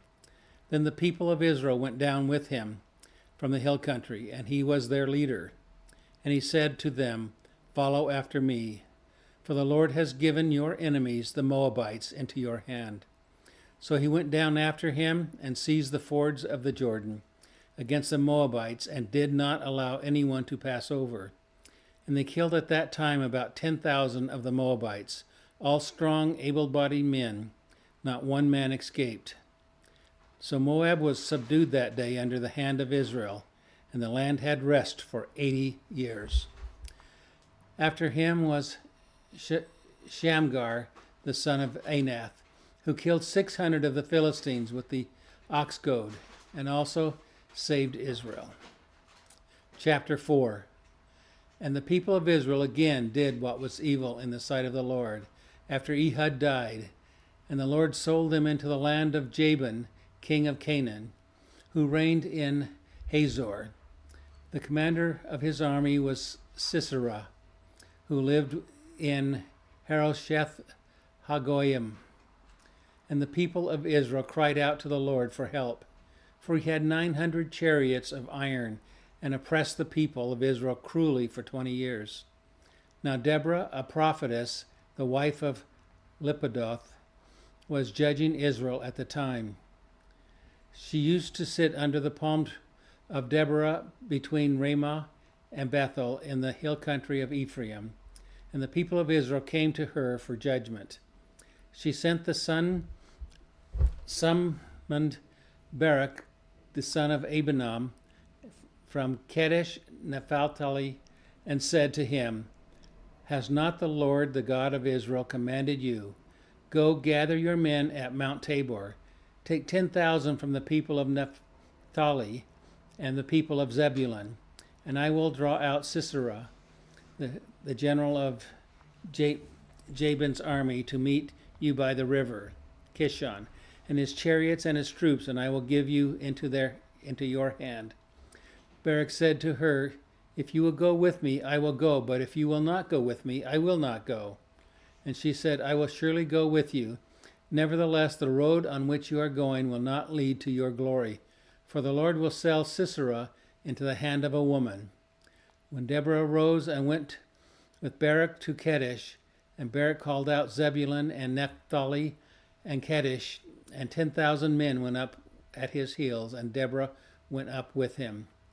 Now Heber and Kenite had separated from the Kenites, and the descendants of Hobab, the father-in-law of Moses. He had pitched his tent as far away from the oak in Zanium, which is near Kadesh. When Sisera was told that Barak, the son of Abinoam, was gone up to the Mount Tabor, Sisera called out all his chariots, 900 chariots of iron, and all the men who were with him, from Harosheth Hagoyim to the river Kishon. And Deborah said to Barak, "Up, for this day the day is in which the Lord has given Sisera into your hand. Does not the Lord go out before you?" So Barak went down from Mount Tabor with 10,000 men following him. And the Lord routed Sisera and all his chariots and all his army before Barak by the edge of the sword. And Sisera got down from his chariot and fled away on foot. And Barak pursued the chariots and the army to Harosheth Hagoyim, and all the army of Sisera fell by the edge of the sword. Not a man was left. But Sisera fled away on foot to the tent of Jael, the wife of Heber the Canaanite. For there was peace between Jabin the king of Hazor and the house of Heber the Kenite. And Jael came out to meet Sisera and said to him, Turn aside, my lord, turn aside to me, for do not be afraid. So he turned aside to her in the tent, and she covered him with a rug. And he said to her, Please give me a little water to drink, for I am thirsty. So she opened a skin of milk and gave him a drink and covered him. And he said to her, Stand at the opening of the tent, and if any man comes and asks you, Is anyone here? Say no. But Jael, the wife of Heber, took a tent peg and a hammer in her hand. Then she went softly to him and drove the peg into his temple, until he went down into the ground.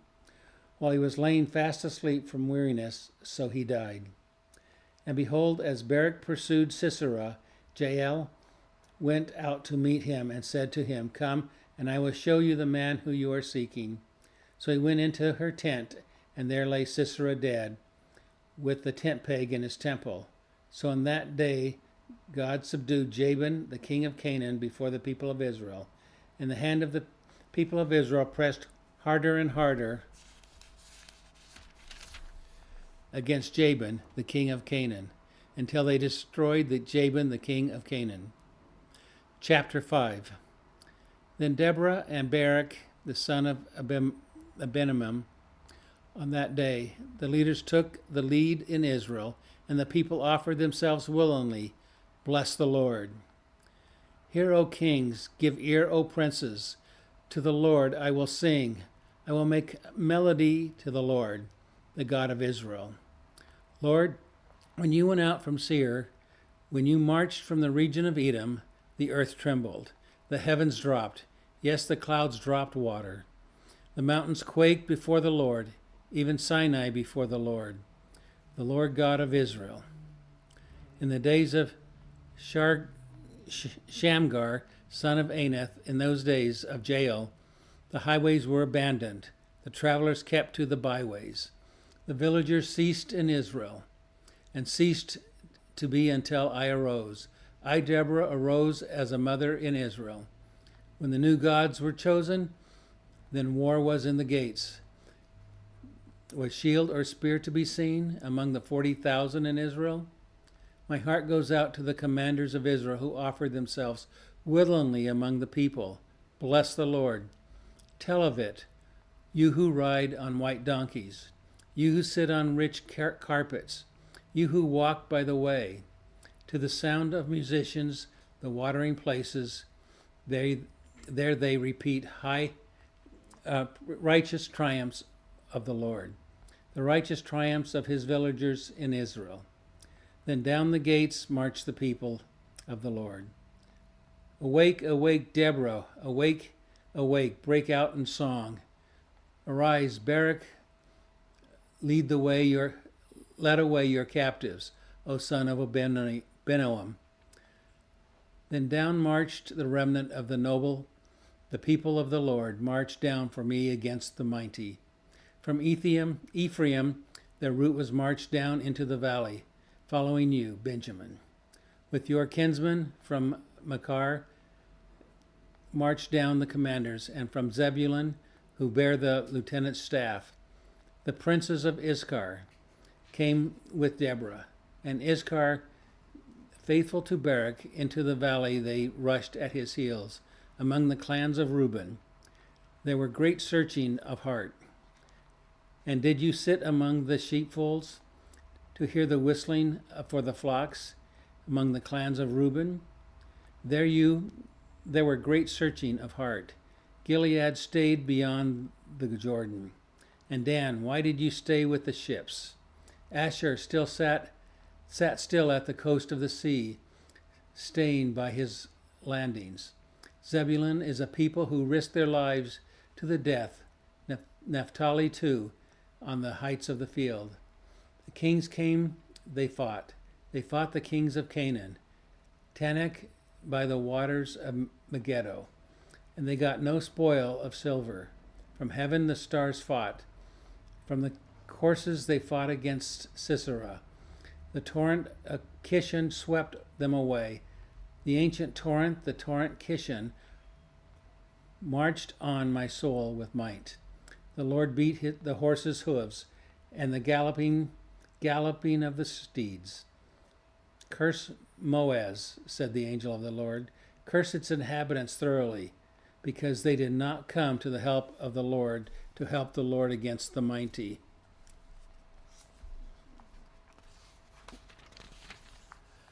Most blessed of women be Jael, the wife of Heber the Kenite. Of tent-dwelling women, most blessed. She asked for water, and she gave him milk. She brought him curds in a noble's bowl.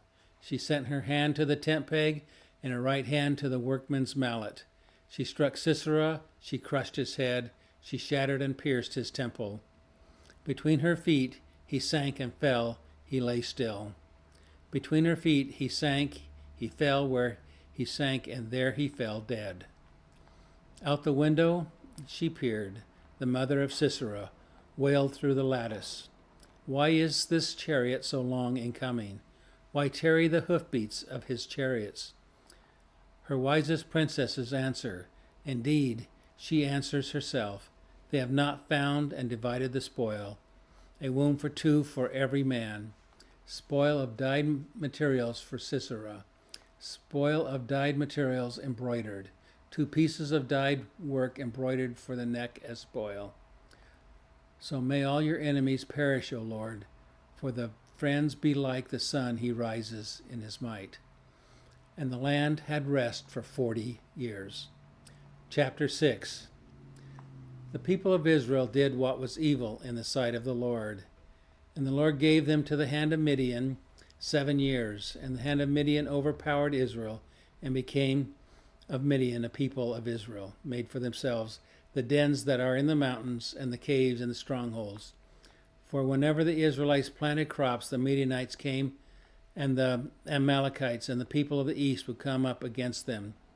They would encamp against them and devour the produce of the land, as far as Gaza, and leave no sustenance in Israel, no sheep or ox or donkey, for they would come up with their livestock and their tents, and they would come like locusts in number. Both they and their camels could not be counted. So they came, laid waste of the land as they came. And Israel was brought very low because of Midian. And the people of Israel cried out for help to the Lord. Then the people of Israel cried out to the Lord on account of the Midianites. The Lord sent a prophet to the people of Israel. He said to them, Thus says the Lord, the God of Israel, I led you up from Egypt and brought you out of the house of slavery. I delivered you from the hand of the Egyptians and from the hand of all who oppressed you, and drove them out before you and gave you their land. And I said to you, I am the Lord your God, and you shall not fear the gods of the Amorites, in whose land you dwell. But you have not obeyed my voice. Now the angel of the Lord came and sat under the terebinth at Ophrah, which belonged to Joash the Abiezrite, while the son of Gideon was beating out the wheat in the winepress, to hide it from the Midianites. And the angel of the Lord appeared to him and said to him, The Lord is with you, O mighty man of valor. And Gideon said to him, Please, my Lord, if the Lord is with us, why then has all this happened to us? And where are all his wonderful deeds that our fathers recounted to us, saying, Did not the Lord bring us up from Egypt? And now the Lord has forsaken us and given us into the hand of Midian. And the Lord turned to him and said, Go in this might of yours, and save Israel from the hand of Midian. Do not I send you? And he said to him, Please, Lord, how can I save Israel? Behold, my clan is the weakest in Manasseh. I am the least of my father's house. And the Lord said to him, But I will be with you, and you shall strike the Midianites as one man. And he said to him, If now I have found favor in your eyes, then show me again that it is you who speaks with me. Please do not depart from here until I come to you and bring out my present and set it before you. And he said, I will go stay till you return. So Gideon went into his house and prepared a young goat and unleavened cakes from an ephah of flour, and the meat he put on a basket. In the broth he put a pot, and and brought them to him under the terebinth, and presented them. And the angel of God said to him, Take the meat and the unleavened cakes, and put them on this rock. Pour broth over them.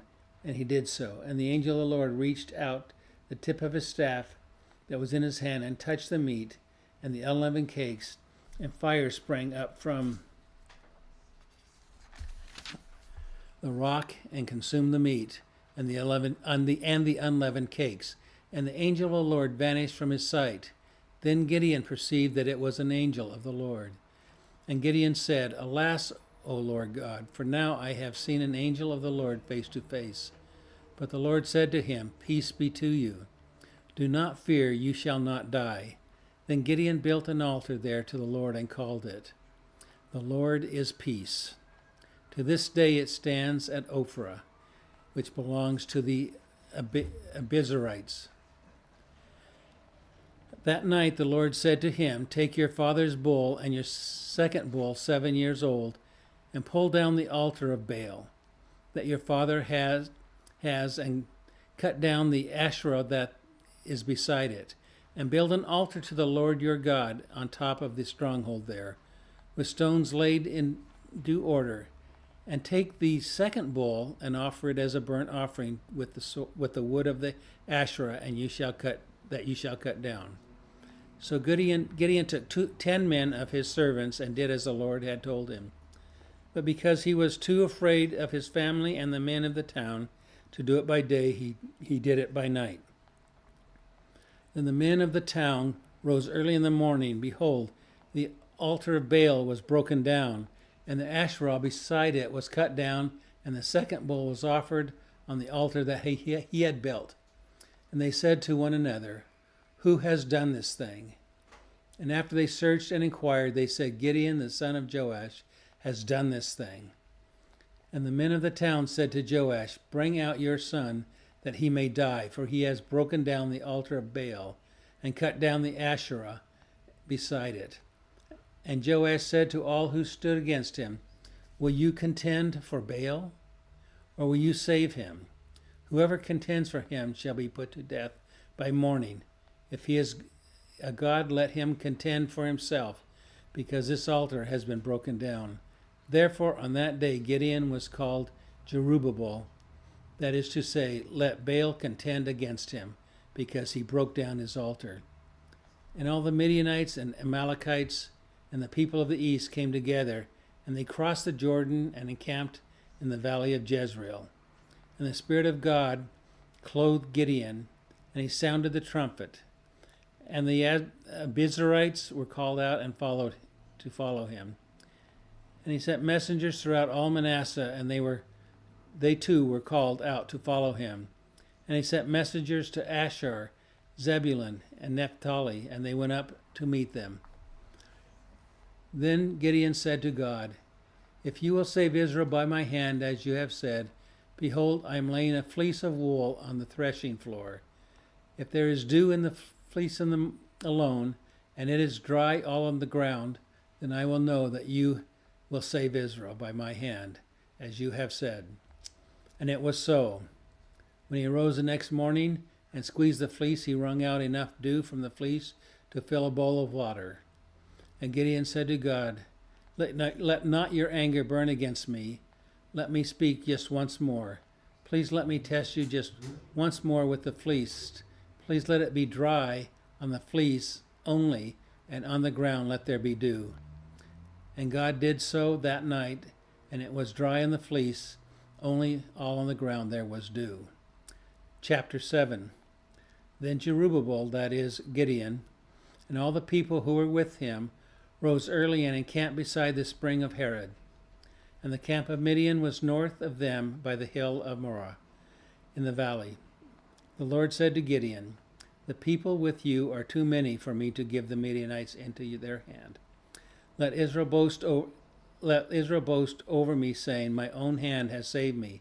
Now therefore proclaim in the ears of the people, saying, Whoever is fearful and trembling, let him return home and hurry away from Mount Gilead. Then 22,000 of the people returned, and 10,000 remained. And the Lord said to Gideon, the people are still too many. Take them down to the water, and I will test them for you there. And anyone of whom I say to you, this one shall not go with you, shall not go with you. And anyone whom I say, this one shall not go with you, shall not go. So he brought the people down to the water, and the Lord said to Gideon, every one who laps water with his tongue, as a dog laps, you shall set by himself likewise. Everyone who kneels down to drink, and the number of those who lapped using their hands to their mouths was 300 men. But all the rest of the people knelt down to drink water, and the Lord said to Gideon, with the 300 men who lapped, I will save you and give the Midianites into your hand. And all the others go every man to his home. So the people took provisions in their hands, and the trumpets, and he sent all the rest of Israel, every man to his tent, but retained the 300 men. And the camp of Midian was below him in the valley. That same night the Lord said to him, arise, go down against the camp, for I have given it into your hand. But if you are afraid to go down to the camp of Purah, with Purah your servant. And you shall hear what they say, and afterward your hands shall be strengthened and to go down against the camp. Then he went down with Purah his servant to the outposts of the armed men who were in the camp. And the Midianites and the Amalekites and all the people of the east lay along the valley like locusts in abundance, and their camels were with them, were without number, as the sand that is in the seashore in abundance. Then Gideon came, behold, a man was telling a dream to his comrade. And he said, behold, I dreamed a dream, and behold, a cake of barley bread tumbled into the camp of Midian, and came to the tent and struck it so that it fell and turned upside down. So the tent lay flat. And his comrade answered, This is no other than the sword of Gideon, the son of Joash, a man of Israel. God has given into his hand Midian and all the camp. And as soon as Gideon heard the telling of the dream and its interpretation, he worshipped. For he had returned to the camp of Israel and said, Arise, for the Lord has given the host of Midian into your hand. And he divided the 300 men into 3 companies, and put trumpets in their hands, and all of them empty jars, with torches inside the jars. And he said to them, Look at me, and do likewise. When I come to the outskirts of the camp, do as I do. When I blow the trumpet, I and all who are with me, then blow the trumpets on every side of the camp, and shout, For the Lord and for Gideon. So Gideon and the 100 men who were with him came to the outskirts of the camp at the beginning of the middle watch. And when they had set watch, and they blew the trumpets and smashed the jars that were in their hands. And the 3 companies blew the trumpets and broke the jars. They held in their left hand the torches, in their right hand the trumpets to blow. And they cried out, A sword for the Lord and for Gideon. Every man stood in his place around the camp. All the army ran. They cried out and fled. When they blew the 300 trumpets, the Lord sent every man's sword against his comrade, and all of the army fled as far as Bethsheba towards Zerah, and as far as the border of Abel Maholah by Tabbath. And the men of Israel were there from Naphtali and from Asher and from Manasseh, and pursued after Midian. Gideon sent messengers through all the hill country of Ephraim, saying, Come down against Midianites and capture the waters against them as far as Beth-barah and also the Jordan. And so all the men of Ephraim were called out, and they captured the waters as far as Beth-barah and also the Jordan. And they captured 2 princes of Midian, Oreb and Zeb. They killed Oreb on the rock of Oreb, at the rock of Oreb, and Zeb they killed the winepresses of Zeb. Then they pursued Midian, and they brought the head of Oreb and Zeb to Gideon across the Jordan. Chapter 8. Okay. To the internet that's watching, that was my fault. I was It's my fault. It's my bad. My bad. Hey, hello everybody. It's good to see you.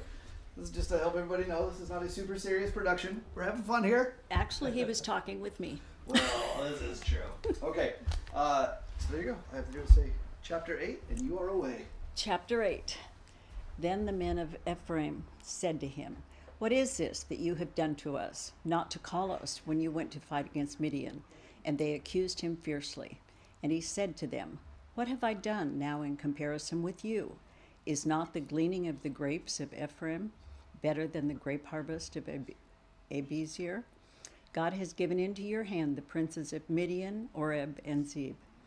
What have I been able to do in comparison with you?"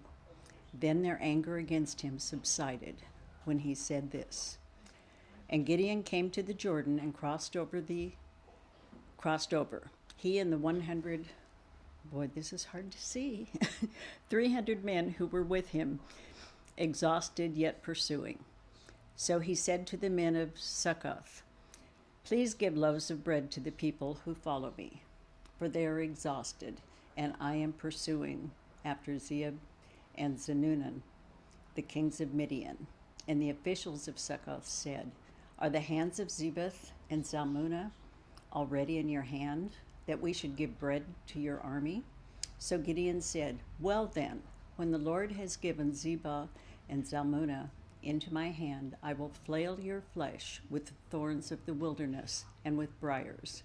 And from there he went up to Penuel and spoke to them in the same way. And the men of Penuel answered him as the men of Succoth had answered. And he said to the men of Penuel, "When I come again in peace, I will break down this tower."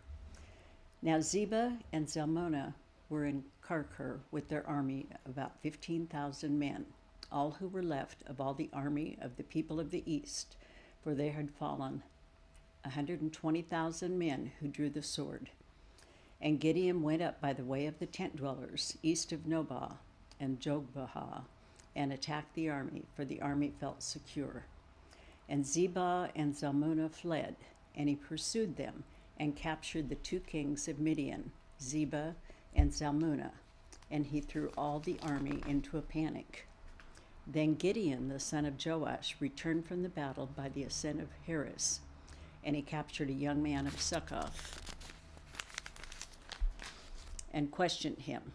And he wrote down for him the officials and elders of Succoth, 77 men. And he came to the men of Succoth and said, "Behold, Zebah and Zalmunna, about whom you taunted me, saying, Are the hands of Zebah and Zalmunna already in your hand, that we should give bread to your men who are exhausted?" And he took the elders of the city, and he took thorns of the wilderness and briars, and with them taught the men of Succoth a lesson. And he broke down the tower of Penuel and killed the men of the city.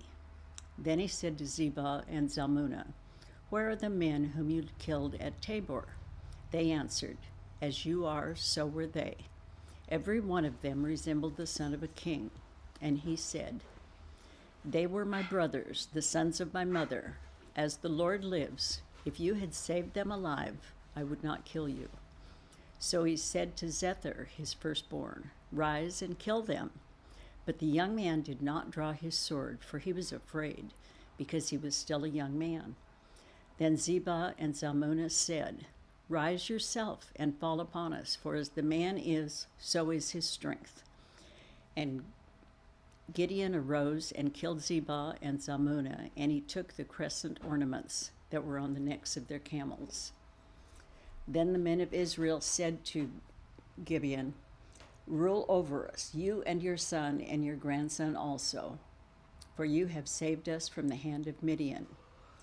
Gideon said to them, "I will not rule over you, and my son will not rule over you. The Lord will rule over you." And Gideon said to them, "Let me make a request of you. Every one of you give me the earrings from this spoil." For they had golden earrings, because they were Ishmaelites.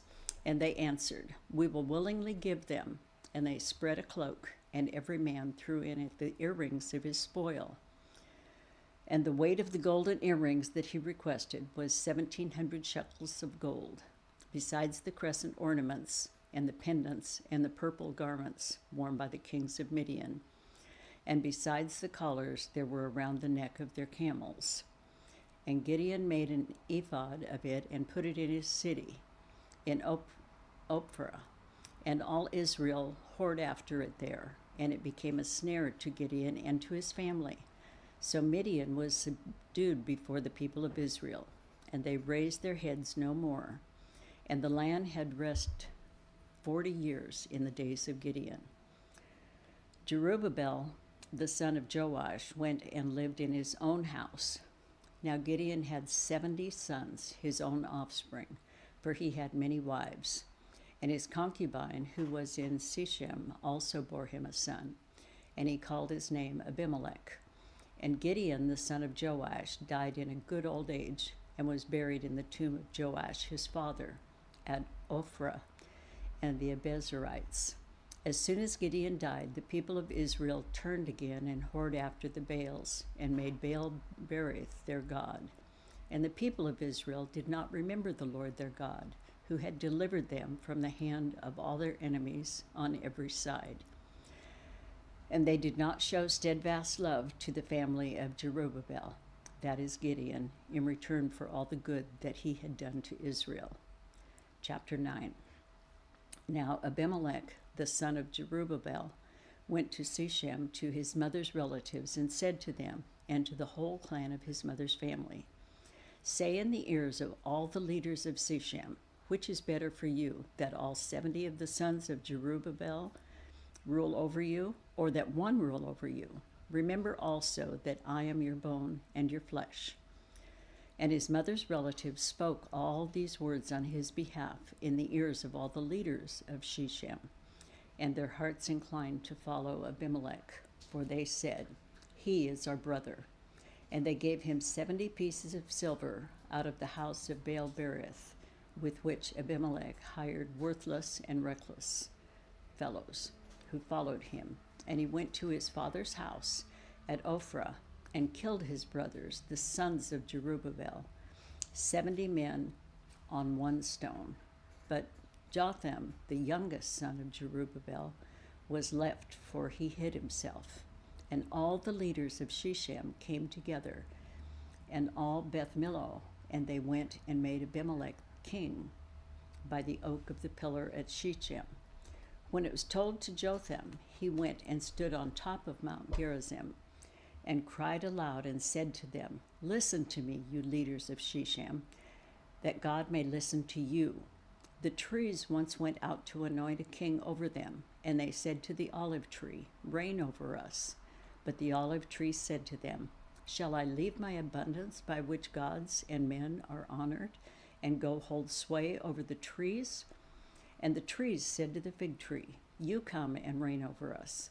But the fig tree said to them, Shall I leave my sweetness and my good fruit, and go hold sway over the trees? And the trees said to the vine, You come and reign over us. But the vine said to them, Shall I leave my wine that cheers God and men, and go hold sway over the trees? Then all the trees said to the bramble, You come and reign over us. And the bramble said to the trees, If in good faith you are anointing me king over you, then come and take refuge in my shade. But if not, let fire come out of the bramble and devour the cedars of Lebanon. Now therefore, if you acted in good faith and integrity when you made Abimelech king, and if you have dealt well with Jerubbaal and his house, and have done to him as his deeds deserved, for my father fought for you and risked his life and delivered you from the hand of Midian. And you have risen up against my father's house this day, and have killed his sons, 70 men on one stone, and have made Abimelech, the son of his female servant, king over the leaders of Shechem, because he is your relative. If you then have acted in good faith and integrity with Jerubbaal and with this house in this day, then rejoice in Abimelech, and let him also rejoice in you. But if not, let fire come out from Abimelech and devour the leaders of Shechem and Beth Millo, and let fire come out from the leaders of Shechem and from Beth Millo and devour Abimelech. And Jotham ran away and fled and went to Beer and lived there, because of Abimelech his brother. Abimelech ruled over Israel 3 years, and God sent an evil spirit between Abimelech and the leaders of Shechem, and the leaders of Shechem dealt treacherously with Abimelech, that the violence done to the 70 sons of Jerubbaal might come, and their blood be laid on Abimelech their brother, who killed them, and on the men of Shechem, who strengthened his hands to kill his brothers. And the leaders of Shechem put men in ambush against him on the mountaintops, and they robbed all who passed by them along that way. And it was told to Abimelech. And Gaal, the son of Ebed, moved into Shechem with his relatives, and the leaders of Shechem put confidence in him. And they went out into the field and gathered the grapes from their vineyards, and trod them, and held a festival. And they went into the house of their God, and ate and drank, and reviled Abimelech. And Gaal, the son of Ebed, said, Who is Abimelech, and who are we of Shechem, that we should serve him? Is he not the son of Jerubbaal, and is not Zebul his officer? Serve the men of Hamor, the father of Shechem. But why should we serve him? Would that his people were under my hand. Then I would remove Abimelech. I would say to Abimelech, Increase your army and come out. When Zebul, the ruler of the city, heard the words of Gaal, the son of Ebed, his anger was kindled.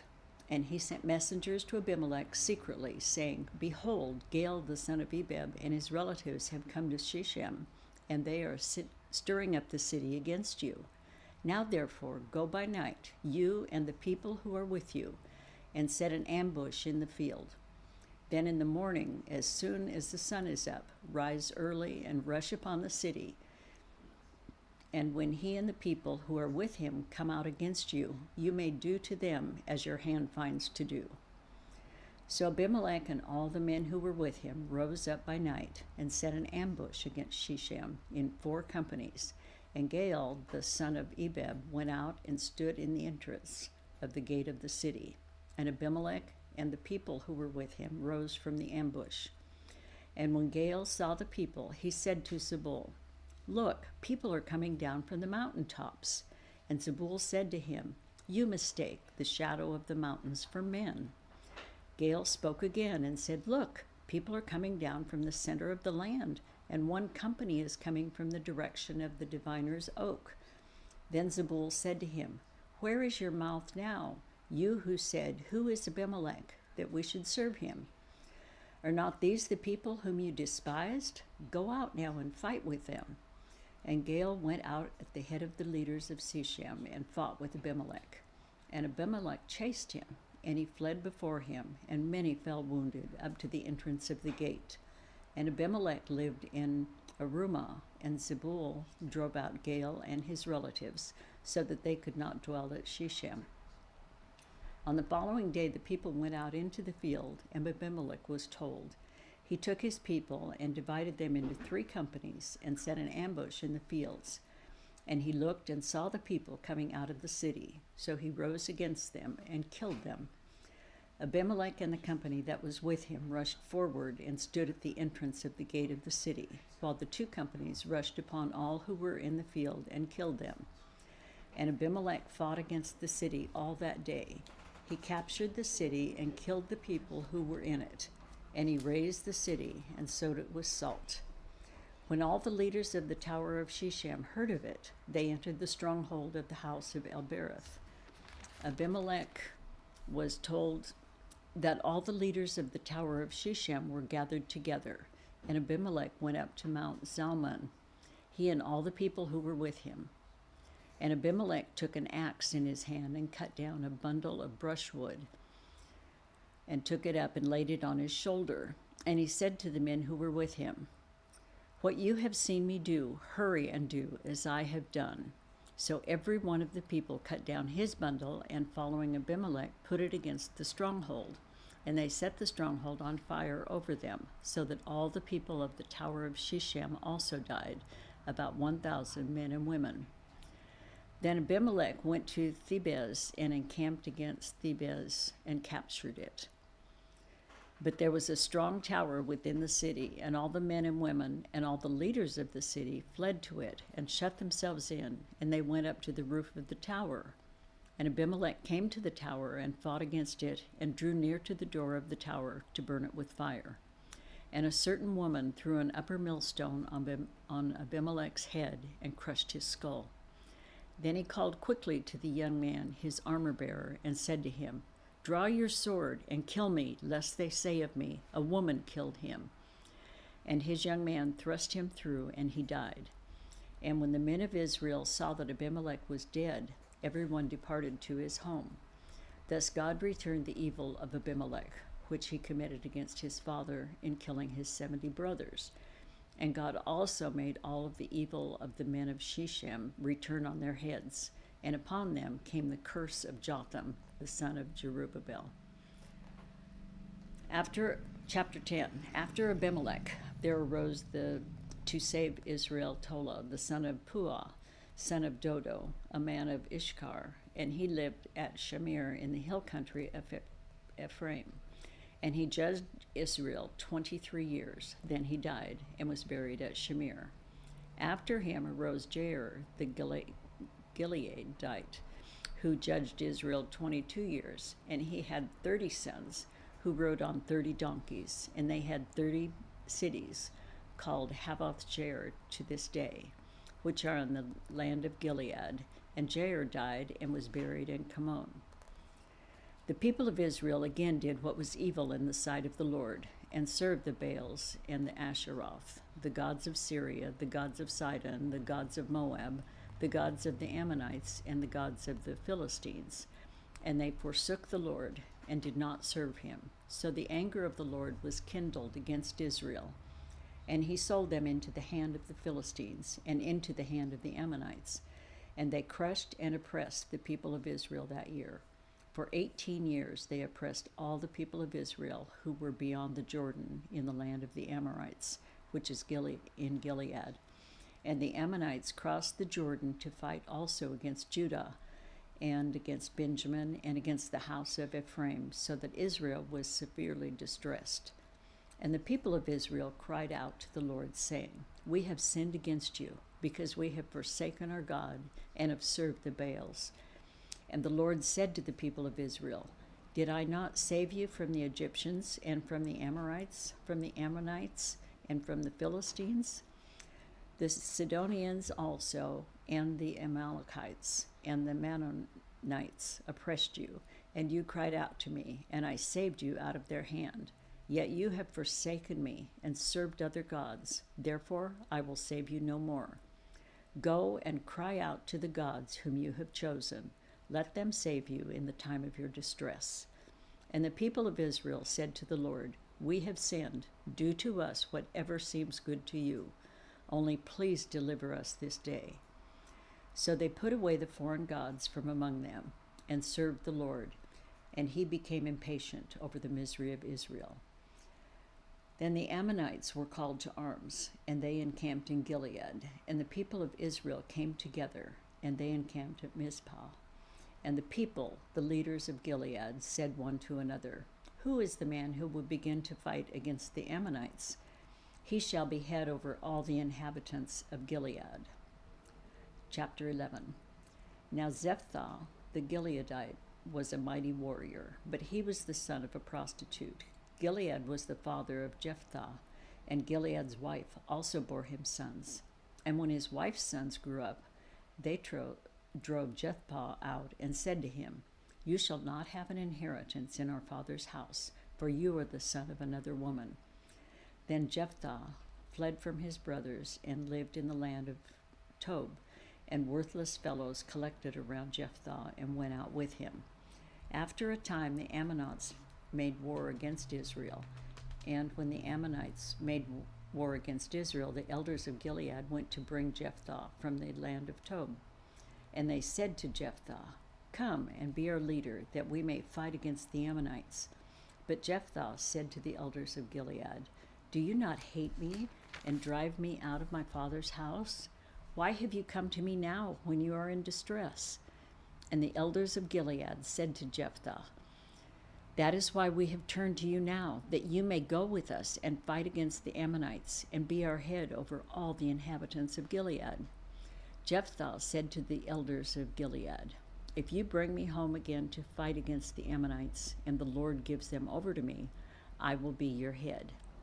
And the elders of Gilead said to Jephthah, the Lord will be witness between us, if we do not do as you say. So Jephthah went with the elders of Gilead, and the people made him head and leader over them. And Jephthah spoke all his words before the Lord at Mizpah. Then Jephthah sent messengers to the king of the Ammonites and said, what do you have against me, that you have come to me to fight against my land? And the king of the Ammonites answered the messengers of Jephthah, because Israel, on coming up from Egypt, took away my land, from the Arnon to the Jabbok and to the Jordan. Now therefore restore it peaceably.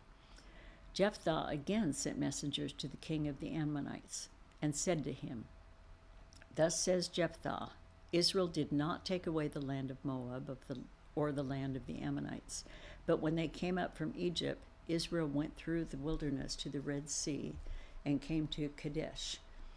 Israel then sent messengers to the king of Edom, saying, please let us pass through your land. But the king of Edom would not listen, and they sent also to the king of Moab, but he would not consent. So Israel remained at Kadesh. Then they journeyed through the wilderness and went around the land of Edom and the land of Moab, and arrived on the east side of the land of Moab, and camped on the other side of the Arnon.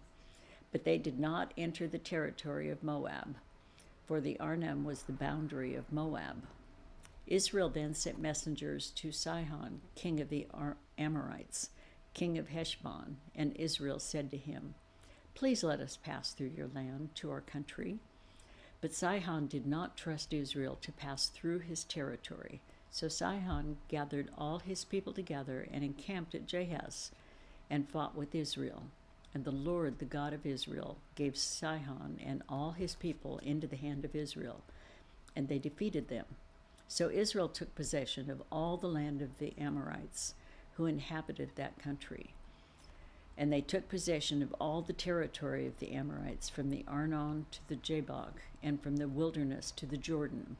So then the Lord, the God of Israel, dispossessed the Amorites from before his people Israel. And are you to take possession of them? Will you not possess what Chemosh, your God, gives you to possess? And all that the Lord our God has dispossessed before us, we will possess.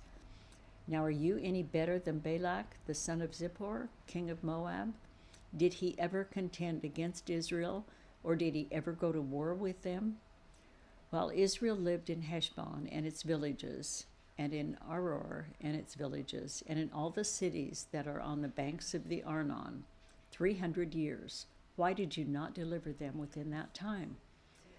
I therefore have not sinned against you, and you do mean wrong by making war on me.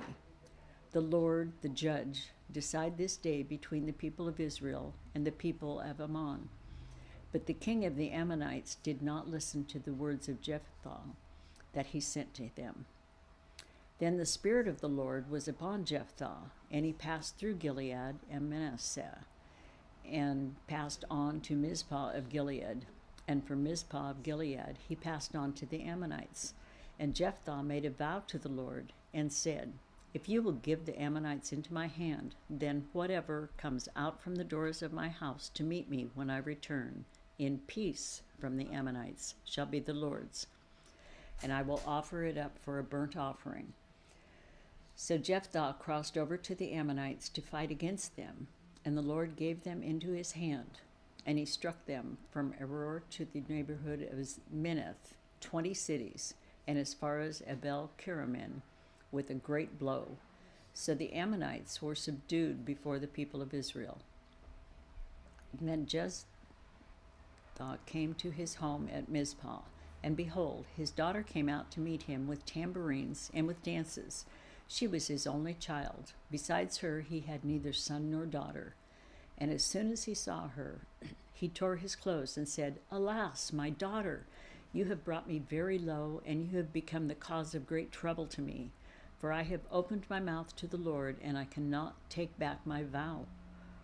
And she said to him, My father, you have opened your mouth to the Lord. Do to me according to what has gone out of your mouth, now that the Lord has avenged you on your enemies, on the Ammonites. So she said to her father, Let this thing be done for me. Leave me alone 2 months, that I may go up and down on the mountains and weep for my virginity, I and my companions. So he said, Go.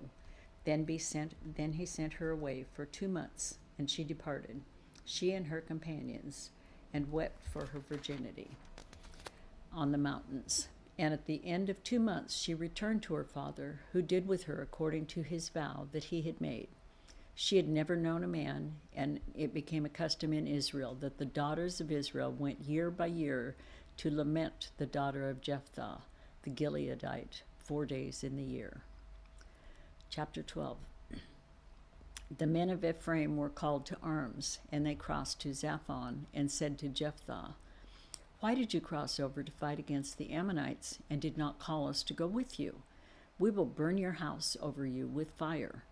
And Jephthah said to them, I and my people had a great dispute with the Ammonites, and when I called you, you did not save me from their hand.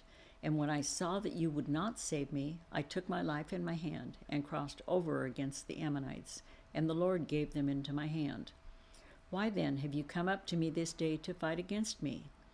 Then Jephthah gathered all the men of Gilead and fought with Ephraim. And the men of Gilead struck Ephraim, because they said, You are fugitives of Ephraim, you Gileadites. In the midst of Ephraim and Manasseh, and the Gileadites captured the fords of the Jordan against the Ephraimites. And when any of the fugitives of Ephraim said, Let me go over, the men of Gilead said to them, Are you an Ephraimite? Then he said, No. They said to him, Then say, Shibboleth. And he said, Shibboleth, for he could not pronounce it right. Then they seized him and slaughtered him at the fords of the Jordan. At that time, 42,000 of the Ephraimites fell. Jephthah judged Israel 6 years. Then Jephthah the Gilead died and was buried in his city in Gilead. After him, Isban of Bethlehem judged Israel. He had 30 sons and 30 daughters. He gave in marriage outside his clan, and 30 daughters he brought in from outside for his sons. And he judged Israel 7 years. Then Ibzan died and was buried at Bethlehem. After him, Elon the Zebulunite judged Israel, and he judged Israel 10 years. Then Elon the Zebulunite died and was buried, and Aljalon in the land of Zebulun.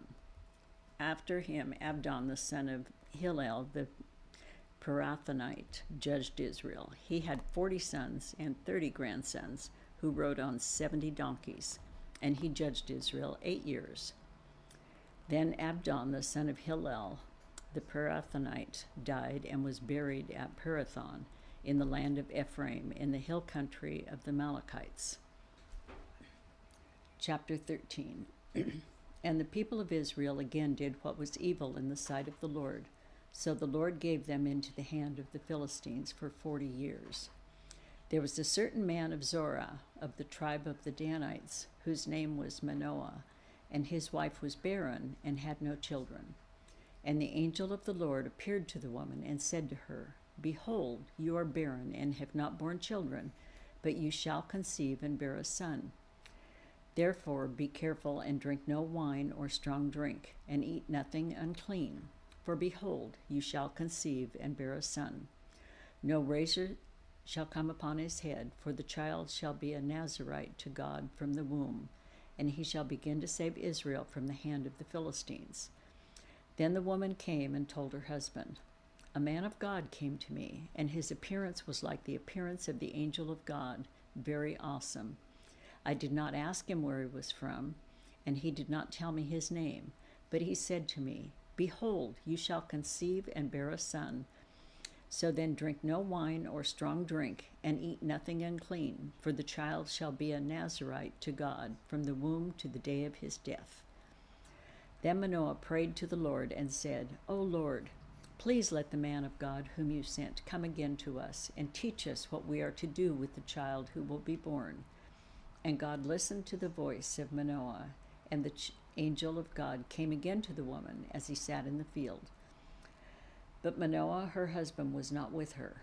So the woman ran quickly and told her husband, Behold, the man who came to me the other day has appeared to me. And Manoah arose and went after his wife, and came to the man and said to him, Are you the man who spoke to this woman? And he said, I am.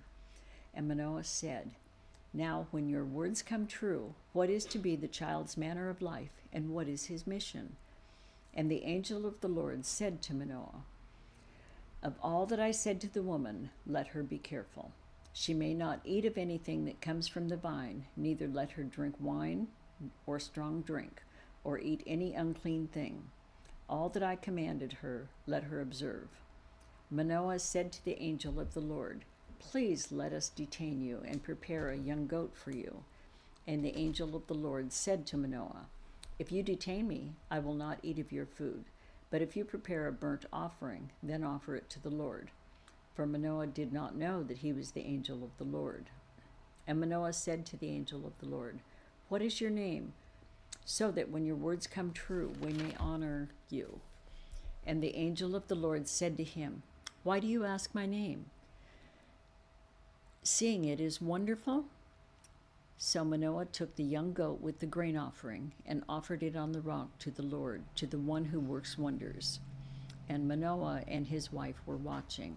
And when the flame went up toward heaven from the altar, the angel of the Lord went up in the flame of the altar. Now Manoah and his wife were watching, and they fell on their faces to the ground. The angel of the Lord appeared, no more to Manoah and to his wife. Then Manoah knew that he was the angel of the Lord. And Manoah said to his wife, We shall surely die, for we have seen God. But his wife said to him, If the Lord had meant to kill us, he would not have accepted a burnt offering and a grain offering at our hands, or shown us all these things, or now announced to us such things as these. And the woman bore a son and called his name Samson. And the young man grew, and the Lord blessed him, and the Spirit of the Lord began to stir him in Mahaneh-dan, between Zorah and Eshtaol. Chapter 14. I tell you what, as the day goes on, I'm getting worse and worse at this. Sorry, friends.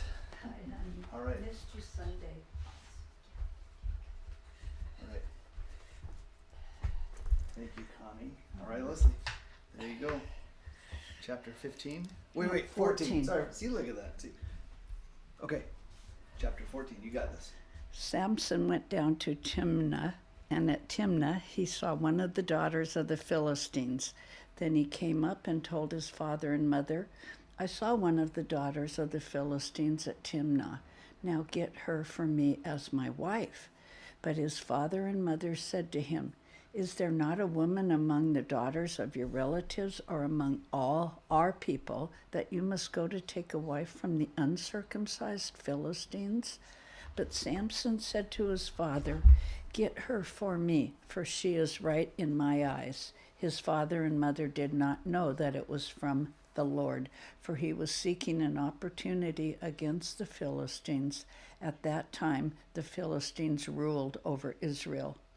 Then Samson went down with his father and mother to Timnah, and they came to the vineyards of Timnah, and behold, a young lion came toward him, roaring.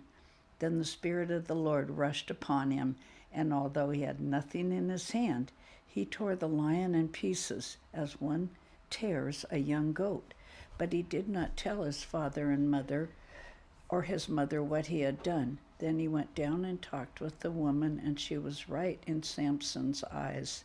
After some days he returned to take her, and he turned aside to see the carcass of the lion, and behold, there was a swarm of bees in the body of the lion, and honey. He scraped it off into his hands and went on eating as he went. And he came to his father and mother and gave some to them, and they ate. But he did not tell them that he had scraped the honey from the carcass of the lion. His father went down to the woman, and Samson prepared a feast there, for so the young men used to do. As soon as the people saw him, they brought 30 companions to be with him. And Samson said to them, "Let me now put a riddle to you. If you can tell me what it is within the 7 days of the feast and find it out, then I will give you 30 linen garments and 30 changes of clothes. But if you cannot tell me what it is, then you shall give me 30 linen garments and 30 changes of clothes." And they said to him, "Put your riddle that we may hear it." And he said to them, "Out of the eater came something to eat. Out of the strong came something sweet." And in 3 days they could not solve the riddle. On the 4th day they said to Samson's wife, "Entice your husband to tell us what the riddle is, lest we burn you and your father's house with fire. Have you invited us here to impoverish us?" And Samson's wife wept over him and said, "You only hate me, you do not love me. You have put a riddle to my people, and you have not told me what it is." And he said to her, "Behold, I have not told my father nor my mother, and shall I tell you?" She wept before him the 7 days that their feast lasted, and on the 7th day he told her. But she pressed him hard. Then she told the riddle to her people. And the men of the city said to him on the 7th day, before the sun went down, "What is sweeter than honey? What is stronger than a lion?" And he said to them, "If you had not plowed with my heifer, you would not have found out my riddle." And the Spirit of the Lord rushed upon him, and he went down to Ashkelon and struck down 30 men of the town and took their spoil and gave the garments to those who had told the riddle. In hot anger he went back to his father's house, and Samson's wife was given to his companion, who had been his best man. Chapter 15. After some days, at the time of wheat harvest, Samson went to visit his wife with a young goat, and he said, "I will go in to my wife in the chamber." But her father would not allow him to go in, and her father said, "I really thought that you utterly hated her, so I gave her to your companion. Is not her younger sister more beautiful than she? Please take her instead." And Samson said to them, "This time I shall be innocent in regard to the Philistines when I do them harm."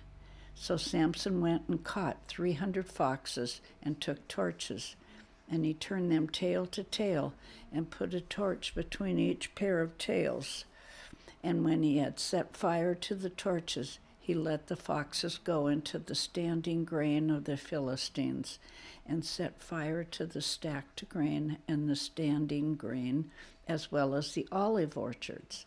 Then the Philistines said, "Who has done this?" And they said, "Samson, the son-in-law of the Timonite, because he had taken his wife and given her to his companion." And the Philistines came up and burned her and her father with fire. And Samson said to them, "If this is what you do, I swear I will be avenged on you, and after that I will quit." And he struck them hip and thigh with a great blow, and he went down and stayed in the cleft of the rock of Etam. Then the Philistines came up and encamped in Judah and made a raid on Lehi. And the men of Judah said, "Why have you come up against us?" They said, "We have come up to bind Samson and to do him as he did to us." Then 3,000 men of Judah went down to the cleft of the rock of Etam and said to Samson, "Do you not know that the Philistines are rulers over us? What then is this that you have done to us?"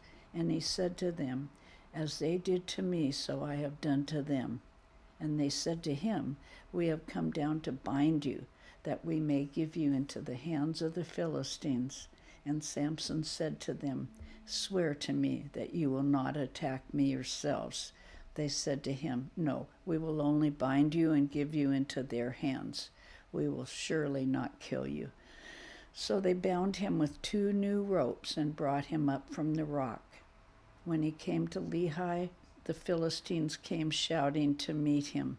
Then the Spirit of the Lord rushed upon him, and the ropes that were on his arms became a flax that has caught fire, and his bonds melted off his hands. And he found a fresh jawbone of a donkey, and put out his hand and took it, and with it he struck 1,000 men. And Samson said, with the jawbone of a donkey, heaps upon heaps, with the jawbone of a donkey, have I struck down 1,000 men. As soon as they had finished speaking, he threw away the jawbone out of his hand, and at that place was called Ramath-lehi. And he was very thirsty, and he called upon the Lord and said, You have granted this great salvation by the hand of your servant, and shall I now die of thirst and fall into the hands of the uncircumcised? And God split open the hollow place, that is at Lehi, and water came out from it. And when he drank, his spirit returned, and he revived. Therefore, the name of it was called En-Hakkore, and it is at Lehi to this day. And he judged Israel in the days of the Philistines 20 years. Samson went to Gaza, and there he saw a prostitute, and he went into her. The Gazites were told, Samson is come. And they surrounded the place and set an ambush for him all night at the gate of the city. They kept quiet all night, saying, Let us wait till the light of the morning, then we will kill him. But Samson lay till midnight, and at midnight he arose and took hold of the doors of the gate of the city and the 2 posts, and pulled them up, bar and all, and put them on his shoulders, and carried them to the top of the hill that is in front of Hebron. After this he loved a woman in the valley of Sorek, whose name was Delilah. And the lords of the Philistines came up to her and said to her, Seduce him, and see where his great strength lies, and by what means we may overpower him, that we may bind him to humble him. And we will each give you 1,100 pieces of silver. So Delilah said to Samson, Please tell me where your great strength lies, and how you might be bound, that one could subdue you. Samson said to her, If they bind me with 7 fresh bowstrings that have not been dried, then I shall become weak and be like any other man. Then the lords of the Philistines brought up to her 7 fresh bowstrings that had not been dried, and she bound him with them. Now she had men lying in ambush in an inner chamber, and she said to him, The Philistines are upon you, Samson. But he snapped the bowstrings as the thread of flax snaps when it touches the fire, so the secret of his strength was not known. Then Delilah said to Samson, Behold, you have mocked me and told me lies. Please tell me how you might be bound. And he said to her, If they bind me with new ropes that have not been used, then I shall become weak and be like any other man. So Delilah took new ropes, bound him with them, and said to him, The Philistines are upon you, Samson. And the men lying in ambush were in an inner chamber. But he snapped the ropes off his arms like a thread. Then Delilah said to Samson, Until now you have mocked me and told me lies. Tell me how you might be bound. And he said to her, If you weave the 7 locks of my head with the web, and fasten it tight with the pin, then I shall become weak and be like any other man. So while he slept, Delilah took the 7 locks of his head and wove them into the web, and she made them tight with the pin, and said to him, The Philistines are upon you, Samson. But he awoke from his sleep and pulled away the pin, the loom, and the web. And she said to him, How can you say I love you when your heart is not with me? You have mocked me these 3 times, and you have not told me where your great strength lies. And when she pressed him hard with her words day after day and urged him, his soul was vexed to death. And he told her all his heart and said to her, A razor has never come upon my head, for I have been a Nazirite to God from my mother's womb. If my head is shaved, then my strength will leave me, and I shall become weak and be like any other man." When Delilah saw that he had told her all his heart, she sent and called the lords of the Philistines, saying, "Come up again, for he has told me all his heart." Then the lords of the Philistines came up to her and brought the money in their hands. She made him sleep on her knees, and she called a man and had him shave off the 7 locks of his head. Then she began to torment him, and his strength left him. And she said, "The Philistines are upon you, Samson." He awoke from his sleep and said, "I will go out as at other times and shake myself free." But he did not know that the Lord had left him. And the Philistines seized him and gouged out his eyes, and brought him down to Gaza and bound him with bronze shackles. And he ground at the mill in the prison, but the hair of his head began to grow again after it had been shaved. Now the lords of the Philistines gathered to offer a great sacrifice to Dagon, the god, and rejoice. And they said, "Our God has given Samson, our enemy, into our hand." And when the people saw him, they praised their God, for they said, "Our God has given our enemy into our hand, the revenger of our country, who has killed many of us." O ravager. And when their hearts were merry, they said, "Call Samson that he may entertain us." So they called Samson out of the prison, and he entertained them. They made him stand between the pillars. And Samson said to the young man who held him by the hand, "Let me feel the pillars on which the house rests, that I might lean against them." Now the house was full of men and women. All the lords of the Philistines were there, and on the roof there were about 3,000 men and women who looked on while Samson entertained. Then Samson called to the Lord and said, "O Lord God, please remember me and please strengthen me only this once, O God, that I may be avenged on the Philistines for my 2 eyes." And Samson grasped the 2 middle pillars on which the house rested, and he leaned his weight against them, his right hand on the one and his left hand on the other. And Samson said, "Let me die with the Philistines." Then he bowed with all his strength, and the house fell upon the lords and upon all the people who were in it. So the dead whom he killed at his death were more than those whom he had killed during his life. Then his brothers and all his family came down and took him and brought him up and buried him with Zorah and Eshtaol in the tomb of Manoah, his father. He had judged Israel 20 years. There was a man of the hill country of Ephraim, whose name was Micah, and he said to his mother, "The 1,100 pieces of silver which were taken from you, about which you uttered a curse, and also spoke it in my ears, behold, the silver is with me. I took it." And his mother said, "Blessed be my son by the Lord." And he restored the 1,100 pieces of silver to his mother. And his mother said, "I dedicate the silver to the Lord from my hand for my son, to make a carved image and a metal image. Now therefore I will restore it to you." So when he restored the money to his mother took 200 pieces of silver and gave it to the silversmith, who made it into a carved image and a metal image, and it was in the house of Micah. And the man Micah had a shrine, and he made an ephod and household gods, and ordained one of his sons who became his priest. In those days, though there was no king in Israel, everyone did what was right in his own eyes. Now there was a young man of Bethlehem in Judah, of the family of Judah, who was a Levite, and he sojourned there. And the man departed from the town of Bethlehem in Judah to sojourn where he could find a place.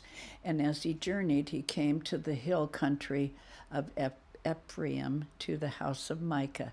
And Micah said to him, "Where do you come from?" And he said to him, "I am a Levite of Bethlehem in Judah, and I am going to sojourn where I may find a place." And Micah said to him, "Stay with me, and be to me a father and a priest, and I will give you 10 pieces of silver a year, and a suit of clothes, and your living."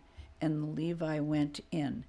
And the Levite was content to dwell with the man, and the young man became to him like one of his sons. And Micah ordained the Levite, and the young man became his priest, and was in the house of Micah. Then Micah said, "Now I know that the Lord will prosper me, because I have a Levite as priest." In those days there was no king in Israel. In those days the tribe of the people of Dan was seeking for itself an inheritance to dwell in. For until then, no inheritance among the tribes of Israel had fallen to them. So the people of Dan sent 5 available men from the whole number of their tribe.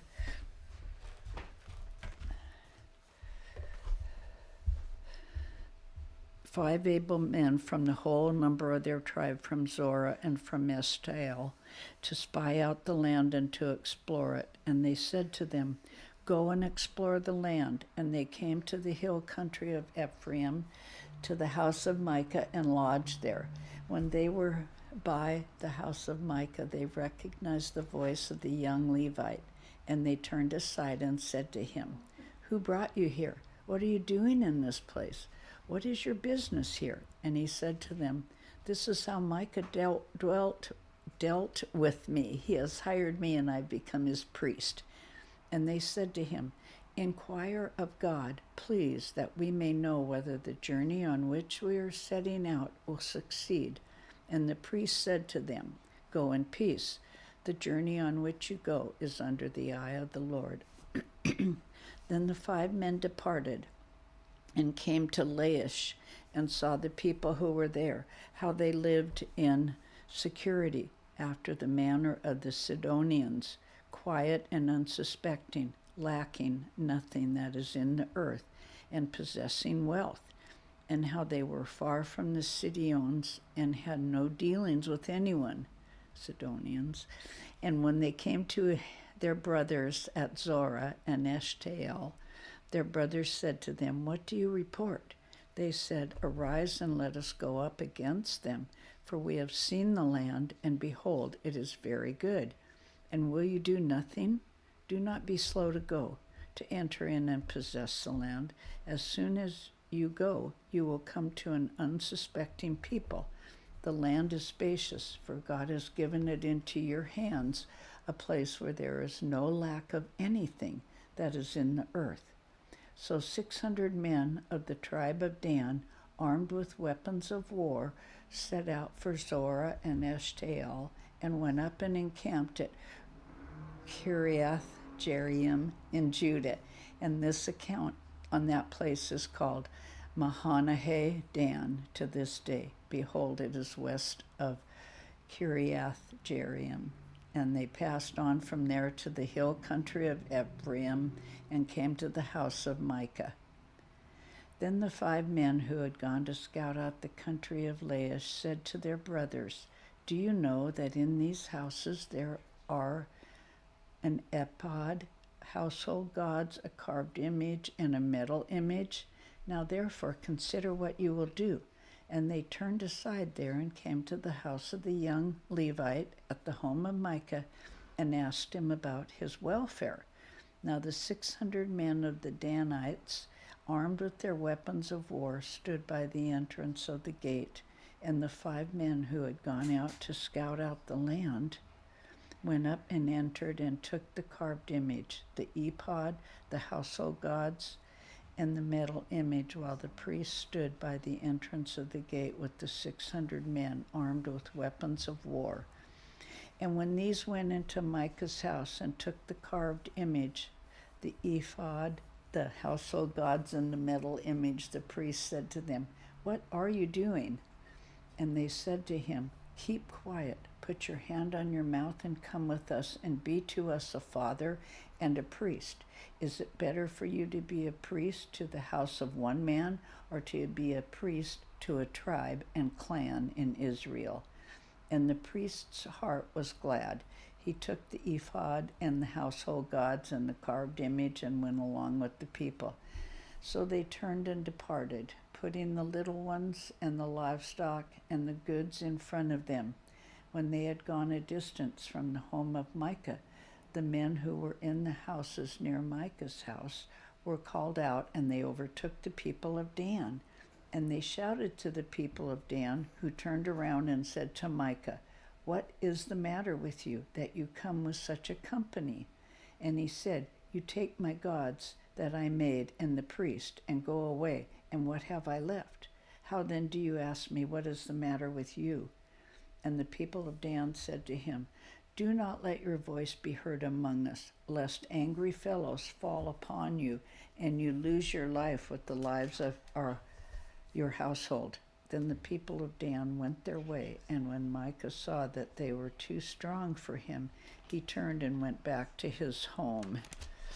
But the people of Dan took what Micah had made, and the priest who belonged to him, and they came to Laish, to a people quiet and unsuspecting, and struck them with the edge of the sword, and burned the city with fire. And there was no deliverer, because it was far from Sidon, and they had no dealings with anyone. It was in the valley that belongs to Beth Rehob. Then they rebuilt the city and lived in it, and they named the city Dan, after the name of Dan, their ancestor, who was born to Israel. But the name of the city was Laish at the first. And the people of Dan set up the carved image for themselves. And Jonathan, the son of Gershom, son of Moses, and sons were priests to the tribe of the Danites until the day of the captivity of the land. So they set up Micah's carved image that he made, as long as the house of God was in Shiloh. In those days, when there was no king in Israel, a certain Levite was sojourning in the remote parts of the hill country of Ephraim, who took to himself a concubine from Bethlehem in Judah. And his concubine was unfaithful to him, and she went away from him to her father's house at Bethlehem in Judah, and was there some 4 months. Then her husband arose and went after her to speak kindly to her and bring her back. He had with him his servant and a couple of donkeys, and she brought him into her father's house. And when the girl's father saw him, he came with joy to meet him. And his father-in-law, the girl's father, made him stay, and he remained with him 3 days. So they ate and drank and spent the night there. And on the 4th day they arose early in the morning, and he prepared to go to the girl's father, and said to his son-in-law, "Strengthen your heart with a morsel of bread, and after that you may go." So the two of them sat and ate and drank together. And the girl's father said to the man, "Be pleased to spend the night, and let your heart be merry." And when the man rose up to go, his father-in-law pressed him till he spent the night there again. And on the 5th day he arose early in the morning to depart. And the girl's father said, "Strengthen your heart and wait until the day declines." So they ate, both of them. And when the man and his concubine and his servant rose up to depart, his father-in-law, the girl's father, said to him, "Behold, now the day has waned toward evening. Please spend the night. Behold, the day draws to its close. Lodge here, and let your heart be merry, and tomorrow you shall arise early in the morning for your journey and go home." When the man would not spend the night, he rose up.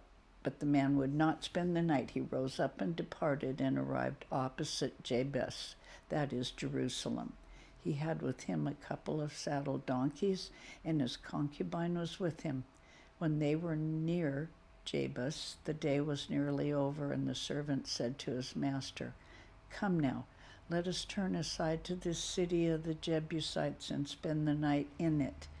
And his master said to him, we will not turn aside into the city of foreigners who do not belong to the people of Israel, but we will pass on to Gibeah. And he said to his young man, come and let us draw near to one of these places and spend the night at Gibeah or at Ramah.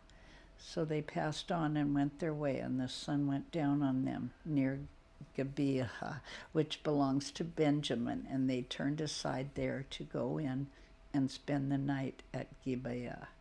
And he went in and sat down in the open square of the city, for no one took them into his house to spend the night. And behold, an old man was coming from his work in the field at evening.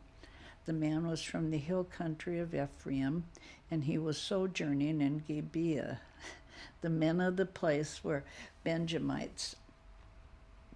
They were Benjamites, and he lifted up his eyes and saw the traveler in the open square of the city. And the old man said, where are you going, and where do you come from? And he said to him, we are passing from Bethlehem in Judah to the remote parts of the hill country of Ephraim, from which I come. I went to Bethlehem in Judah, and I am going to the house of the Lord, but no one has taken me into his house. We have straw and feed for our donkeys, with bread and wine for me and your female servant and the young man with your servants. There is no lack of anything. And the old man said, peace be to you. I will care for all your wants, only do not spend the night in the square. So he brought him into his house and gave the donkeys feed, and they washed their feet and ate and drank. As they were making their hearts merry, behold, the men of the city, worthless fellows, surrounded the house, beating on the door. And they said to the old man, the master of the house, bring out the man who came into your house, that we may know him. And the man, the master of the house, went out to them and said to them, no, my brothers, do not act so wickedly, since this man has come into my house. Do not do this vile thing. Behold, there are my virgin daughter and his concubine. Let me bring them out now. Violate them and do with them what seems good to you, but against this man do not do this outrageous thing. But the men would not listen to him. So the man seized his concubine and made her go out to them, and they knew her and abused her all night until the morning. And as the dawn began to break, they let her go. And as morning appeared, the woman came and fell down at the door of the man's house where her master was, until it was light. And her master rose up in the morning, and when he opened the doors of the house and went out to go on his way, behold, there was his concubine lying at the door of the house with her hands on the threshold. He said to her, get up, let us be going. But there was no answer. Then he put her on the donkey, and the man rose up and went away to his home. And when he entered his house, he took a knife, and taking hold of his concubine, he divided her limb by limb into 12 pieces, and sent her throughout all the territory of Israel. And all who saw it said, such a thing has never happened or been seen from the day that the people of Israel came up out of the land of Egypt until this day. Consider it, take counsel, and speak. That's it? Yep. Boy, what a spot to end. I'll tell you what. Yeah. If we think... Yeah. We'll chat offline. There you go. So you start there with 20, and then away you go.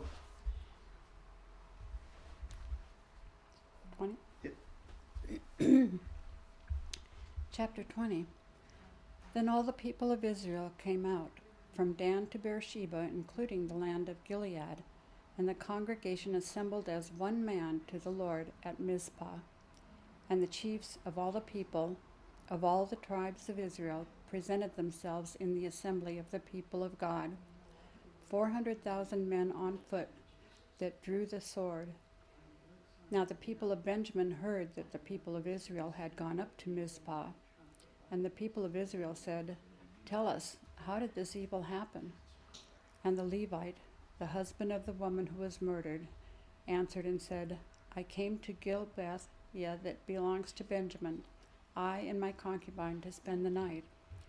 And the leaders of Gibeah rose against me and surrounded the house against me by night.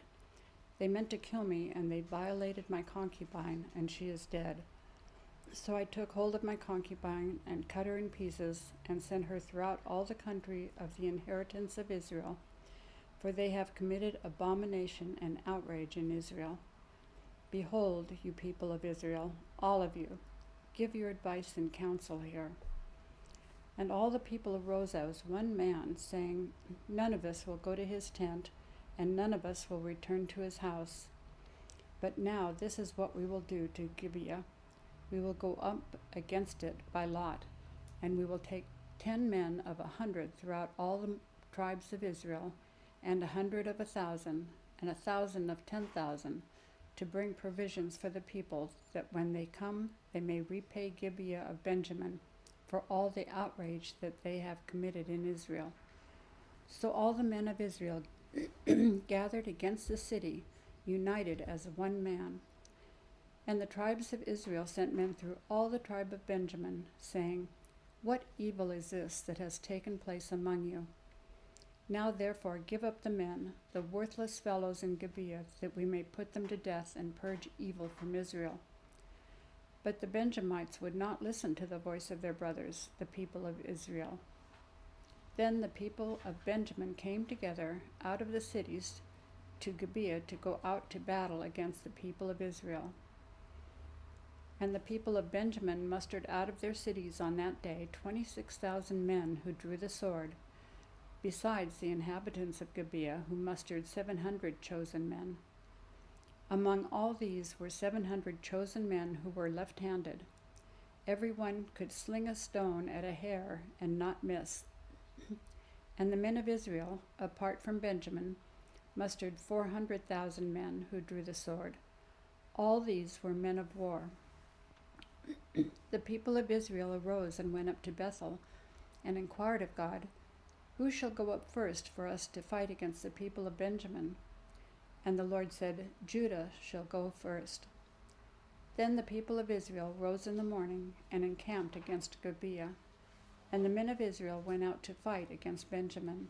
And the men of Israel drew up the battle line against them at Gibeah.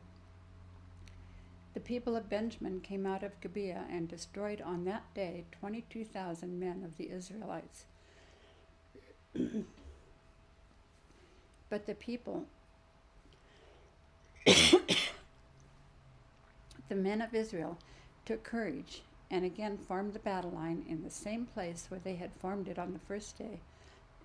And excuse me, I need a drink of water. You can set that down with you. Yeah.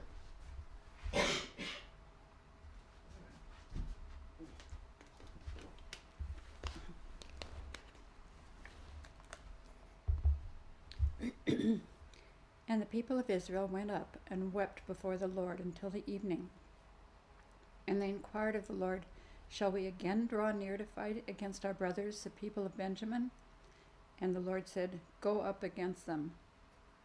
So the people of Israel came near against the people of Benjamin the second day.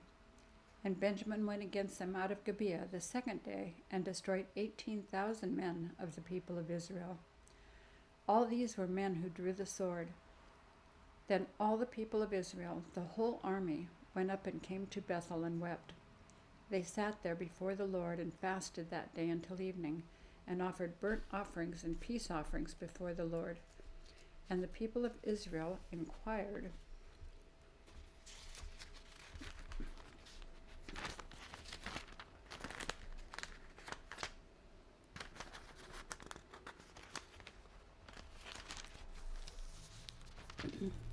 and the people of Israel inquired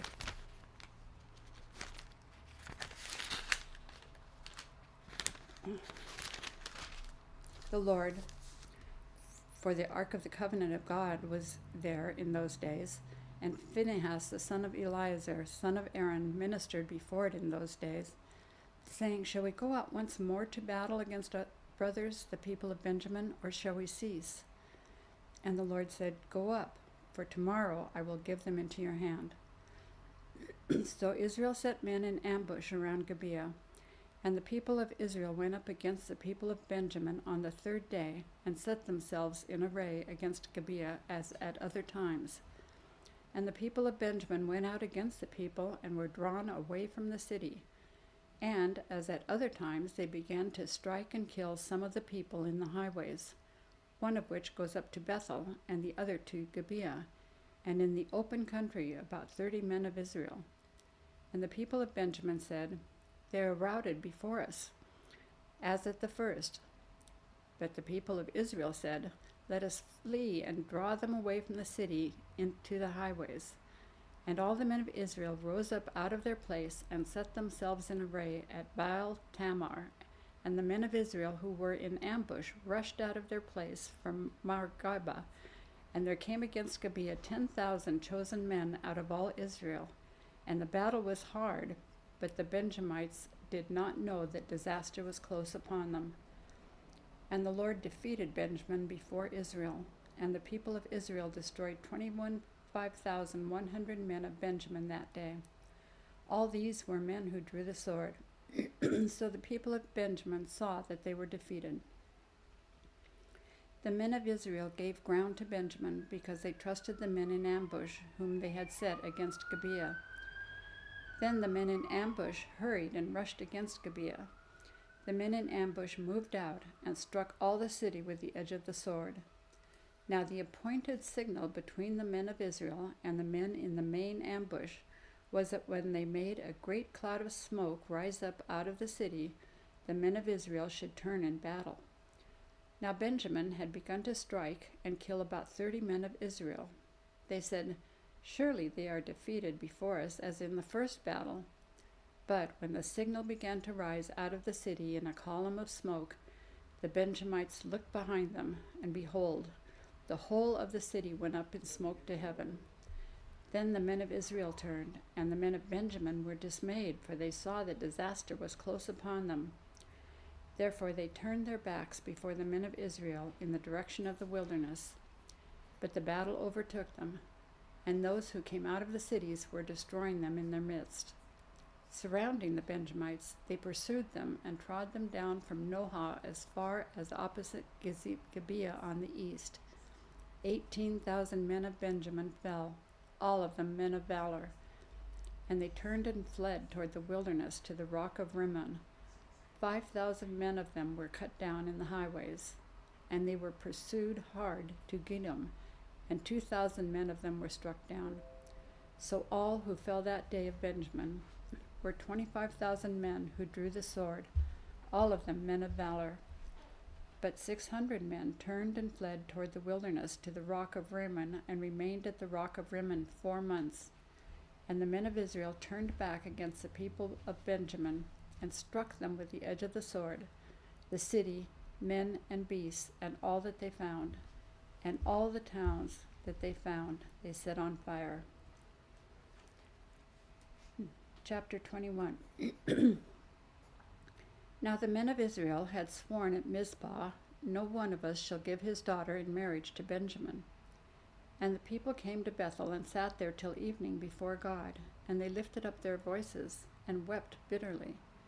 And they said, "O Lord, the God of Israel, why has this happened in Israel, that today there should be one tribe lacking in Israel?"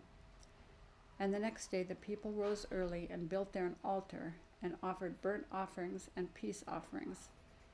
And the people of Israel said, "Which of all the tribes of Israel did not come up in the assembly to the Lord?" For they had taken a great oath concerning him who did not come up to the Lord to Mizpah, saying, "He shall surely be put to death." And the people of Israel had compassion for Benjamin their brother, and said, "One tribe is cut off from Israel this day. What shall we do for wives for those who are left, since we have sworn by the Lord that we will not give them any of our daughters for wives?" And they said, "What one is there of the tribes of Israel that did not come up to the Lord to Mizpah? And behold, no one had come to the camp from Jabesh Gilead to the assembly. For when the people were mustered, behold, not one of the inhabitants of Jabesh Gilead was there. So the congregation sent 12,000 of their bravest men there and commanded them, Go and strike the inhabitants of Jabesh Gilead with the edge of the sword, also the women and the little ones. This is what you shall do. Every male and every woman that has lain with a male you shall devote to destruction. And they found among the inhabitants of Jabesh Gilead 400 young virgins who had not known a man by lying with him. And they brought them to the camp at Shiloh, which is in the land of Canaan. Then the whole congregation sent word to the people of Benjamin who were at the rock of Rimmon, and proclaimed peace to them. And Benjamin returned at that time. And they gave them the women whom they had saved alive of the women of Jabesh Gilead. But they were not enough for them. And the people had compassion on Benjamin, because the Lord had made a breach in the tribes of Israel. Then the elders of the congregation said, What shall we do for wives for those who are left, since the women are destroyed out of Benjamin? And they said, There must be an inheritance for the survivors of Benjamin, that a tribe not be blotted out from Israel. Yet we cannot give them wives from our daughters. For the people of Israel had sworn, Cursed be he who gives the wife to Benjamin. So they said, Behold, there is the yearly feast of the Lord at Shiloh, which is north of Bethel, on the east of the highway that goes up from Bethel to Shechem, and south of Lebonah. And they commanded the people of Benjamin, saying, Go and lie in ambush in the vineyards, and watch. If the daughters of Shiloh come out to dance in the dances, then come out of the vineyards, and snatch each man his wife from the daughters of Shiloh, and go to the land of Benjamin. And when their fathers or their brothers come to complain to us, we will say to them, Grant them graciously to us, because we did not take for each man of them his wife in battle, neither did you give them to them, else you would now be guilty. And the people of Benjamin did so, and took their wives according to their number from the dancers whom they carried off. Then they went and returned to their inheritance, and rebuilt the towns and lived in them. And the people of Israel departed from there at that time, every man to his tribe and family. And they went out from there every man to his inheritance. In those days there was no king in Israel. Everyone did what was right in his own eyes. The Book of Ruth. In the days when the judges ruled, there was a famine in the land, and a man of Bethlehem in Judah went to sojourn in the country of Moab, he and his wife and his 2 sons. The name of the man was Elimelech, and the name of his wife Naomi, and the names of his 2 sons were Mahlon and Chilion. They were Ephrathites from Bethlehem in Judah. They went into the country of Moab and remained there. But Elimelech, the husband of Naomi, died, and she was left with her 2 sons. These took Moabite wives. The name of the one was Orpah, and the name of the other Ruth. They lived there about 10 years, and both Mahlon and Chilion died, so that the woman was left without her 2 sons and her husband. Then she arose with her daughters-in-law to return from the country of Moab, for she had heard in the fields of Moab that the Lord had visited his people and given them food. So she set out from the place where she was with her 2 daughters-in-law, and they went on the way to return to the land of Judah.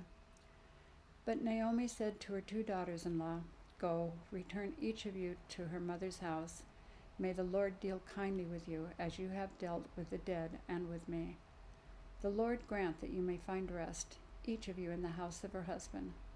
Then she kissed them, and they lifted up their voices and wept. And they said to her, No, we will return with you to your people. But Naomi said, Turn back, my daughters. Why will you go with me? Have I yet sons in my womb, that they may become your husbands? Turn back, my daughters, go your way, for I am too old to have a husband. If I should say I have hope, even if I should have a husband this night and should bear sons, would you therefore wait till they were grown? Would you therefore refrain from marrying? No, my daughters, for it is exceedingly bitter to me for your sake that the hand of the Lord has gone out against me. Then they lifted up their voices and wept again. And Orpah kissed her mother-in-law, but Ruth clung to her. And she said, "See, your sister-in-law has gone back to her people and to her gods. Return after your sister-in-law." But Ruth said, "Do not urge me to leave you or to return from following you. For where you go, I will go, and where you lodge, I will lodge. Your people shall be my people, and your God, my God. Where you die, I will die, and there I will be buried. May the Lord do so to me, and more also, if anything but death parts me from you." And when Naomi saw that she was determined to go with her, she said no more. So the two of them went on until they came to Bethlehem. And when they came to Bethlehem, the whole town was stirred because of them. And the women said, "Is this Naomi?" She said to them, "Do not call me Naomi. Call me Mara, for the Almighty has dealt very bitterly with me. I went away full, and the Lord has brought me back empty. Why call me Naomi when the Lord has testified against me, and the Almighty has brought calamity upon me?" So Naomi returned, and Ruth the Moabite, her daughter-in-law, with her, who returned from the country of Moab. And they came to Bethlehem at the beginning of barley harvest. Now Naomi had a relative of her husband's, a worthy man of the clan of Elimelech, whose name was Boaz. And Ruth the Moabite said to Naomi, "Let me go to the field and glean among the ears of grain after him in whose sight I shall find favor." And she said to her, "Go, my daughter." So she set out and went and gleaned in the field after the reapers. And she happened to come to the part of the field belonging to Boaz, who was of the clan of Elimelech. And behold, Boaz came from Bethlehem, and he said to the reapers, "The Lord be with you." And they answered, "The Lord bless you." Then Boaz said to his young man who was in charge of the reapers, "Whose young woman is this?" And the servant who was in charge of the reapers answered, "She's the young Moabite woman who came back with Naomi from the country of Moab." She said, "Please let me glean and gather among the sheaves after the reapers." So she came, and she has continued from early morning until now, except for a short rest. Then Boaz said to Ruth, "Now listen, my daughter, do not go to glean in another field or leave this one, but keep close to my young women. Let your eyes be on the field that they are reaping, and go after them. Have I not charged the young men not to touch you? And when you are thirsty, go to the vessels and drink what the young men have drawn." Then she fell on her face, bowing to the ground, and said to him, "Why have I found favor in your eyes that you should take notice of me, since I am a foreigner?" But Boaz answered her, "All that you have done for your mother-in-law since the death of your husband has been fully told to me, and how you left your father and mother and your native land and came to a people that you did not know before. The Lord repay you for what you have done, and a full reward be given you by the Lord, the God of Israel, under whose wings you have come to take refuge." Then she said, "I have found favor in your eyes, my lord, for you have comforted me and spoken kindly to your servant, though I am not one of your servants." And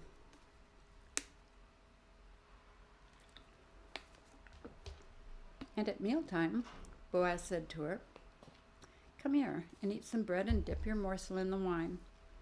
So she sat beside the reapers, and he passed to her roasted grain, and she ate until she was satisfied, and she had some left over. When she rose to glean, Boaz instructed his young men, saying, "Let her glean even among the sheaves, and do not reproach her. And also pull out some from the bundles for her, and leave it for her to glean, and do not rebuke her." So she gleaned in the field until evening. Then she beat out what she had gleaned, and it was about an ephah of barley. And she took it up and went into the city. Her mother-in-law saw what she had gleaned. She also brought out and gave her what food she had left over after being satisfied. And her mother-in-law said to her, "Where did you glean today, and where have you worked? Blessed be the man who took notice of you."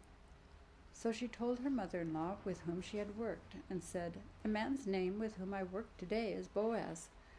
And Naomi said to her daughter-in-law, May he be blessed by the Lord, whose kindness has not forsaken the living or the dead. Naomi also said to her, the man is a close relative of ours, one of our redeemers. And Ruth the Moabite said, besides, he said to me, you shall keep close by my young men until they have finished all my harvest. And Naomi said to Ruth, her daughter-in-law, it is good, my daughter, that you go out with his young women, lest in another field you be assaulted. So she kept close to the young women of Boaz, gleaning until the end of the barley and wheat harvest, and she lived with her mother-in-law.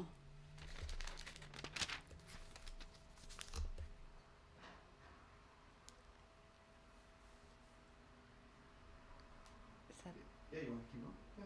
That was 2 more chapters. I mean, you still have 5 more minutes, but if you want to read the last 2. Chapter 3. Then Naomi, her mother-in-law, said to her, my daughter, should I not seek rest for you, that it may be well with you? Is not Boaz our relative, with whose young women you were? See, he is winnowing barley tonight at the threshing floor. Wash therefore and anoint yourself, and put on your cloak, and go down to the threshing floor. But do not make yourself known to the man until he has finished eating and drinking. But when he lies down, observe the place where he lies. Then go and uncover his feet, and lie down, and he will tell you what to do. And she replied, all that you say I will do. So she went down to the threshing floor, and did just as her mother-in-law had commanded her.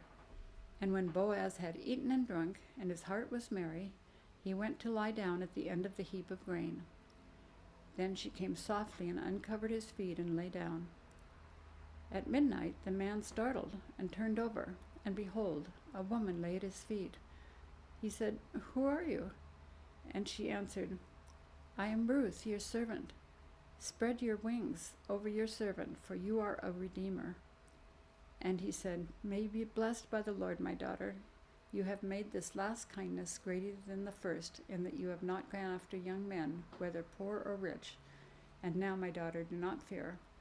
I will do for you all that you ask. For all my fellow townsmen know that you are a worthy woman. And now it is true that I am a redeemer. Yet there is a redeemer nearer than I. Remain tonight, and in the morning, if he will redeem you, good. Let him do it. But if he is not willing to redeem you, then as the Lord lives, I will redeem you. Lie down until the morning. So she lay at his feet until the morning, but arose before one could recognize another. And he said, let it not be known that the woman came to the threshing floor. And he said, bring the garment you are wearing, and hold it out. So she held it, and he measured out 6 measures of barley and put it on her. Then she went to the city, and when she came to her mother-in-law, she said, how did you fare, my daughter?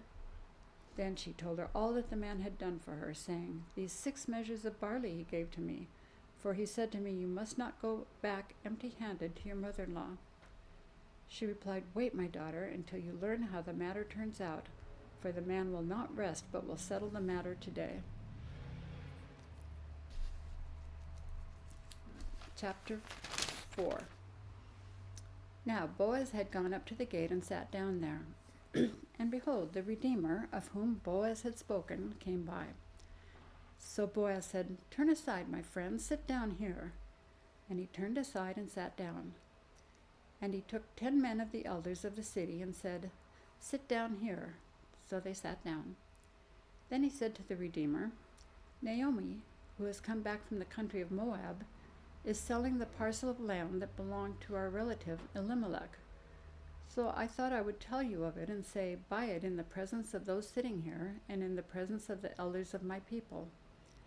If you will redeem it, redeem it. But if you will not, tell me, that I may know, for there is no one besides you to redeem it, and I come after you. And he said, I will redeem it. Then Boaz said, the day you buy the field from the hand of Naomi, you also acquire Ruth the Moabite, the widow of the dead, in order to perpetuate the name of the dead in his inheritance.